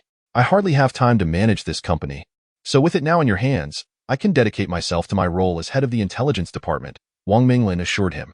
"By the way, her name is Huang Yin, the president here. You can consult her for any inquiries in the future," Wang Minglin added, pointing to the woman who had earlier asked Tang Yi to leave. "Oh, understood." Tang Yi nodded. "Well then, it's settled. I shall take my leave now." With that, Wang Minglin exited, leaving Tang Yi to familiarize himself with some information regarding FastFox Live. FastFox Live had become an incredibly popular streaming platform in recent years, attracting numerous internet celebrities and enthusiasts. The types of streams available were diverse, including beauty, talent showcases, outdoor adventures, and gaming. Once back in his dormitory, Tang Yi lay on his bed, installed FastFox Live, and began to explore. He typically did not watch streams, occasionally joining his dorm mates to view gaming broadcasts. As he browsed the platform, he noticed many streamers were from Ningdu University, including some from his own class. Curiosity piqued. He clicked into a live stream hosted by a girl named Jia Baoya. To his surprise, She was indeed from his class, Ling Jie, a cute girl who ranked among the most attractive in the cohort. Although her name did not sound like a lowly, her appearance was undeniably that of a soft and adorable lowly. Ling Jie harbored dreams of stardom, aspiring to become a prominent internet celebrity, and was starting her journey through live streaming. During classes, Tang Yi hardly spoke to Ling Jie, as she had her own social circle and rarely interacted with others, including Li Linlin and Zhang Yang. Wow, it's Jie Bao. Goddess, hello? Comments began flooding the live chat. Phase K, such a beautiful girl.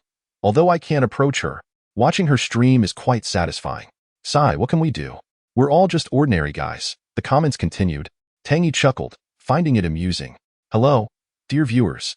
I'm Xiao Jiejia, a novice streamer, so please take care of me. Ling Jie said in her sweet, lowly voice. This made Tang Yi shiver, realizing how adorably charming she sounded. Why is there no gift? Little Jie really wants a gift. Which wealthy brother can send me one?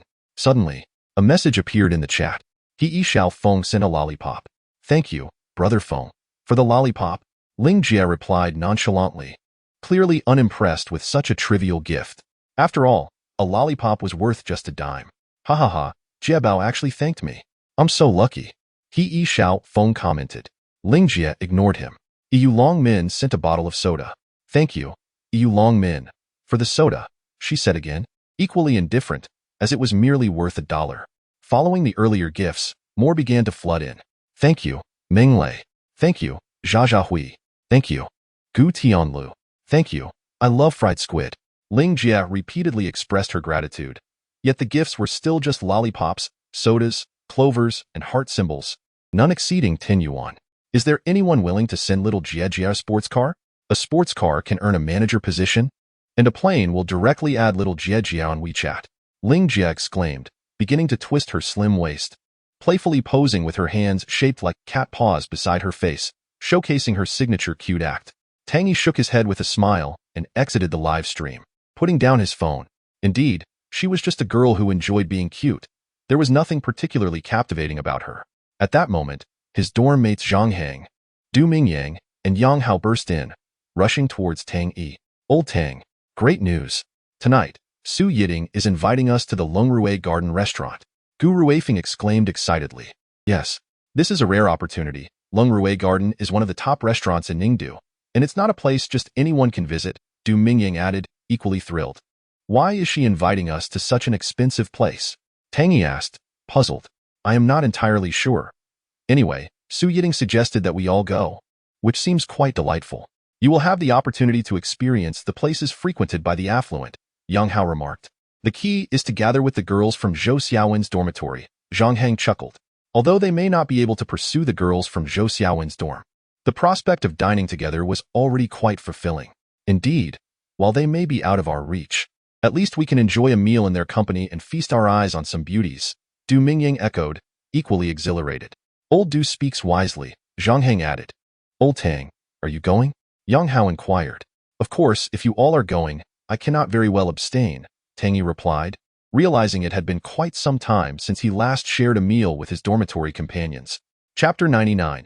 A reunion of two dormitories. Hey, the live stream is on.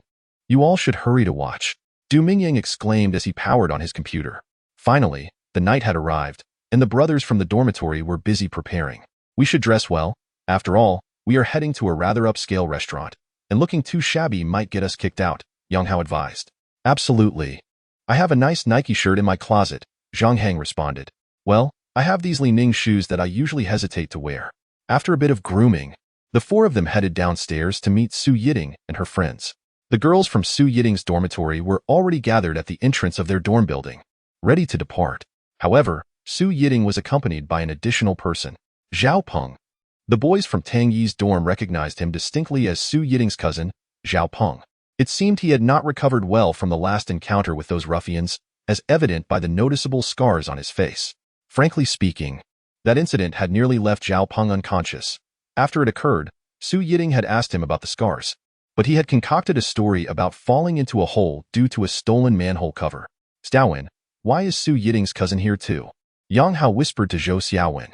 Yiting mentioned that a wealthy individual from Ningdu has reserved a hall at Longrui Garden, and her cousin managed to secure the entry passes. Zhou Xiaowen explained. Oh, Yang Hao nodded in understanding. You need not be surprised at my presence, Zhao Peng interjected, having overheard Yang Hao's low voice. Today, the CEO of Shanghai Real Estate, Qian Zhongxiang, has invited a prominent figure from Ningdu, thus reserving the hall at Longrui Garden. And I am the one who secured the entry tickets. Ah, so it was arranged by Su Yiting's cousin. Instantly, Zhang Hang and Du Mingyang felt deflated. Both harbored a certain aversion towards Zhao Peng. After all, with 8 individuals from 2 dormitories from the same school gathering together, the presence of an outsider diminished the significance of the occasion. Hey, Tang Yi, a female voice suddenly called out to him. Turning around, he recognized Jiang Yin. Hello. Jiang Yin, Tang Yi smiled. He had a favorable impression of her and had not seen her in quite some time. This encounter felt reminiscent of meeting an old friend. By the way, I want to sincerely thank you for the room you arranged for me last time, Jiang Yin expressed, recalling how Tang Yi had helped her when she fainted by the roadside. Since then, they had not exchanged words, and although she had contemplated reaching out to him, knowing he had a girlfriend brought a tinge of sadness. Nevertheless, she thought, being good friends with Tang Yi was still quite wonderful. She would silently support his relationship. Oh, it's nothing. I merely assisted you as it was within my capacity, Tang Yi replied. Jiang Yin smiled softly at him, then retrieved a smartwatch from her bag. This is for you, she said, presenting it to Tang Yi. Huh, thank you. Why go to such lengths to gift me a watch? Tang Yi accepted it graciously, surprised that she had brought him something. Observing the black smartwatch, he sensed Jiang Yan's thoughtfulness. Although it was not a luxury brand, it was still priced around 300 to 400 yuan. Because you gifted me a pair of earrings last time and arranged a room for me? I thought it only fair to give you this watch to balance things out, Jiang Yan explained. Tang Yi nodded, refraining from further comments as he accepted the smartwatch. Seeing Tang Yi and Jiang Yan in conversation, Zhao Peng's displeasure was palpable as he directed an annoyed gaze at Tang Yi. He vividly recalled how Tang Yi had thwarted his chances with Jiang Yan last time, and the beating he received from the ruffians still left him with lingering injuries. This ongoing resentment made it difficult for Zhao Peng to find peace. Just thinking about that night filled him with anger. Tang Yi, this little brat. Just wait until I have my chance. I will make you experience the darkness of society. Yin Yin, Xiaowen, Yi, let's all ride in my cousin's car. Yang Hao, you guys can take a taxi, Su Yiting suggested. All right. The girls from Su Yiting's dormitory promptly boarded Zhao Peng's Honda, while Tang Yi and his dorm mates hailed a taxi to Longrui Garden. Longrui Garden proved to be one of the esteemed restaurants in Ningdu. Nestled amidst a grove of maple trees, its brown wooden sign elegantly inscribed with the name Longrui Garden. True to its name, it resembled a garden. Yiting, this is my first time at such a vibrant restaurant, Louis remarked as they stepped out of the car. We have my cousin to thank for that, Su Yiting replied. Let's head inside. This is the main entrance. Zhao Peng led Su Yiting and the other girls into Longrui Garden. Meanwhile, Tang Yi and his group arrived at the restaurant as well. Wow, this restaurant is magnificent. Look at the artificial streams on both sides and the solid wood flooring. I never imagined I, Du Mingyang, would dine in such a high-end place. Du Mingyang marveled upon entering Longrui Garden.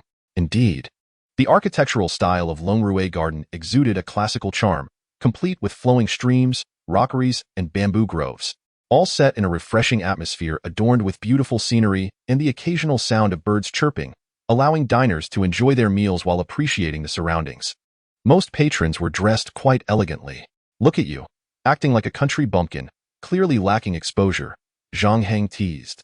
Over here, Yang Hao pointed, following a message from Zhou Xiaowen. Wait for us, old Zhang. The group continued deeper into the restaurant until they reached a dining hall situated above a small artificial lake.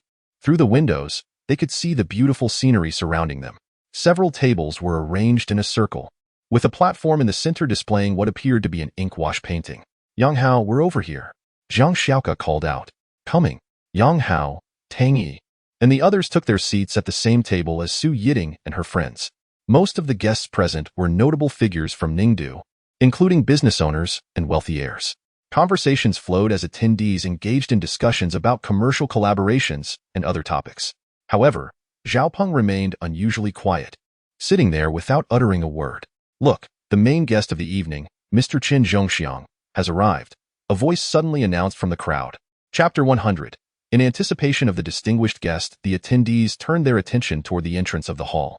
A man in a designer suit, adorned with a Rolex on his wrist and sporting a slick hairstyle, strode in, exuding an air of sophistication typical of someone in their 40s. Wow, Mr. Chen truly possesses an impressive demeanor. Indeed, this is clearly a person of great significance in Ningdu. I have heard that Mr. Chen has made remarkable strides in real estate. Half of the residential complexes in Ningdu are developed by him. A woman remarked, if I could marry a distinguished figure like Mr. Chen, how wonderful that would be. The individual in question, Chen Zhongxiang, approached the central podium with a graceful stride. Today, I have reserved the Yuhu Hall at Longrui Garden to welcome a true luminary from Ningdu. The power and influence he wields are beyond your imagination. My invitation to you all is to witness his esteemed presence. My purpose today is to negotiate a partnership with this eminent individual regarding the real estate development investment for the Ningdu resort area in the latter half of the year. Naturally, I would not allow such a distinguished guest to visit without offering something in return. Chen Zhongxiang gestured towards an exquisite ink painting displayed on the podium. This is the night banquet of Han Shizai, a masterpiece by Gu Hongzhong of the Southern Tang dynasty, which I acquired for 10,000 at an auction. I intend to present this painting to the illustrious guest, hoping he will extend his benevolence towards our enterprises. What?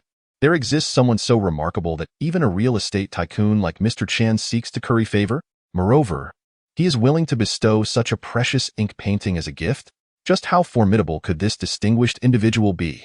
The attendees were filled with anticipation regarding the eminent figure Chen Zhongxiang spoke of. However, a few brothers from Tang Yi's dormitory and several girls from Zhou Xiaowen's dormitory showed little interest in the commotion. Old Zhang, you must try this scallop. It is incredibly fresh, Du Mingyang exclaimed, his mouth stuffed with food. After all, food that comes without cost tastes all the more delectable. Hey, old Tang, are you really going to be with Zhang Ying? That girl is certainly no saint. Aren't you afraid she might betray you like that schemingly Linlin? Yang Hao, ever concerned about the romantic entanglements of his dormitory brothers, queried, given his extensive acquaintance with women. Ha ha. Tang Yi only chuckled before rising from his seat. Old Tang, where are you going? Zhang Heng inquired. I'm just heading to the restroom. I'll be back shortly, Tang Yi replied. In the restroom, Tang Yi removed the smartwatch that Jiang Yin had gifted him and set it down on the sink. As he was washing his hands with soap, Xiaopeng suddenly approached and snatched the smartwatch. Oh, this watch looks nice. Is it Jiang Yan's? Xiaopeng taunted, tossing the watch in his hand provocatively at Tang Yi. What are you doing? Give it back to me. Tang Yi frowned. Hee. Want it? Go retrieve it yourself. Xiaopeng sneered, tossing the watch into the sink's drainage hole. You. Tang Yi watched helplessly as the watch, a token of Jiang Yan's affection, was whisked away by the water. Although not particularly expensive, it represented her goodwill. He couldn't simply let it go. Oops, my bad, I slipped, Xiaopeng remarked derisively, casting a mocking glance at Yi Fan. Indeed, he sought an opportunity to settle the score with Tang Yi. You better fish it out. Tang Yi, already irritated by Xiaopeng's antics, could no longer tolerate the provocation. What did you say? Xiaopeng laughed mockingly, relishing the prospect of revenge. Get that watch out for me. Tang Yi stepped closer, glaring at Xiaopeng, who seemed to have learned nothing from his previous beating. What? Do you want to fight me? Xiaopeng responded disdainfully, his expression inciting further conflict. I told you to retrieve my watch. Did you not hear me? Tang Yi's voice grew firmer. So what if I threw it away? Xiaopeng gritted his teeth, seething with anger. Last time, because of you, I got beaten up so badly. You little brat, I truly want to end you. Xiaopeng could no longer suppress his rage and shoved Tang Yi. Tang Yi nearly lost his balance, but steadied himself. Bang! Tang Yi kicked Xiaopeng, sending him crashing to the ground. After all, he was a prominent young master from a top-tier family. He wouldn't allow a petty character like Xiaopeng to provoke him. All right, Xiaopeng exclaimed. You dare to kick me, huh? You're finished, you filthy loser. Xiaopeng, unable to hold back any longer, prepared to strike back. Viewing Tang Yi as nothing more than a lowly underling. After all, he suffered greatly last time. This grudge could not go unaddressed. Xiaopeng swung his fist towards Tang Yi, who, lacking martial skills, could only endure the blow. Thus, the two engaged in a fierce tussle, with Xiaopeng attempting to pin Tang Yi down. However, Xiaopeng lacked any real fighting prowess, making them evenly matched. Moreover, Tang Yi had a height advantage, giving him a slight edge. What are you two doing? Guests observed the scuffle, voicing their disapproval. These two have some audacity to fight at Mr. Chen's banquet. They clearly have no respect for Mr. Chen. If Mr. Chen sees this, those two are in for it. Mr. Chen would never tolerate such disruptions. Despite the chorus of reprimands, no one intervened, as they were somewhat entertained by the spectacle. They were eager to see how Mr. Chen Zhongxiang would address the altercation. Meanwhile, Tang Yi and Zhao Peng were oblivious to the surrounding gazes, their focus solely on each other. Unbeknownst to them, they had inadvertently edged closer to the podium displaying the night banquet of Han Shizai. The painting was framed and elevated on the podium, rather than resting flat. Zhao Peng, spotting the painting, seized the opportunity and forcefully shoved Tang Yi. Tang Yi stumbled backward, colliding with the fragile ink painting. Crack! The previously exquisite night banquet of Han Shizai, crafted on delicate rice paper, now bore a significant tear in its center. Gasps filled the room. Mr. Chen's $10,000 painting has been damaged? This has escalated. Mr. Chen will undoubtedly seek revenge on whoever ruined his painting. Despite the chaos, Tang Yi and Zhao Peng continued their scuffle, oblivious to the painting's fate. At that moment, Chen Zhongxiang approached upon hearing the commotion. Look, Mr. Chen is here. His face bore an expression of fury, as if he were ready to unleash wrath. The very purpose of his effort to please the distinguished guest was now threatened by this incident, endangering the potential collaboration. Stop this at once. Chen Zhongxiang's furious shout resonated with authority. His voice commanded attention, and Zhao Peng halted his assault on Tang Yi. Tang Yi, recognizing the cessation of hostilities, followed suit. Mr. Chen, I just saw it. It was him. One of the attendees, eager to deflect blame, pointed at Tang Yi. I saw his hand go right through the painting. Yes, it was him. We all witnessed it. The crowd chimed in, their expressions a mix of anticipation and amusement. Huh, odd. Why is old Tang taking so long in the restroom? Zhang Heng remarked, glancing at the time. Given their position at the table, they had missed the unfolding drama. What is happening over there? Yang Hao asked, noticing the commotion at the podium. Not sure, but it seems like a fight broke out. Let us go take a look. The group consisting of Yang Hao and Du Mingyang approached. You dare to shatter my painting of Han Shizai's night banquet? Chen Zhongxiang confronted Tang Yi with a grim expression. He pushed me, and then... Tang Yi pointed at Zhao Peng, attempting to explain. I do not wish to hear your excuses. The fact remains that you damaged the painting of Han Shizai. You are quite audacious, Chen Zhongxiang retorted fiercely. Let us not even discuss the value of this painting. It was a gift from President Qin to a mysterious individual, a gesture of goodwill. How could you dare to ruin it? Indeed, President Chen, you cannot let this boy off lightly. President Chen will surely make him pay. Bring 2 men to break his arms and throw him out. Chen Zhongxiang summoned 2 burly men. In his youth, Chen Zhongxiang had a taste of the underworld and had a certain ferocity within him. Breaking 2 arms? Tang Yi would certainly resist. How could he ever hold Zheng Ying's hand or offer her warm embraces again? His life would be worse than death. Was it possible that he, the second young master of a prominent family, would meet his end at the hands of these individuals? Do not act recklessly, or you will regret it. Tang Yi warned loudly, attempting to break free, but his arms were held firmly. Clearly, his protests were futile. Old Tang. At that moment, Du Mingyang, Yang Hao, and Zhang Heng shouted. They had witnessed the incident. Do not intervene. You will suffer too. Zhou Xiaowen pulled Yang Hao back. But what about old Tang? We cannot just stand by. He was Tang Yi's good friend. He could not bear to watch him being beaten. Alas. Zhou Xiaowen shook her head. But what can we do? Indeed, they were merely ordinary university students and could do nothing to aid Tang Yi. Stop. A female voice suddenly cried out. A girl approached the 2 muscular men. Please, let him go. He did not mean to do it. We will find a way to compensate you for the painting. Tang Yi looked up and was surprised to see Jiang Yin pleading for him. He did not intentionally damage your painting. Could you please let him off? We will certainly pay you, Jiang Yin implored Chen Zhongxiang. Huh? Is it about money? Do you have any idea how significant this painting of Han Shizai is? Breaking 2 arms would be a light punishment. If you do not step aside, you will not like what happens next. Chen Zhongxiang replied coldly. Please. Jiang Yin wished to say more, but suddenly felt someone pulling her away. Jiang Yin, come back quickly. We cannot afford to offend President Chen. Su Yiting tugged at Jiang Yin, pulling her aside. But Tang Yi will be beaten. We cannot ignore him. Jiang Yin anxiously looked at Tang Yi. What kind of situation was this? A gathering had escalated into such chaos. Forget it. Let us go. Jiang Yin, Lu Yi joined, pulling Zhang Xia along.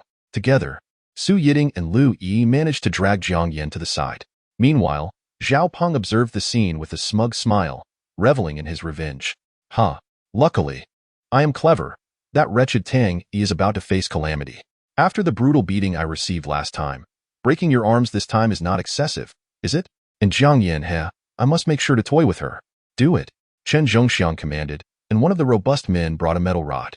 Chen Zhongxiang glared at Tang Yi, cruelly proclaiming, "Boy, remember, today you brought this upon yourself." With that, he gestured to the muscular man, who, without mercy, swung the iron rod down towards Tang Yi's arms. Tang Yi gritted his teeth, watching helplessly as the rod descended towards him. What is happening over there? Suddenly, a deep voice boomed, startling everyone, including the two muscular men and Chen Zhongxiang. The iron rod that was about to strike Tang Yi fell short.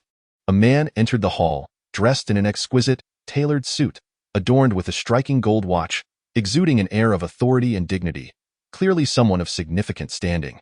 Upon seeing him, Chen Zhongxiang immediately switched to a smiling demeanor and approached respectfully. "President Jiang, it is you. What is going on here?" President Dai glanced at the crowd surrounding the scene, frowning in dissatisfaction.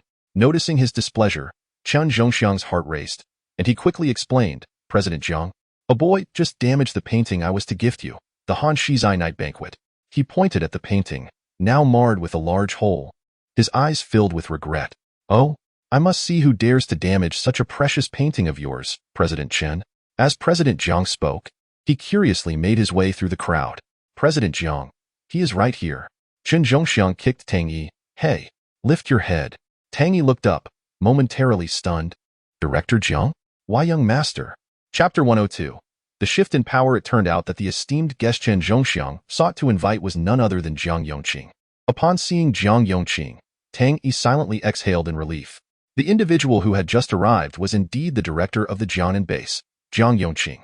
When Jiang Yongqing saw Tang Yi, he was visibly taken aback. Understanding the situation with the burly men restraining Tang Yi and the one wielding the iron rod, he grasped the gravity of the matter. Jiang Yongqing also served as the chairman of Ningdu Feiyue Group and frequently interacted with business tycoons. What status did the second young master hold? How dare these audacious individuals treat him in such a manner? If anything happened to the second young master, the ramifications would be unimaginable, even to Jiang Yongqing himself. "Young master, do not worry, I will handle this." Jiang Yongqing turned to Chen Zhongxiang, his voice sending chills down spines. "Chen Zhongxiang, your audacity grows bolder. Do you realize whom you have offended today?" Chen Zhongxiang was instantly bewildered. This President Jiang must be the esteemed guest that President Chen invited. Indeed, look how President Chen is bowing to him like a dog. This statement was certainly not something Chen Zhongxiang would want to hear. "I also just heard President Jiang refer to the boy who damaged the painting as young master." "I heard that too. See how President Jiang regards that boy as if he were a master before a servant. If that is the case, then President Chen is in for a world of trouble today." Now, everyone eagerly anticipated the unfolding drama. "Chen Zhongxiang, do you understand the consequences of your actions?" Jiang Yongqing's voice was low and menacing. "President Jiang, I..." At the moment Jiang Yongqing called Tang Yi young master, Chen Zhongxiang was already stunned. He had not considered that the impoverished boy he intended to break the arms of would be addressed as young master by President Dai. What could this boy's identity possibly be? The more he pondered, the colder Chen Zhongxiang's spine felt.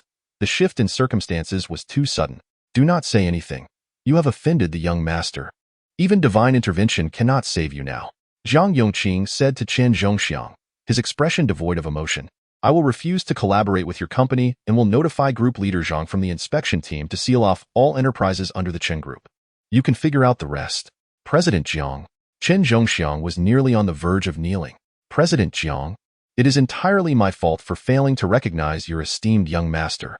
I deserve to die 1,000 deaths. Please, President Jiang, show mercy and allow my family a chance to survive."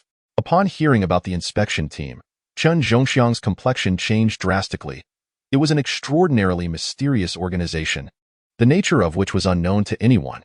In Ningdu, businesses of all sizes tremble at the mere mention of the inspection team's name, paralyzed with fear. The mere presence of the team leader, Zhang Lu, is enough to obliterate even the most formidable enterprises overnight.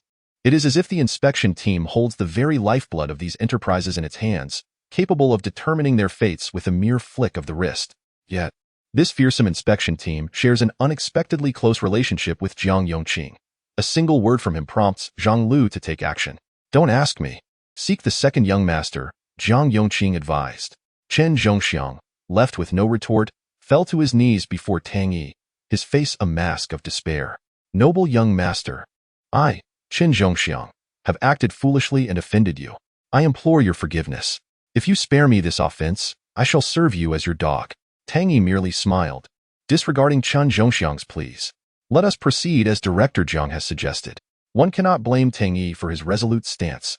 After all, Qian had nearly severed his arm moments prior. Understood, Zhang Yongqing affirmed. Noble young master, I beseech your magnanimity. Qin Zhongxiang continued, but Tang Yi had no desire to listen.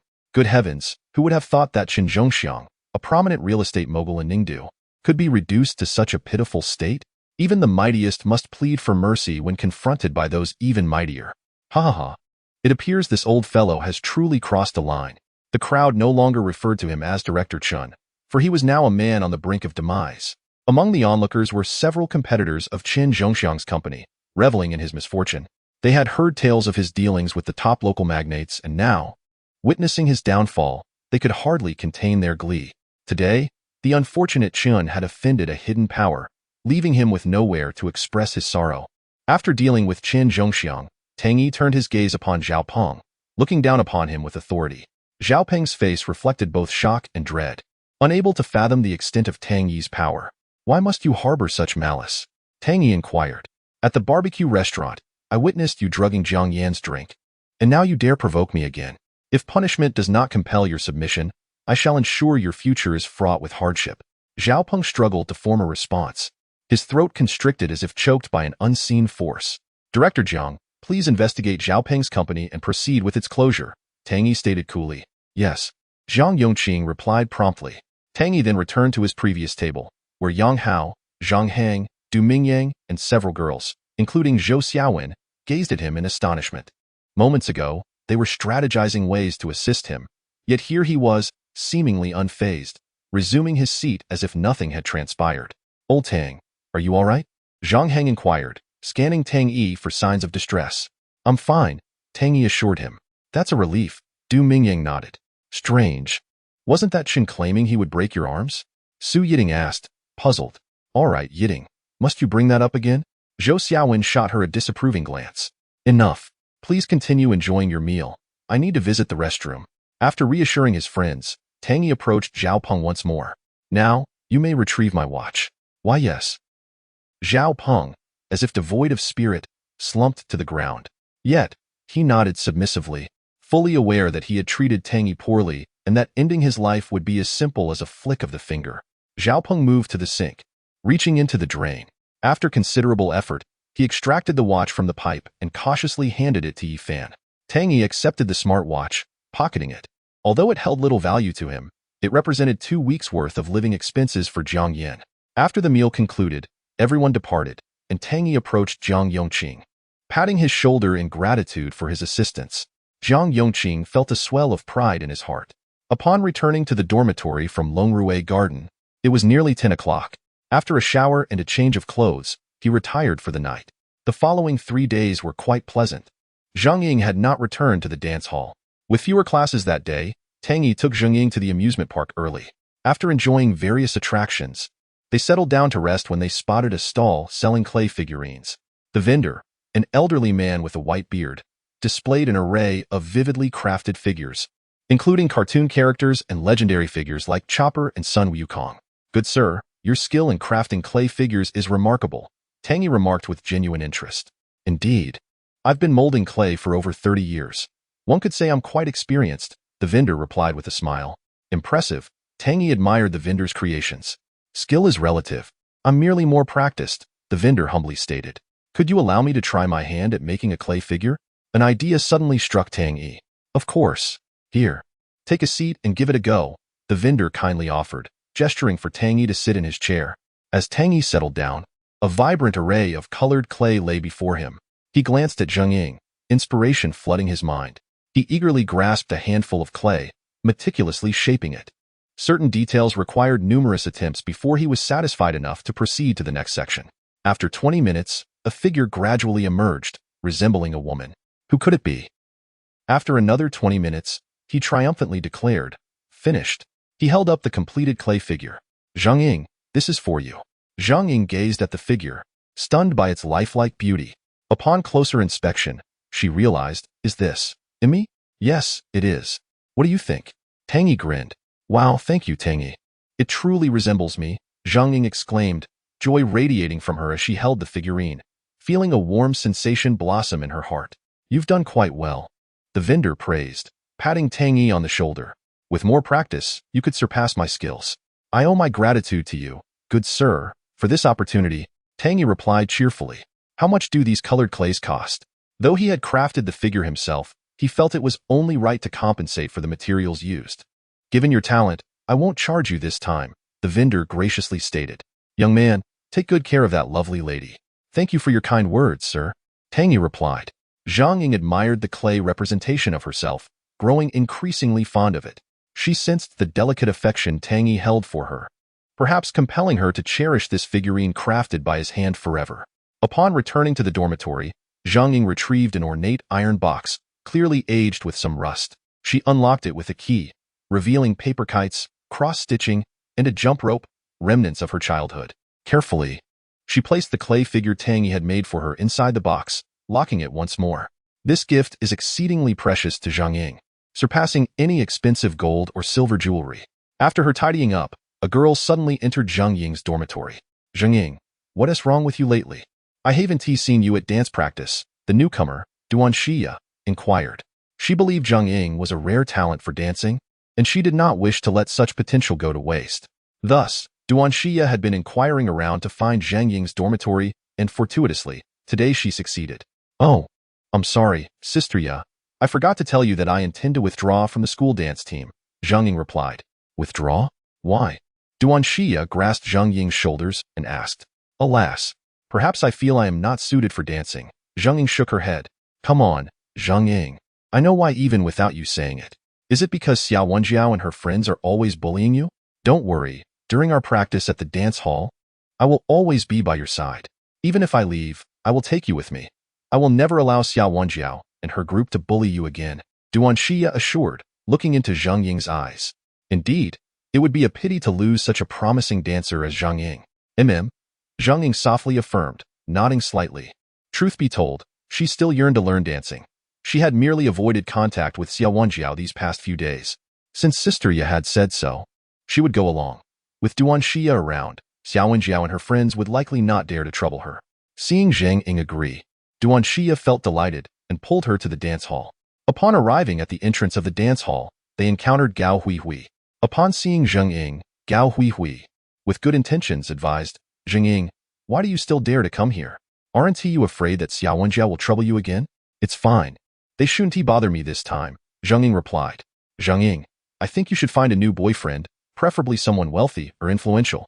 If that is not possible, at least someone who is well-liked at school. This could provide some protection.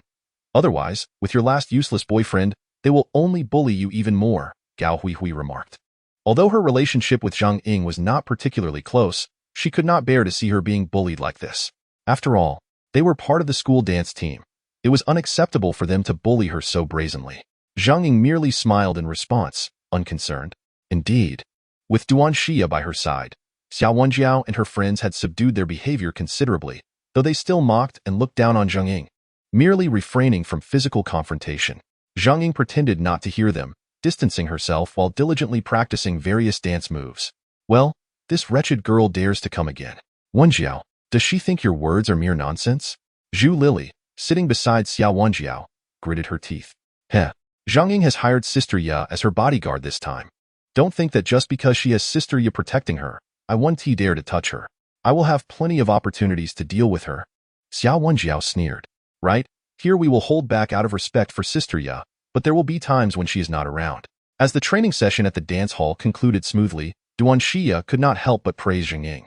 Your training results are excellent. You are adapting quickly. Soon, you will be able to keep up with our rhythm. Duan Xia was quite satisfied with Zhang Ying's performance. Meanwhile, several luxury cars parked outside the dance hall, including Porsches, BMWs, and Land Rovers. Fashionable young men and women frolicked around the cars, clearly the boyfriends of the dancers. Noticing that all the girls had their boyfriends come to pick them up, Zhang Ying was no exception. She called Tang Yi. Hello? Zhang Ying. Tang Yi. Come to the dance hall now. I just finished training, Zhang Ying said. Didn't you tell me you were quitting the school dance team? Tang Yi expressed concern upon hearing Zheng Ying was back at the dance hall, fearing she would again be bullied by Xiao Wenjiao and her friends. It's all right now. Sister Ye has assured me that I won't be bullied again, and during practice, Xiao Wenjiao and her friends did not cause me any trouble. After hanging up, when Tang Yi arrived to pick up Zheng Ying, others cast peculiar glances at them, a gaze that was uncomfortable, as though they were observing a curiosity. Is this her boyfriend? Look at us. Our boyfriends all have cars, and look at him. No car at all. Even if he doesn't have a BMW or Land Rover, he could at least drive a Chang'an. Look at her boyfriend's poor appearance. A Chang'an? He'd be lucky to ride an electric scooter. Do you think someone like her can find a decent partner? Their essay saying, right? Yes, wolves pair with wolves, dogs with dogs, and toads with toads. Ha ha ha. Some members of the school dance team and their boyfriends laughed mockingly. Tang Yi paid them no mind. He did not care what they said. Regardless of their prominent backgrounds or wealth, they could not silence the derogatory comments behind his back. Just then, Gao Huihui rushed over, unreservedly addressing Tang Yi. Zheng Ying, you must seriously consider what I told you. Find a new boyfriend. Look at how you were just laughed at by so many people, and your boyfriend did nothing. Trust me, find someone wealthy and powerful, and Xiao Wenjiao won't dare to bully you as ruthlessly. Gao Huihui, whom Tang Yi had seen once before when he picked up Zheng Ying, spoke these words directly in front of him without regard for his feelings. Although Tang Yi did not wish to stoop to her level, her words stirred something within him. Did he really need to transform into an arrogant wealthy heir to earn their respect? Yet, for Zheng Ying's sake, it seemed he would have to make some changes. After returning Zheng Ying to her dormitory, Tang Yi took out his phone and ordered several expensive pieces of clothing and luxury watches from high-end brands online. Indeed, in this world, appearances matter. If that's the case, he would present himself as a wealthy young master to show them. While browsing various luxury brand websites, a live stream link suddenly appeared in their class group chat. Upon entering, he heard, "Hello, my darlings. I am your Linlin." That voice sounded remarkably familiar. When the girl in the live stream revealed her face, Tang Yi realized it was indeed Li Linlin. Goodness, she had truly become a live streamer now. And on the Kuaihu platform at that. Behind her was her dormitory. At that moment, Li Linlin had changed into a very revealing and sexy outfit. Tang Yi was nearly stunned as he had never seen Li Linlin looking so alluring. Her figure was already captivating, and in such a revealing outfit, it showcased her curves spectacularly. As for Li Linlin, feeling enraged after realizing she could not rely on Tang Yi any longer, she was furious. How could this detestable Tang Yi, who had so readily spent a fortune to save Zheng Ying at Yunfeng Pavilion, now refuse to help her at all? Didn't she have over a month of feelings for him? How could his time with Zheng Ying surpass theirs? Simultaneously, a sense of despair washed over Li Linlin. If she couldn't settle her debts within a month, would she end up like Su Dongyu, facing imprisonment? Although her situation was not as severe as Su Dongyu's, it would still leave a mark on her record. Upon returning to her dormitory, Li Linlin found herself in a gloomy mood, only to hear that Ling Jia had earned some extra money by becoming a streamer. It was said that prominent streamers could earn tens of thousands, or even hundreds of thousands in a month by merely swaying in front of the camera. This revelation stirred something within Li Linlin. Indeed, if streaming could bring in money so swiftly, and considering that some viewers were rather naive with their finances, some even surviving on instant noodles just to save up for gifts for their beloved streamers, why not try her hand at it? With her charm, she might also receive substantial rewards. Thus, Li Linlin swiftly registered an account on Kuaihu Live and embarked on her streaming journey. However, in the initial days, she struggled to garner an audience. After 3 hours of streaming and several PK battles, she had only earned a meager sum, barely a few dozen yuan. Today, in a bold move, she donned a revealing tank top, and indeed, her viewer count surged compared to previous days. Li Linlin began by engaging with her audience, swaying her figure, and then commenced yet another round of competitions against other streamers. Perhaps the outfit had an impact. After several PK matches, she emerged victorious. Watching from the screen, Tang Yi couldn't help but shake his head in disbelief. He thought, Li Linlin, you truly amaze me. Perhaps I should lend her a subtle hand? He dialed Huang Yin, the president of Kuaihu Company, and instructed her on a few matters. Understood, Mr. Tang, Huang Yin replied. After hanging up, she began to execute Tang Yi's directives, despite the requests being rather unreasonable. However, he was the boss, and as her subordinate, she had no choice but to comply. Li Linlin, I've aided you as much as I can. The rest is up to you. As the countdown reached its end, the right side of the mobile screen displayed another live stream. titled Shui, is very well behaved. The winner of this PK will receive a prize of 100,000 yuan. A large caption appeared on the screen. Below, a half-yellow, half-blue bar indicated their respective contribution values. The yellow represented Li Linlin's current contributions, while the blue represented Shui's. Wow, family, a prize of 100,000 yuan. I'm counting on you all.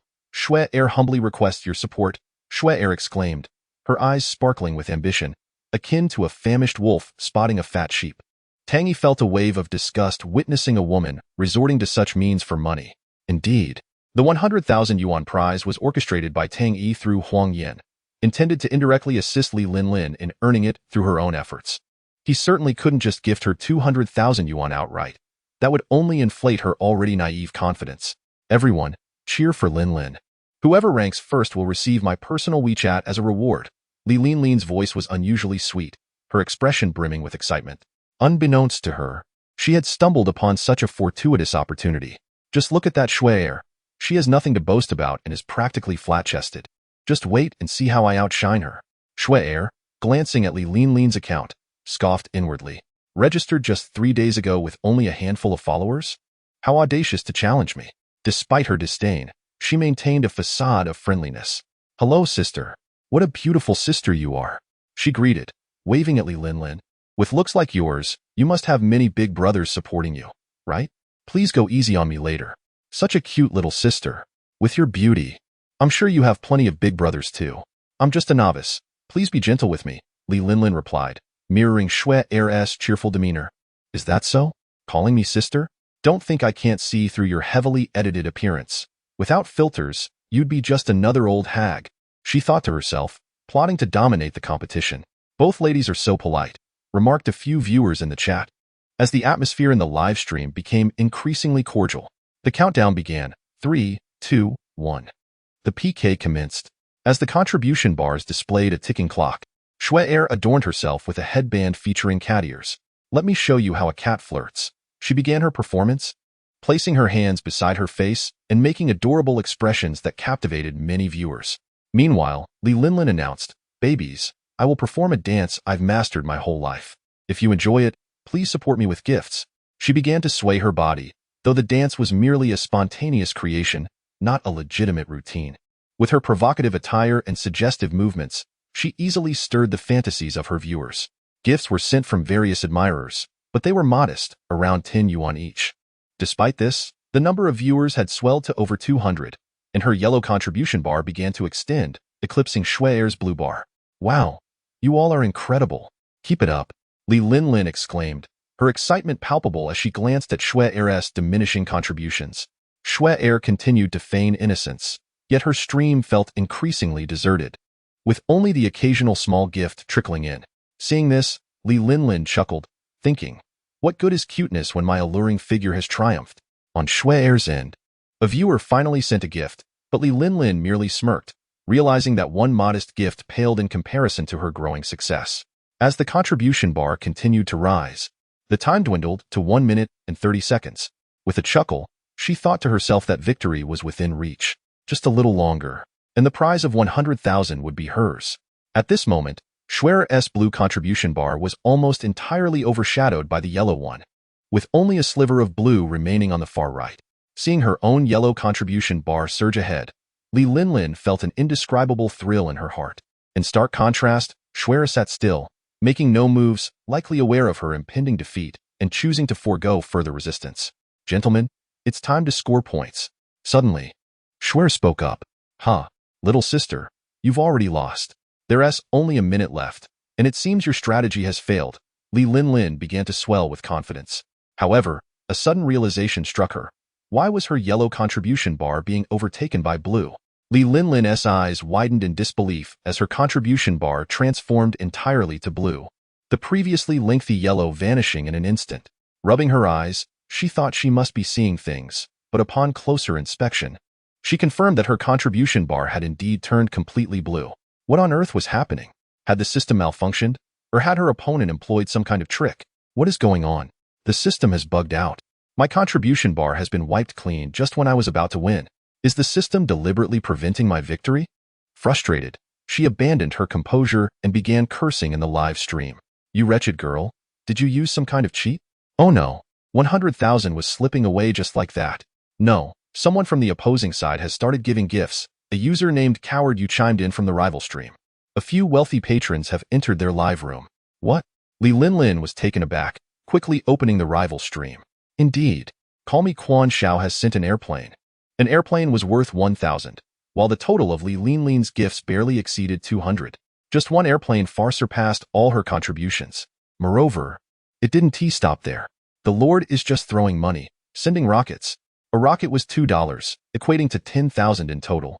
Consequently, the blue contribution bar eclipsed the yellow one entirely, leaving no trace of Li Linlin's contributions. Stunned, Li Linlin could not comprehend how this shameless girl had suddenly attracted so many affluent supporters. Could it be that she had removed her clothing? But that was not the case. Instead, a microphone appeared before Schwer, and she began singing a modified song titled Learning to Bark Like a Dog. We're learning to bark like a dog. Bark, bark, bark, bark, bark. Good morning, good night. Have you eaten? Why don't you reply to my messages? What have I done wrong? That you ignore me. If you don't reply, I'll bark, bark, bark. This heartfelt song, with its poignant lyrics and melancholic essence, expressed a man's true feelings for the woman he loves, unattainable yet cherished. It offered a sincere reminder to men to know when to hold on and when to let go, lest they degrade themselves into mere sycophants. With only 40 seconds left, Li Linlin felt the pressure mounting. Did the wealthy really enjoy this song so much? Deciding to join in, Li Linlin paused her dancing and began to sing along with Schwer, even adding a dance routine of her own. March 8th is the Goddess Festival. I saved up money to buy you a gift.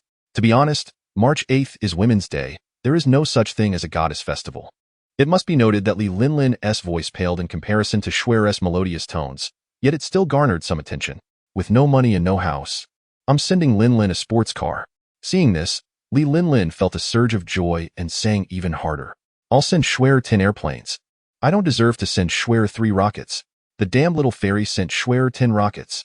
Yet, it soon became apparent that the stream of gifts was directed solely at Schwer, and in less than a minute, her contribution value soared to over 100,000. On the other hand, Li Linlin's yellow contribution bar had all but vanished. The roses and hearts she had received were pitifully insignificant compared to Schwer's airplanes and rockets. How could this be? Li Linlin felt a mix of anger, shame, and confusion. She had also sung Learning to Bark Like a Dog and added a dance, so why was there such a vast disparity in their reception? She had only received a single sports car in rewards, and not a single airplane. Haha, look at that ugly loser still wearing a confused expression. She must be wondering why we aren't giving her gifts. One user mocked. Give her gifts? She should take a look at herself and realize she doesn't stand a chance against our Schwer. A woman like her isn't even worthy of licking Schwer's feet. Even funnier is this idiot thinks we're rewarding Schwer for singing Learning to Bark Like a Dog. Even if Schwer were to stream herself picking her nose, I'd still send her gifts. This Linlin is too foolish. She isn't cut out to be a streamer. Exactly, our Schwer is phenomenal. Schwer is invincible. Come on, all members of the Schwer family, let us shower her with airplanes and rockets. In an instant, Schwer's livestream was flooded with sports cars, airplanes, and rockets. Meanwhile, Li Linlin felt a mix of shame and fury, her face red and speechless. She glanced at Schwer's account. What? Over 1 million followers? The realization dawned on her that these wealthy patrons were all Schwer's die-hard fans. Schwer had attained a small level of fame in the Kuaihu livestream, emerging as a novice internet celebrity. Sister, what is wrong? Aren't you going to dance anymore? Keep going. We're all ready to applaud you. Schwer's tone shifted to mockery. My family is waiting to see the monkey show. Li Linlin felt an unbearable rage. What she had thought would be an easy victory had turned into a humiliating defeat, compounded by Schwer's taunts. If only she had a wealthy benefactor to support her, to help her regain her dignity and slap Schwer in the face. When had she ever been subjected to such humiliation? Time was up. Congratulations to Schwer for winning this PK match and earning a prize of 100,000, awarded to you through gifts. Suddenly, the sound of coins falling filled the air as Schwer's contribution value surged by 1 million points. As the time ended, the right side of Schwer's livestream vanished. Tang Yi, witnessing this, chuckled, recognizing that there are indeed people beyond measure. He had created an opportunity for Li Linlin, but she lacked the ability to seize it. There was no blame to be placed on him. Subsequently, Tang Yi exited the live stream, reflecting on the significant earnings from a mere novice internet celebrity. If this small-time influencer could garner such rewards from a single PK, what might the larger influencers with millions of followers achieve? Meanwhile, Li Linlin, furious, stormed out of the dormitory. The 100,000 she had hoped for had slipped through her fingers, an indescribable feeling of loss overwhelming her. And she still had debts to pay. How would she manage that? The more she pondered, the more aggrieved and desperate she felt, eventually finding herself on the main road of the school, squatting by the roadside. Crying softly, she appeared quite pitiful. Just then, a Bugatti pulled up in front of her. "What's wrong, beautiful? Why are you sitting here crying?" A young man stepped out of the Bugatti. The young man donned a Gucci shirt, his hairstyle impeccably styled, and around his neck hung a gold chain as thick as a peanut. At first glance, one could easily surmise he belonged to a wealthy family. Li Linlin lifted her gaze and caught sight of him, her eyes instantly sparkling with intrigue. Subsequently, it was unclear what conversation transpired between Li Linlin and this young man. However, moments later, she climbed into his car without hesitation. The following day, Zheng Ying, as was her routine, visited the dance studio once more. Fortunately, with Duan Siyu by her side, Xiao Wenjiao refrained from causing any trouble for her. Yet, it was evident that Xiao Wenjiao and her companions often glared at Zheng Ying with palpable resentment, whispering conspiratorially amongst themselves. "Members of the dance team, gather around. I have something to discuss," Duan Siyu proclaimed, brandishing a notebook. Once all were assembled, she wasted no time, stating directly, "You have all been part of the school dance team for a while now. I shall evaluate your training progress to identify any areas for improvement. Rest assured, Sister Ya, my dance moves are flawless. I will surely meet your expectations," one girl boasted. "I have been diligently practicing of late, Sister Ya, so please grant me a high score." Another chimed in. Evaluations occurred monthly, serving as a crucial examination for the members of the dance team. Each assessment bore significant weight. It determined whether one might be dismissed from the team. A score of 100 signified perfection, while 70 represented the minimum passing mark. Should any member score below 70, expulsion from the team loomed as a possibility. No one wished to leave the dance team, as it presented an opportunity for recognition. After her announcement, Duan Siyu cast a knowing glance at Zheng Ying, silently conveying her expectations. Zheng Ying smiled faintly and nodded. She would not disappoint Sister Ya. In contrast, Xiao Wenjiao regarded Zheng Ying with palpable jealousy. "That wretched girl. If her score surpasses mine, I shall not let her off easily." Zhu Lili and Ma Qin shared similar sentiments, their glares fixed on Zheng Ying. Meanwhile, Duan Siyu set up a table and chair, instructing the members to line up and showcase their training results. Taking her seat, she positioned her notebook before her and prepared to document each member's performance and areas for improvement. "Let the evaluations commence," she declared. One by one, the dance team members performed before Duan Siyu. She observed each dancer closely, making notes as necessary. "Xiaoyu, your score is 80, she announced. "Thank you, Sister Ya," the girl replied, stepping aside.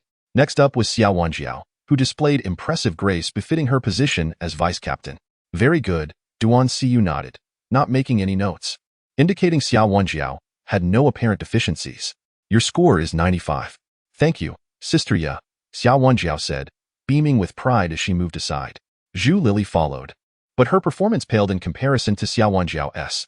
Duan Siyu noted several shortcomings during her evaluation. "Lili, your score is 85, she recorded. "Thank you, Sister Ya," Zhu Lili said, joining Xiao Wenjiao. Next was Ma Qin, whose dance movements exhibited numerous flaws, such as stiff arms and lack of extension. Duan Siyu frowned at her performance. "Ma Qin, what has happened? Your performance has declined significantly. I can only award you 65. Upon hearing this, Ma Qin panicked. "Sister Ya, I haven't been feeling well lately, so that's enough. We can discuss this later," Duan Siyu interrupted, moving on. Now it was Zheng Ying's turn. As she prepared to perform, Xiao Wenjiao, Zhu Lili, and Ma Qin watched intently, eager to see how someone so favored by Sister Ya would fare. Zheng Ying gracefully opened her arms, extending her leg, and executed a magnificent spin before commencing her dance. Duan Siyu nodded, observing Zheng Ying's every move with keen interest. Her dance was ethereal, akin to a celestial being, each motion fluid and precise. Duan Siyu was almost compelled to applaud. Zheng Ying was undoubtedly a prodigy, surpassing all others despite her brief tenure. As the dance concluded, Duan Siyu had not made a single note. "Zheng Ying, exceptional. Your score is 99. Duan Siyu clapped her hands, her discerning eye having identified a true gem. Awarding 99 indicated near perfection, a mere point deducted to temper any potential pride. Meanwhile, Xiao Wenjiao's expression darkened instantly. How dare that wretched girl outscore me? On what grounds? 99 represented an unprecedented achievement, the second instance since the dance team's inception. Not only Xiao Wenjiao, but also Zhu Lili and Ma Qin shared looks of disbelief. That insufferable girl will pay for this, Xiao Wenjiao huffed, turning on her heel and leaving the studio, followed by her two lackeys. Zheng Ying, you performed splendidly. With continued practice, you will undoubtedly exceed my accomplishments, Duan Siyu praised. I understand, Sister Ya, Zheng Ying replied, reveling in the compliment. With evaluations complete, training was dismissed early, and Zheng Ying felt elated. When Tang Yi arrived to pick her up, she eagerly recounted her day's success. Tang Yi, given my stellar performance today, won't you reward me? Zheng Ying smiled mischievously. Of course. What reward do you desire? Oh, just surprise me. Suddenly, Tang Yi recalled the flowers he had intended to gift Zheng Ying previously but had yet to deliver. This seemed like the perfect opportunity to rectify that. With that thought, he dashed off to the florist. Zheng Ying, filled with sweet anticipation, awaited Tang Yi's return, envisioning a grand kiss as thanks for her reward. Zheng Ying, have you forgotten the words I spoke to you? It appears you truly seek death. A voice suddenly echoed from behind her.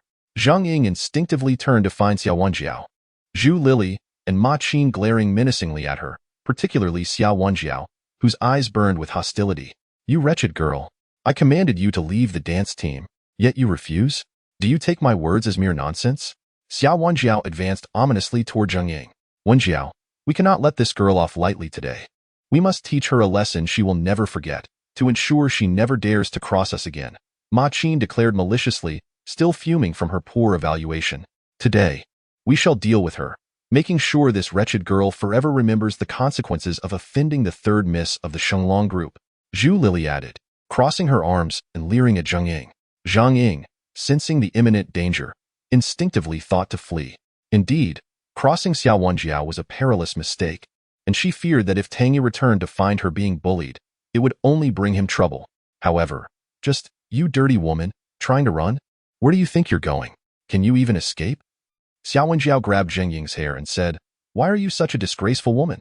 Why did you have to join our school dance team and take my friend Lulu's position? Little slut, do you think just because Duan Xia protects you, we can't touch you? Let me tell you, Xiao Wenjiao can respect Duan Xia, but I can also disrespect her. Even if she protects you, it won't stop me from punishing you. With that, Xiao Wenjiao slapped Zheng Ying across the face. Slap. Do you even know who you are? How dare you be so arrogant in front of me? What makes you think you have the right to take Lulu's place? You should look at yourself in the mirror. Only a poor loser like your boyfriend would like someone as trashy as you. The two of you are truly a pair of despicable people. Xiao Wenjiao pulled on Zheng Ying's hair and slapped her again. Slap. Let me tell you, Zheng Ying, I, Xiao Wenjiao, am someone you will never be able to defy. Are you insane to dare oppose me? If I wanted to kill you, it would be so easy. I could just make one phone call, and you'd be wiped off the face of the earth. Slap. Slap. Xiao Wenjiao continued hitting Zheng Ying repeatedly, leaving red handprints all over her face. Her beautiful hair became messy, covering her eyes. By now, a crowd had gathered around them. Did you see that? This dirty woman dared to offend Miss 3. She thinks someone has her back, so Miss 3 can't touch her. Tell me, doesn't she deserve to die? Everyone, come look. This is what happens when someone opposes Miss 3. Zhu Lili and Ma Qin addressed the crowd, partly to boost Xiao Wenjiao's authority. Right. Good job. Who does this woman think she is, offending everyone? That's right. She needs a good lesson to remember. Better yet, beat her to death. The crowd joined in, cursing Zheng Ying. Do you know who she is? One of the girls who had stopped Zheng Ying earlier pointed at Xiao Wenjiao and loudly told the crowd, she is the third miss of Shenglong Group. Xiao Wenjiao, you should all know how powerful Shenglong Group is. It might even be the company that keeps your parents' businesses alive. Wow, she's the third miss of Shenglong Group? Incredible. She's so beautiful and elegant. The third miss of Shenglong Group, she's a legendary figure at our school. It's amazing to see her in person today. She really lives up to her reputation. No wonder she's the third miss of Shenglong Group. She is stunning. Wow, Miss 3, we admire you so much. Some girls in the crowd shouted. But how dare anyone oppose Miss 3? Such people truly don't know how to survive. Exactly. She deserves to be beaten. Don't feel sorry for her. It said this woman took Miss Three's best friend's spot on the school dance team. Ha, this woman has too much courage. She deserves to die. Hearing the praise and admiration from the crowd, Xiao Wenjiao couldn't help but feel smug. She kicked Zheng Ying, lying on the ground. Hey, stop pretending to be dead. Zhang Ying was already lying on the ground, curled up, barely moving. What is the point of pretending? Do you think Miss Three will let you go? Better if you were dead. Then Miss Three would be satisfied. A woman like you, if you died, no one would bother to bury you. Seeing Zhang Ying lying motionless on the ground, Xiao Wenjiao's eyes flashed with cruelty. She shouted, "Come on, you few, tear off her clothes. Let her become famous once and for all." Clearly, Xiao Wenjiao wasn't satisfied yet. She took out her phone, opened the camera, and pointed it at Zheng Ying. Great. Today we'll enjoy a real show. Ha ha ha, this woman's body must be pretty decent. Huh. Who would VE thought that Miss Three gave us single guys some free entertainment today? The boys around them burst into excited cheers. In the next moment, Ma Qin and Zhu Lili, along with the other girls, pounced on Zheng Ying and began tearing at her clothes. No. Finally unable to bear it, Zheng Ying resisted fiercely. Damn it. Cooperate or what? Zhu Lili slapped Zheng Ying across the face. I'm sorry, please, don't do this to me. Damn it. Didn't you hear me telling you to cooperate? Xiao Wenjiao kicked Zheng Ying, knocking her down. No matter how Zheng Ying struggled, her hands were no match for so many others. Rip. Accompanied by curses and cheers from the boys, Zheng Ying's clothes were torn into strips. Ha ha ha. Too explosive. Too satisfying. The boys around her laughed wildly and clapped. By now, Zheng Ying was sobbing uncontrollably, sitting on the ground, tightly hugging herself. Her silky hair was now disheveled, and there was a streak of blood on her lips. Come on, Zheng Ying. Look here. Xiao Wenjiao held her phone and filmed Zheng Ying. Seeing Zheng Ying cover her head, Xiao Wenjiao grabbed her hair and forced her head up. I told you to look at the camera. Didn't you hear me? Xiao Wenjiao kept filming while speaking. Die already. After finishing the recording, Xiao Wenjiao kicked Zheng Ying hard, causing her to collapse on the ground. Hey, look, someone is helping her up. Chapter 109. Swearing not to let you be bullied. Really? Who is this guy daring to help that woman? Look, the ground is full of roses. This guy wasted a whole bouquet on her. This guy is crazy. He knows that woman offended Miss Three, and he still dares to care about her and help her? At this moment, the crowd erupted in commotion. A boy walked toward Zheng Ying, picked her up into his arms, and the roses he had dropped scattered on the ground. Zheng Ying. Seeing Zheng Ying lying on the ground surrounded by so many spectators, Tang Yi was both shocked and heartbroken. Looking at the fragile Zheng Ying in his arms, her clothes torn into shreds, he no longer cared about anything else, or the gazes of those around him. At this moment, all he cared about was Zheng Ying. What happened to you? How did this happen? Tang Yi's voice broke as tears streamed down his face. His tears fell onto Zheng Ying's pale face, marked with bloody traces. You said you wanted a reward, so I bought you a bouquet of flowers. I only wanted to sincerely apologize to you. When I left, you were supposed to wait for me patiently. Why did you end up like this in such a short time? Who hurt you this badly? Tang Yi, you finally came. Seeing you is so good. Zheng Ying's voice was weak as she touched Tang Yi's face with trembling hands, tears streaming down her cheeks like scattered pearls. But, please leave me alone now. Go. Or you'll be in danger. Even now, Zheng Ying was still worried about Tang Yi's safety. Who is this guy? Indeed. He has guts to dare oppose Miss Three and sympathize with this woman. Judging by his appearance, he's probably another poor loser. The crowd mocked him, holding Zheng Ying in his arms. Tang Yi's eyes suddenly burned with overwhelming anger. His teeth clenched. Zheng Ying, I swore to you that I would never let anyone bully you again. Never. If they dare to harm you, I'll make them feel the full force of my anger, an anger that can shake the entire world. With a roar, gently set Zheng Ying down and allowed her to sit by the roadside before rising to his feet. Well, I must admit that kid's gaze is rather intimidating now. What can he do? Who does he think he is? Exactly. A mere word from the third miss could seal his fate. The onlookers continued to mock him. Turning his attention, fixed his stare on. It had to be her doing, without a doubt. He approached her slowly. What is it? Do you want to fight me? Go ahead. Try. Looked at him disdainfully, still fiddling with her phone. Get lost. Delivered a swift kick to her abdomen, a blow that could have caused a miscarriage had she been pregnant. Yet, the impact took everyone by surprise, including who failed to react in time. With a thud, She was sent flying, landing heavily on the curb, her phone crashing to the ground. "How dare you? You loser!" she exclaimed, astonished that had the audacity to strike her. While it is generally deemed dishonorable for a man to hit a woman, in the case of someone like, felt no need for restraint. Moreover, considering her status, did not contemplate the repercussions of his actions. This is just splendid. That kid is in deep trouble now.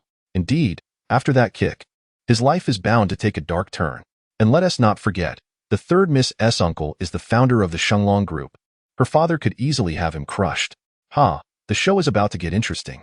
The crowd buzzed with excitement, some even procuring popcorn and drinks to savor the spectacle. "You filthy loser. How dare you strike Wen Jiao? We want to let this go." Zhu Lili and Ma Qin lunged at, clawing and scratching at him like a pair of shrews. With a swift motion, seized both of their hair and slapped each of them hard. The force sent them spinning like tops. "Damn it. Mark my words, you are as good as dead. You will not leave here alive." Zhu Lili and Ma Qin's faces burned with pain, blood trickling from their lips, while Zhu Lili clutched her face, pointing at, hurling curses. "So is it?" Summer Wen Jiao stood up, approaching with fiery eyes, resembling a ferocious tiger. "You kicked me just now, and I could make your demise excruciating. But I'll grant you a chance. Kneel before me, crawl to my feet, bow 3 times, and slap Zhenging twice. Do this, and I shall forgive your transgressions. Otherwise, I will make your existence a living hell, allowing you to witness how the Shenglong Group deals with those condemned to die." The third Miss speaks truthfully. "This is an opportunity you must seize. The immense power of the Shenglong Group can easily extinguish a mere loser." Indeed, he should have calmed down by now. He was likely just caught up in the heat of the moment. He ought to kneel and bow. "Alas, I was expecting a good show, but it seems it may end here. Wait, this isn't right." Gasps arose from the crowd as not only refused to kneel but executed a swift kick to S' face. This strike bore far greater force than the previous one. With a scream, she was sent sprawling to the ground, rolling several times, utterly humiliated. You are the first to strike a member of the Shenglong Group," one girl who had intercepted Zhang Ying shouted at. "What are you waiting for? Help the third Miss up." Soon, several individuals rushed to aid. "The Shenglong Group, how amusing," proclaimed, his voice steady. "Listen well, everyone. The Shenglong Group will forever vanish from this world. From this moment on, anyone who dares utter its name will face a fate far worse than death." What audacity! This kid is far too arrogant. What is the point of boasting here? He seems to be asking for trouble. Indeed, the third Miss will not let him off lightly. The crowd murmured in disbelief. "From this moment on, I declare that you are doomed. Do you hear me? You are doomed." Suddenly, she cried out fiercely, supported by several individuals. At this moment, her clothes were covered in dirt, her face bruised and battered. When had she ever suffered such indignity? "Just wait. I will ensure you pay in blood for this, and you will tremble in fear, regretting your very existence. As for that wretched Zhang Ying, you will witness her being ravaged by countless others." Summer Wen Jiao seethed, teetering on the brink of madness. With that, she pulled out her phone and dialed a number. "You claimed you would erase the Shenglong Group from existence? I shall see if you dare say the same before my uncle." The call connected swiftly. "Hello? Uncle, could you come to Ningdu University? I've been assaulted, my clothes are torn, and he threatened to annihilate the Shenglong Group. I'm so scared." She whimpered deliberately. "All right, yes. Rest assured, he will not escape. Bring our underground forces, and ensure that everyone knows that those who dare to bully me will die today." Goodness, that kid is finished. The crowd was abuzz with the implications of her words. The underground forces of the Shenglong Group? I hear they are merciless. Indeed, and Summer Wen Jiao's uncle is likely the president of the Shenglong Group. How formidable. Moreover, I've heard that the Shenglong Group rarely collaborates with others, standing alone in its dominance. It appears that the third Miss had extended an opportunity, but alas, this fool squandered it, provoking the Shenglong Group. I suspect this boy will soon be begging for mercy. Haha, the real show is about to begin. I have my snacks and drinks ready. After hanging up, gestured to a few young men. "You lot, keep an eye on him. Don't let him escape." Immediately, several burly young men surrounded, ensuring he could not flee. Satisfied, nodded. Today, she would show everyone the dire consequences of opposing her. Now, that fool has no hope of pleading for mercy. The third Miss is serious. Indeed, why would he choose to go against her? The crowd chattered incessantly. Run? Had never even considered it. He too retrieved his phone, for he possessed his own backing. As a scion of a prestigious family, could he really endure such humiliation? If he couldn't even protect his girlfriend, what kind of noble heir would he be? Look, he has pulled out his phone as well. He is not thinking of calling for help, is he? What a joke. Do you really believe he can summon assistance? Laughter erupted from the crowd. Convinced that this young man had lost his mind, Xiao Wenjiao observed as Tang Yi produced his mobile phone, and a smile crept across her face. Go ahead and call, she said. I shall grant you the opportunity to pretend. Let us set aside whether you can summon anyone. Even if you do manage to call someone, it will merely result in 1 dying, or 2 dying as a pair, or 3 perishing as a group.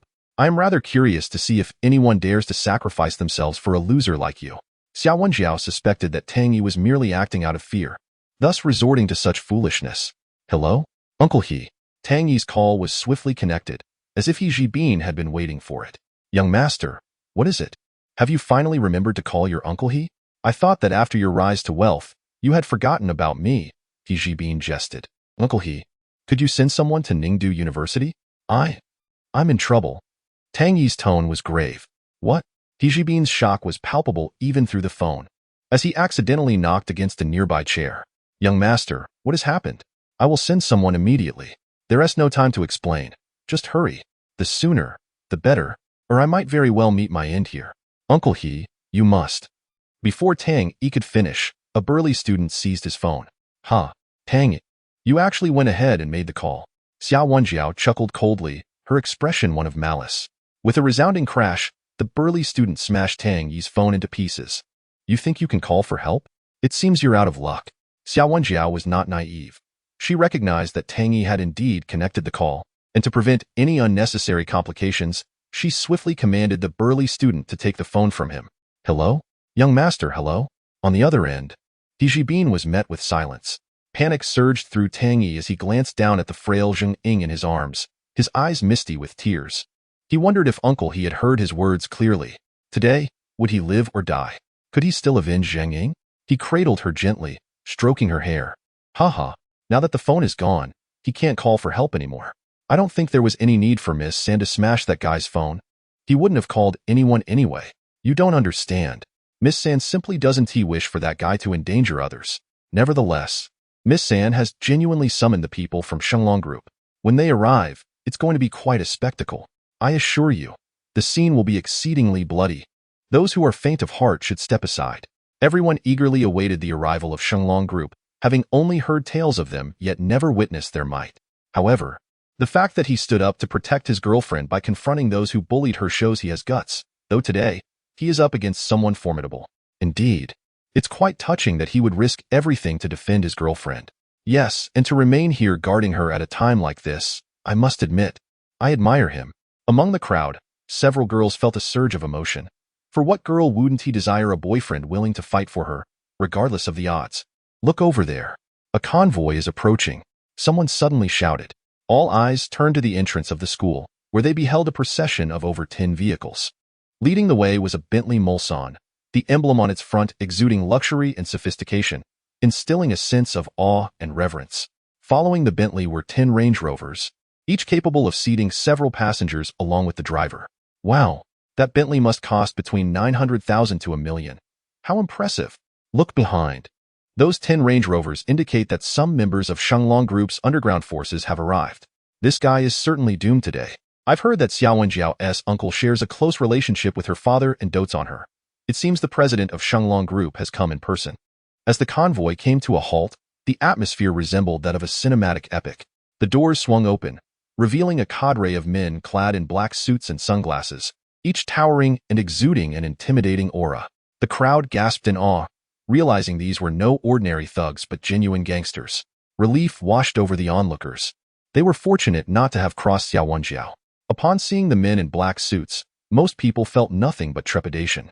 At that moment, the Bentley's door opened to reveal a middle-aged man in a gray suit, adorned with a tie and crocodile leather shoes, embodying the very essence of a successful businessman. Compared to the intimidating figures in black, this man lacked their imposing presence. He was Xiao Wenjiao's uncle, the top executive of Shenglong Group, Xiao Zhilong. Uncle, you finally arrived, Xiao Wenjiao exclaimed, feigning distress as she presented her injuries to him. Uncle, look at my face and my torn clothes. Niece, now that I am here, You can rest assured that the outcome will be to your satisfaction, Xia Zhilong assured her, casting a glance at Tang Yi, who was cradling Jingying. Is it them? Yes, uncle. Look at my face. He is the one who did this to me. Xia Wenjiao squeezed out a couple of tears for effect. With a subtle gesture, Xia Zhilong commanded the group of burly men to surround Tang Yi and Zhang Ying. Bring a chair, he ordered. As soon as he finished speaking, a man disembarked from one of the Range Rovers and respectfully placed a chair with a small table beside Xia Wenjiao. The crowd murmured in admiration. Those with wealth and power truly have it good. Wherever they go, they are attended to. That chair is for Xia Wenjiao to sit back and enjoy the show. Is that guy already wetting his pants? Wow, he is still thinking about his girlfriend at a time like this. He really does care for her. Look, they are getting ready to strike. Xia Zhilong approached Tang Yi and Zhang Ying slowly, and the crowd instinctively parted, afraid to stand too close. Suddenly, the previously boisterous crowd fell silent. The sound of a pin dropping could be heard. Xia Zhilong produced a pen and a piece of paper, throwing them in front of Tang Yi. The onlookers exchanged puzzled glances, wondering what Xia Zhilong intended. Go on, write your last words. Whatever you wish to say, jot it down, he commanded, his smile growing increasingly sinister. Once you finish your last words, you will no longer be yourselves. You will be at my disposal. I won't hesitate to reveal how I will deal with you. Xia Zhilong adjusted his tie and proclaimed, I shall take you to a place devoid of worldly connection. Your only duty will be to serve as slaves, eternally bound to servitude. You may generate a modicum of profit for me. If you perform well, your lives may be spared. However, should you falter even slightly, I will utilize your ashes mixed with cement. Perhaps those real estate developers will find use for you. Once a towering edifice is erected, it shall undoubtedly embody a soul. Ha ha ha. The onlookers shivered, engulfed by an indescribable sense of dread and oppression. This is too cruel. This kid must be utterly petrified. Hey, do you think he can summon help? At this point, do you still believe he can call for assistance? Wait. At that moment, Xia Wenjiao rose, her gaze betraying a mix of cruelty and subtle triumph, tinged with a hint of excitement. Cool. I wish to mar this wretched girl's visage. With that, Xia Wenjiao brandished a small knife and a pair of scissors. I shall first snip away her hair. Her excitement and jealousy distorted her features as she eyed Zhang Ying. Excellent. Xia Zhilong nodded. Tang Yi, I heard you demanding someone to come here quickly. Where are they? Xia Wenjiao waved the scissors and approached menacingly. You were so bold moments ago. Now, as I prepare to shear your girlfriend's hair, let us see if you have the audacity to stop me. She lunged for Zhang Ying's hair. Yet, Tang Yi could not remain idle. He shoved Xia Wenjiao aside. In an instant, dozens of burly men brandished gleaming daggers, all aimed at Tang Yi. Everyone, listen. If this brat dares to intervene, strike him down. Xia Zhilong commanded his men. Quite audacious, thinking you can thwart me. Let us see how many blades you can endure. As Xia Wenjiao grasped Zhang Ying's hair, ready to cut, Tang Yi pushed her away again, determined to protect Zhang Ying at all costs. Suddenly, a sharp pain pierced Tang Yi's arm, but he gritted his teeth, shielding Zhang Ying in his embrace. Indeed, to obstruct meant to suffer a blade's kiss. Very well. If you dare to stop me from shearing this wretched girl's hair, I shall relish in seeing how many cuts you can withstand. With that, Xia Wenjiao brandished the knife, poised to stab Tang Yi. At this juncture, despair enveloped him. Was this truly how his life would end today? He had yet to return home, with many relatives he had never met. Could his family have truly forsaken him? No, his loving parents would never allow such an end to befall him. And what of his grandfather? Had he forgotten about his grandson? Yet, why had no one arrived? Just as Xia Wenjiao's knife was about to pierce Tang Yi, a sudden noise echoed, accompanied by screams. The crowd gasped, including Xia Zhilong and Xia Wenjiao. They turned to see a van careening toward them, having struck several of the men in black suits surrounding Tang Yi, screeching to a halt before him. What kind of driving is this? It hit someone. They must have confused the accelerator for the brake. That driver is in for a world of trouble. The driver must be terrified. Look at the expression on the third Miss S. uncle. It seems he is ready to kill. Indeed, these men in black were Xia Zhilong's trained enforcers, his most reliable subordinates in the underworld. Losing even one would cause him great distress. The van's front doors swung open, and two men donned in blue caps and overalls emerged, appearing to be around 40 years old. At first glance, they resembled the plumber Mario. These two must be panicking inside. I suspect they immediately kneel before the third Mrs. Uncle to apologize. Hey, they look like characters from a childhood game. The crowd's attention was fixated on the two men emerging from the van. Meanwhile, Xia Zhilong, with a darkened expression, glared at them. "You two, kneel and crawl to me." The pair approached Xia Zhilong but did not stop. Instead, they bypassed him and went directly to Tang Yi. The onlookers were stunned. What could this mean? "Fang Yong, Li Feng, we pay our respects to the second young master." The two men knelt before Tang Yi, bowing deeply as if oblivious to the armed men surrounding them. The crowd was left speechless. This young man truly could summon aid? Yet, they were merely two van drivers, and they appeared somewhat unhinged. Xiao Wenjiao chuckled derisively, finding the situation ludicrous. "Good. I shall see what tricks you can conjure."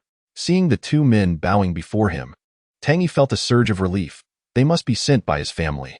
"Zheng Ying, fret not. I shall avenge you."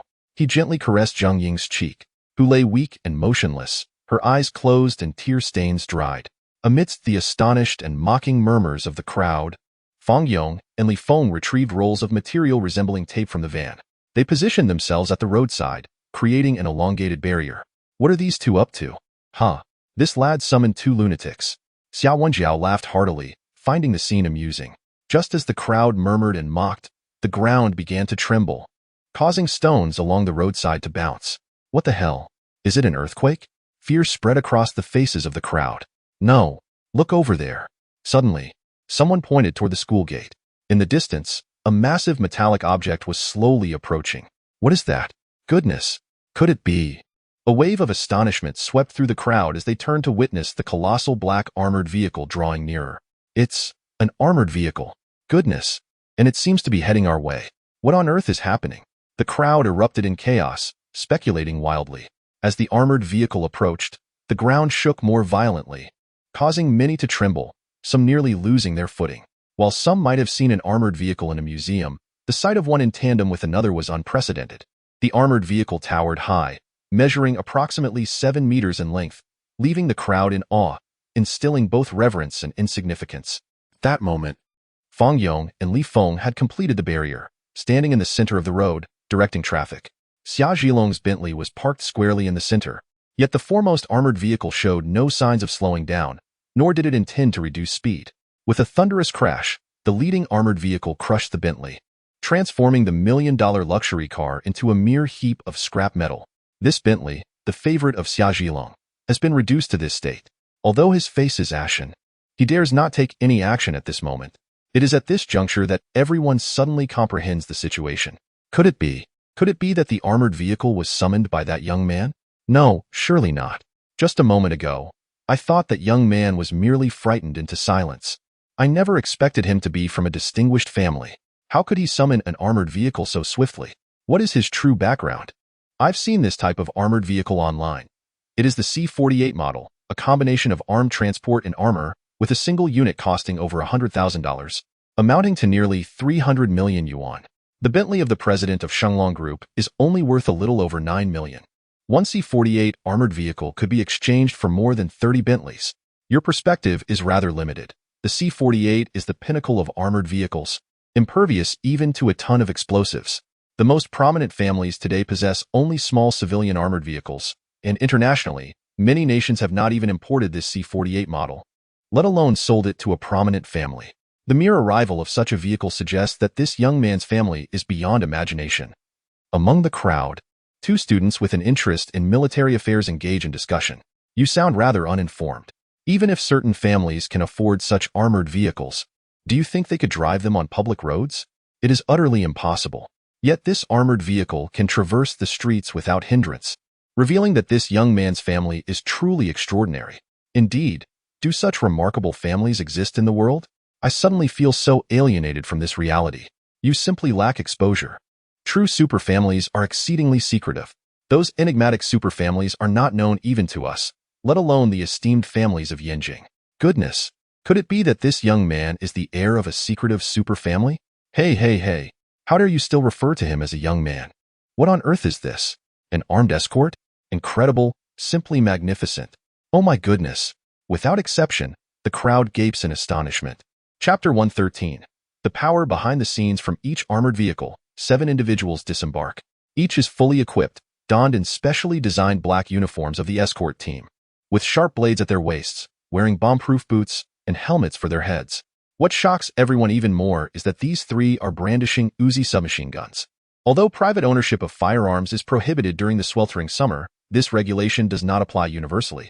It is not effective against everyone or every family. As these three descend from the armored vehicle, they swiftly rush towards Tang Yi. At this moment, Xia Zhilong's subordinates are still encircling Tang Yi and Jing Ying with daggers. Bang! With a muffled sound, the foremost guard strikes one of Xia Zhilong's subordinates on the head with the butt of his gun, causing him to collapse instantly, unconscious. The other guards follow suit, plunging into the throng of dark-suited men like a pack of ferocious tigers among sheep. Bang! Crash! Their combat skills are undeniably honed. Xia Zhilong's men stand no chance. In a mere half-minute, all of Xia Zhilong's dozens of subordinates lie incapacitated on the ground. 10 others form a semicircle to prevent any further intrusions into the combat zone. The second guard, moving with incredible speed, renders Xia Zhilong's subordinates immobile in the blink of an eye. These individuals are evidently trained professionals. Standing before Tang Yi and Zheng Ying, Xia Wenjiao is utterly dumbfounded. Her complexion pales, devoid of the previous smugness. Before she can react, everyone around her has collapsed, leaving her as the only one still standing. She wishes to flee, but her legs feel numb. She longs to escape yet finds herself unable to move. I'm just a girl, this has nothing to do with me. Xia Wenjiao trembles as she speaks. Bang! The guards show no hesitation, delivering an elbow strike to Xia Wenjiao's head, causing her to close her eyes and slump to the ground, lifeless. These guards have undergone rigorous family training. In their eyes, there is no distinction between genders or ages. Anyone daring to appear near the second young master is deemed a threat. Xia Zhilong, at the outset, the crowd brazenly mocked and looked down upon the underdog. Yet now he commanded the reverent kneeling of those who could slay gods. Incredible, utterly astonishing. So he is indeed the genuine scion of a prestigious family, so remarkably understated. A profound shock resonated within the hearts of all present. At this moment, Tang Yi wore a gratified smile, realizing the formidable influence that lay behind her. She glanced at Zheng Ying in her arms, who remained feeble and was unable to utter a word. Tang Yi gently wiped the dried tears from Zheng Ying's face and lifted her, feeling how surprisingly light she had become. The 37 individuals kneeling on the ground dared not rise without the command of the second young master, not even daring to move. You may all rise, Tang Yi declared. And only then did they stand in unison. Clutching Jing Ying, Tang Yi slowly approached Xia Wenjiao. Chapter 114. Second Young Master. I will take you home. As Tang Yi advanced, the guards encircled her, steadfastly ensuring the safety of the family heir. With one arm cradling Zheng Ying and the other shaking the collapsed Xia Wenjiao, she finally managed to rouse her from unconsciousness. Upon seeing Tang Yi, fear flooded Xia Wenjiao's eyes, her entire body trembling. Do you know what your fate will be? Tang Yi's gaze was chillingly intense. I. Xia Wenjiao stammered, at a loss for words, perhaps rendered senseless by the situation. Haha, I could choose to spare your life now, but should you ever dare to disrespect Zheng Ying again, death shall be your consequence. Do you understand? I understand. Xia Wenjiao nodded vigorously, her voice weak. Tang Yi then turned her attention to Zhu Lili and Ma Qin. We understand as well. They hastily responded, still dazed by the previous events. Upon meeting Tang Yi's gaze, they felt a chill run down their spines, as if death itself had gripped their throats. Tang Yi released Xia Wenjiao and approached Xia Zhilong, who trembled at her approach. The closer she came, the more his heart quaked. You commanded your subordinates to strike me. Do you know what you must do? Tang Yi fixed him with a cold stare. I know. Xia Zhilong nodded, his face ashen, struggling to pick up a dagger. With a swift motion, he inflicted a bloody gash across his own face. From this day forth, the Shenglong group shall cease to exist, Tang Yi stated matter-of-factly. Yes. Xia Zhilong pressed his hand against his bleeding wound and nodded to Tang Yi. Regret surely gnawed at his heart. He had come today to bolster Xia Wenjiao's standing, bringing along the entire underground force of the Shenglong group. What was intended to be a trivial matter had led to the downfall of the entire group. You and your subordinates are to strip down to your underwear and leave Ningdu, not permitted to wear any clothing or take any transportation. Should anyone defy this order, death awaits. Now, be gone, Tang Yi commanded with a thunderous voice. Subsequently, Xia Zhilong and all the suited men stripped down, clad only in their underwear, and formed a line as they fled the campus. On the streets, they ran in formation. Look, isn't that Xia Zhilong, the founder of the Shenglong group? Indeed, What on earth has happened to them, walking naked on the street? Have they been taken down by someone? Who would dare to challenge the Shenglong group? Passers-by were left bewildered. Tang Yi, still cradling Zheng Ying, felt a sudden sharp pain in her arm, a reminder of the earlier wound inflicted by the Shenglong group. Second young master, be careful, Li Feng cautioned as he steadied her. Quick, take us to the hospital. Tang Yi gritted through the pain. Let me take you back to the family, Li Feng offered, and Tang Yi, still holding Zheng Ying, climbed into the van driven by Li Feng and Feng Yong, resting wearily against the seat. As the van pulled away from the campus, the guards boarded armored vehicles, following suit in a procession. The 10 Range Rovers that had arrived with the Shenglong group were ruthlessly crushed by the armored vehicles, soon reduced to heaps of scrap metal. As Li Feng drove through the streets, he said, Zheng Ying, look at those people walking naked on the street. This is the price they pay for bullying you. Zheng Ying seemed to hear Tang Yi's words, a hint of happiness blooming on her face. At Ningdu International Airport, a private jet took off, heading west. In the southwestern Pacific, on a peninsula, stood a magnificent estate. Uncle Chung, thank you for your hospitality. A young man and a middle-aged man walked along a pebble path beside a river flowing toward the sea. The area was lush with greenery and breathtakingly beautiful. Second young master, there's no need for such formalities. I am merely a servant of your family. Here at the family's Tanjing Manor, everything is at your disposal. The middle-aged man quickly explained. No need to be so formal with me, Tang Yi replied with a smile. By the way, how is Zheng Ying doing now? Rest assured. Second young master. From yesterday at the medical estate to today at Tanjing Manor, Miss Zhang has been in excellent condition. She is currently recuperating in that villa over there. The middle-aged man gestured toward a modern villa perched on a small hill, stunningly beautiful and nestled among verdant foliage. This man, named Cheng Xian, was the highest-ranking manager at Tanjing Manor, usually attending to family members visiting the estate. Very well, I shall not disturb her. Let her rest properly, Tang Yi nodded. The family's private jet had transported him and Zheng Ying here, where she was taken to the medical estate. Thanks to advanced medical techniques and equipment, she was unharmed. Her frail state stemmed from the immense fear and trauma she had endured. Early this morning, she was brought to Tanjing Manor to recuperate. Tang Yi's injury was not severe. He merely sustained a superficial injury to his arm, so he did not require treatment at the medical estate. After careful dressing at Tanjing Manor, he felt no further pain. Since yesterday, Cheng Xian had been attending to Tang Yi's needs, and during his brief stay at Tanjing Manor, Tang Yi was captivated by the family's immense power and status. As he gazed upon the estate, vague childhood memories began to resurface. Through conversations with Cheng Xian, Tang Yi learned much about the family's extensive influence and core members. Most astonishingly, he discovered that his family was the foremost family in the world. However, it saddened him to learn from Cheng Xian that his parents had been away and had never returned. Currently, the head of the family was his grandfather. As they walked and conversed, a jet flew overhead, its nose emblazoned with the artistic character for Tang. I apologize, second young master, but a family member has arrived at the estate, and I must attend to them, Cheng Xian said, appearing somewhat anxious. This jet, bearing the Tang character, was the family's exclusive private aircraft, and it undoubtedly carried core family members within. Go ahead, Uncle Cheng, Tang Yi replied. Yes, sixth young master. Cheng Xian acknowledged as he hopped into a convertible provided by the estate and drove toward the runway. Chapter 115. Just call me Xiao Ying. Inside the modern villa atop the small hill at Tanjing Manor, a young woman reclined upon a wide, immaculate mattress, enveloped in a fluffy, soft down comforter, feeling as though she were resting upon a cloud. She curiously surveyed her surroundings. Where was she? Vague memories surfaced of boarding a plane with Tang Yi the previous day, only to awaken in this unfamiliar place. Tang Yi, what had become of him? Shaking her head to clear her thoughts, she felt a tinge of fear in this exquisite yet foreign environment, devoid of any familiar faces. As she lifted the comforter and descended from the bed, she discovered that her tattered clothing had been replaced. Now, she donned a pale yellow nightgown, soft and comfortable, fitting her perfectly as if tailored just for her. Surprised, she wondered who had changed her clothes, apart from her undergarments. Hastily, she opened the door. Tang Yi, she called out. Moments later, hurried footsteps echoed from the staircase. Tang, she began, only to swallow the last word as a young woman, dressed in a maid's uniform, ascended the stairs. She appeared to be around 23, with an adorable face radiating warmth. Miss Zhang, you are awake. How do you feel? The maid's gentle tone and respectful demeanor eased the tension within Zhang Ying's heart. Yet, Confusion lingered. You know my name? What about Tang Yi? Have you seen him?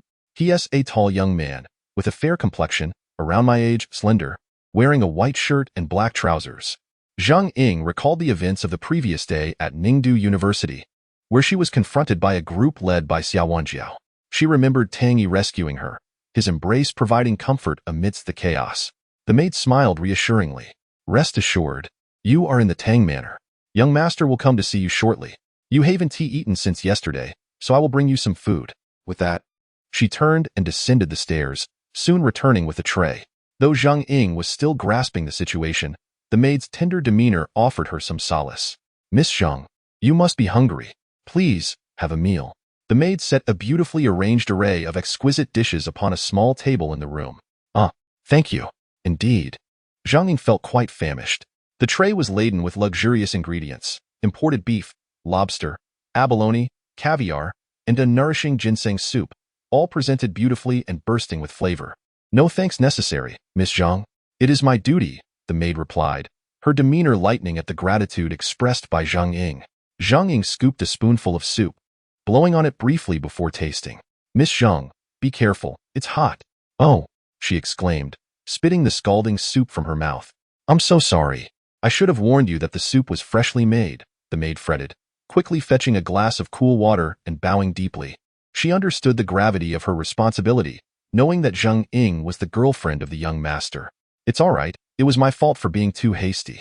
Zhang Ying reached out to help the maid up. I truly apologize. It was my oversight, the maid insisted as she began to clean up the spilled soup. How can this be your fault? I was just too eager to eat. Thank you for your understanding, Miss Zhang. The maid felt a wave of gratitude. Unlike other women brought home by the young master, who often treated the servants with disdain, Zhang Ying treated her with respect and kindness, warming the maid's heart and earning her admiration. What is your name? Zhang Ying inquired curiously. My name is Qiuing. Please call me Xiaoying. How delightful. My name also contains the character Ying. What a coincidence. Zhang Ying laughed. Indeed, it is quite a coincidence, Qiuing replied, her initial apprehension dissipating, replaced by a radiant smile. The two began to converse, their relationship evolving from that of mistress and servant to that of friends. As Zhang Ying recounted her story with Tang Yi, she had once held reservations about him, but her feelings had transformed through their time together. He had shielded her from harm and endured beatings to protect her. Qiuing listened intently, feeling an inexplicable fondness for the recently returned young master. After some time, Qiuing exited Zhang Ying's room, her spirits soaring. Hey, Xiaoying, how did it go? Did the young master's girlfriend scold you? Another maid approached with concern. It was well known that the women brought home by the young masters were often more domineering than the masters themselves, and the maids approached their duties with trepidation. Typically, maids emerged from such encounters in tears or bearing marks of indignation. Xiaoying, however, bore a relaxed expression, even smiling, which calmed the other maids' worries. Xiaoqing, you won't believe it. Miss Zhang is nothing like the others. She spoke to me kindly and even said thank you. Xiaoying beamed. Really? Absolutely. I heard that the new young master treats his servants with respect. It seems his girlfriend is no exception. Of course. Maybe you should spend more time with the young master. Who knows, he might take a liking to you. Xiaoqing teased. Amidst their light-hearted banter, a loud bang resonated from a nearby room as a door swung open.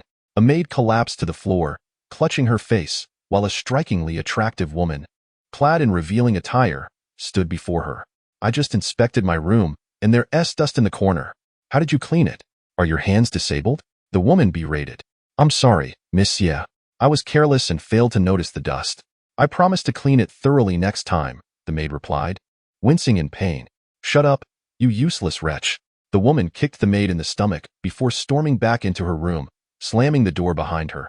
The maid, clutching her bruised abdomen, wiped her tears away as she departed. Did you see that? She is one of the women of the third young master, named Xie. She has a notoriously fiery temper. Relying on her status as one of his women, she bullies us here. In actuality, she is merely one among many, Xiaoqing remarked. Humph, indeed. The young masters only toy with them casually. They do not intend to marry. Once they tire of them, they cast them aside. Do they really think of themselves as young madams? Qiuing, having witnessed the earlier scene, suddenly felt an overwhelming sense of fortune. To encounter Miss Zhang amidst so many of the young master's women was indeed a stroke of great luck.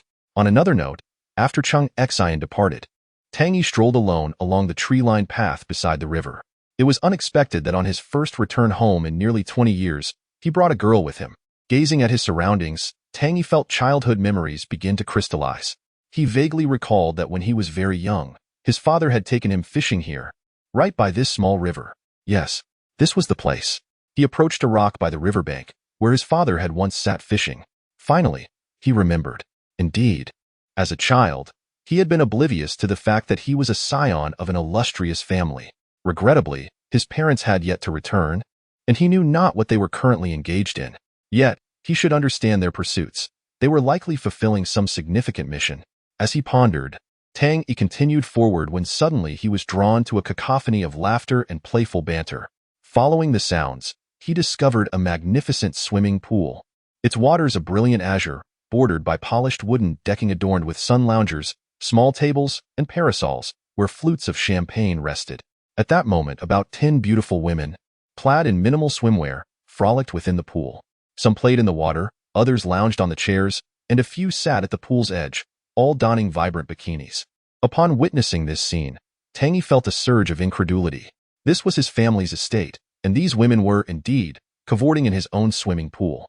If he were to request anything of them, they would likely not refuse. Hey, who is that guy? Why is he staring at us? The bikini-clad beauties noticed Tang Yi's gaze. Pfft, look at him. He must be a servant from the estate, merely here to sweep floors and trim hedges. I'll tell you, he should scram. This is no place for the likes of him. We are the third young master's women. If he dares to take advantage of us, he better watch out for the consequences.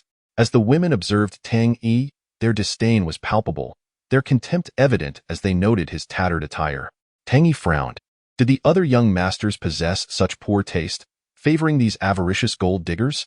Nevertheless, he brushed aside their disdain, for he had come merely to enjoy the scenery and unwind. If these bikini-clad beauties were not put off by him, he might indeed have considered joining their revelry. The pool was a rectangular expanse, with one end curving into a semicircle, measuring approximately 40 meters in length and 2 meters in width. At the square end, there was a water slide. Surrounded by lush green lawns and swaying trees, the area also offered champagne, cocktails, and other refreshments. With scenic beauty, champagne, a pool, and such a multitude of stunning women. The bikinis were of various colors, blue, red, pink, and adorned with whimsical designs. Indeed, this was a veritable paradise. Tang Yi found a sun lounger and settled down, gazing at the lush vista before him. Such idyllic days could only be described as celestial. He inhaled deeply, relishing the crisp air. Then, he glanced at the champagne on the small table beside him. He had never sampled such a fine beverage. Why not indulge now? Hey, what do you think you're doing? Before Tang Yi could lift a glass, a woman shouted. How shameless. That champagne is for us. Who do you think you are to steal a drink? Disgusting. Whatever he touches will be discarded afterward. And he was just staring at us. Can you imagine letting someone like him take advantage of us in such scant attire? It's a disgrace. The women jabbered on, pointing at Tang Yi. Who is that guy? Anyway? Not sure. Looks like a servant from the estate. A servant? The servants here earn more in a month than managers at other companies. There's no way he would be dressed so poorly. Maybe he's new and hasn't been paid yet. Regardless, just wait until the third young master arrives. He'll deal with him. The women continued their disdainful chatter, some even pinching their noses as if Tang Yi exuded a foul odor. By the way, did you hear? The second young master is also at the estate, even higher in rank than the third young master. Wow, the legendary second young master is here? I've seen many young masters during my time at the estate, but never the second young master. Hee, I wonder if I'll be fortunate enough to serve him. Huh. If the second young master chooses, it will surely be me. I'm well versed in all manners of charm, guaranteeing his utmost satisfaction. Come, second young master. Come into my soft, fragrant embrace. Tang Yi couldn't help but chuckle at the ridiculousness of these women, willing to say and do anything for money. His disdain for such women was profound. Besides, the second young master was right before them. Look again. I dare you to stare one more time, and I'll have your eyes. Chapter 117. The arrival of the third young master. Quick, make him leave. I feel nauseated just being here. The audacity of these women was remarkable. They began hurling snacks and cakes from a nearby table at Tang Yi. Get out, filthy servant. You. Tang Yi had not anticipated their brazen attack and quickly dodged. In an instant, the lounger he had just occupied was splattered with cream and jam. Hurry, sisters. Chase this guy away. Humph. A toad wishing to feast on swan flesh? Crush him. Let him use his filthy eyes to behold our noble forms. The women grew increasingly animated, tossing more pastries and cakes from the long table, wasting them as they went. A pie of cream cake landed squarely on Tang Yi's shoulder, leaving a smear of frosting.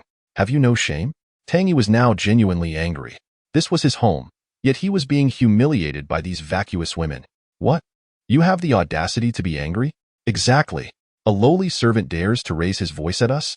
They showed no signs of restraint, pelting him with even more food. The snacks and cakes from the long table were being squandered, while Tang Yi was covered in jam and cream. This is merely a small lesson for you. If you don't leave, you'll be in for worse. Hey, look, the third young master is here. Indeed. The one in Cheng Xian's car is the third young master. Sure enough, a specialized open-top vehicle was gliding along the path connecting to the pool. Beside Cheng Xian sat a young man of average build, with curly hair, clad in a custom t-shirt, adorned with gold around his neck and wrists. The third young master has arrived. That guy is about to be tossed into the sea to feed the sharks. About 10 women swayed their hips and rushed towards the vehicle. Third young master. A throng of women encircled the car, each wearing expressions of eagerness and subservience, resembling a pack of eager puppies seeking treats. Step aside. Everyone get up. The young man alighted from the vehicle and forcefully pushed away the women surrounding him. Cheng Shu, I heard that my second brother has returned, and he is here in this manner. Is that correct? The young man turned to Cheng Xian and inquired. Indeed. Cheng Xian nodded. Excellent. I shall go meet him at once. Third young master. Earlier a servant barged in and looked at us sisters. You see, we are all your women. How could we allow a lowly servant to steal a glance? One of them lamented. What? The young man immediately felt a surge of displeasure. Though he merely toyed with these women, they were still, in name, his. How could he permit someone else to gaze upon them, especially a servant? Come, lead me to him. Although he was eager to meet his second brother, he felt compelled to teach that servant a lesson for daring to peek at his women. Third young master, it's him. One of the women pointed at Tang Yi, who was smeared with milk and fruit jam. However, upon seeing Tang Yi, the young man paused in astonishment. Hey, third young master, what's wrong? Hurry and teach him a lesson for us. Second brother, do you remember me? The young man blurted out. Second brother? The group of women froze, as if turned to stone. What did the third young master mean by this? You are Yongsheng. Tang Yi finally recognized the young man before him. He was Tang Yongsheng, the third young master of the Tang family, and Tang Yi's childhood companion. Second brother, I finally see you. I missed you dearly. Tang Yongsheng exclaimed with joy, disregarding the dirt on Tang Yi's clothes, and promptly embraced him. This fellow was a year younger than Tang Yi and, like him, had grown up in a common household, sharing a strong bond. Tang Yi vividly recalled that during high school, Tang Yongsheng had confessed to a girl in their class, only to be rejected and humiliated in front of everyone. Tang Yongsheng had cried to Tang Yi about it, who had consoled him. Little did he know that Tang Yongsheng was actually his family. Suddenly, Tang Yi remembered that He Shu had told him that Tang Yongsheng was, in fact, his cousin. Indeed, as they were cousins, they belonged to the same family. However, after graduating high school, Tang Yongsheng had left, and Tang Yi had no idea where he went, though he occasionally thought of his childhood friend. In truth, Tang Yongsheng was also a legitimate heir of the family, having shared a similar experience of parental absence. He Jibin had always reminded Tang Yongsheng to call Tang Yi second brother. Initially, Tang Yongsheng had been confused, but now he understood completely. After graduating, Tang Yongsheng's parents had fulfilled their roles, and he was summoned back to the family. Upon learning all this, he was overjoyed. Unlike Tang Yi, however, after reclaiming his identity as the third young master of the Tang family, he developed a penchant for extravagant consumption, indulging in a life of luxury and debauchery, reveling in the company of women. Yongsheng, I almost failed to recognize you with that hairstyle, Tang Yi remarked, releasing Tang Yongsheng and appraising him from head to toe. Well, after all, we are wealthy heirs. I ought to have the demeanor of one. Tang Yongsheng replied with a grin. By the way, second brother, what happened to your shirt covered in jam? Tang Yongsheng finally noticed the multicolored stains on Tang Yi's attire. Oh, I must thank your women for that. They thought my pristine white shirt was too plain and decided to add some color, Tang Yi said, casting a glare at the dozen women. What? Tang Yongshang's brow furrowed as he glanced at the bewildered bikini-clad beauties and noticed the half-empty platter of pastries on the long table, as well as the jam and cream smeared on the floor. He immediately understood the situation. Did you all do this? Second young master, I apologize. I was blind to your status. Please, show mercy on us ignorant maidens, the women implored, having watched the encounter between Tang Yi and Tang Yongshang with bated breath, some nearly fainting in fright. Oh my! It turned out he was the second young master, and they had treated him that way. It was over. One of the women who had been the most aggressive in throwing things at Tang Yi suddenly knelt before him, her forehead touching the ground in supplication. Second young master, we were wrong. Second young master, we were blind. The other women followed suit, trembling as they knelt before him. The 10 bikini-clad beauties forming a neat line in front of Tang Yi.